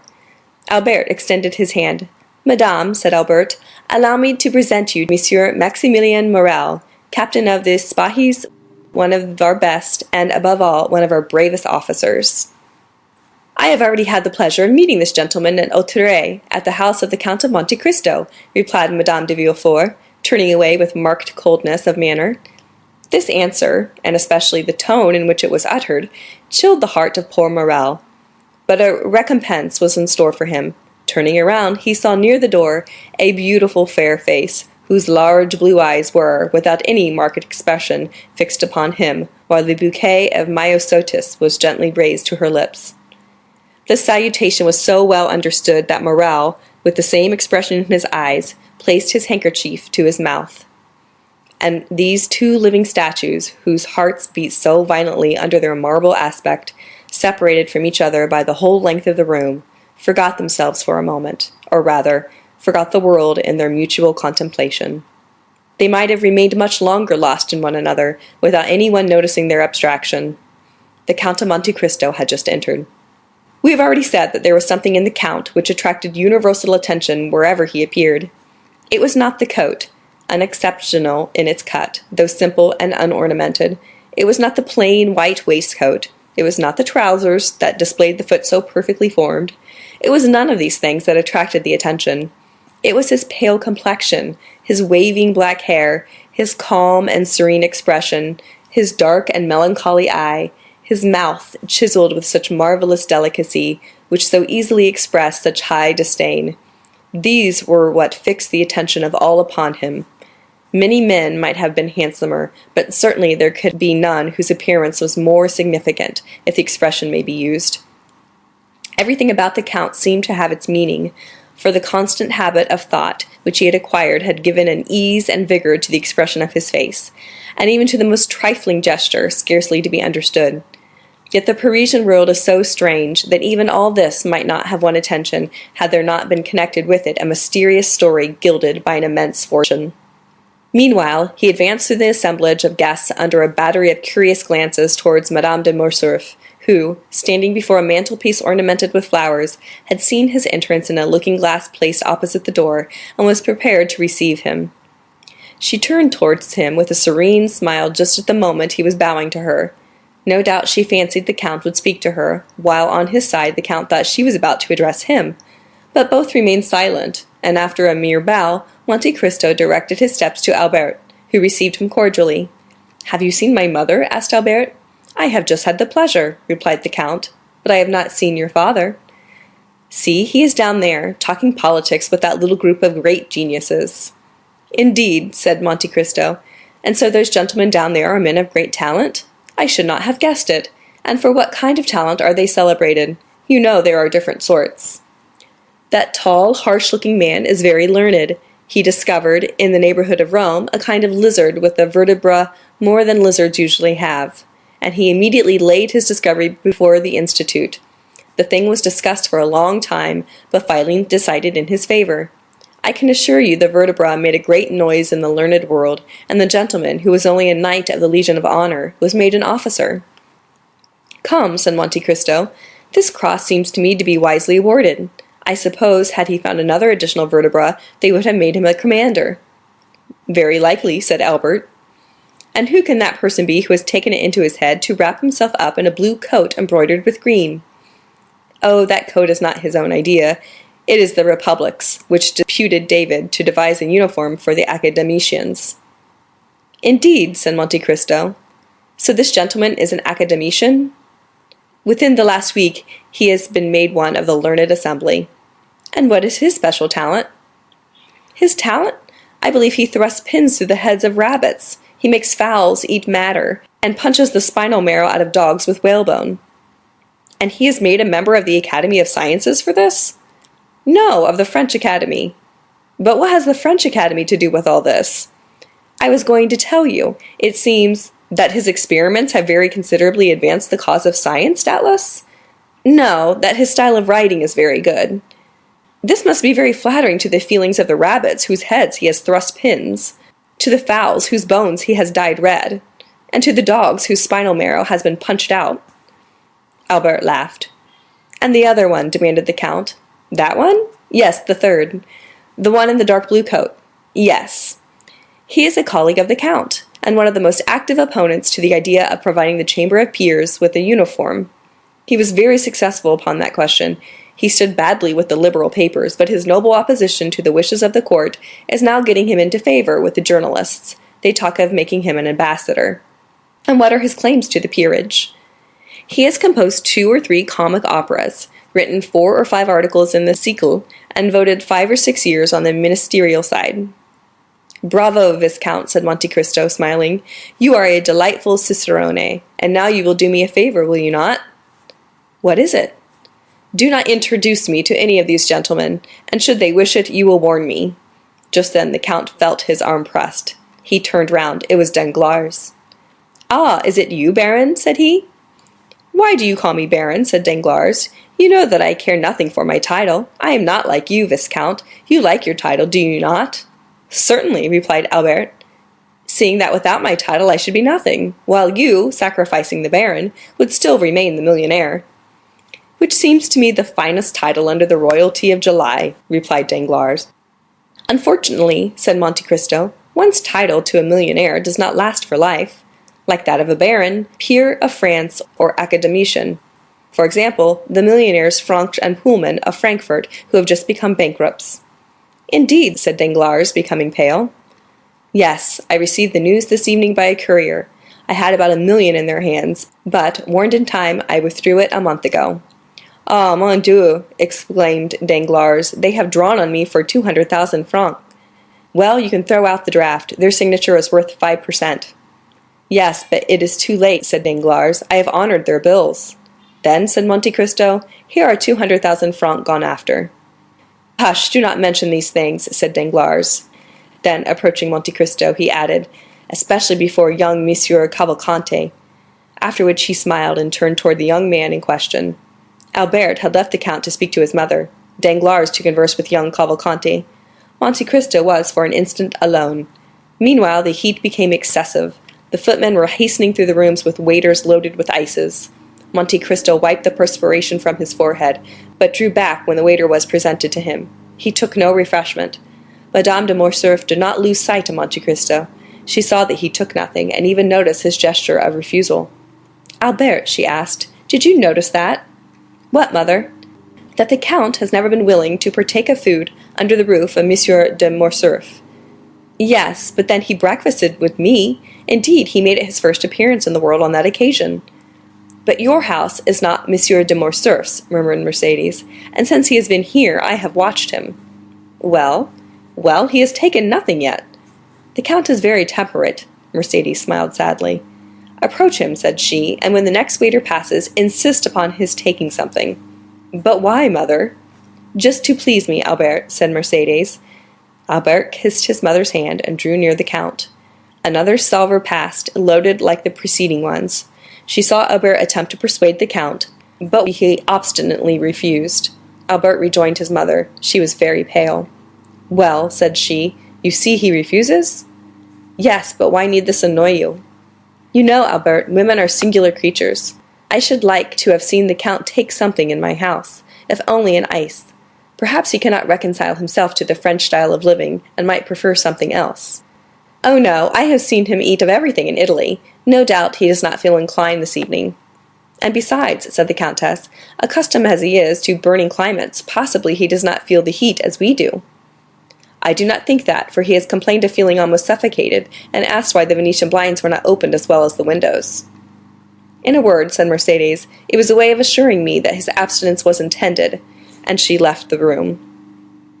A minute afterwards, the blinds were thrown open, and through the jessamine and clematis that overhung the window one could see the garden ornamented with lanterns, and the supper laid under the tent. Dancers, players, talkers all uttered an exclamation of joy. Everyone inhaled with delight the breeze that floated in. At the same time, Mercédès reappeared, paler than before, but with that imperturbable expression of countenance which she sometimes wore. She went straight to the group of which her husband formed the centre. "Do not detain those gentlemen here, Count," she said. "They would prefer, I should think, to breathe in the garden rather than suffocate here, since they are not playing." "Ah," said a gallant old general who, in 1809, had sung Partons pour la Syrie, "we will not go alone to the garden." "Then," said Mercédès, "I will lead the way."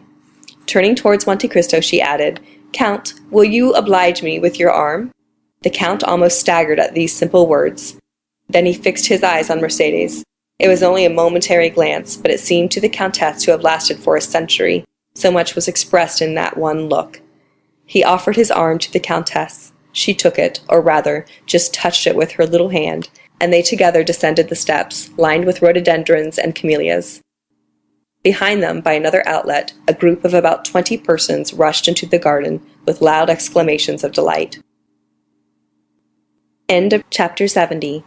Chapter 71. Bread and Salt. Madame de Morcerf entered an archway of trees with her companion. It led through a grove of lindens to a conservatory. "It was too warm in the room, was it not, Count?" she asked. "Yes, madame, and it was an excellent idea of yours to open the doors and the blinds." As he ceased speaking, the Count felt the hand of Mercédès tremble. "But you," he said, "with that light dress, and without anything to cover you but that gauze scarf, perhaps you feel cold?" "Do you know where I'm leading you?" said the Countess, without replying to the question. "No, madame," replied Monte Cristo, "but you see I make no resistance. We are going to the greenhouse that you see at the other end of the grove." The Count looked at Mercédès as if to interrogate her, but she continued to walk on in silence, and he refrained from speaking. They reached the building, ornamented with magnificent fruits, which ripened at the beginning of July in the artificial temperature which takes the place of the sun, so frequently absent in our climate. The Countess left the arm of Monte Cristo and gathered a bunch of muscatel grapes. "See, Count," she said, with a smile so sad in its expression that one could almost detect the tears on her eyelids. "See, our French grapes are not to be compared, I know, with yours of Sicily and Cyprus. But you will make allowance for our northern sun?" The Count bowed, but stepped back. "Do you refuse?" said Mercédès in a tremulous voice. "Pray excuse me, madame," replied Monte Cristo, "but I never eat muscatel grapes." Mercédès let them fall, and sighed. A magnificent peach was hanging against an adjoining wall, ripened by the same artificial heat. Mercédès drew near and plucked the fruit. "Take this peach, then," she said. The Count again refused. "What, again?" she exclaimed, in so plaintive an accent that it seemed to stifle a sob. "Really, you pain me." A long silence followed. The peach, like the grapes, fell to the ground. "Count," added Mercédès with a supplicating glance, "there is a beautiful Arabian custom which makes eternal friends of those who have together eaten bread and salt under the same roof." "I know it, madame," replied the Count, "but we are in France and not in Arabia, and in France eternal friendships are as rare as the custom of dividing bread and salt with one another." "But," said the Countess breathlessly, with her eyes fixed on Monte Cristo, whose arm she convulsively pressed with both hands, "we are friends, are we not?" The Count became pale as death. The blood rushed to his heart, and then again rising, dyed his cheeks with crimson. His eyes swam like those of a man suddenly dazzled. "Certainly we are friends," he replied. "Why should we not be?" The answer was so little like the one Mercédès desired, that she turned away to give vent to a sigh which sounded more like a groan. "Thank you," she said, and they walked on again. They went the whole length of the garden without uttering a word. "Sir," suddenly exclaimed the Countess, after their walk had continued 10 minutes in silence, "is it true you have seen so much, travelled so far, and suffered so deeply?" "I have suffered deeply, madame," answered Monte Cristo. "But now you are happy?" "Doubtless," replied the Count, "since no one hears me complain." "And your present happiness, has it softened your heart?" My present happiness equals my past misery, said the count. Are you not married? Asked the countess. I, married? Exclaimed Monte Cristo, shuddering. Who could have told you so? No one told me you were, but you have frequently been seen at the opera with a young and lovely woman. She is a slave whom I bought at Constantinople, madame, the daughter of a prince. I have adopted her as my daughter, having no one else to love in the world. You live alone, then? I do. You have no sister, no son, no father? I have no one. How can you exist thus without anyone to attach you to life? It is not my fault, madame. At Malta I loved a young girl, was on the point of marrying her, when a war came and carried me away. I thought she loved me well enough to wait for me, and even to remain faithful to my memory. When I returned, she was married. This is the history of most men who have passed 20 years of age. Perhaps my heart was weaker than the hearts of most men, and I suffered more than they would have done in my place. That is all. The countess stopped for a moment, as if gasping for breath. Yes, she said, and you have still preserved this love in your heart. One can only love once. And did you ever see her again? Never. Never? I never returned to the country where she lived. To Malta? Yes, Malta. She is then now at Malta? I think so. And have you forgiven her for all she has made you suffer? Her, yes. But only her? Do you then still hate those who separated you? I hate them? Not at all. Why should I? The countess placed herself before Monte Cristo, still holding in her hand a portion of the perfumed grapes. Take some, she said. Madame, I never eat muscatel grapes, replied Monte Cristo, as if the subject had not been mentioned before. The countess dashed the grapes into the nearest thicket with a gesture of despair. Inflexible man, she murmured. Monte Cristo remained as unmoved as if the reproach had not been addressed to him. Albert at this moment ran in. "Oh, mother!" he exclaimed, "such a misfortune has happened!" "What? What has happened?" asked the countess, as though awakening from a sleep to the realities of life. "Did you say a misfortune? Indeed, I should expect misfortunes." "Well?" "Monsieur de Villefort is here." "Well?" "He comes to fetch his wife and daughter." "Why so?" "Because Madame de Saint-Méran is just arrived in Paris, bringing the news of Monsieur de Saint-Méran's death, which took place on the first stage after he left Marseille. Madame de Villefort, who was in very good spirits, would neither believe nor think of the misfortune, but Mademoiselle Valentine, as the first words, guessed the whole truth, notwithstanding all the precautions of her father. The blow struck her like a thunderbolt, and she fell senseless." "And how was Monsieur de Saint-Méran related to Mademoiselle de Villefort?" said the Count. "He was her grandfather on her mother's side. He was coming here to hasten her marriage with Franz." "Ah, indeed? So Franz must wait. Why was not Monsieur de Saint-Méran also grandfather to Mademoiselle Danglars?" "Albert, Albert," said Madame de Morcerf, in a tone of mild reproof, "what are you saying? Ah, Count, he esteems you so highly. Tell him that he has spoken amiss." And she took 2 or 3 steps forward. Monte Cristo watched her with an air so thoughtful and so full of affectionate admiration that she turned back and grasped his hand. At the same time she seized that of her son and joined them together. "We are friends, are we not?" she asked. "Oh, madame, I do not presume to call myself your friend, but at all times I am your most respectful servant." The countess left with an indescribable pang in her heart, and before she had taken 10 steps, the count saw her raise her handkerchief to her eyes. "Do not my mother and you agree?" asked Albert, astonished. "On the contrary," replied the count. "Did you not hear her declare that we were friends?" They re-entered the drawing-room, which Valentine and Madame de Villefort had just quitted.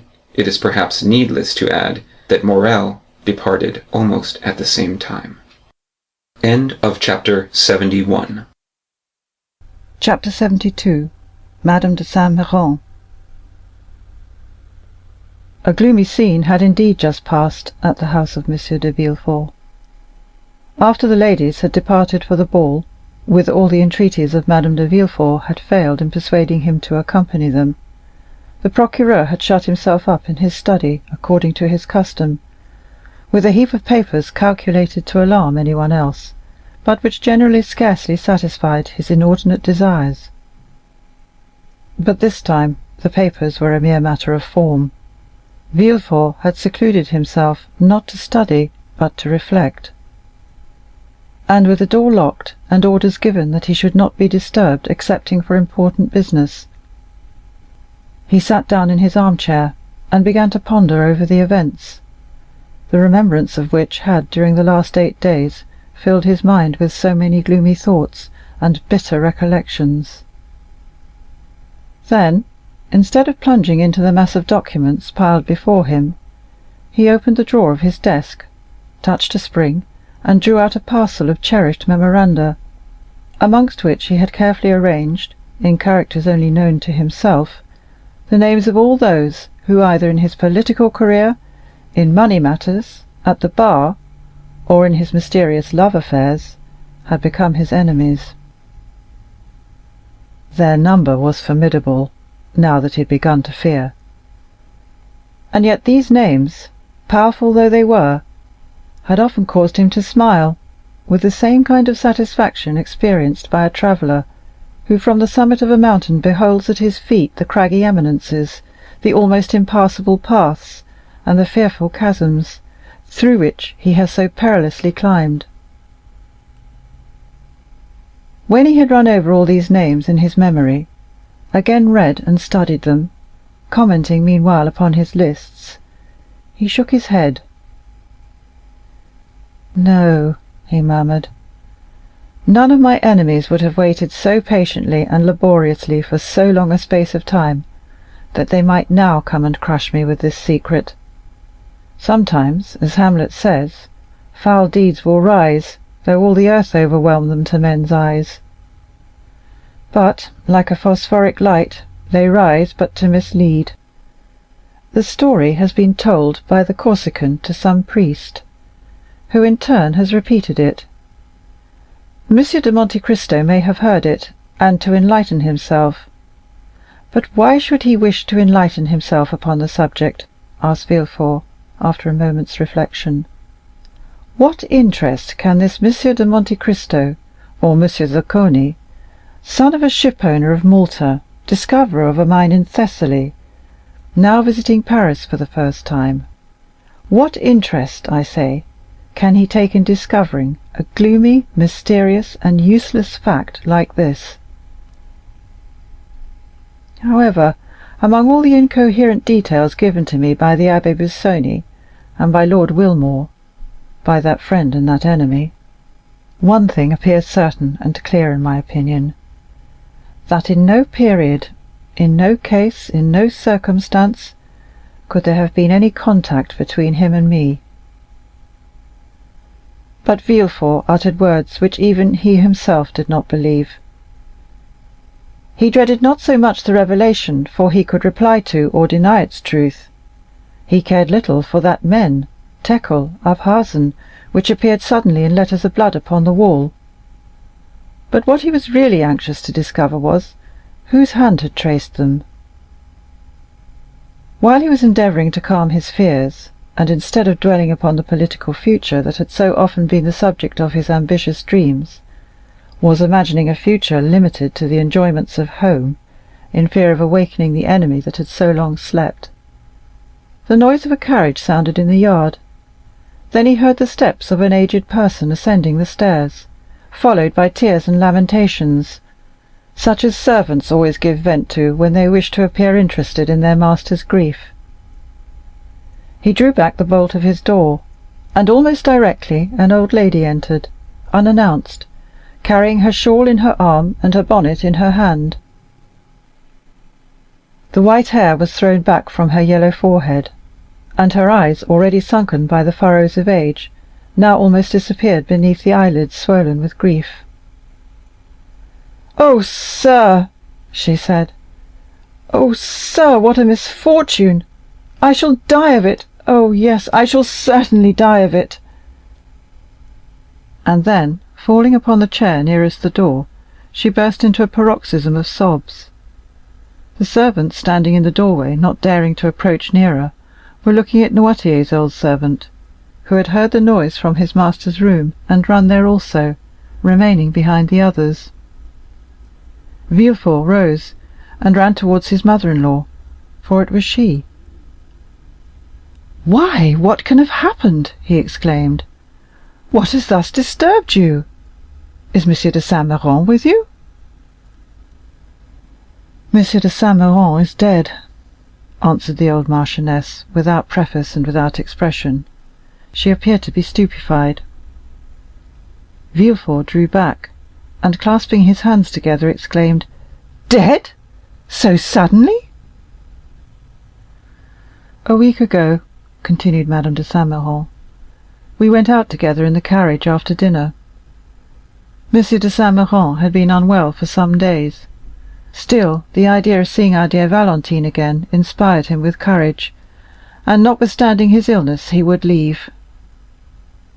At 6 leagues from Marseilles, after having eaten some of the lozenges he is accustomed to take, he fell into such a deep sleep that it appeared to me unnatural. Still, I hesitated to wake him, although I fancied his face was flushed and that the veins of his temples throbbed more violently than usual. However, as it became dark and I could no longer see, I fell asleep. I was soon aroused by a piercing shriek, as from a person suffering in his dreams, and he suddenly threw his head back violently. I called the valet, I stopped the postilion, I spoke to M. de Saint Méran, I applied my smelling salts, but all was over, and I arrived at Aix by the side of a corpse." Villefort stood with his mouth half open, quite stupefied. "Of course you sent for a doctor?" "Immediately, but as I have told you, it was too late." "Yes, but then he could tell of what complaint the poor marquis had died." "Oh yes, sir, he told me. It appears to have been an apoplectic stroke." "And what did you do then?" M. de Saint Méran had always expressed the desire, in case his death happened during his absence from Paris, that his body should be brought to the family vault. I had him put into a leaden coffin, and I am preceding him by a few days." "Oh, my poor mother!" said Villefort. "To have such duties to perform at your age, after such a blow!" "God has supported me through all. And then my dear marquis, he would certainly have done everything for me that I performed for him. It is true that since I left him, I seem to have lost my senses. I cannot cry. At my age they say we have no more tears. Still, I think that when one is in trouble one should have the power of weeping."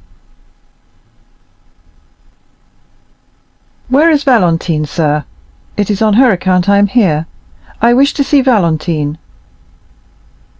Villefort thought it would be terrible to reply that Valentine was at a ball, so he only said that she had gone out with her stepmother, and that she should be fetched. "Oh, this instant, sir, this instant, I beseech you," said the old lady. Villefort placed the arm of Madame de Saint Méran within his own, and conducted her to his apartment. "Rest yourself, mother," he said. The marchioness raised her head at this word, and beholding the man who so forcibly reminded her of her deeply regretted child, who still lived for her in Valentine, she felt touched at the name of mother, and bursting into tears she fell on her knees before an armchair, where she buried her venerable head. Villefort left her to the care of the women, while old Barrois ran half scared to his master. For nothing frightens old people so much as when death relaxes its vigilance over them for a moment, in order to strike some other old person. Then, while Madame de Saint Méran remained on her knees praying fervently, Villefort sent for a cab, and went himself to fetch his wife and daughter from Madame de Morcerf's. He was so pale when he appeared at the door of the ballroom that Valentine ran to him, saying, "Oh, father, some misfortune has happened." "Your grandmamma has just arrived, Valentine," said M. de Villefort. "And grandpapa?" inquired the young girl, trembling with apprehension. M. de Villefort only replied by offering his arm to his daughter.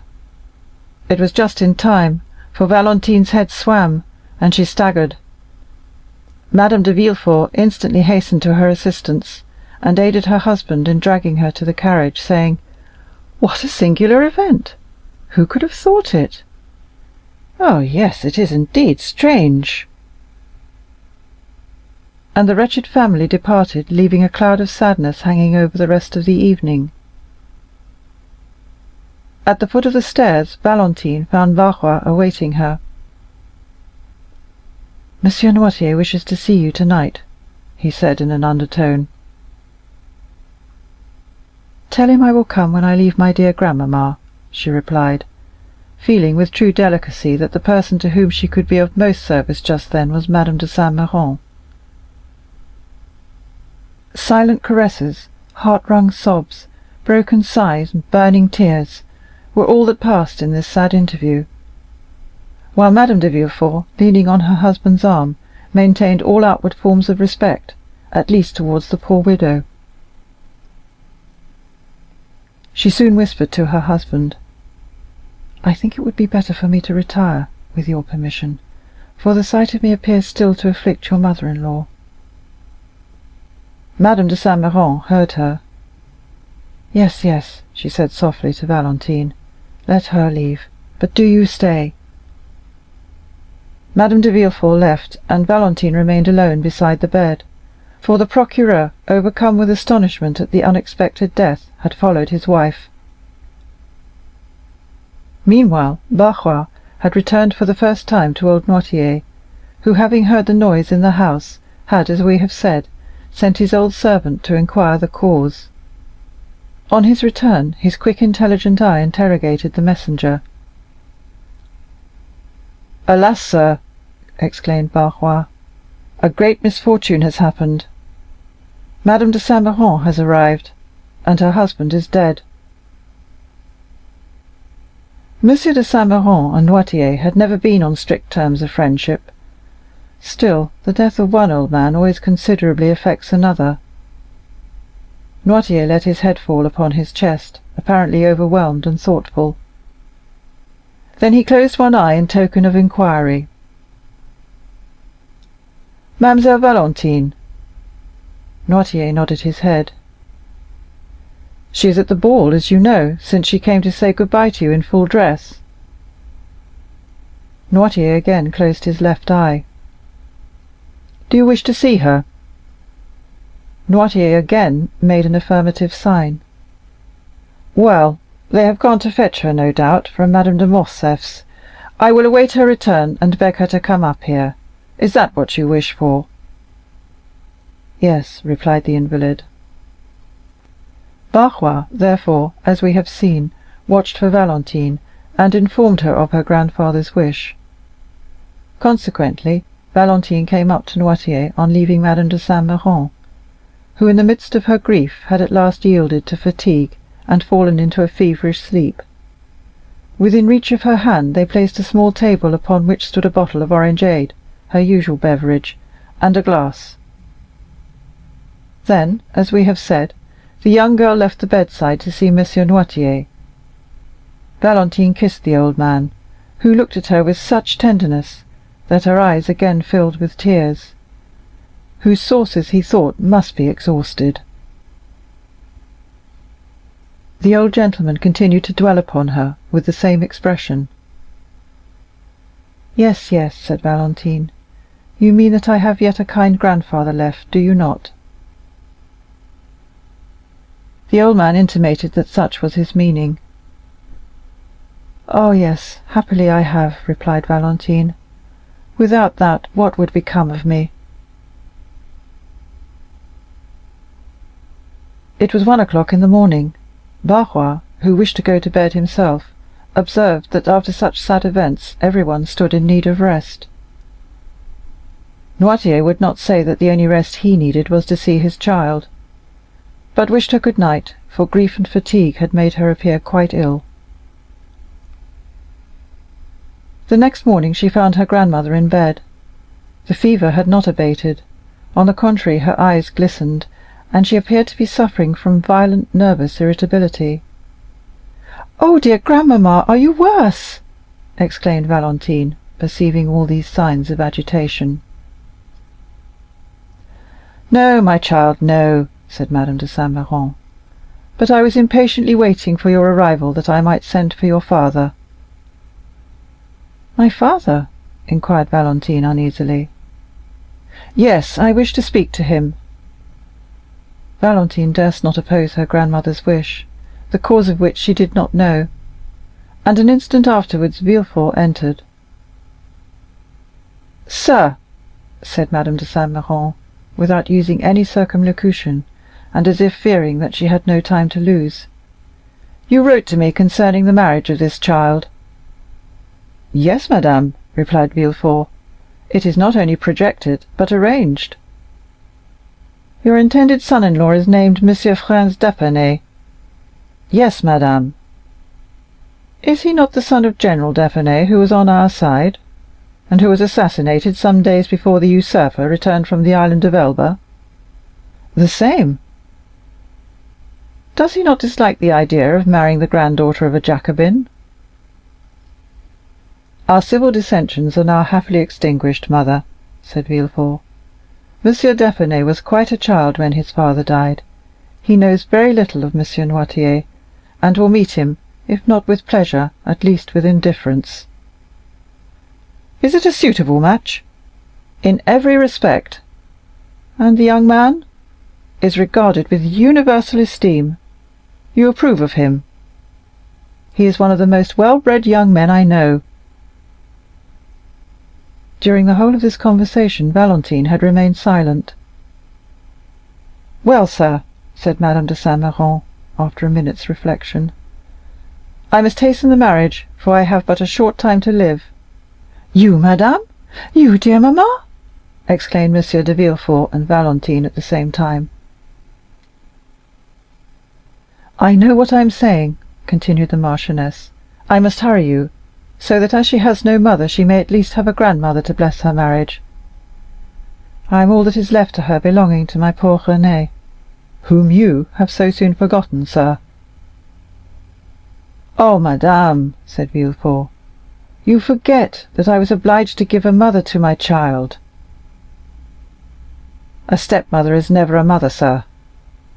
But this is not to the purpose. Our business concerns Valentine. Let us leave the dead in peace."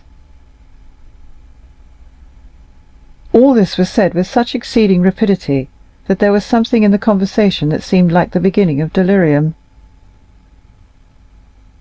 "It shall be as you wish, madame," said Villefort, "more especially since your wishes coincide with mine, and as soon as M. d'Épinay arrives in Paris——" "My dear grandmother," interrupted Valentine, "consider decorum, the recent death. You would not have me marry under such sad auspices." "My child," exclaimed the old lady sharply, "let us hear none of the conventional objections that deter weak minds from preparing for the future. I also was married at the deathbed of my mother, and certainly I have not been less happy on that account." "Still, that idea of death, madame," said Villefort. "Still? Always. I tell you I am going to die. Do you understand?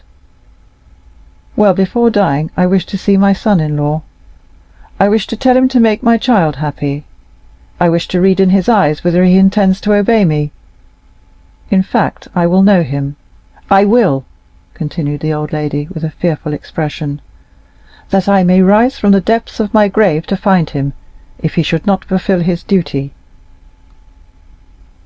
"Madame," said Villefort, "you must lay aside these exalted ideas, which almost assume the appearance of madness. The dead, once buried in their graves, rise no more. And I tell you, sir, that you are mistaken. This night I have had a fearful sleep. It seemed as though my soul were already hovering over my body. My eyes, which I tried to open, closed against my will.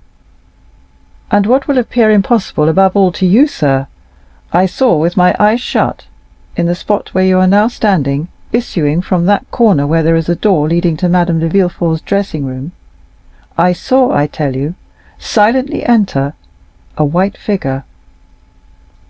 Valentine screamed. "It was the fever that disturbed you, madame," said Villefort. Doubt, if you please, but I am sure of what I say. I saw a white figure, and as if to prevent my discrediting the testimony of only one of my senses, I heard my glass removed, the same which is there now on the table. Oh, dear mother, it was a dream! So little was it a dream that I stretched my hand towards the bell, but when I did so the shade disappeared. My maid then entered with a light. But she saw no one? Phantoms are visible to those only who ought to see them. It was the soul of my husband. Well, if my husband's soul can come to me, why should not my soul reappear to guard my granddaughter? The tie is even more direct, it seems to me. Oh, madame, said Villefort, deeply affected in spite of himself, do not yield to these gloomy thoughts. You will long live with us, happy, loved, and honoured. We will make you forget. Never, never, never, said the Marchioness. When does Monsieur d'Épinay return? We expect him every moment. It is well. As soon as he arrives, inform me. We must be expeditious. And then I also wish to see a notary, that I may be assured that all our property returns to Valentine. Oh, grandmamma, murmured Valentine, pressing her lips on the burning brow, do you wish to kill me? Oh, how feverish you are! We must not send for a notary, but for a doctor. A doctor? Said she, shrugging her shoulders. I am not ill, I am thirsty, that is all. What are you drinking, dear grandmamma? The same as usual, my dear. My glass is there on the table. Give it to me, Valentine. Valentine poured the orangeade into a glass, and gave it to her grandmother, with a certain degree of dread, for it was the same glass, she fancied, that had been touched by the spectre.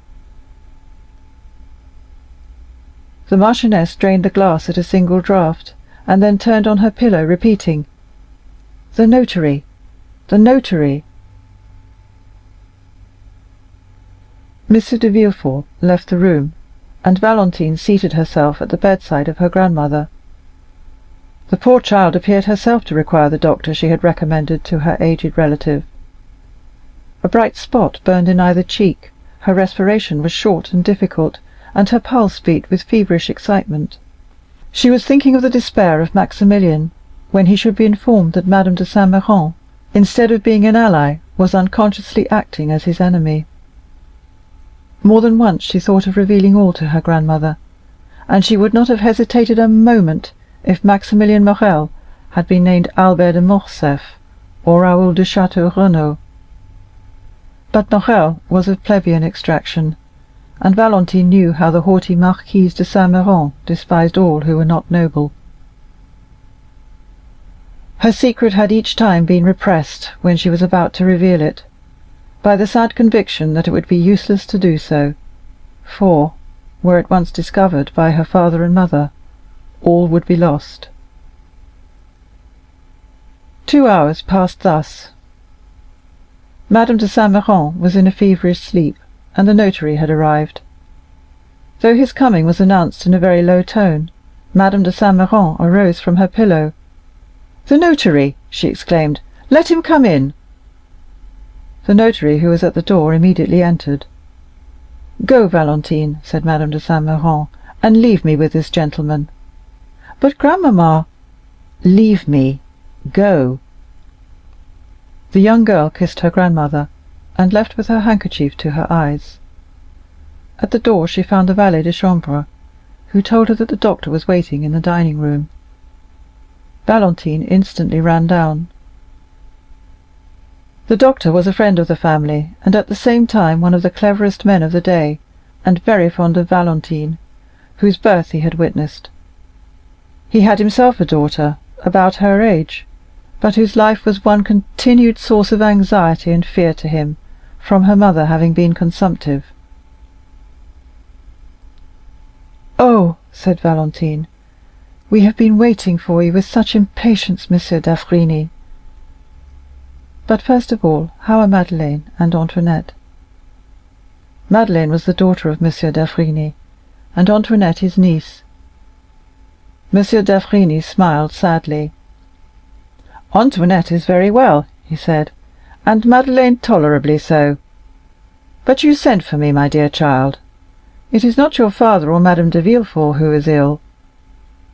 As for you, although we doctors cannot divest our patients of nerves, I fancy you have no further need of me than to recommend you do not allow your imagination to take too wide a field."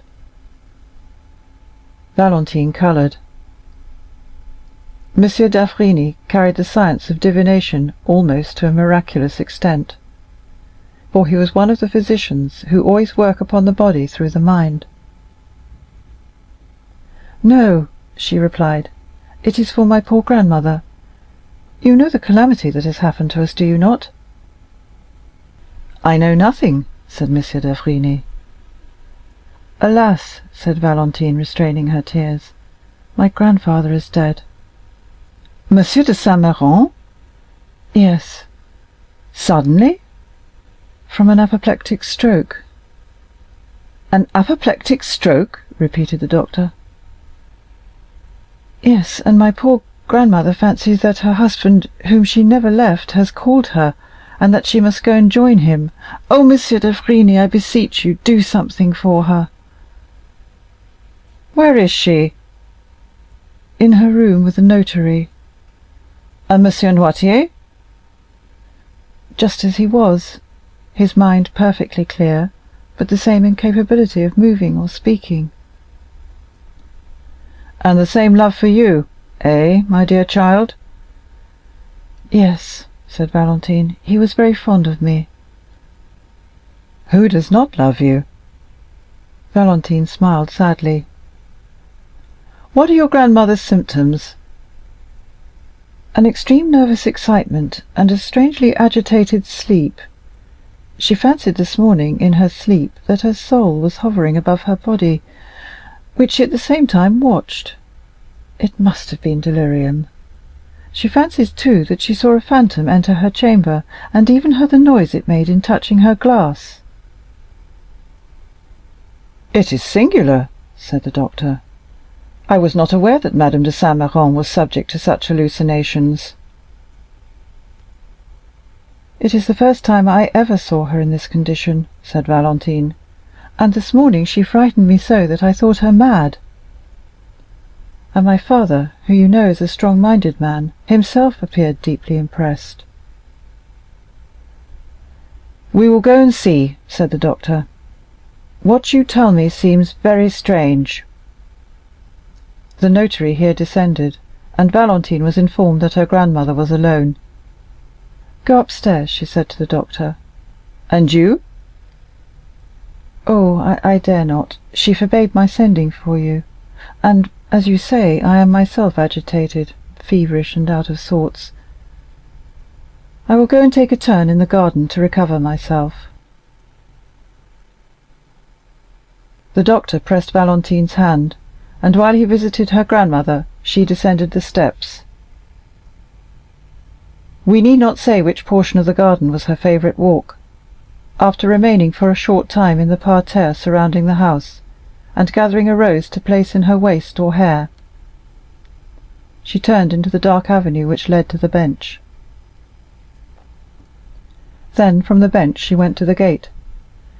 As usual, Valentine strolled for a short time among her flowers, but without gathering them. The mourning in her heart forbade her assuming this simple ornament, though she had not yet had time to put on the outward semblance of woe. She then turned towards the avenue.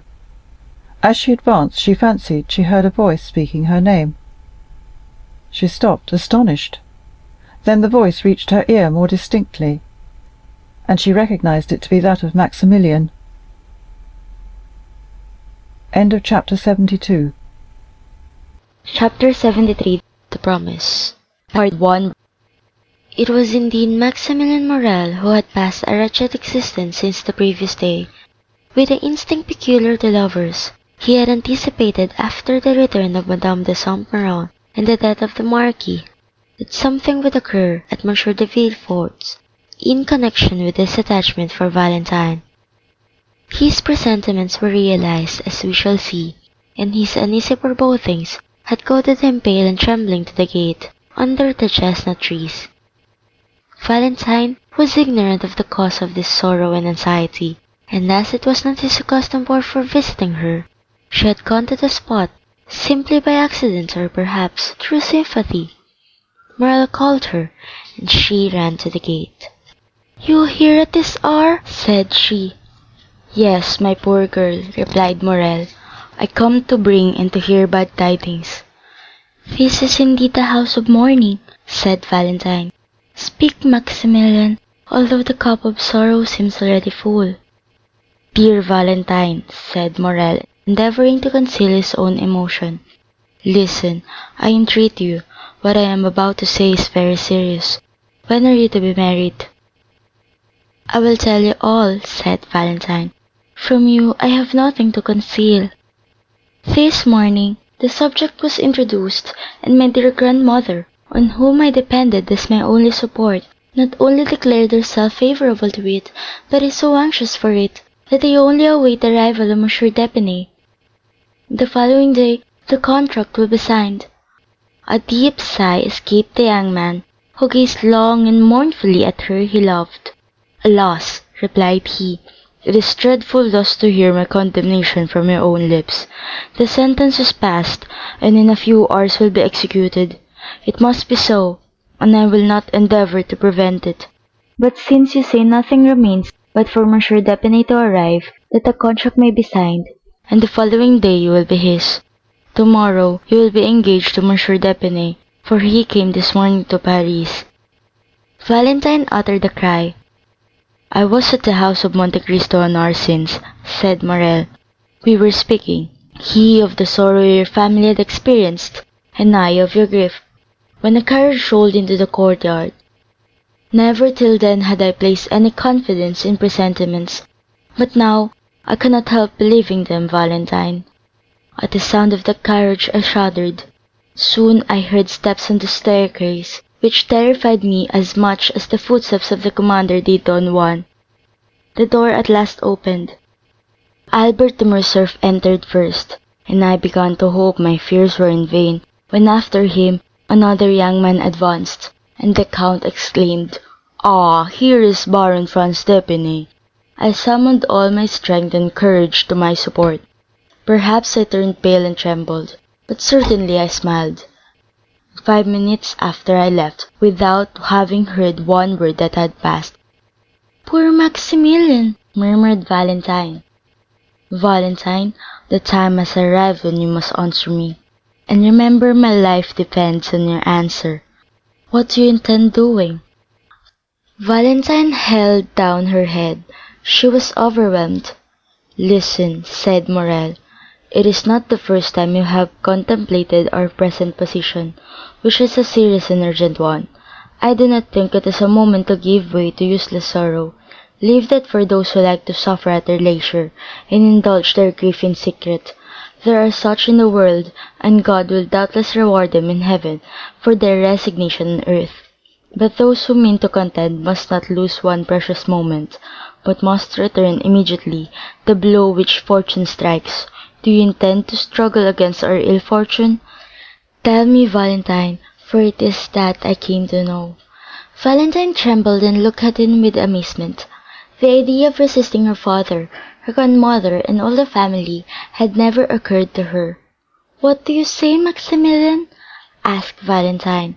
"What do you mean by struggle?" "Oh, it would be a sacrilege." "What? I resist my father's order and my dying grandmother's wish? Impossible!" Morrel started. "You are too noble not to understand me, and you understand me so well that you already yield, dear Maximilian. No, no, I shall need all my strength to struggle with myself and support my grief in secret, as you say, but to grieve my father, to disturb my grandmother's last moments, never." "You are right," said Morrel calmly. "In what a tone you speak!" cried Valentine. "Speak as one who admires you, mademoiselle." "Mademoiselle!" cried Valentine. "Mademoiselle! Oh, selfish man! He sees me in despair, and pretends he cannot understand me." You mistake. I understand you perfectly. You will not oppose Monsieur Villefort. You will not displease the Marchioness. And tomorrow you will sign the contract which will bind you to your husband. But, mon Dieu, tell me, how can I do otherwise? Do not appeal to me, mademoiselle. I shall be a bad judge in such a case. My selfishness will blind me, replied Morrel, whose low voice and clenched hand announced his growing desperation. What would you have proposed, Maximilian? Have you found me willing to accede? It is not for me to say. You are wrong. You must advise me what to do. Do you seriously ask my advice, Valentine? Certainly, dear Maximilian, for if it is good, I will follow it. You know my devotion to you.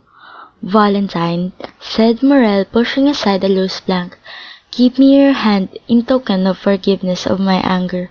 My senses are confused, and during the last hour the most extravagant thoughts have passed through my brain.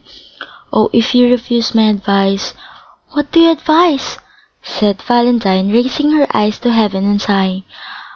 I am free, said Maximilian, and rich enough to support you. I swear to make you my lawful wife before my lips even shall have approached your forehead. You make me tremble, said the young girl. Follow me, said Morrel. I will take you to my sister, who is worthy also to be yours. We will embark for Algiers, for England, for America, or if you prefer it, retire to the country, and only return to Paris when our friends have reconciled your family. Valentine shook her head. I fear it, Maximilian, said she. It is a counsel of a madman. I should be more mad than you. Did I not stop you at once with the word, impossible, impossible? You will then submit to what fate decrees for you without even attempting to contend with it? Said Morrel sorrowfully. Yes, if I die. Well, Valentine, resumed Maximilian, I can only say again that you are right. Truly, it is I who am mad, and you prove to me that passion blinds the most well-meaning. I appreciate your calm reasoning. It is then understood that tomorrow you will be irrevocably promised to Monsieur Franz d'Epinay, not only by the theatrical formality invented to heighten the effect of a comedy called the signature of the contract, but your own will. Again, you drive me to despair, Maximilian, said Valentine. Again you plunge the dagger into the wound. What would you do, tell me, if your sister listened to such a proposition? Mademoiselle, replied Morrel with a bitter smile, I am selfish. You have already said so, and as a selfish man, I think not of what others would do in my situation, but of what I intend doing myself. I think only that I have known you not a whole year. From the day I first saw you, all my hopes of happiness had been in securing your affection. One day you acknowledged that you loved me, and since that day my hope of future happiness has rested on obtaining you, for to gain you would be life to me. Now I think no more. I say only that fortune has turned against me. I had thought to gain heaven, and now I have lost it. It is an everyday occurrence for a gambler to lose not only what he possesses, but also what he has not. Morrel pronounced his words with perfect calmness. Valentine looked at him a moment with her large, scrutinizing eyes, endeavoring not to let Morrel discover the grief which struggled in her heart. But in a word, what are you going to do? Asked she. I am going to have the honor of taking my leave of you, mademoiselle, solemnly assuring you that I wish your life may be so calm, so happy, and so fully occupied that there may be no place for me even in your memory. Oh, murmured Valentine. Adieu, Valentine, adieu, said Morrel, bowing. Where are you going? Cried the young girl, extending her hand through the opening, and seizing Maximilian by his coat. for she understood from her own agitated feelings that her lover's calmness could not be real. "Where are you going?" "I am going, that I may not bring fresh trouble in your family, and to set an example which every honest and devoted man, situated as I am, may follow." "Before you leave me, tell me what are you going to do, Maximilian?"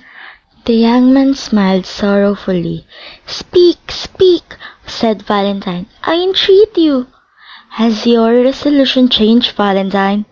"It cannot change, unhappy man. You must know it must not," cried the young girl. "Then adieu, Valentine." Valentine shook the gate with a strength of which she could not have been supposed to be possessed. As Morrel was going away, and passing both her hands through the opening, she clasped and wrung them. "I must know what you mean to do," said she. "Where are you going?" "Oh, fear not," said Maximilian, stopping at a short distance. "I do not intend to render another man responsible for the rigorous fate reserved for me. Another might threaten Monsieur Franz to provoke him, and to fight with him. All that would be folly. What has Monsieur Franz to do with it? He saw me this morning for the first time, and has already forgotten he has seen me. He did not even know I existed when it was arranged by your two families that you should be united. I have no enmity against Monsieur Franz, and promise you the punishment shall not fall on him." "On whom, then? On me?" "On you? Valentine! Oh, heaven forbid! Woman is sacred. The woman one loves is holy. On yourself, then, unhappy man, on yourself?" "I am the only guilty person, am I not?" said Maximilian. "Maximilian!" said Valentine. "Maximilian, come back, I entreat you." He drew near with a sweet smile, and but for his paleness, one might have thought him in his usual happy mood. "Listen, my dear, my adored Valentine," said he in his melodious and grave tone. "Those who, like us, have never had a thought for which we need blush before the world, such may read each other's hearts. I never was romantic, and am no melancholy hero.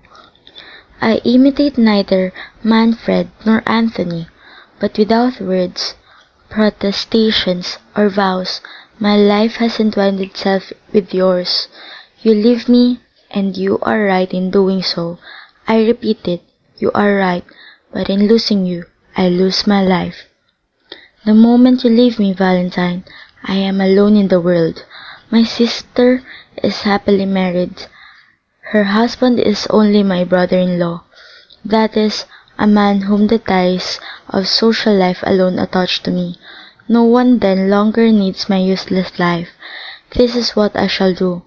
I will wait until the very moment you are married, for I will not lose the shadow of one of those unexpected chances which are sometimes reserved for us, since Monsieur Franz may, after all, die before the time.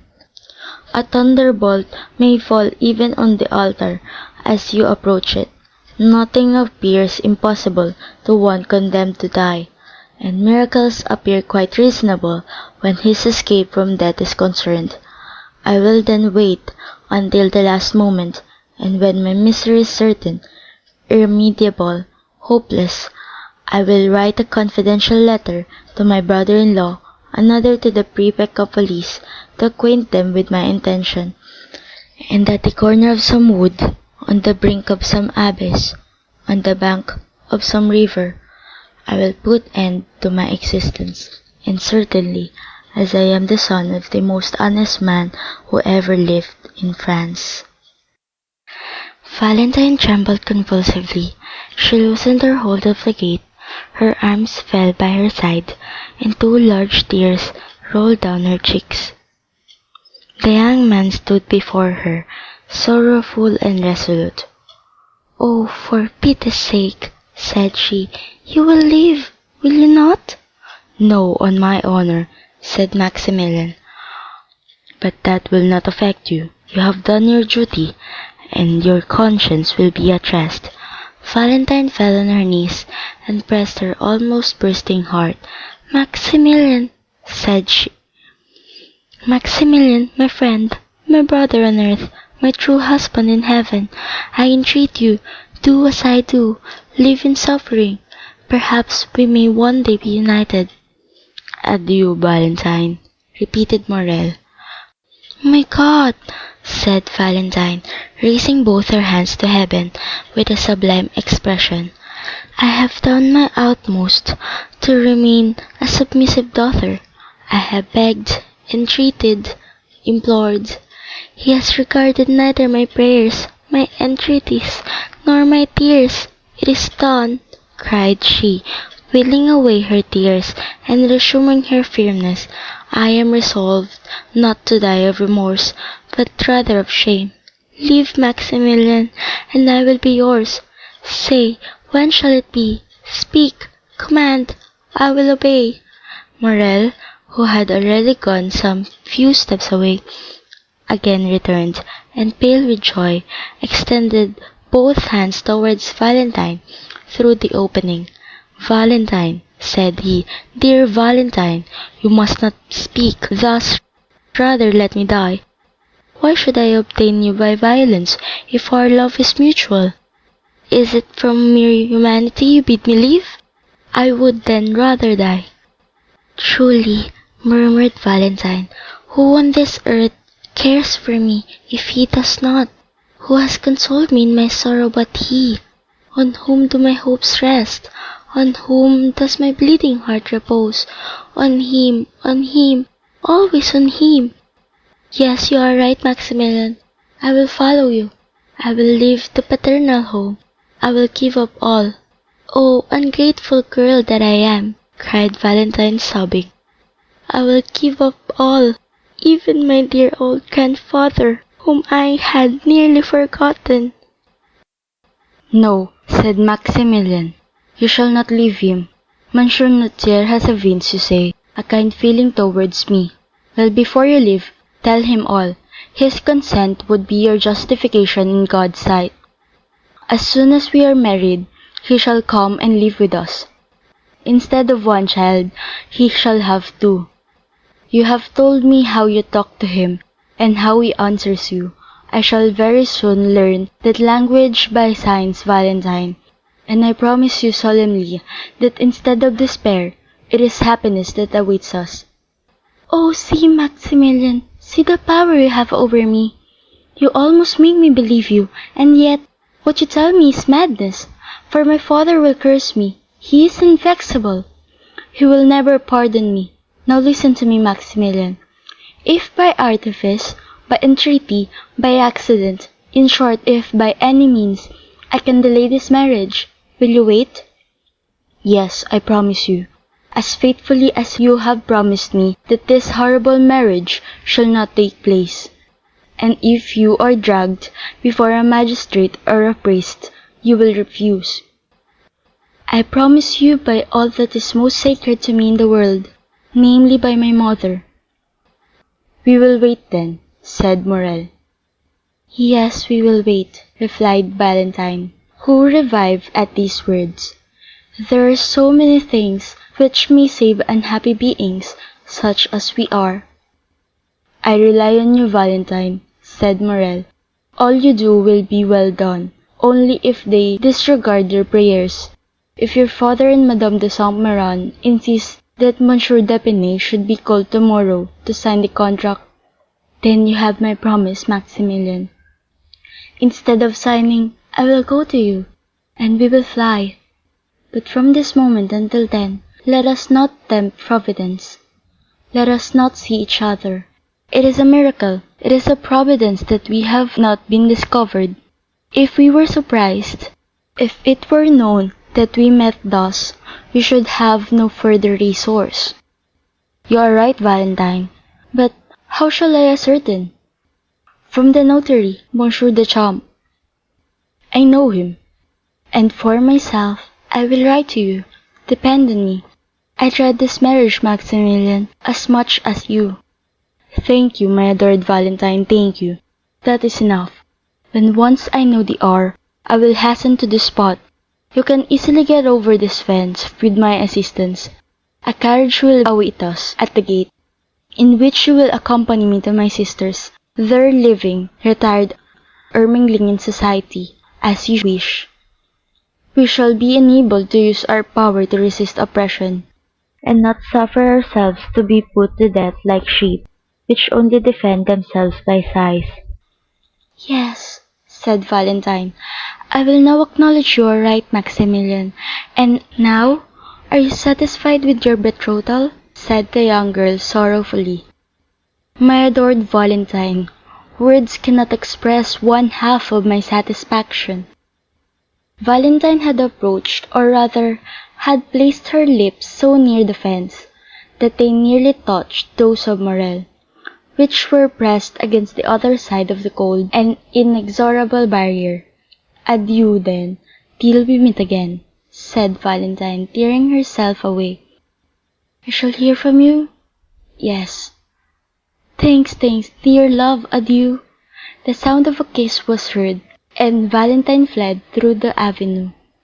Morrel listened to catch the last sound of her dress brushing the branches, and of her footstep on the gravel, then raised his eyes with an ineffable smile of thankfulness to heaven for being permitted to be thus loved, and then also disappeared.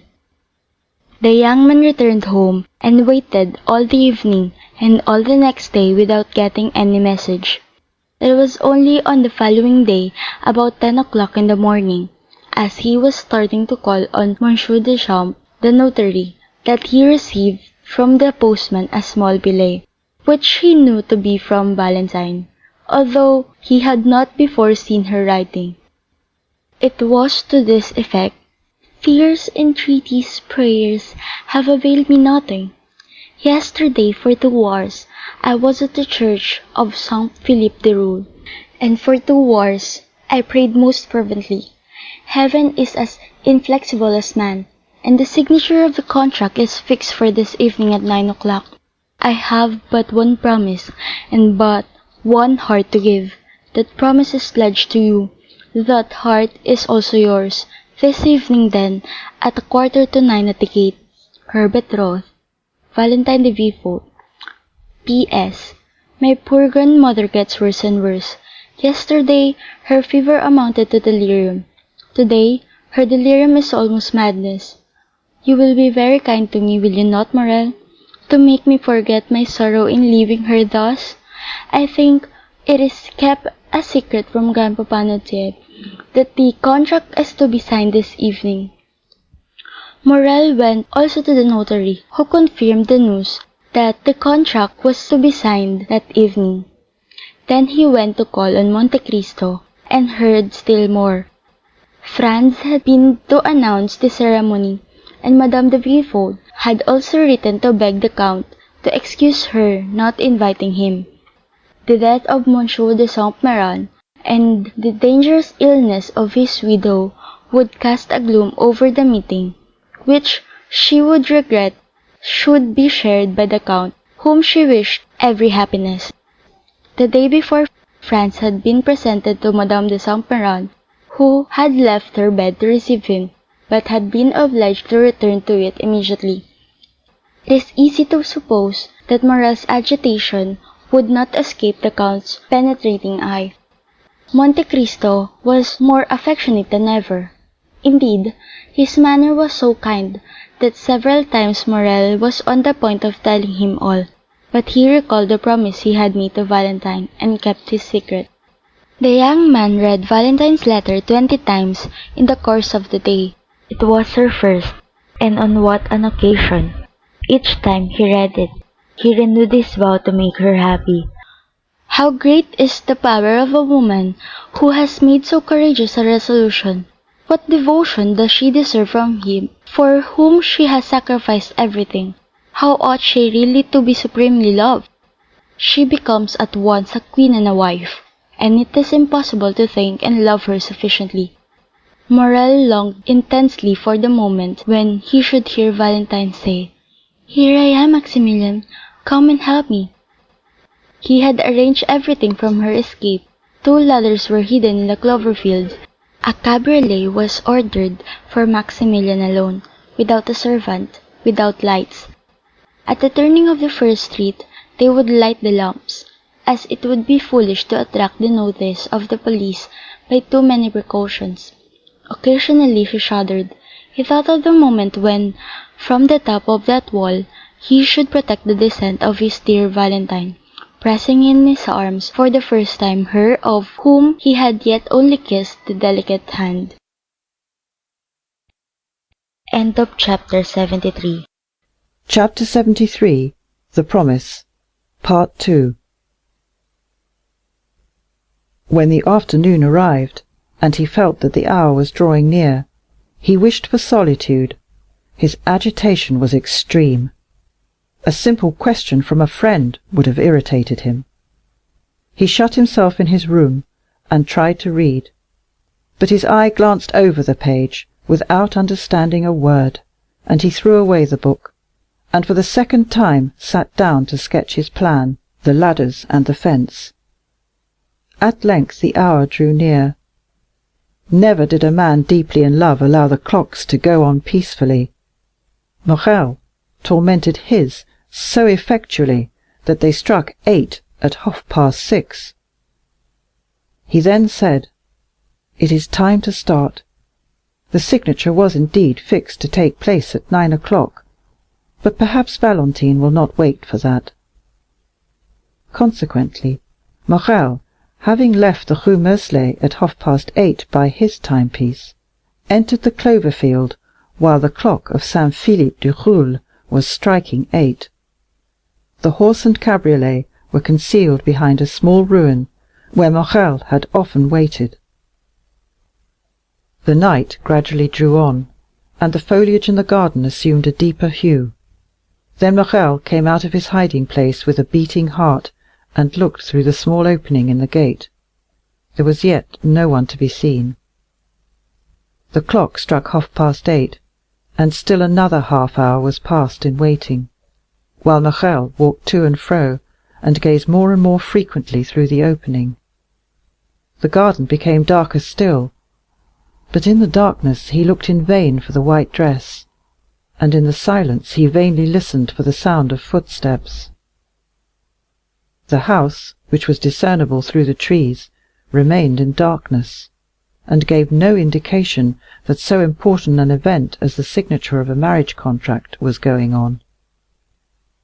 Morrel looked at his watch, which wanted 9:15, but soon the same clock he had already heard strike 2 or 3 times rectified the error by striking 9:30.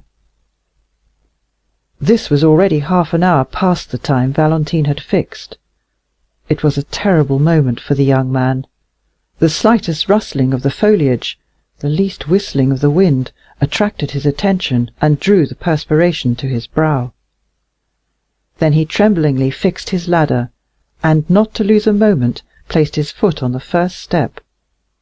Amidst all these alternations of hope and fear, the clock struck 10. "It is impossible," said Maximilian, "that the signing of a contract should occupy so long a time without unexpected interruptions. I have weighed all the chances, calculated the time required for all the forms.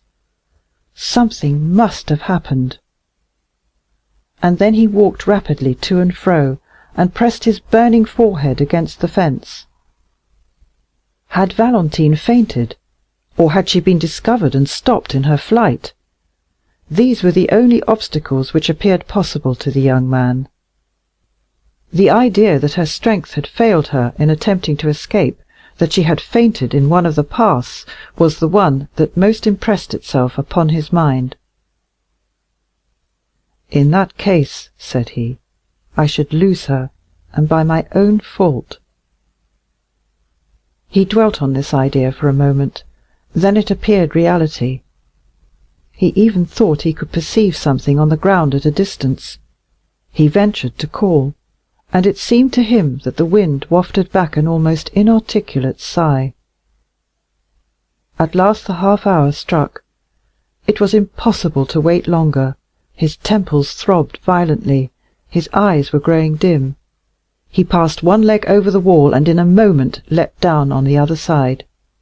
he was on Villefort's premises, and had arrived there by scaling the wall. What might be the consequences? However, he had not ventured thus far to draw back. He followed a short distance close under the wall, then crossed a path and entered a clump of trees. In a moment he had passed through them, and could see the house distinctly. Then Morrel saw that he had been right in believing that the house was not illuminated. Instead of lights at every window, as is customary on days of ceremony, he saw only a grey mass, which was veiled also by a cloud, which at that moment obscured the moon's feeble light.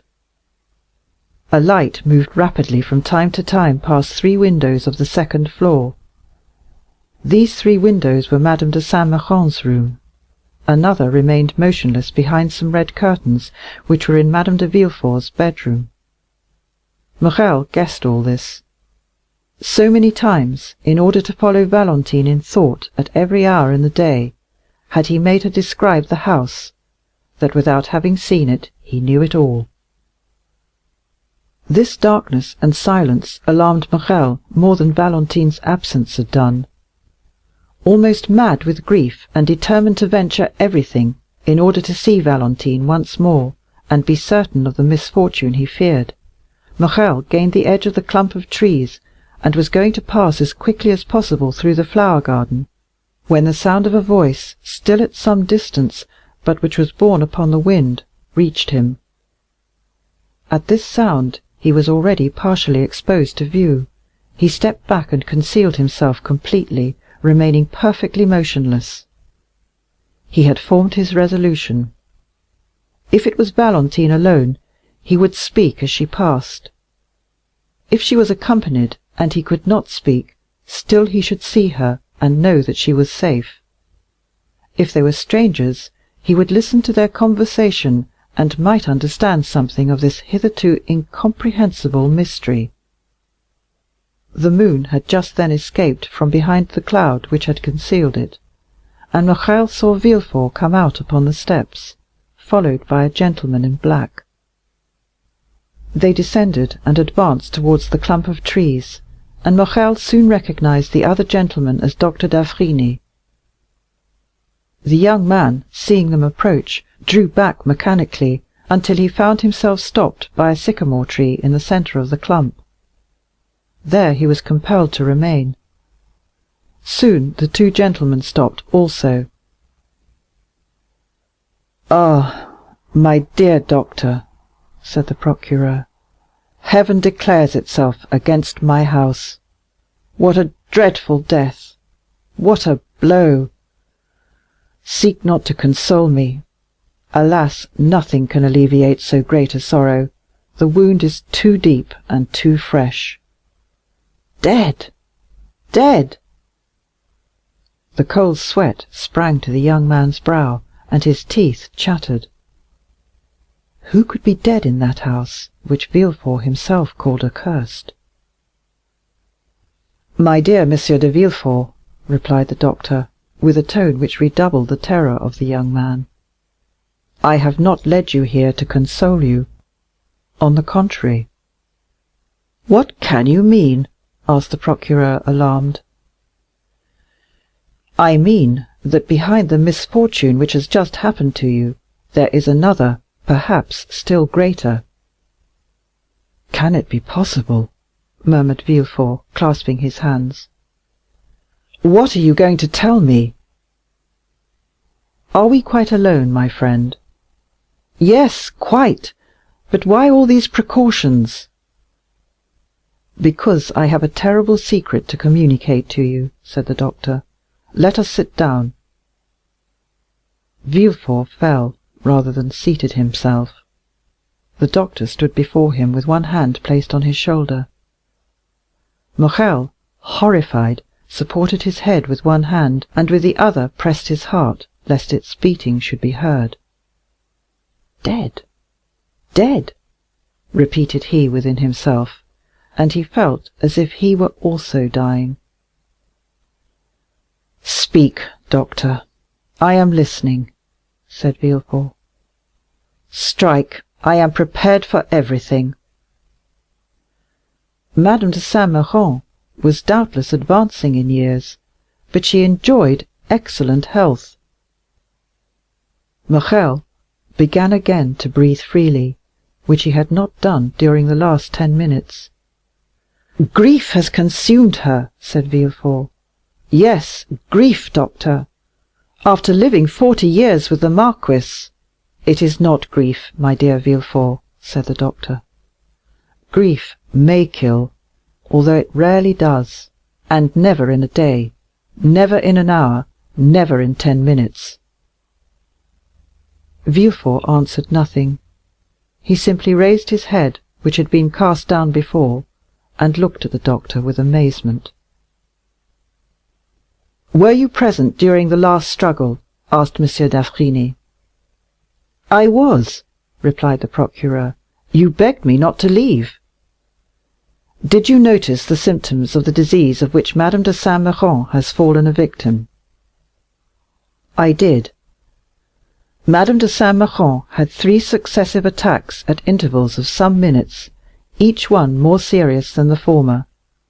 When you arrived, Madame de Saint-Méran had already been panting for breath some minutes. She then had a fit, which I took to be simply a nervous attack, and it was only when I saw her raise herself in the bed, and her limbs and neck appear stiffened, that I became really alarmed. Then I understood from your countenance there was more to fear than I had thought. This crisis passed, I endeavoured to catch your eye, but could not.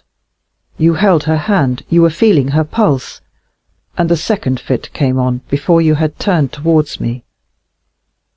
This was more terrible than the first.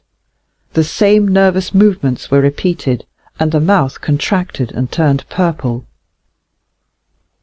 And at the third she expired. At the end of the first attack, I discovered symptoms of tetanus. You confirmed my opinion."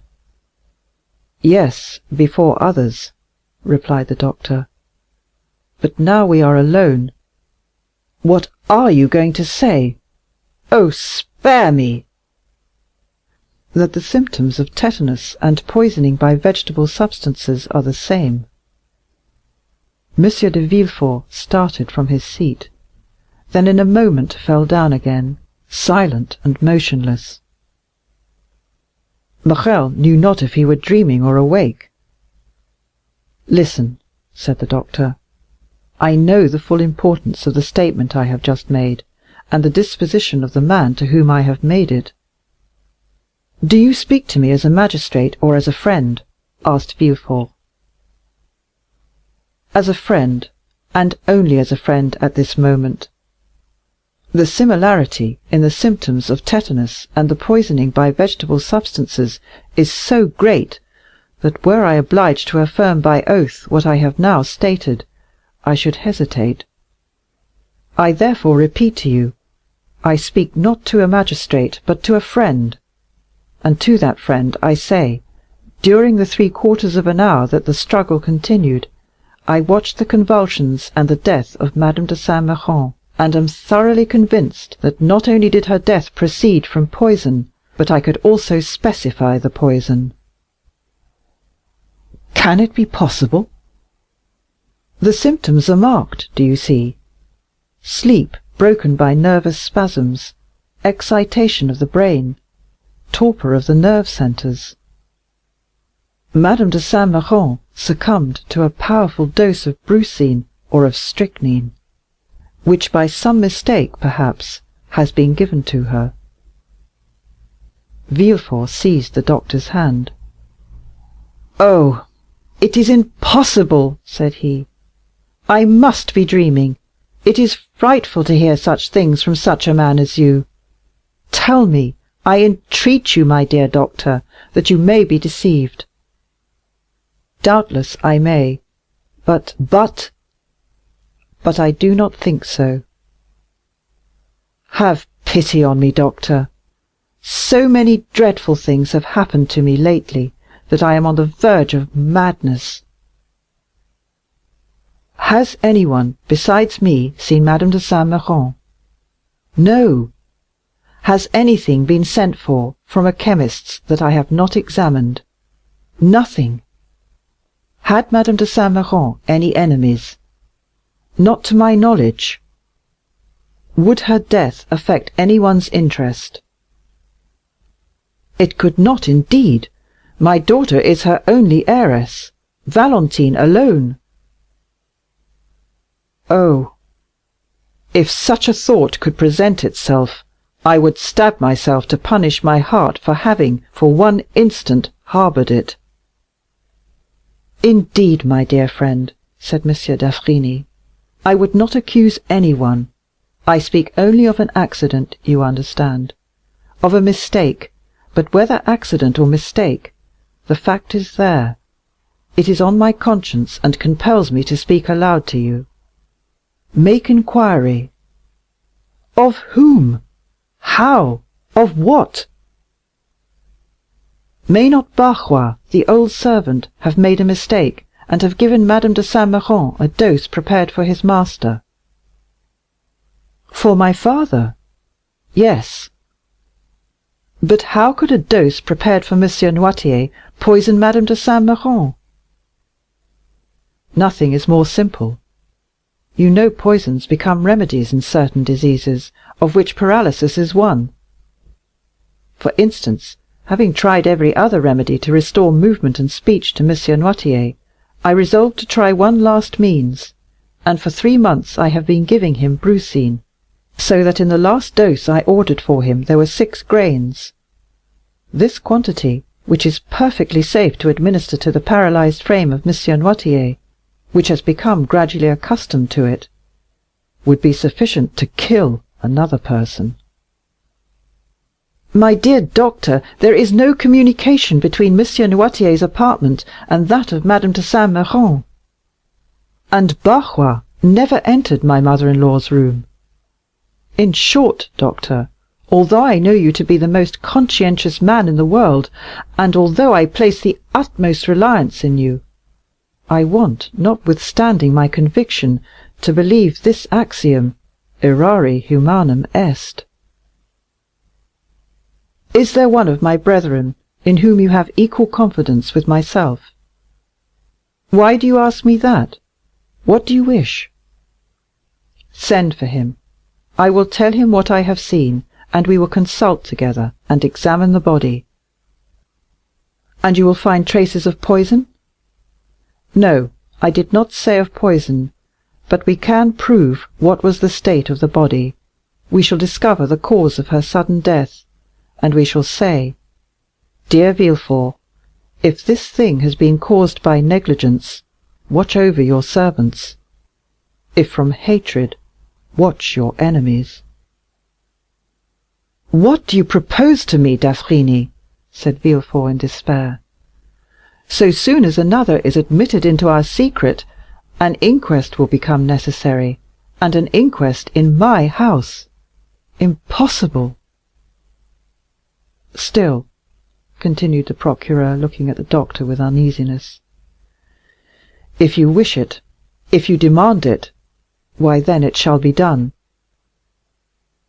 But, doctor, you see me already so grieved. How can I introduce into my house so much scandal after so much sorrow? My wife and my daughter would die of it. And I, doctor, you know a man does not arrive at the post I occupy. One has not been king's attorney 25 years without having amassed a tolerable number of enemies. Mine are numerous. Let this affair be talked of. It will be a triumph for them, which will make them rejoice, and cover me with shame. Pardon me, doctor, these worldly ideas. Were you a priest, I should not dare tell you that. But you are a man, and you know mankind. Doctor, pray recall your words. You have said nothing, have you? My dear Monsieur de Villefort, replied the doctor, my first duty is to humanity. I would have saved Madame de Saint-Méran if science could have done it. But she is dead, and my duty regards the living. Let us bury this terrible secret in the deepest recesses of our hearts. I am willing, if anyone should suspect this, that my silence on the subject should be imputed to my ignorance. Meanwhile, sir, watch always, watch carefully, for perhaps the evil may not stop here. And when you have found the culprit, if you find him, I will say to you, you are a magistrate, do as you will." "I thank you, doctor," said Villefort with indescribable joy. "I never had a better friend than you." And as if he feared Dr. d'Avrigny would recall his promise, he hurried him towards the house. When they were gone, Morrel ventured out from under the trees, and the moon shone upon his face, which was so pale it might have been taken for that of a ghost. "I am manifestly protected in a most wonderful but most terrible manner," said he. "But Valentine, poor girl, how will she bear so much sorrow?" As he thought thus, he looked alternately at the window with red curtains and the windows with white curtains. The light had almost disappeared from the former. Doubtless Madame de Villefort had just put out her lamp, and the night light alone reflected its dull light on the window. At the extremity of the building, on the contrary, he saw one of the 3 windows open. A wax light placed on the mantelpiece threw some of its pale rays without, and a shadow was seen for one moment on the balcony. Morrel shuddered. He thought he heard a sob.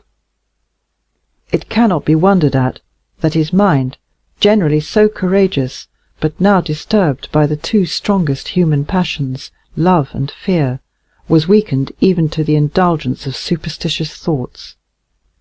Although it was impossible that Valentine should see him, hidden as he was, he thought he heard the shadow at the window call him. His disturbed mind told him so. This double error became an irresistible reality, and by one of the incomprehensible transports of youth, he bounded from his hiding-place, and with 2 strides, at the risk of being seen, at the risk of alarming Valentine, at the risk of being discovered by some exclamation which might escape the young girl, he crossed the flower-garden, which by the light of the moon resembled a large white lake, and having passed the rows of orange trees which extended in front of the house, he reached the step, ran quickly up and pushed the door, which opened without offering any resistance. Valentine had not seen him. Her eyes, raised towards heaven, were watching a silvery cloud gliding over the azure, its form that of a shadow mounting towards heaven. Her poetic and excited mind pictured it as the soul of her grandmother. Meanwhile Morrel had traversed the anteroom and found the staircase, which, being carpeted, prevented his approach being heard, and he had regained that degree of confidence that the presence of M. de Villefort even would not have alarmed him. He was quite prepared for any such encounter. He would at once approach Valentine's father and acknowledge all, begging Villefort to pardon and sanction the love which united 2 fond and loving hearts. Morrel was mad. Happily, he did not meet anyone. Now especially did he find the description Valentine had given him of the interior of the house useful to him. He arrived safely at the top of the staircase, and while he was feeling his way, a sob indicated the direction he was to take. He turned back. A door partly opened enabled him to see his road, and to hear the voice of one in sorrow. He pushed open the door and entered. At the far end of the room, under a white sheet which covered it, lay the corpse, still more alarming to Morrel, since the account he had so unexpectedly overheard. By its side, on her knees, and with her head buried in the cushion of an easy-chair, was Valentine, trembling and sobbing, her hands extended above her head, clasped and stiff. She had turned from the window, which remained open, and was praying in accents that would have affected the most unfeeling. Her words were rapid, incoherent, unintelligible, for the burning weight of grief almost stopped her utterance. The moon, shining through the open blinds, made the lamp appear to burn paler, and cast a sepulchral hue over the whole scene. Morrel could not resist this. He was not exemplary for piety, he was not easily impressed. But Valentine, suffering, weeping, wringing her hands before him, was more than he could bear in silence. He sighed, and whispered a name, and the head, bathed in tears and pressed on the velvet cushion of the chair, a head like that of a Magdalene by Correggio, was raised and turned towards him. Valentine perceived him without betraying the least surprise. A heart overwhelmed with one great grief is insensible to minor emotions. Morrel held out his hand to her. Valentine, as her only apology for not having met him, pointed to the corpse under the sheet, and began to sob again. Neither dared for some time to speak in that room. They hesitated to break the silence which death seemed to impose. At length Valentine ventured. "My friend," said she, "how came you here? Alas, I would say you are welcome, had not death opened the way for you into this house." "Valentine," said Morrel with a trembling voice, "I had waited since 8:30, and did not see you come. I became uneasy, leapt the wall, found my way through the garden, when voices conversing about the fatal event—" "What voices?" asked Valentine. Morrel shuddered as he thought of the conversation of the doctor and M. de Villefort, and he thought he could see through the sheet the extended hands, the stiff neck, and the purple lips. "Your servants," said he, "who were repeating the whole of the sorrowful story. From them I learned it all." "But it was risking the failure of our plan to come up here, my love." "Forgive me," replied Morrel. "I will go away." "No," said Valentine, "you might meet someone. Stay." "But if anyone should come here?" The young girl shook her head. "No one will come," said she. "Do not fear. There is our safeguard," pointing to the bed. "But what has become of M. d'Épinay?" replied Morrel. "M. Franz arrived to sign the contract just as my dear grandmother was dying." "Alas!" said Morrel with a feeling of selfish joy, for he thought this death would cause the wedding to be postponed indefinitely. "But what redoubles my sorrow," continued the young girl, as if this feeling was to receive its immediate punishment, "is that the poor old lady, on her deathbed, requested that the marriage might take place as soon as possible. She also, thinking to protect me, was acting against me." "Hark!" said Morrel. They both listened. Steps were distinctly heard in the corridor and on the stairs. "It is my father, who has just left his study, to accompany the doctor to the door," added Morrel. "How do you know it is the doctor?" asked Valentine, astonished. "I imagined it must be," said Morrel. Valentine looked at the young man. They heard the street door close, then M. de Villefort locked the garden door and returned upstairs. He stopped a moment in the anteroom, as if hesitating whether to return to his own apartment or into Madame de Saint-Méran's. Morrel concealed himself behind a door. Valentine remained motionless, grief seeming to deprive her of all fear. M. de Villefort passed on to his own room. "Now," said Valentine, "you can neither go out by the front door nor by the garden." Morrel looked at her with astonishment. "There is but one way left to you that is safe," said she. "It is through my grandfather's room." She rose. "Come," she added. "Where?" asked Maximilian. To my grandfather's room. I? In Monsieur Noirtier's apartment? Yes. Can you mean it, Valentine? I have long wished it. He is my only remaining friend, and we both need his help. Come. Be careful, Valentine, said Morrel, hesitating to comply with the young girl's wishes. I now see my error. I acted like a madman coming in here. Are you sure you are more responsible? Yes, said Valentine, and I have but one scruple, that of leaving my dear grandmother's remains, which I had undertaken to watch. Valentine, said Morrel, death is in itself sacred. Yes, said Valentine. Besides, it will not be for long. She then crossed the corridor and led the way down a narrow staircase to Monsieur Noirtier's room.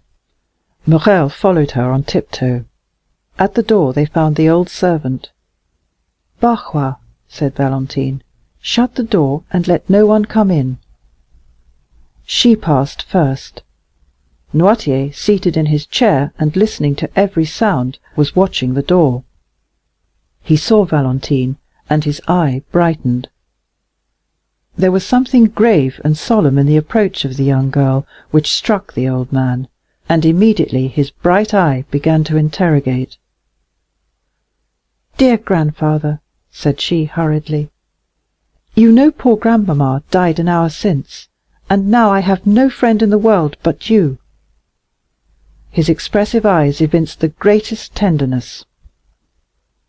"To you alone, then, may I confide my sorrows and my hopes?" The paralytic motioned yes. Valentine took Maximilian's hand. "Look attentively, then, at this gentleman." The old man fixed his scrutinizing gaze, with slight astonishment, on Morrel. "It is Monsieur Maximilian Morrel," said she, "the son of that good merchant of Marseilles, whom you doubtless recollect." "Yes," said the old man.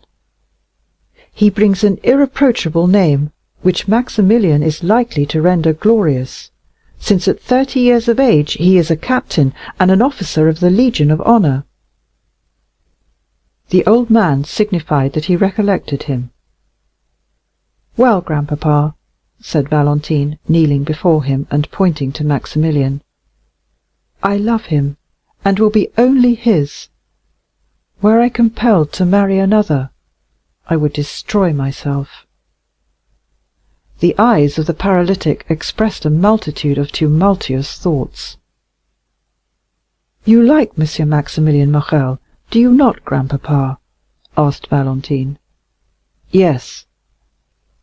"And you will protect us, who are your children, against the will of my father?" Noirtier cast an intelligent glance at Morrel, as if to say, "Perhaps I may." Maximilian understood him. "Mademoiselle," said he, "you have a sacred duty to fulfill in your deceased grandmother's room. Will you allow me the honor of a few minutes' conversation with Monsieur Noirtier?" "That is it," said the old man's eye. Then he looked anxiously at Valentine. "Do you fear he will not understand?" "Yes." "Oh, we have so often spoken of you, that he knows exactly how I talk to you." Then turning to Maximilian with an adorable smile, although shaded by sorrow, "He knows everything I know," said she.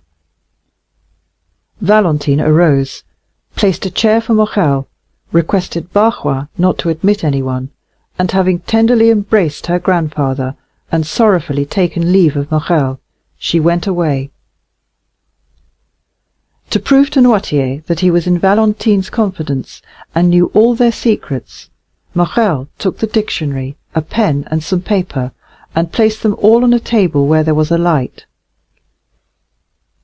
"But first," said Morrel, "allow me, sir, to tell you who I am, how much I love Mademoiselle Valentine, and what are my designs respecting her." Noirtier made a sign that he would listen. It was an imposing sight to witness this old man, apparently a mere useless burden, becoming the sole protector, support, and adviser of the lovers, who were both young, beautiful, and strong. His remarkably noble and austere expression struck Morrel, who began his story with trembling. He related the manner in which he had become acquainted with Valentine, and how he had loved her, and that Valentine, in her solitude and her misfortune, had accepted the offer of his devotion. He told him his birth, his position, his fortune, and more than once, when he consulted the look of the paralytic, that look answered, "That is good, proceed."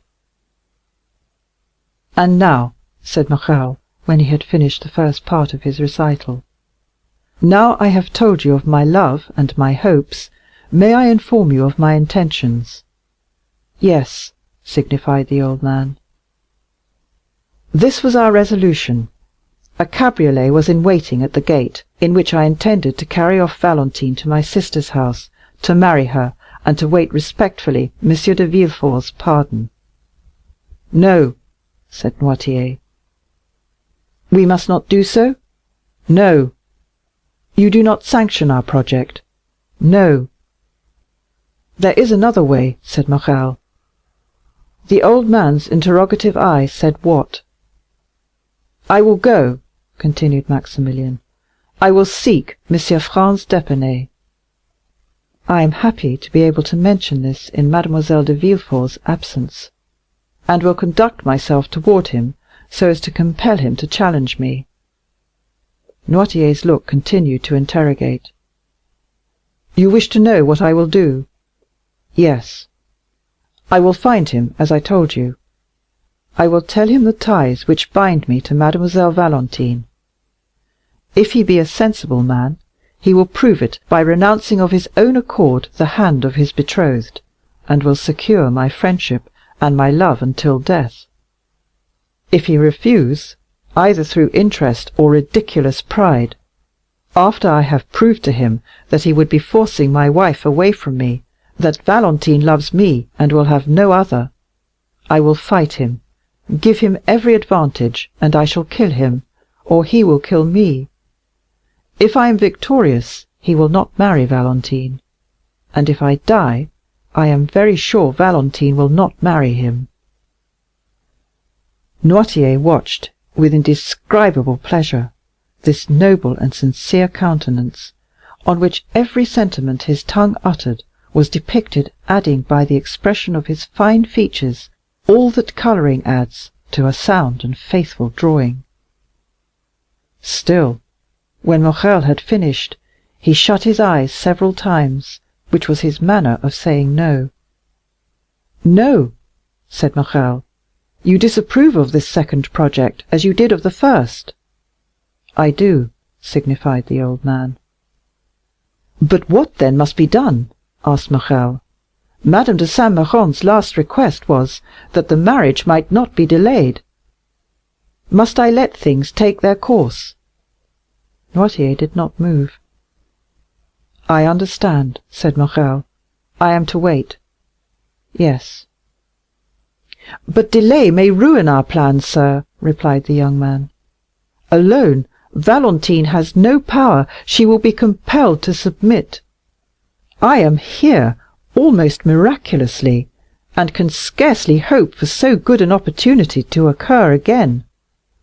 Believe me, there are only the two plans I have proposed to you. Forgive my vanity, and tell me which you prefer. Do you authorize Mademoiselle Valentine to entrust herself to my honor? No. Do you prefer I should seek M. d'Épinay? No. Whence, then, will come the help we need? From chance?" resumed Morrel. "No." "From you?" "Yes." "You thoroughly understand me, sir. Pardon my eagerness, for my life depends on your answer. Will our help come from you?" "Yes." "You are sure of it?" "Yes." There was so much firmness in the look which gave this answer, no one could, at any rate, doubt his will if they did his power. Oh, thank you 1,000 times! But how? Unless a miracle should restore your speech, your gesture, your movement, how can you, chained to that armchair, dumb and motionless, oppose this marriage?" A smile lit up the old man's face, a strange smile of the eyes in a paralyzed face. "Then I must wait?" asked the young man. "Yes." "But the contract?" The same smile returned. "Will you assure me it shall not be signed?" "Yes," said Noirtier. "The contract shall not be signed!" cried Morrel. "Oh, pardon me, sir, I can scarcely realize so great a happiness. Will they not sign it?"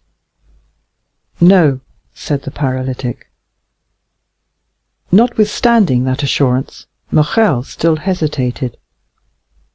This promise of an impotent old man was so strange that instead of being the result of the power of his will, it might emanate from enfeebled organs. Is it not natural that the madman, ignorant of his folly, should attempt things beyond his power? The weak man talks of burdens he can raise, the timid of giants he can confront, the poor of treasures he spends. The most humble peasant, in the height of his pride, calls himself Jupiter. Whether Noirtier understood the young man's indecision, or whether he had not full confidence in his docility, he looked uneasily at him. "What do you wish, sir?" asked Morrel. "That I should renew my promise of remaining tranquil?" Noirtier's eye remained fixed and firm, as if to imply that a promise did not suffice. Then it passed from his face to his hands. "Shall I swear to you, sir?" asked Maximilian. "Yes," said the paralytic with the same solemnity. Morrel understood that the old man attached great importance to an oath. He extended his hand. "I swear to you, on my honor," said he, "to await your decision respecting the course I am to pursue with M. d'Épinay." "That is right," said the old man. "Now," said Morrel, "do you wish me to retire?" "Yes." "Without seeing Mademoiselle Valentine?" "Yes." Morrel made a sign that he was ready to obey. "But," said he, "first allow me to embrace you as your daughter did just now." Noirtier's expression could not be understood. The young man pressed his lips on the same spot on the old man's forehead where Valentine's had been. Then he bowed a second time and retired. He found outside the door the old servant to whom Valentine had given directions. Morrel was conducted along a dark passage which led to a little door opening on the garden, soon found the spot where he had entered, with the assistance of the shrubs gained the top of the wall, and by his ladder was in an instant in the clover field where his cabriolet was still waiting for him.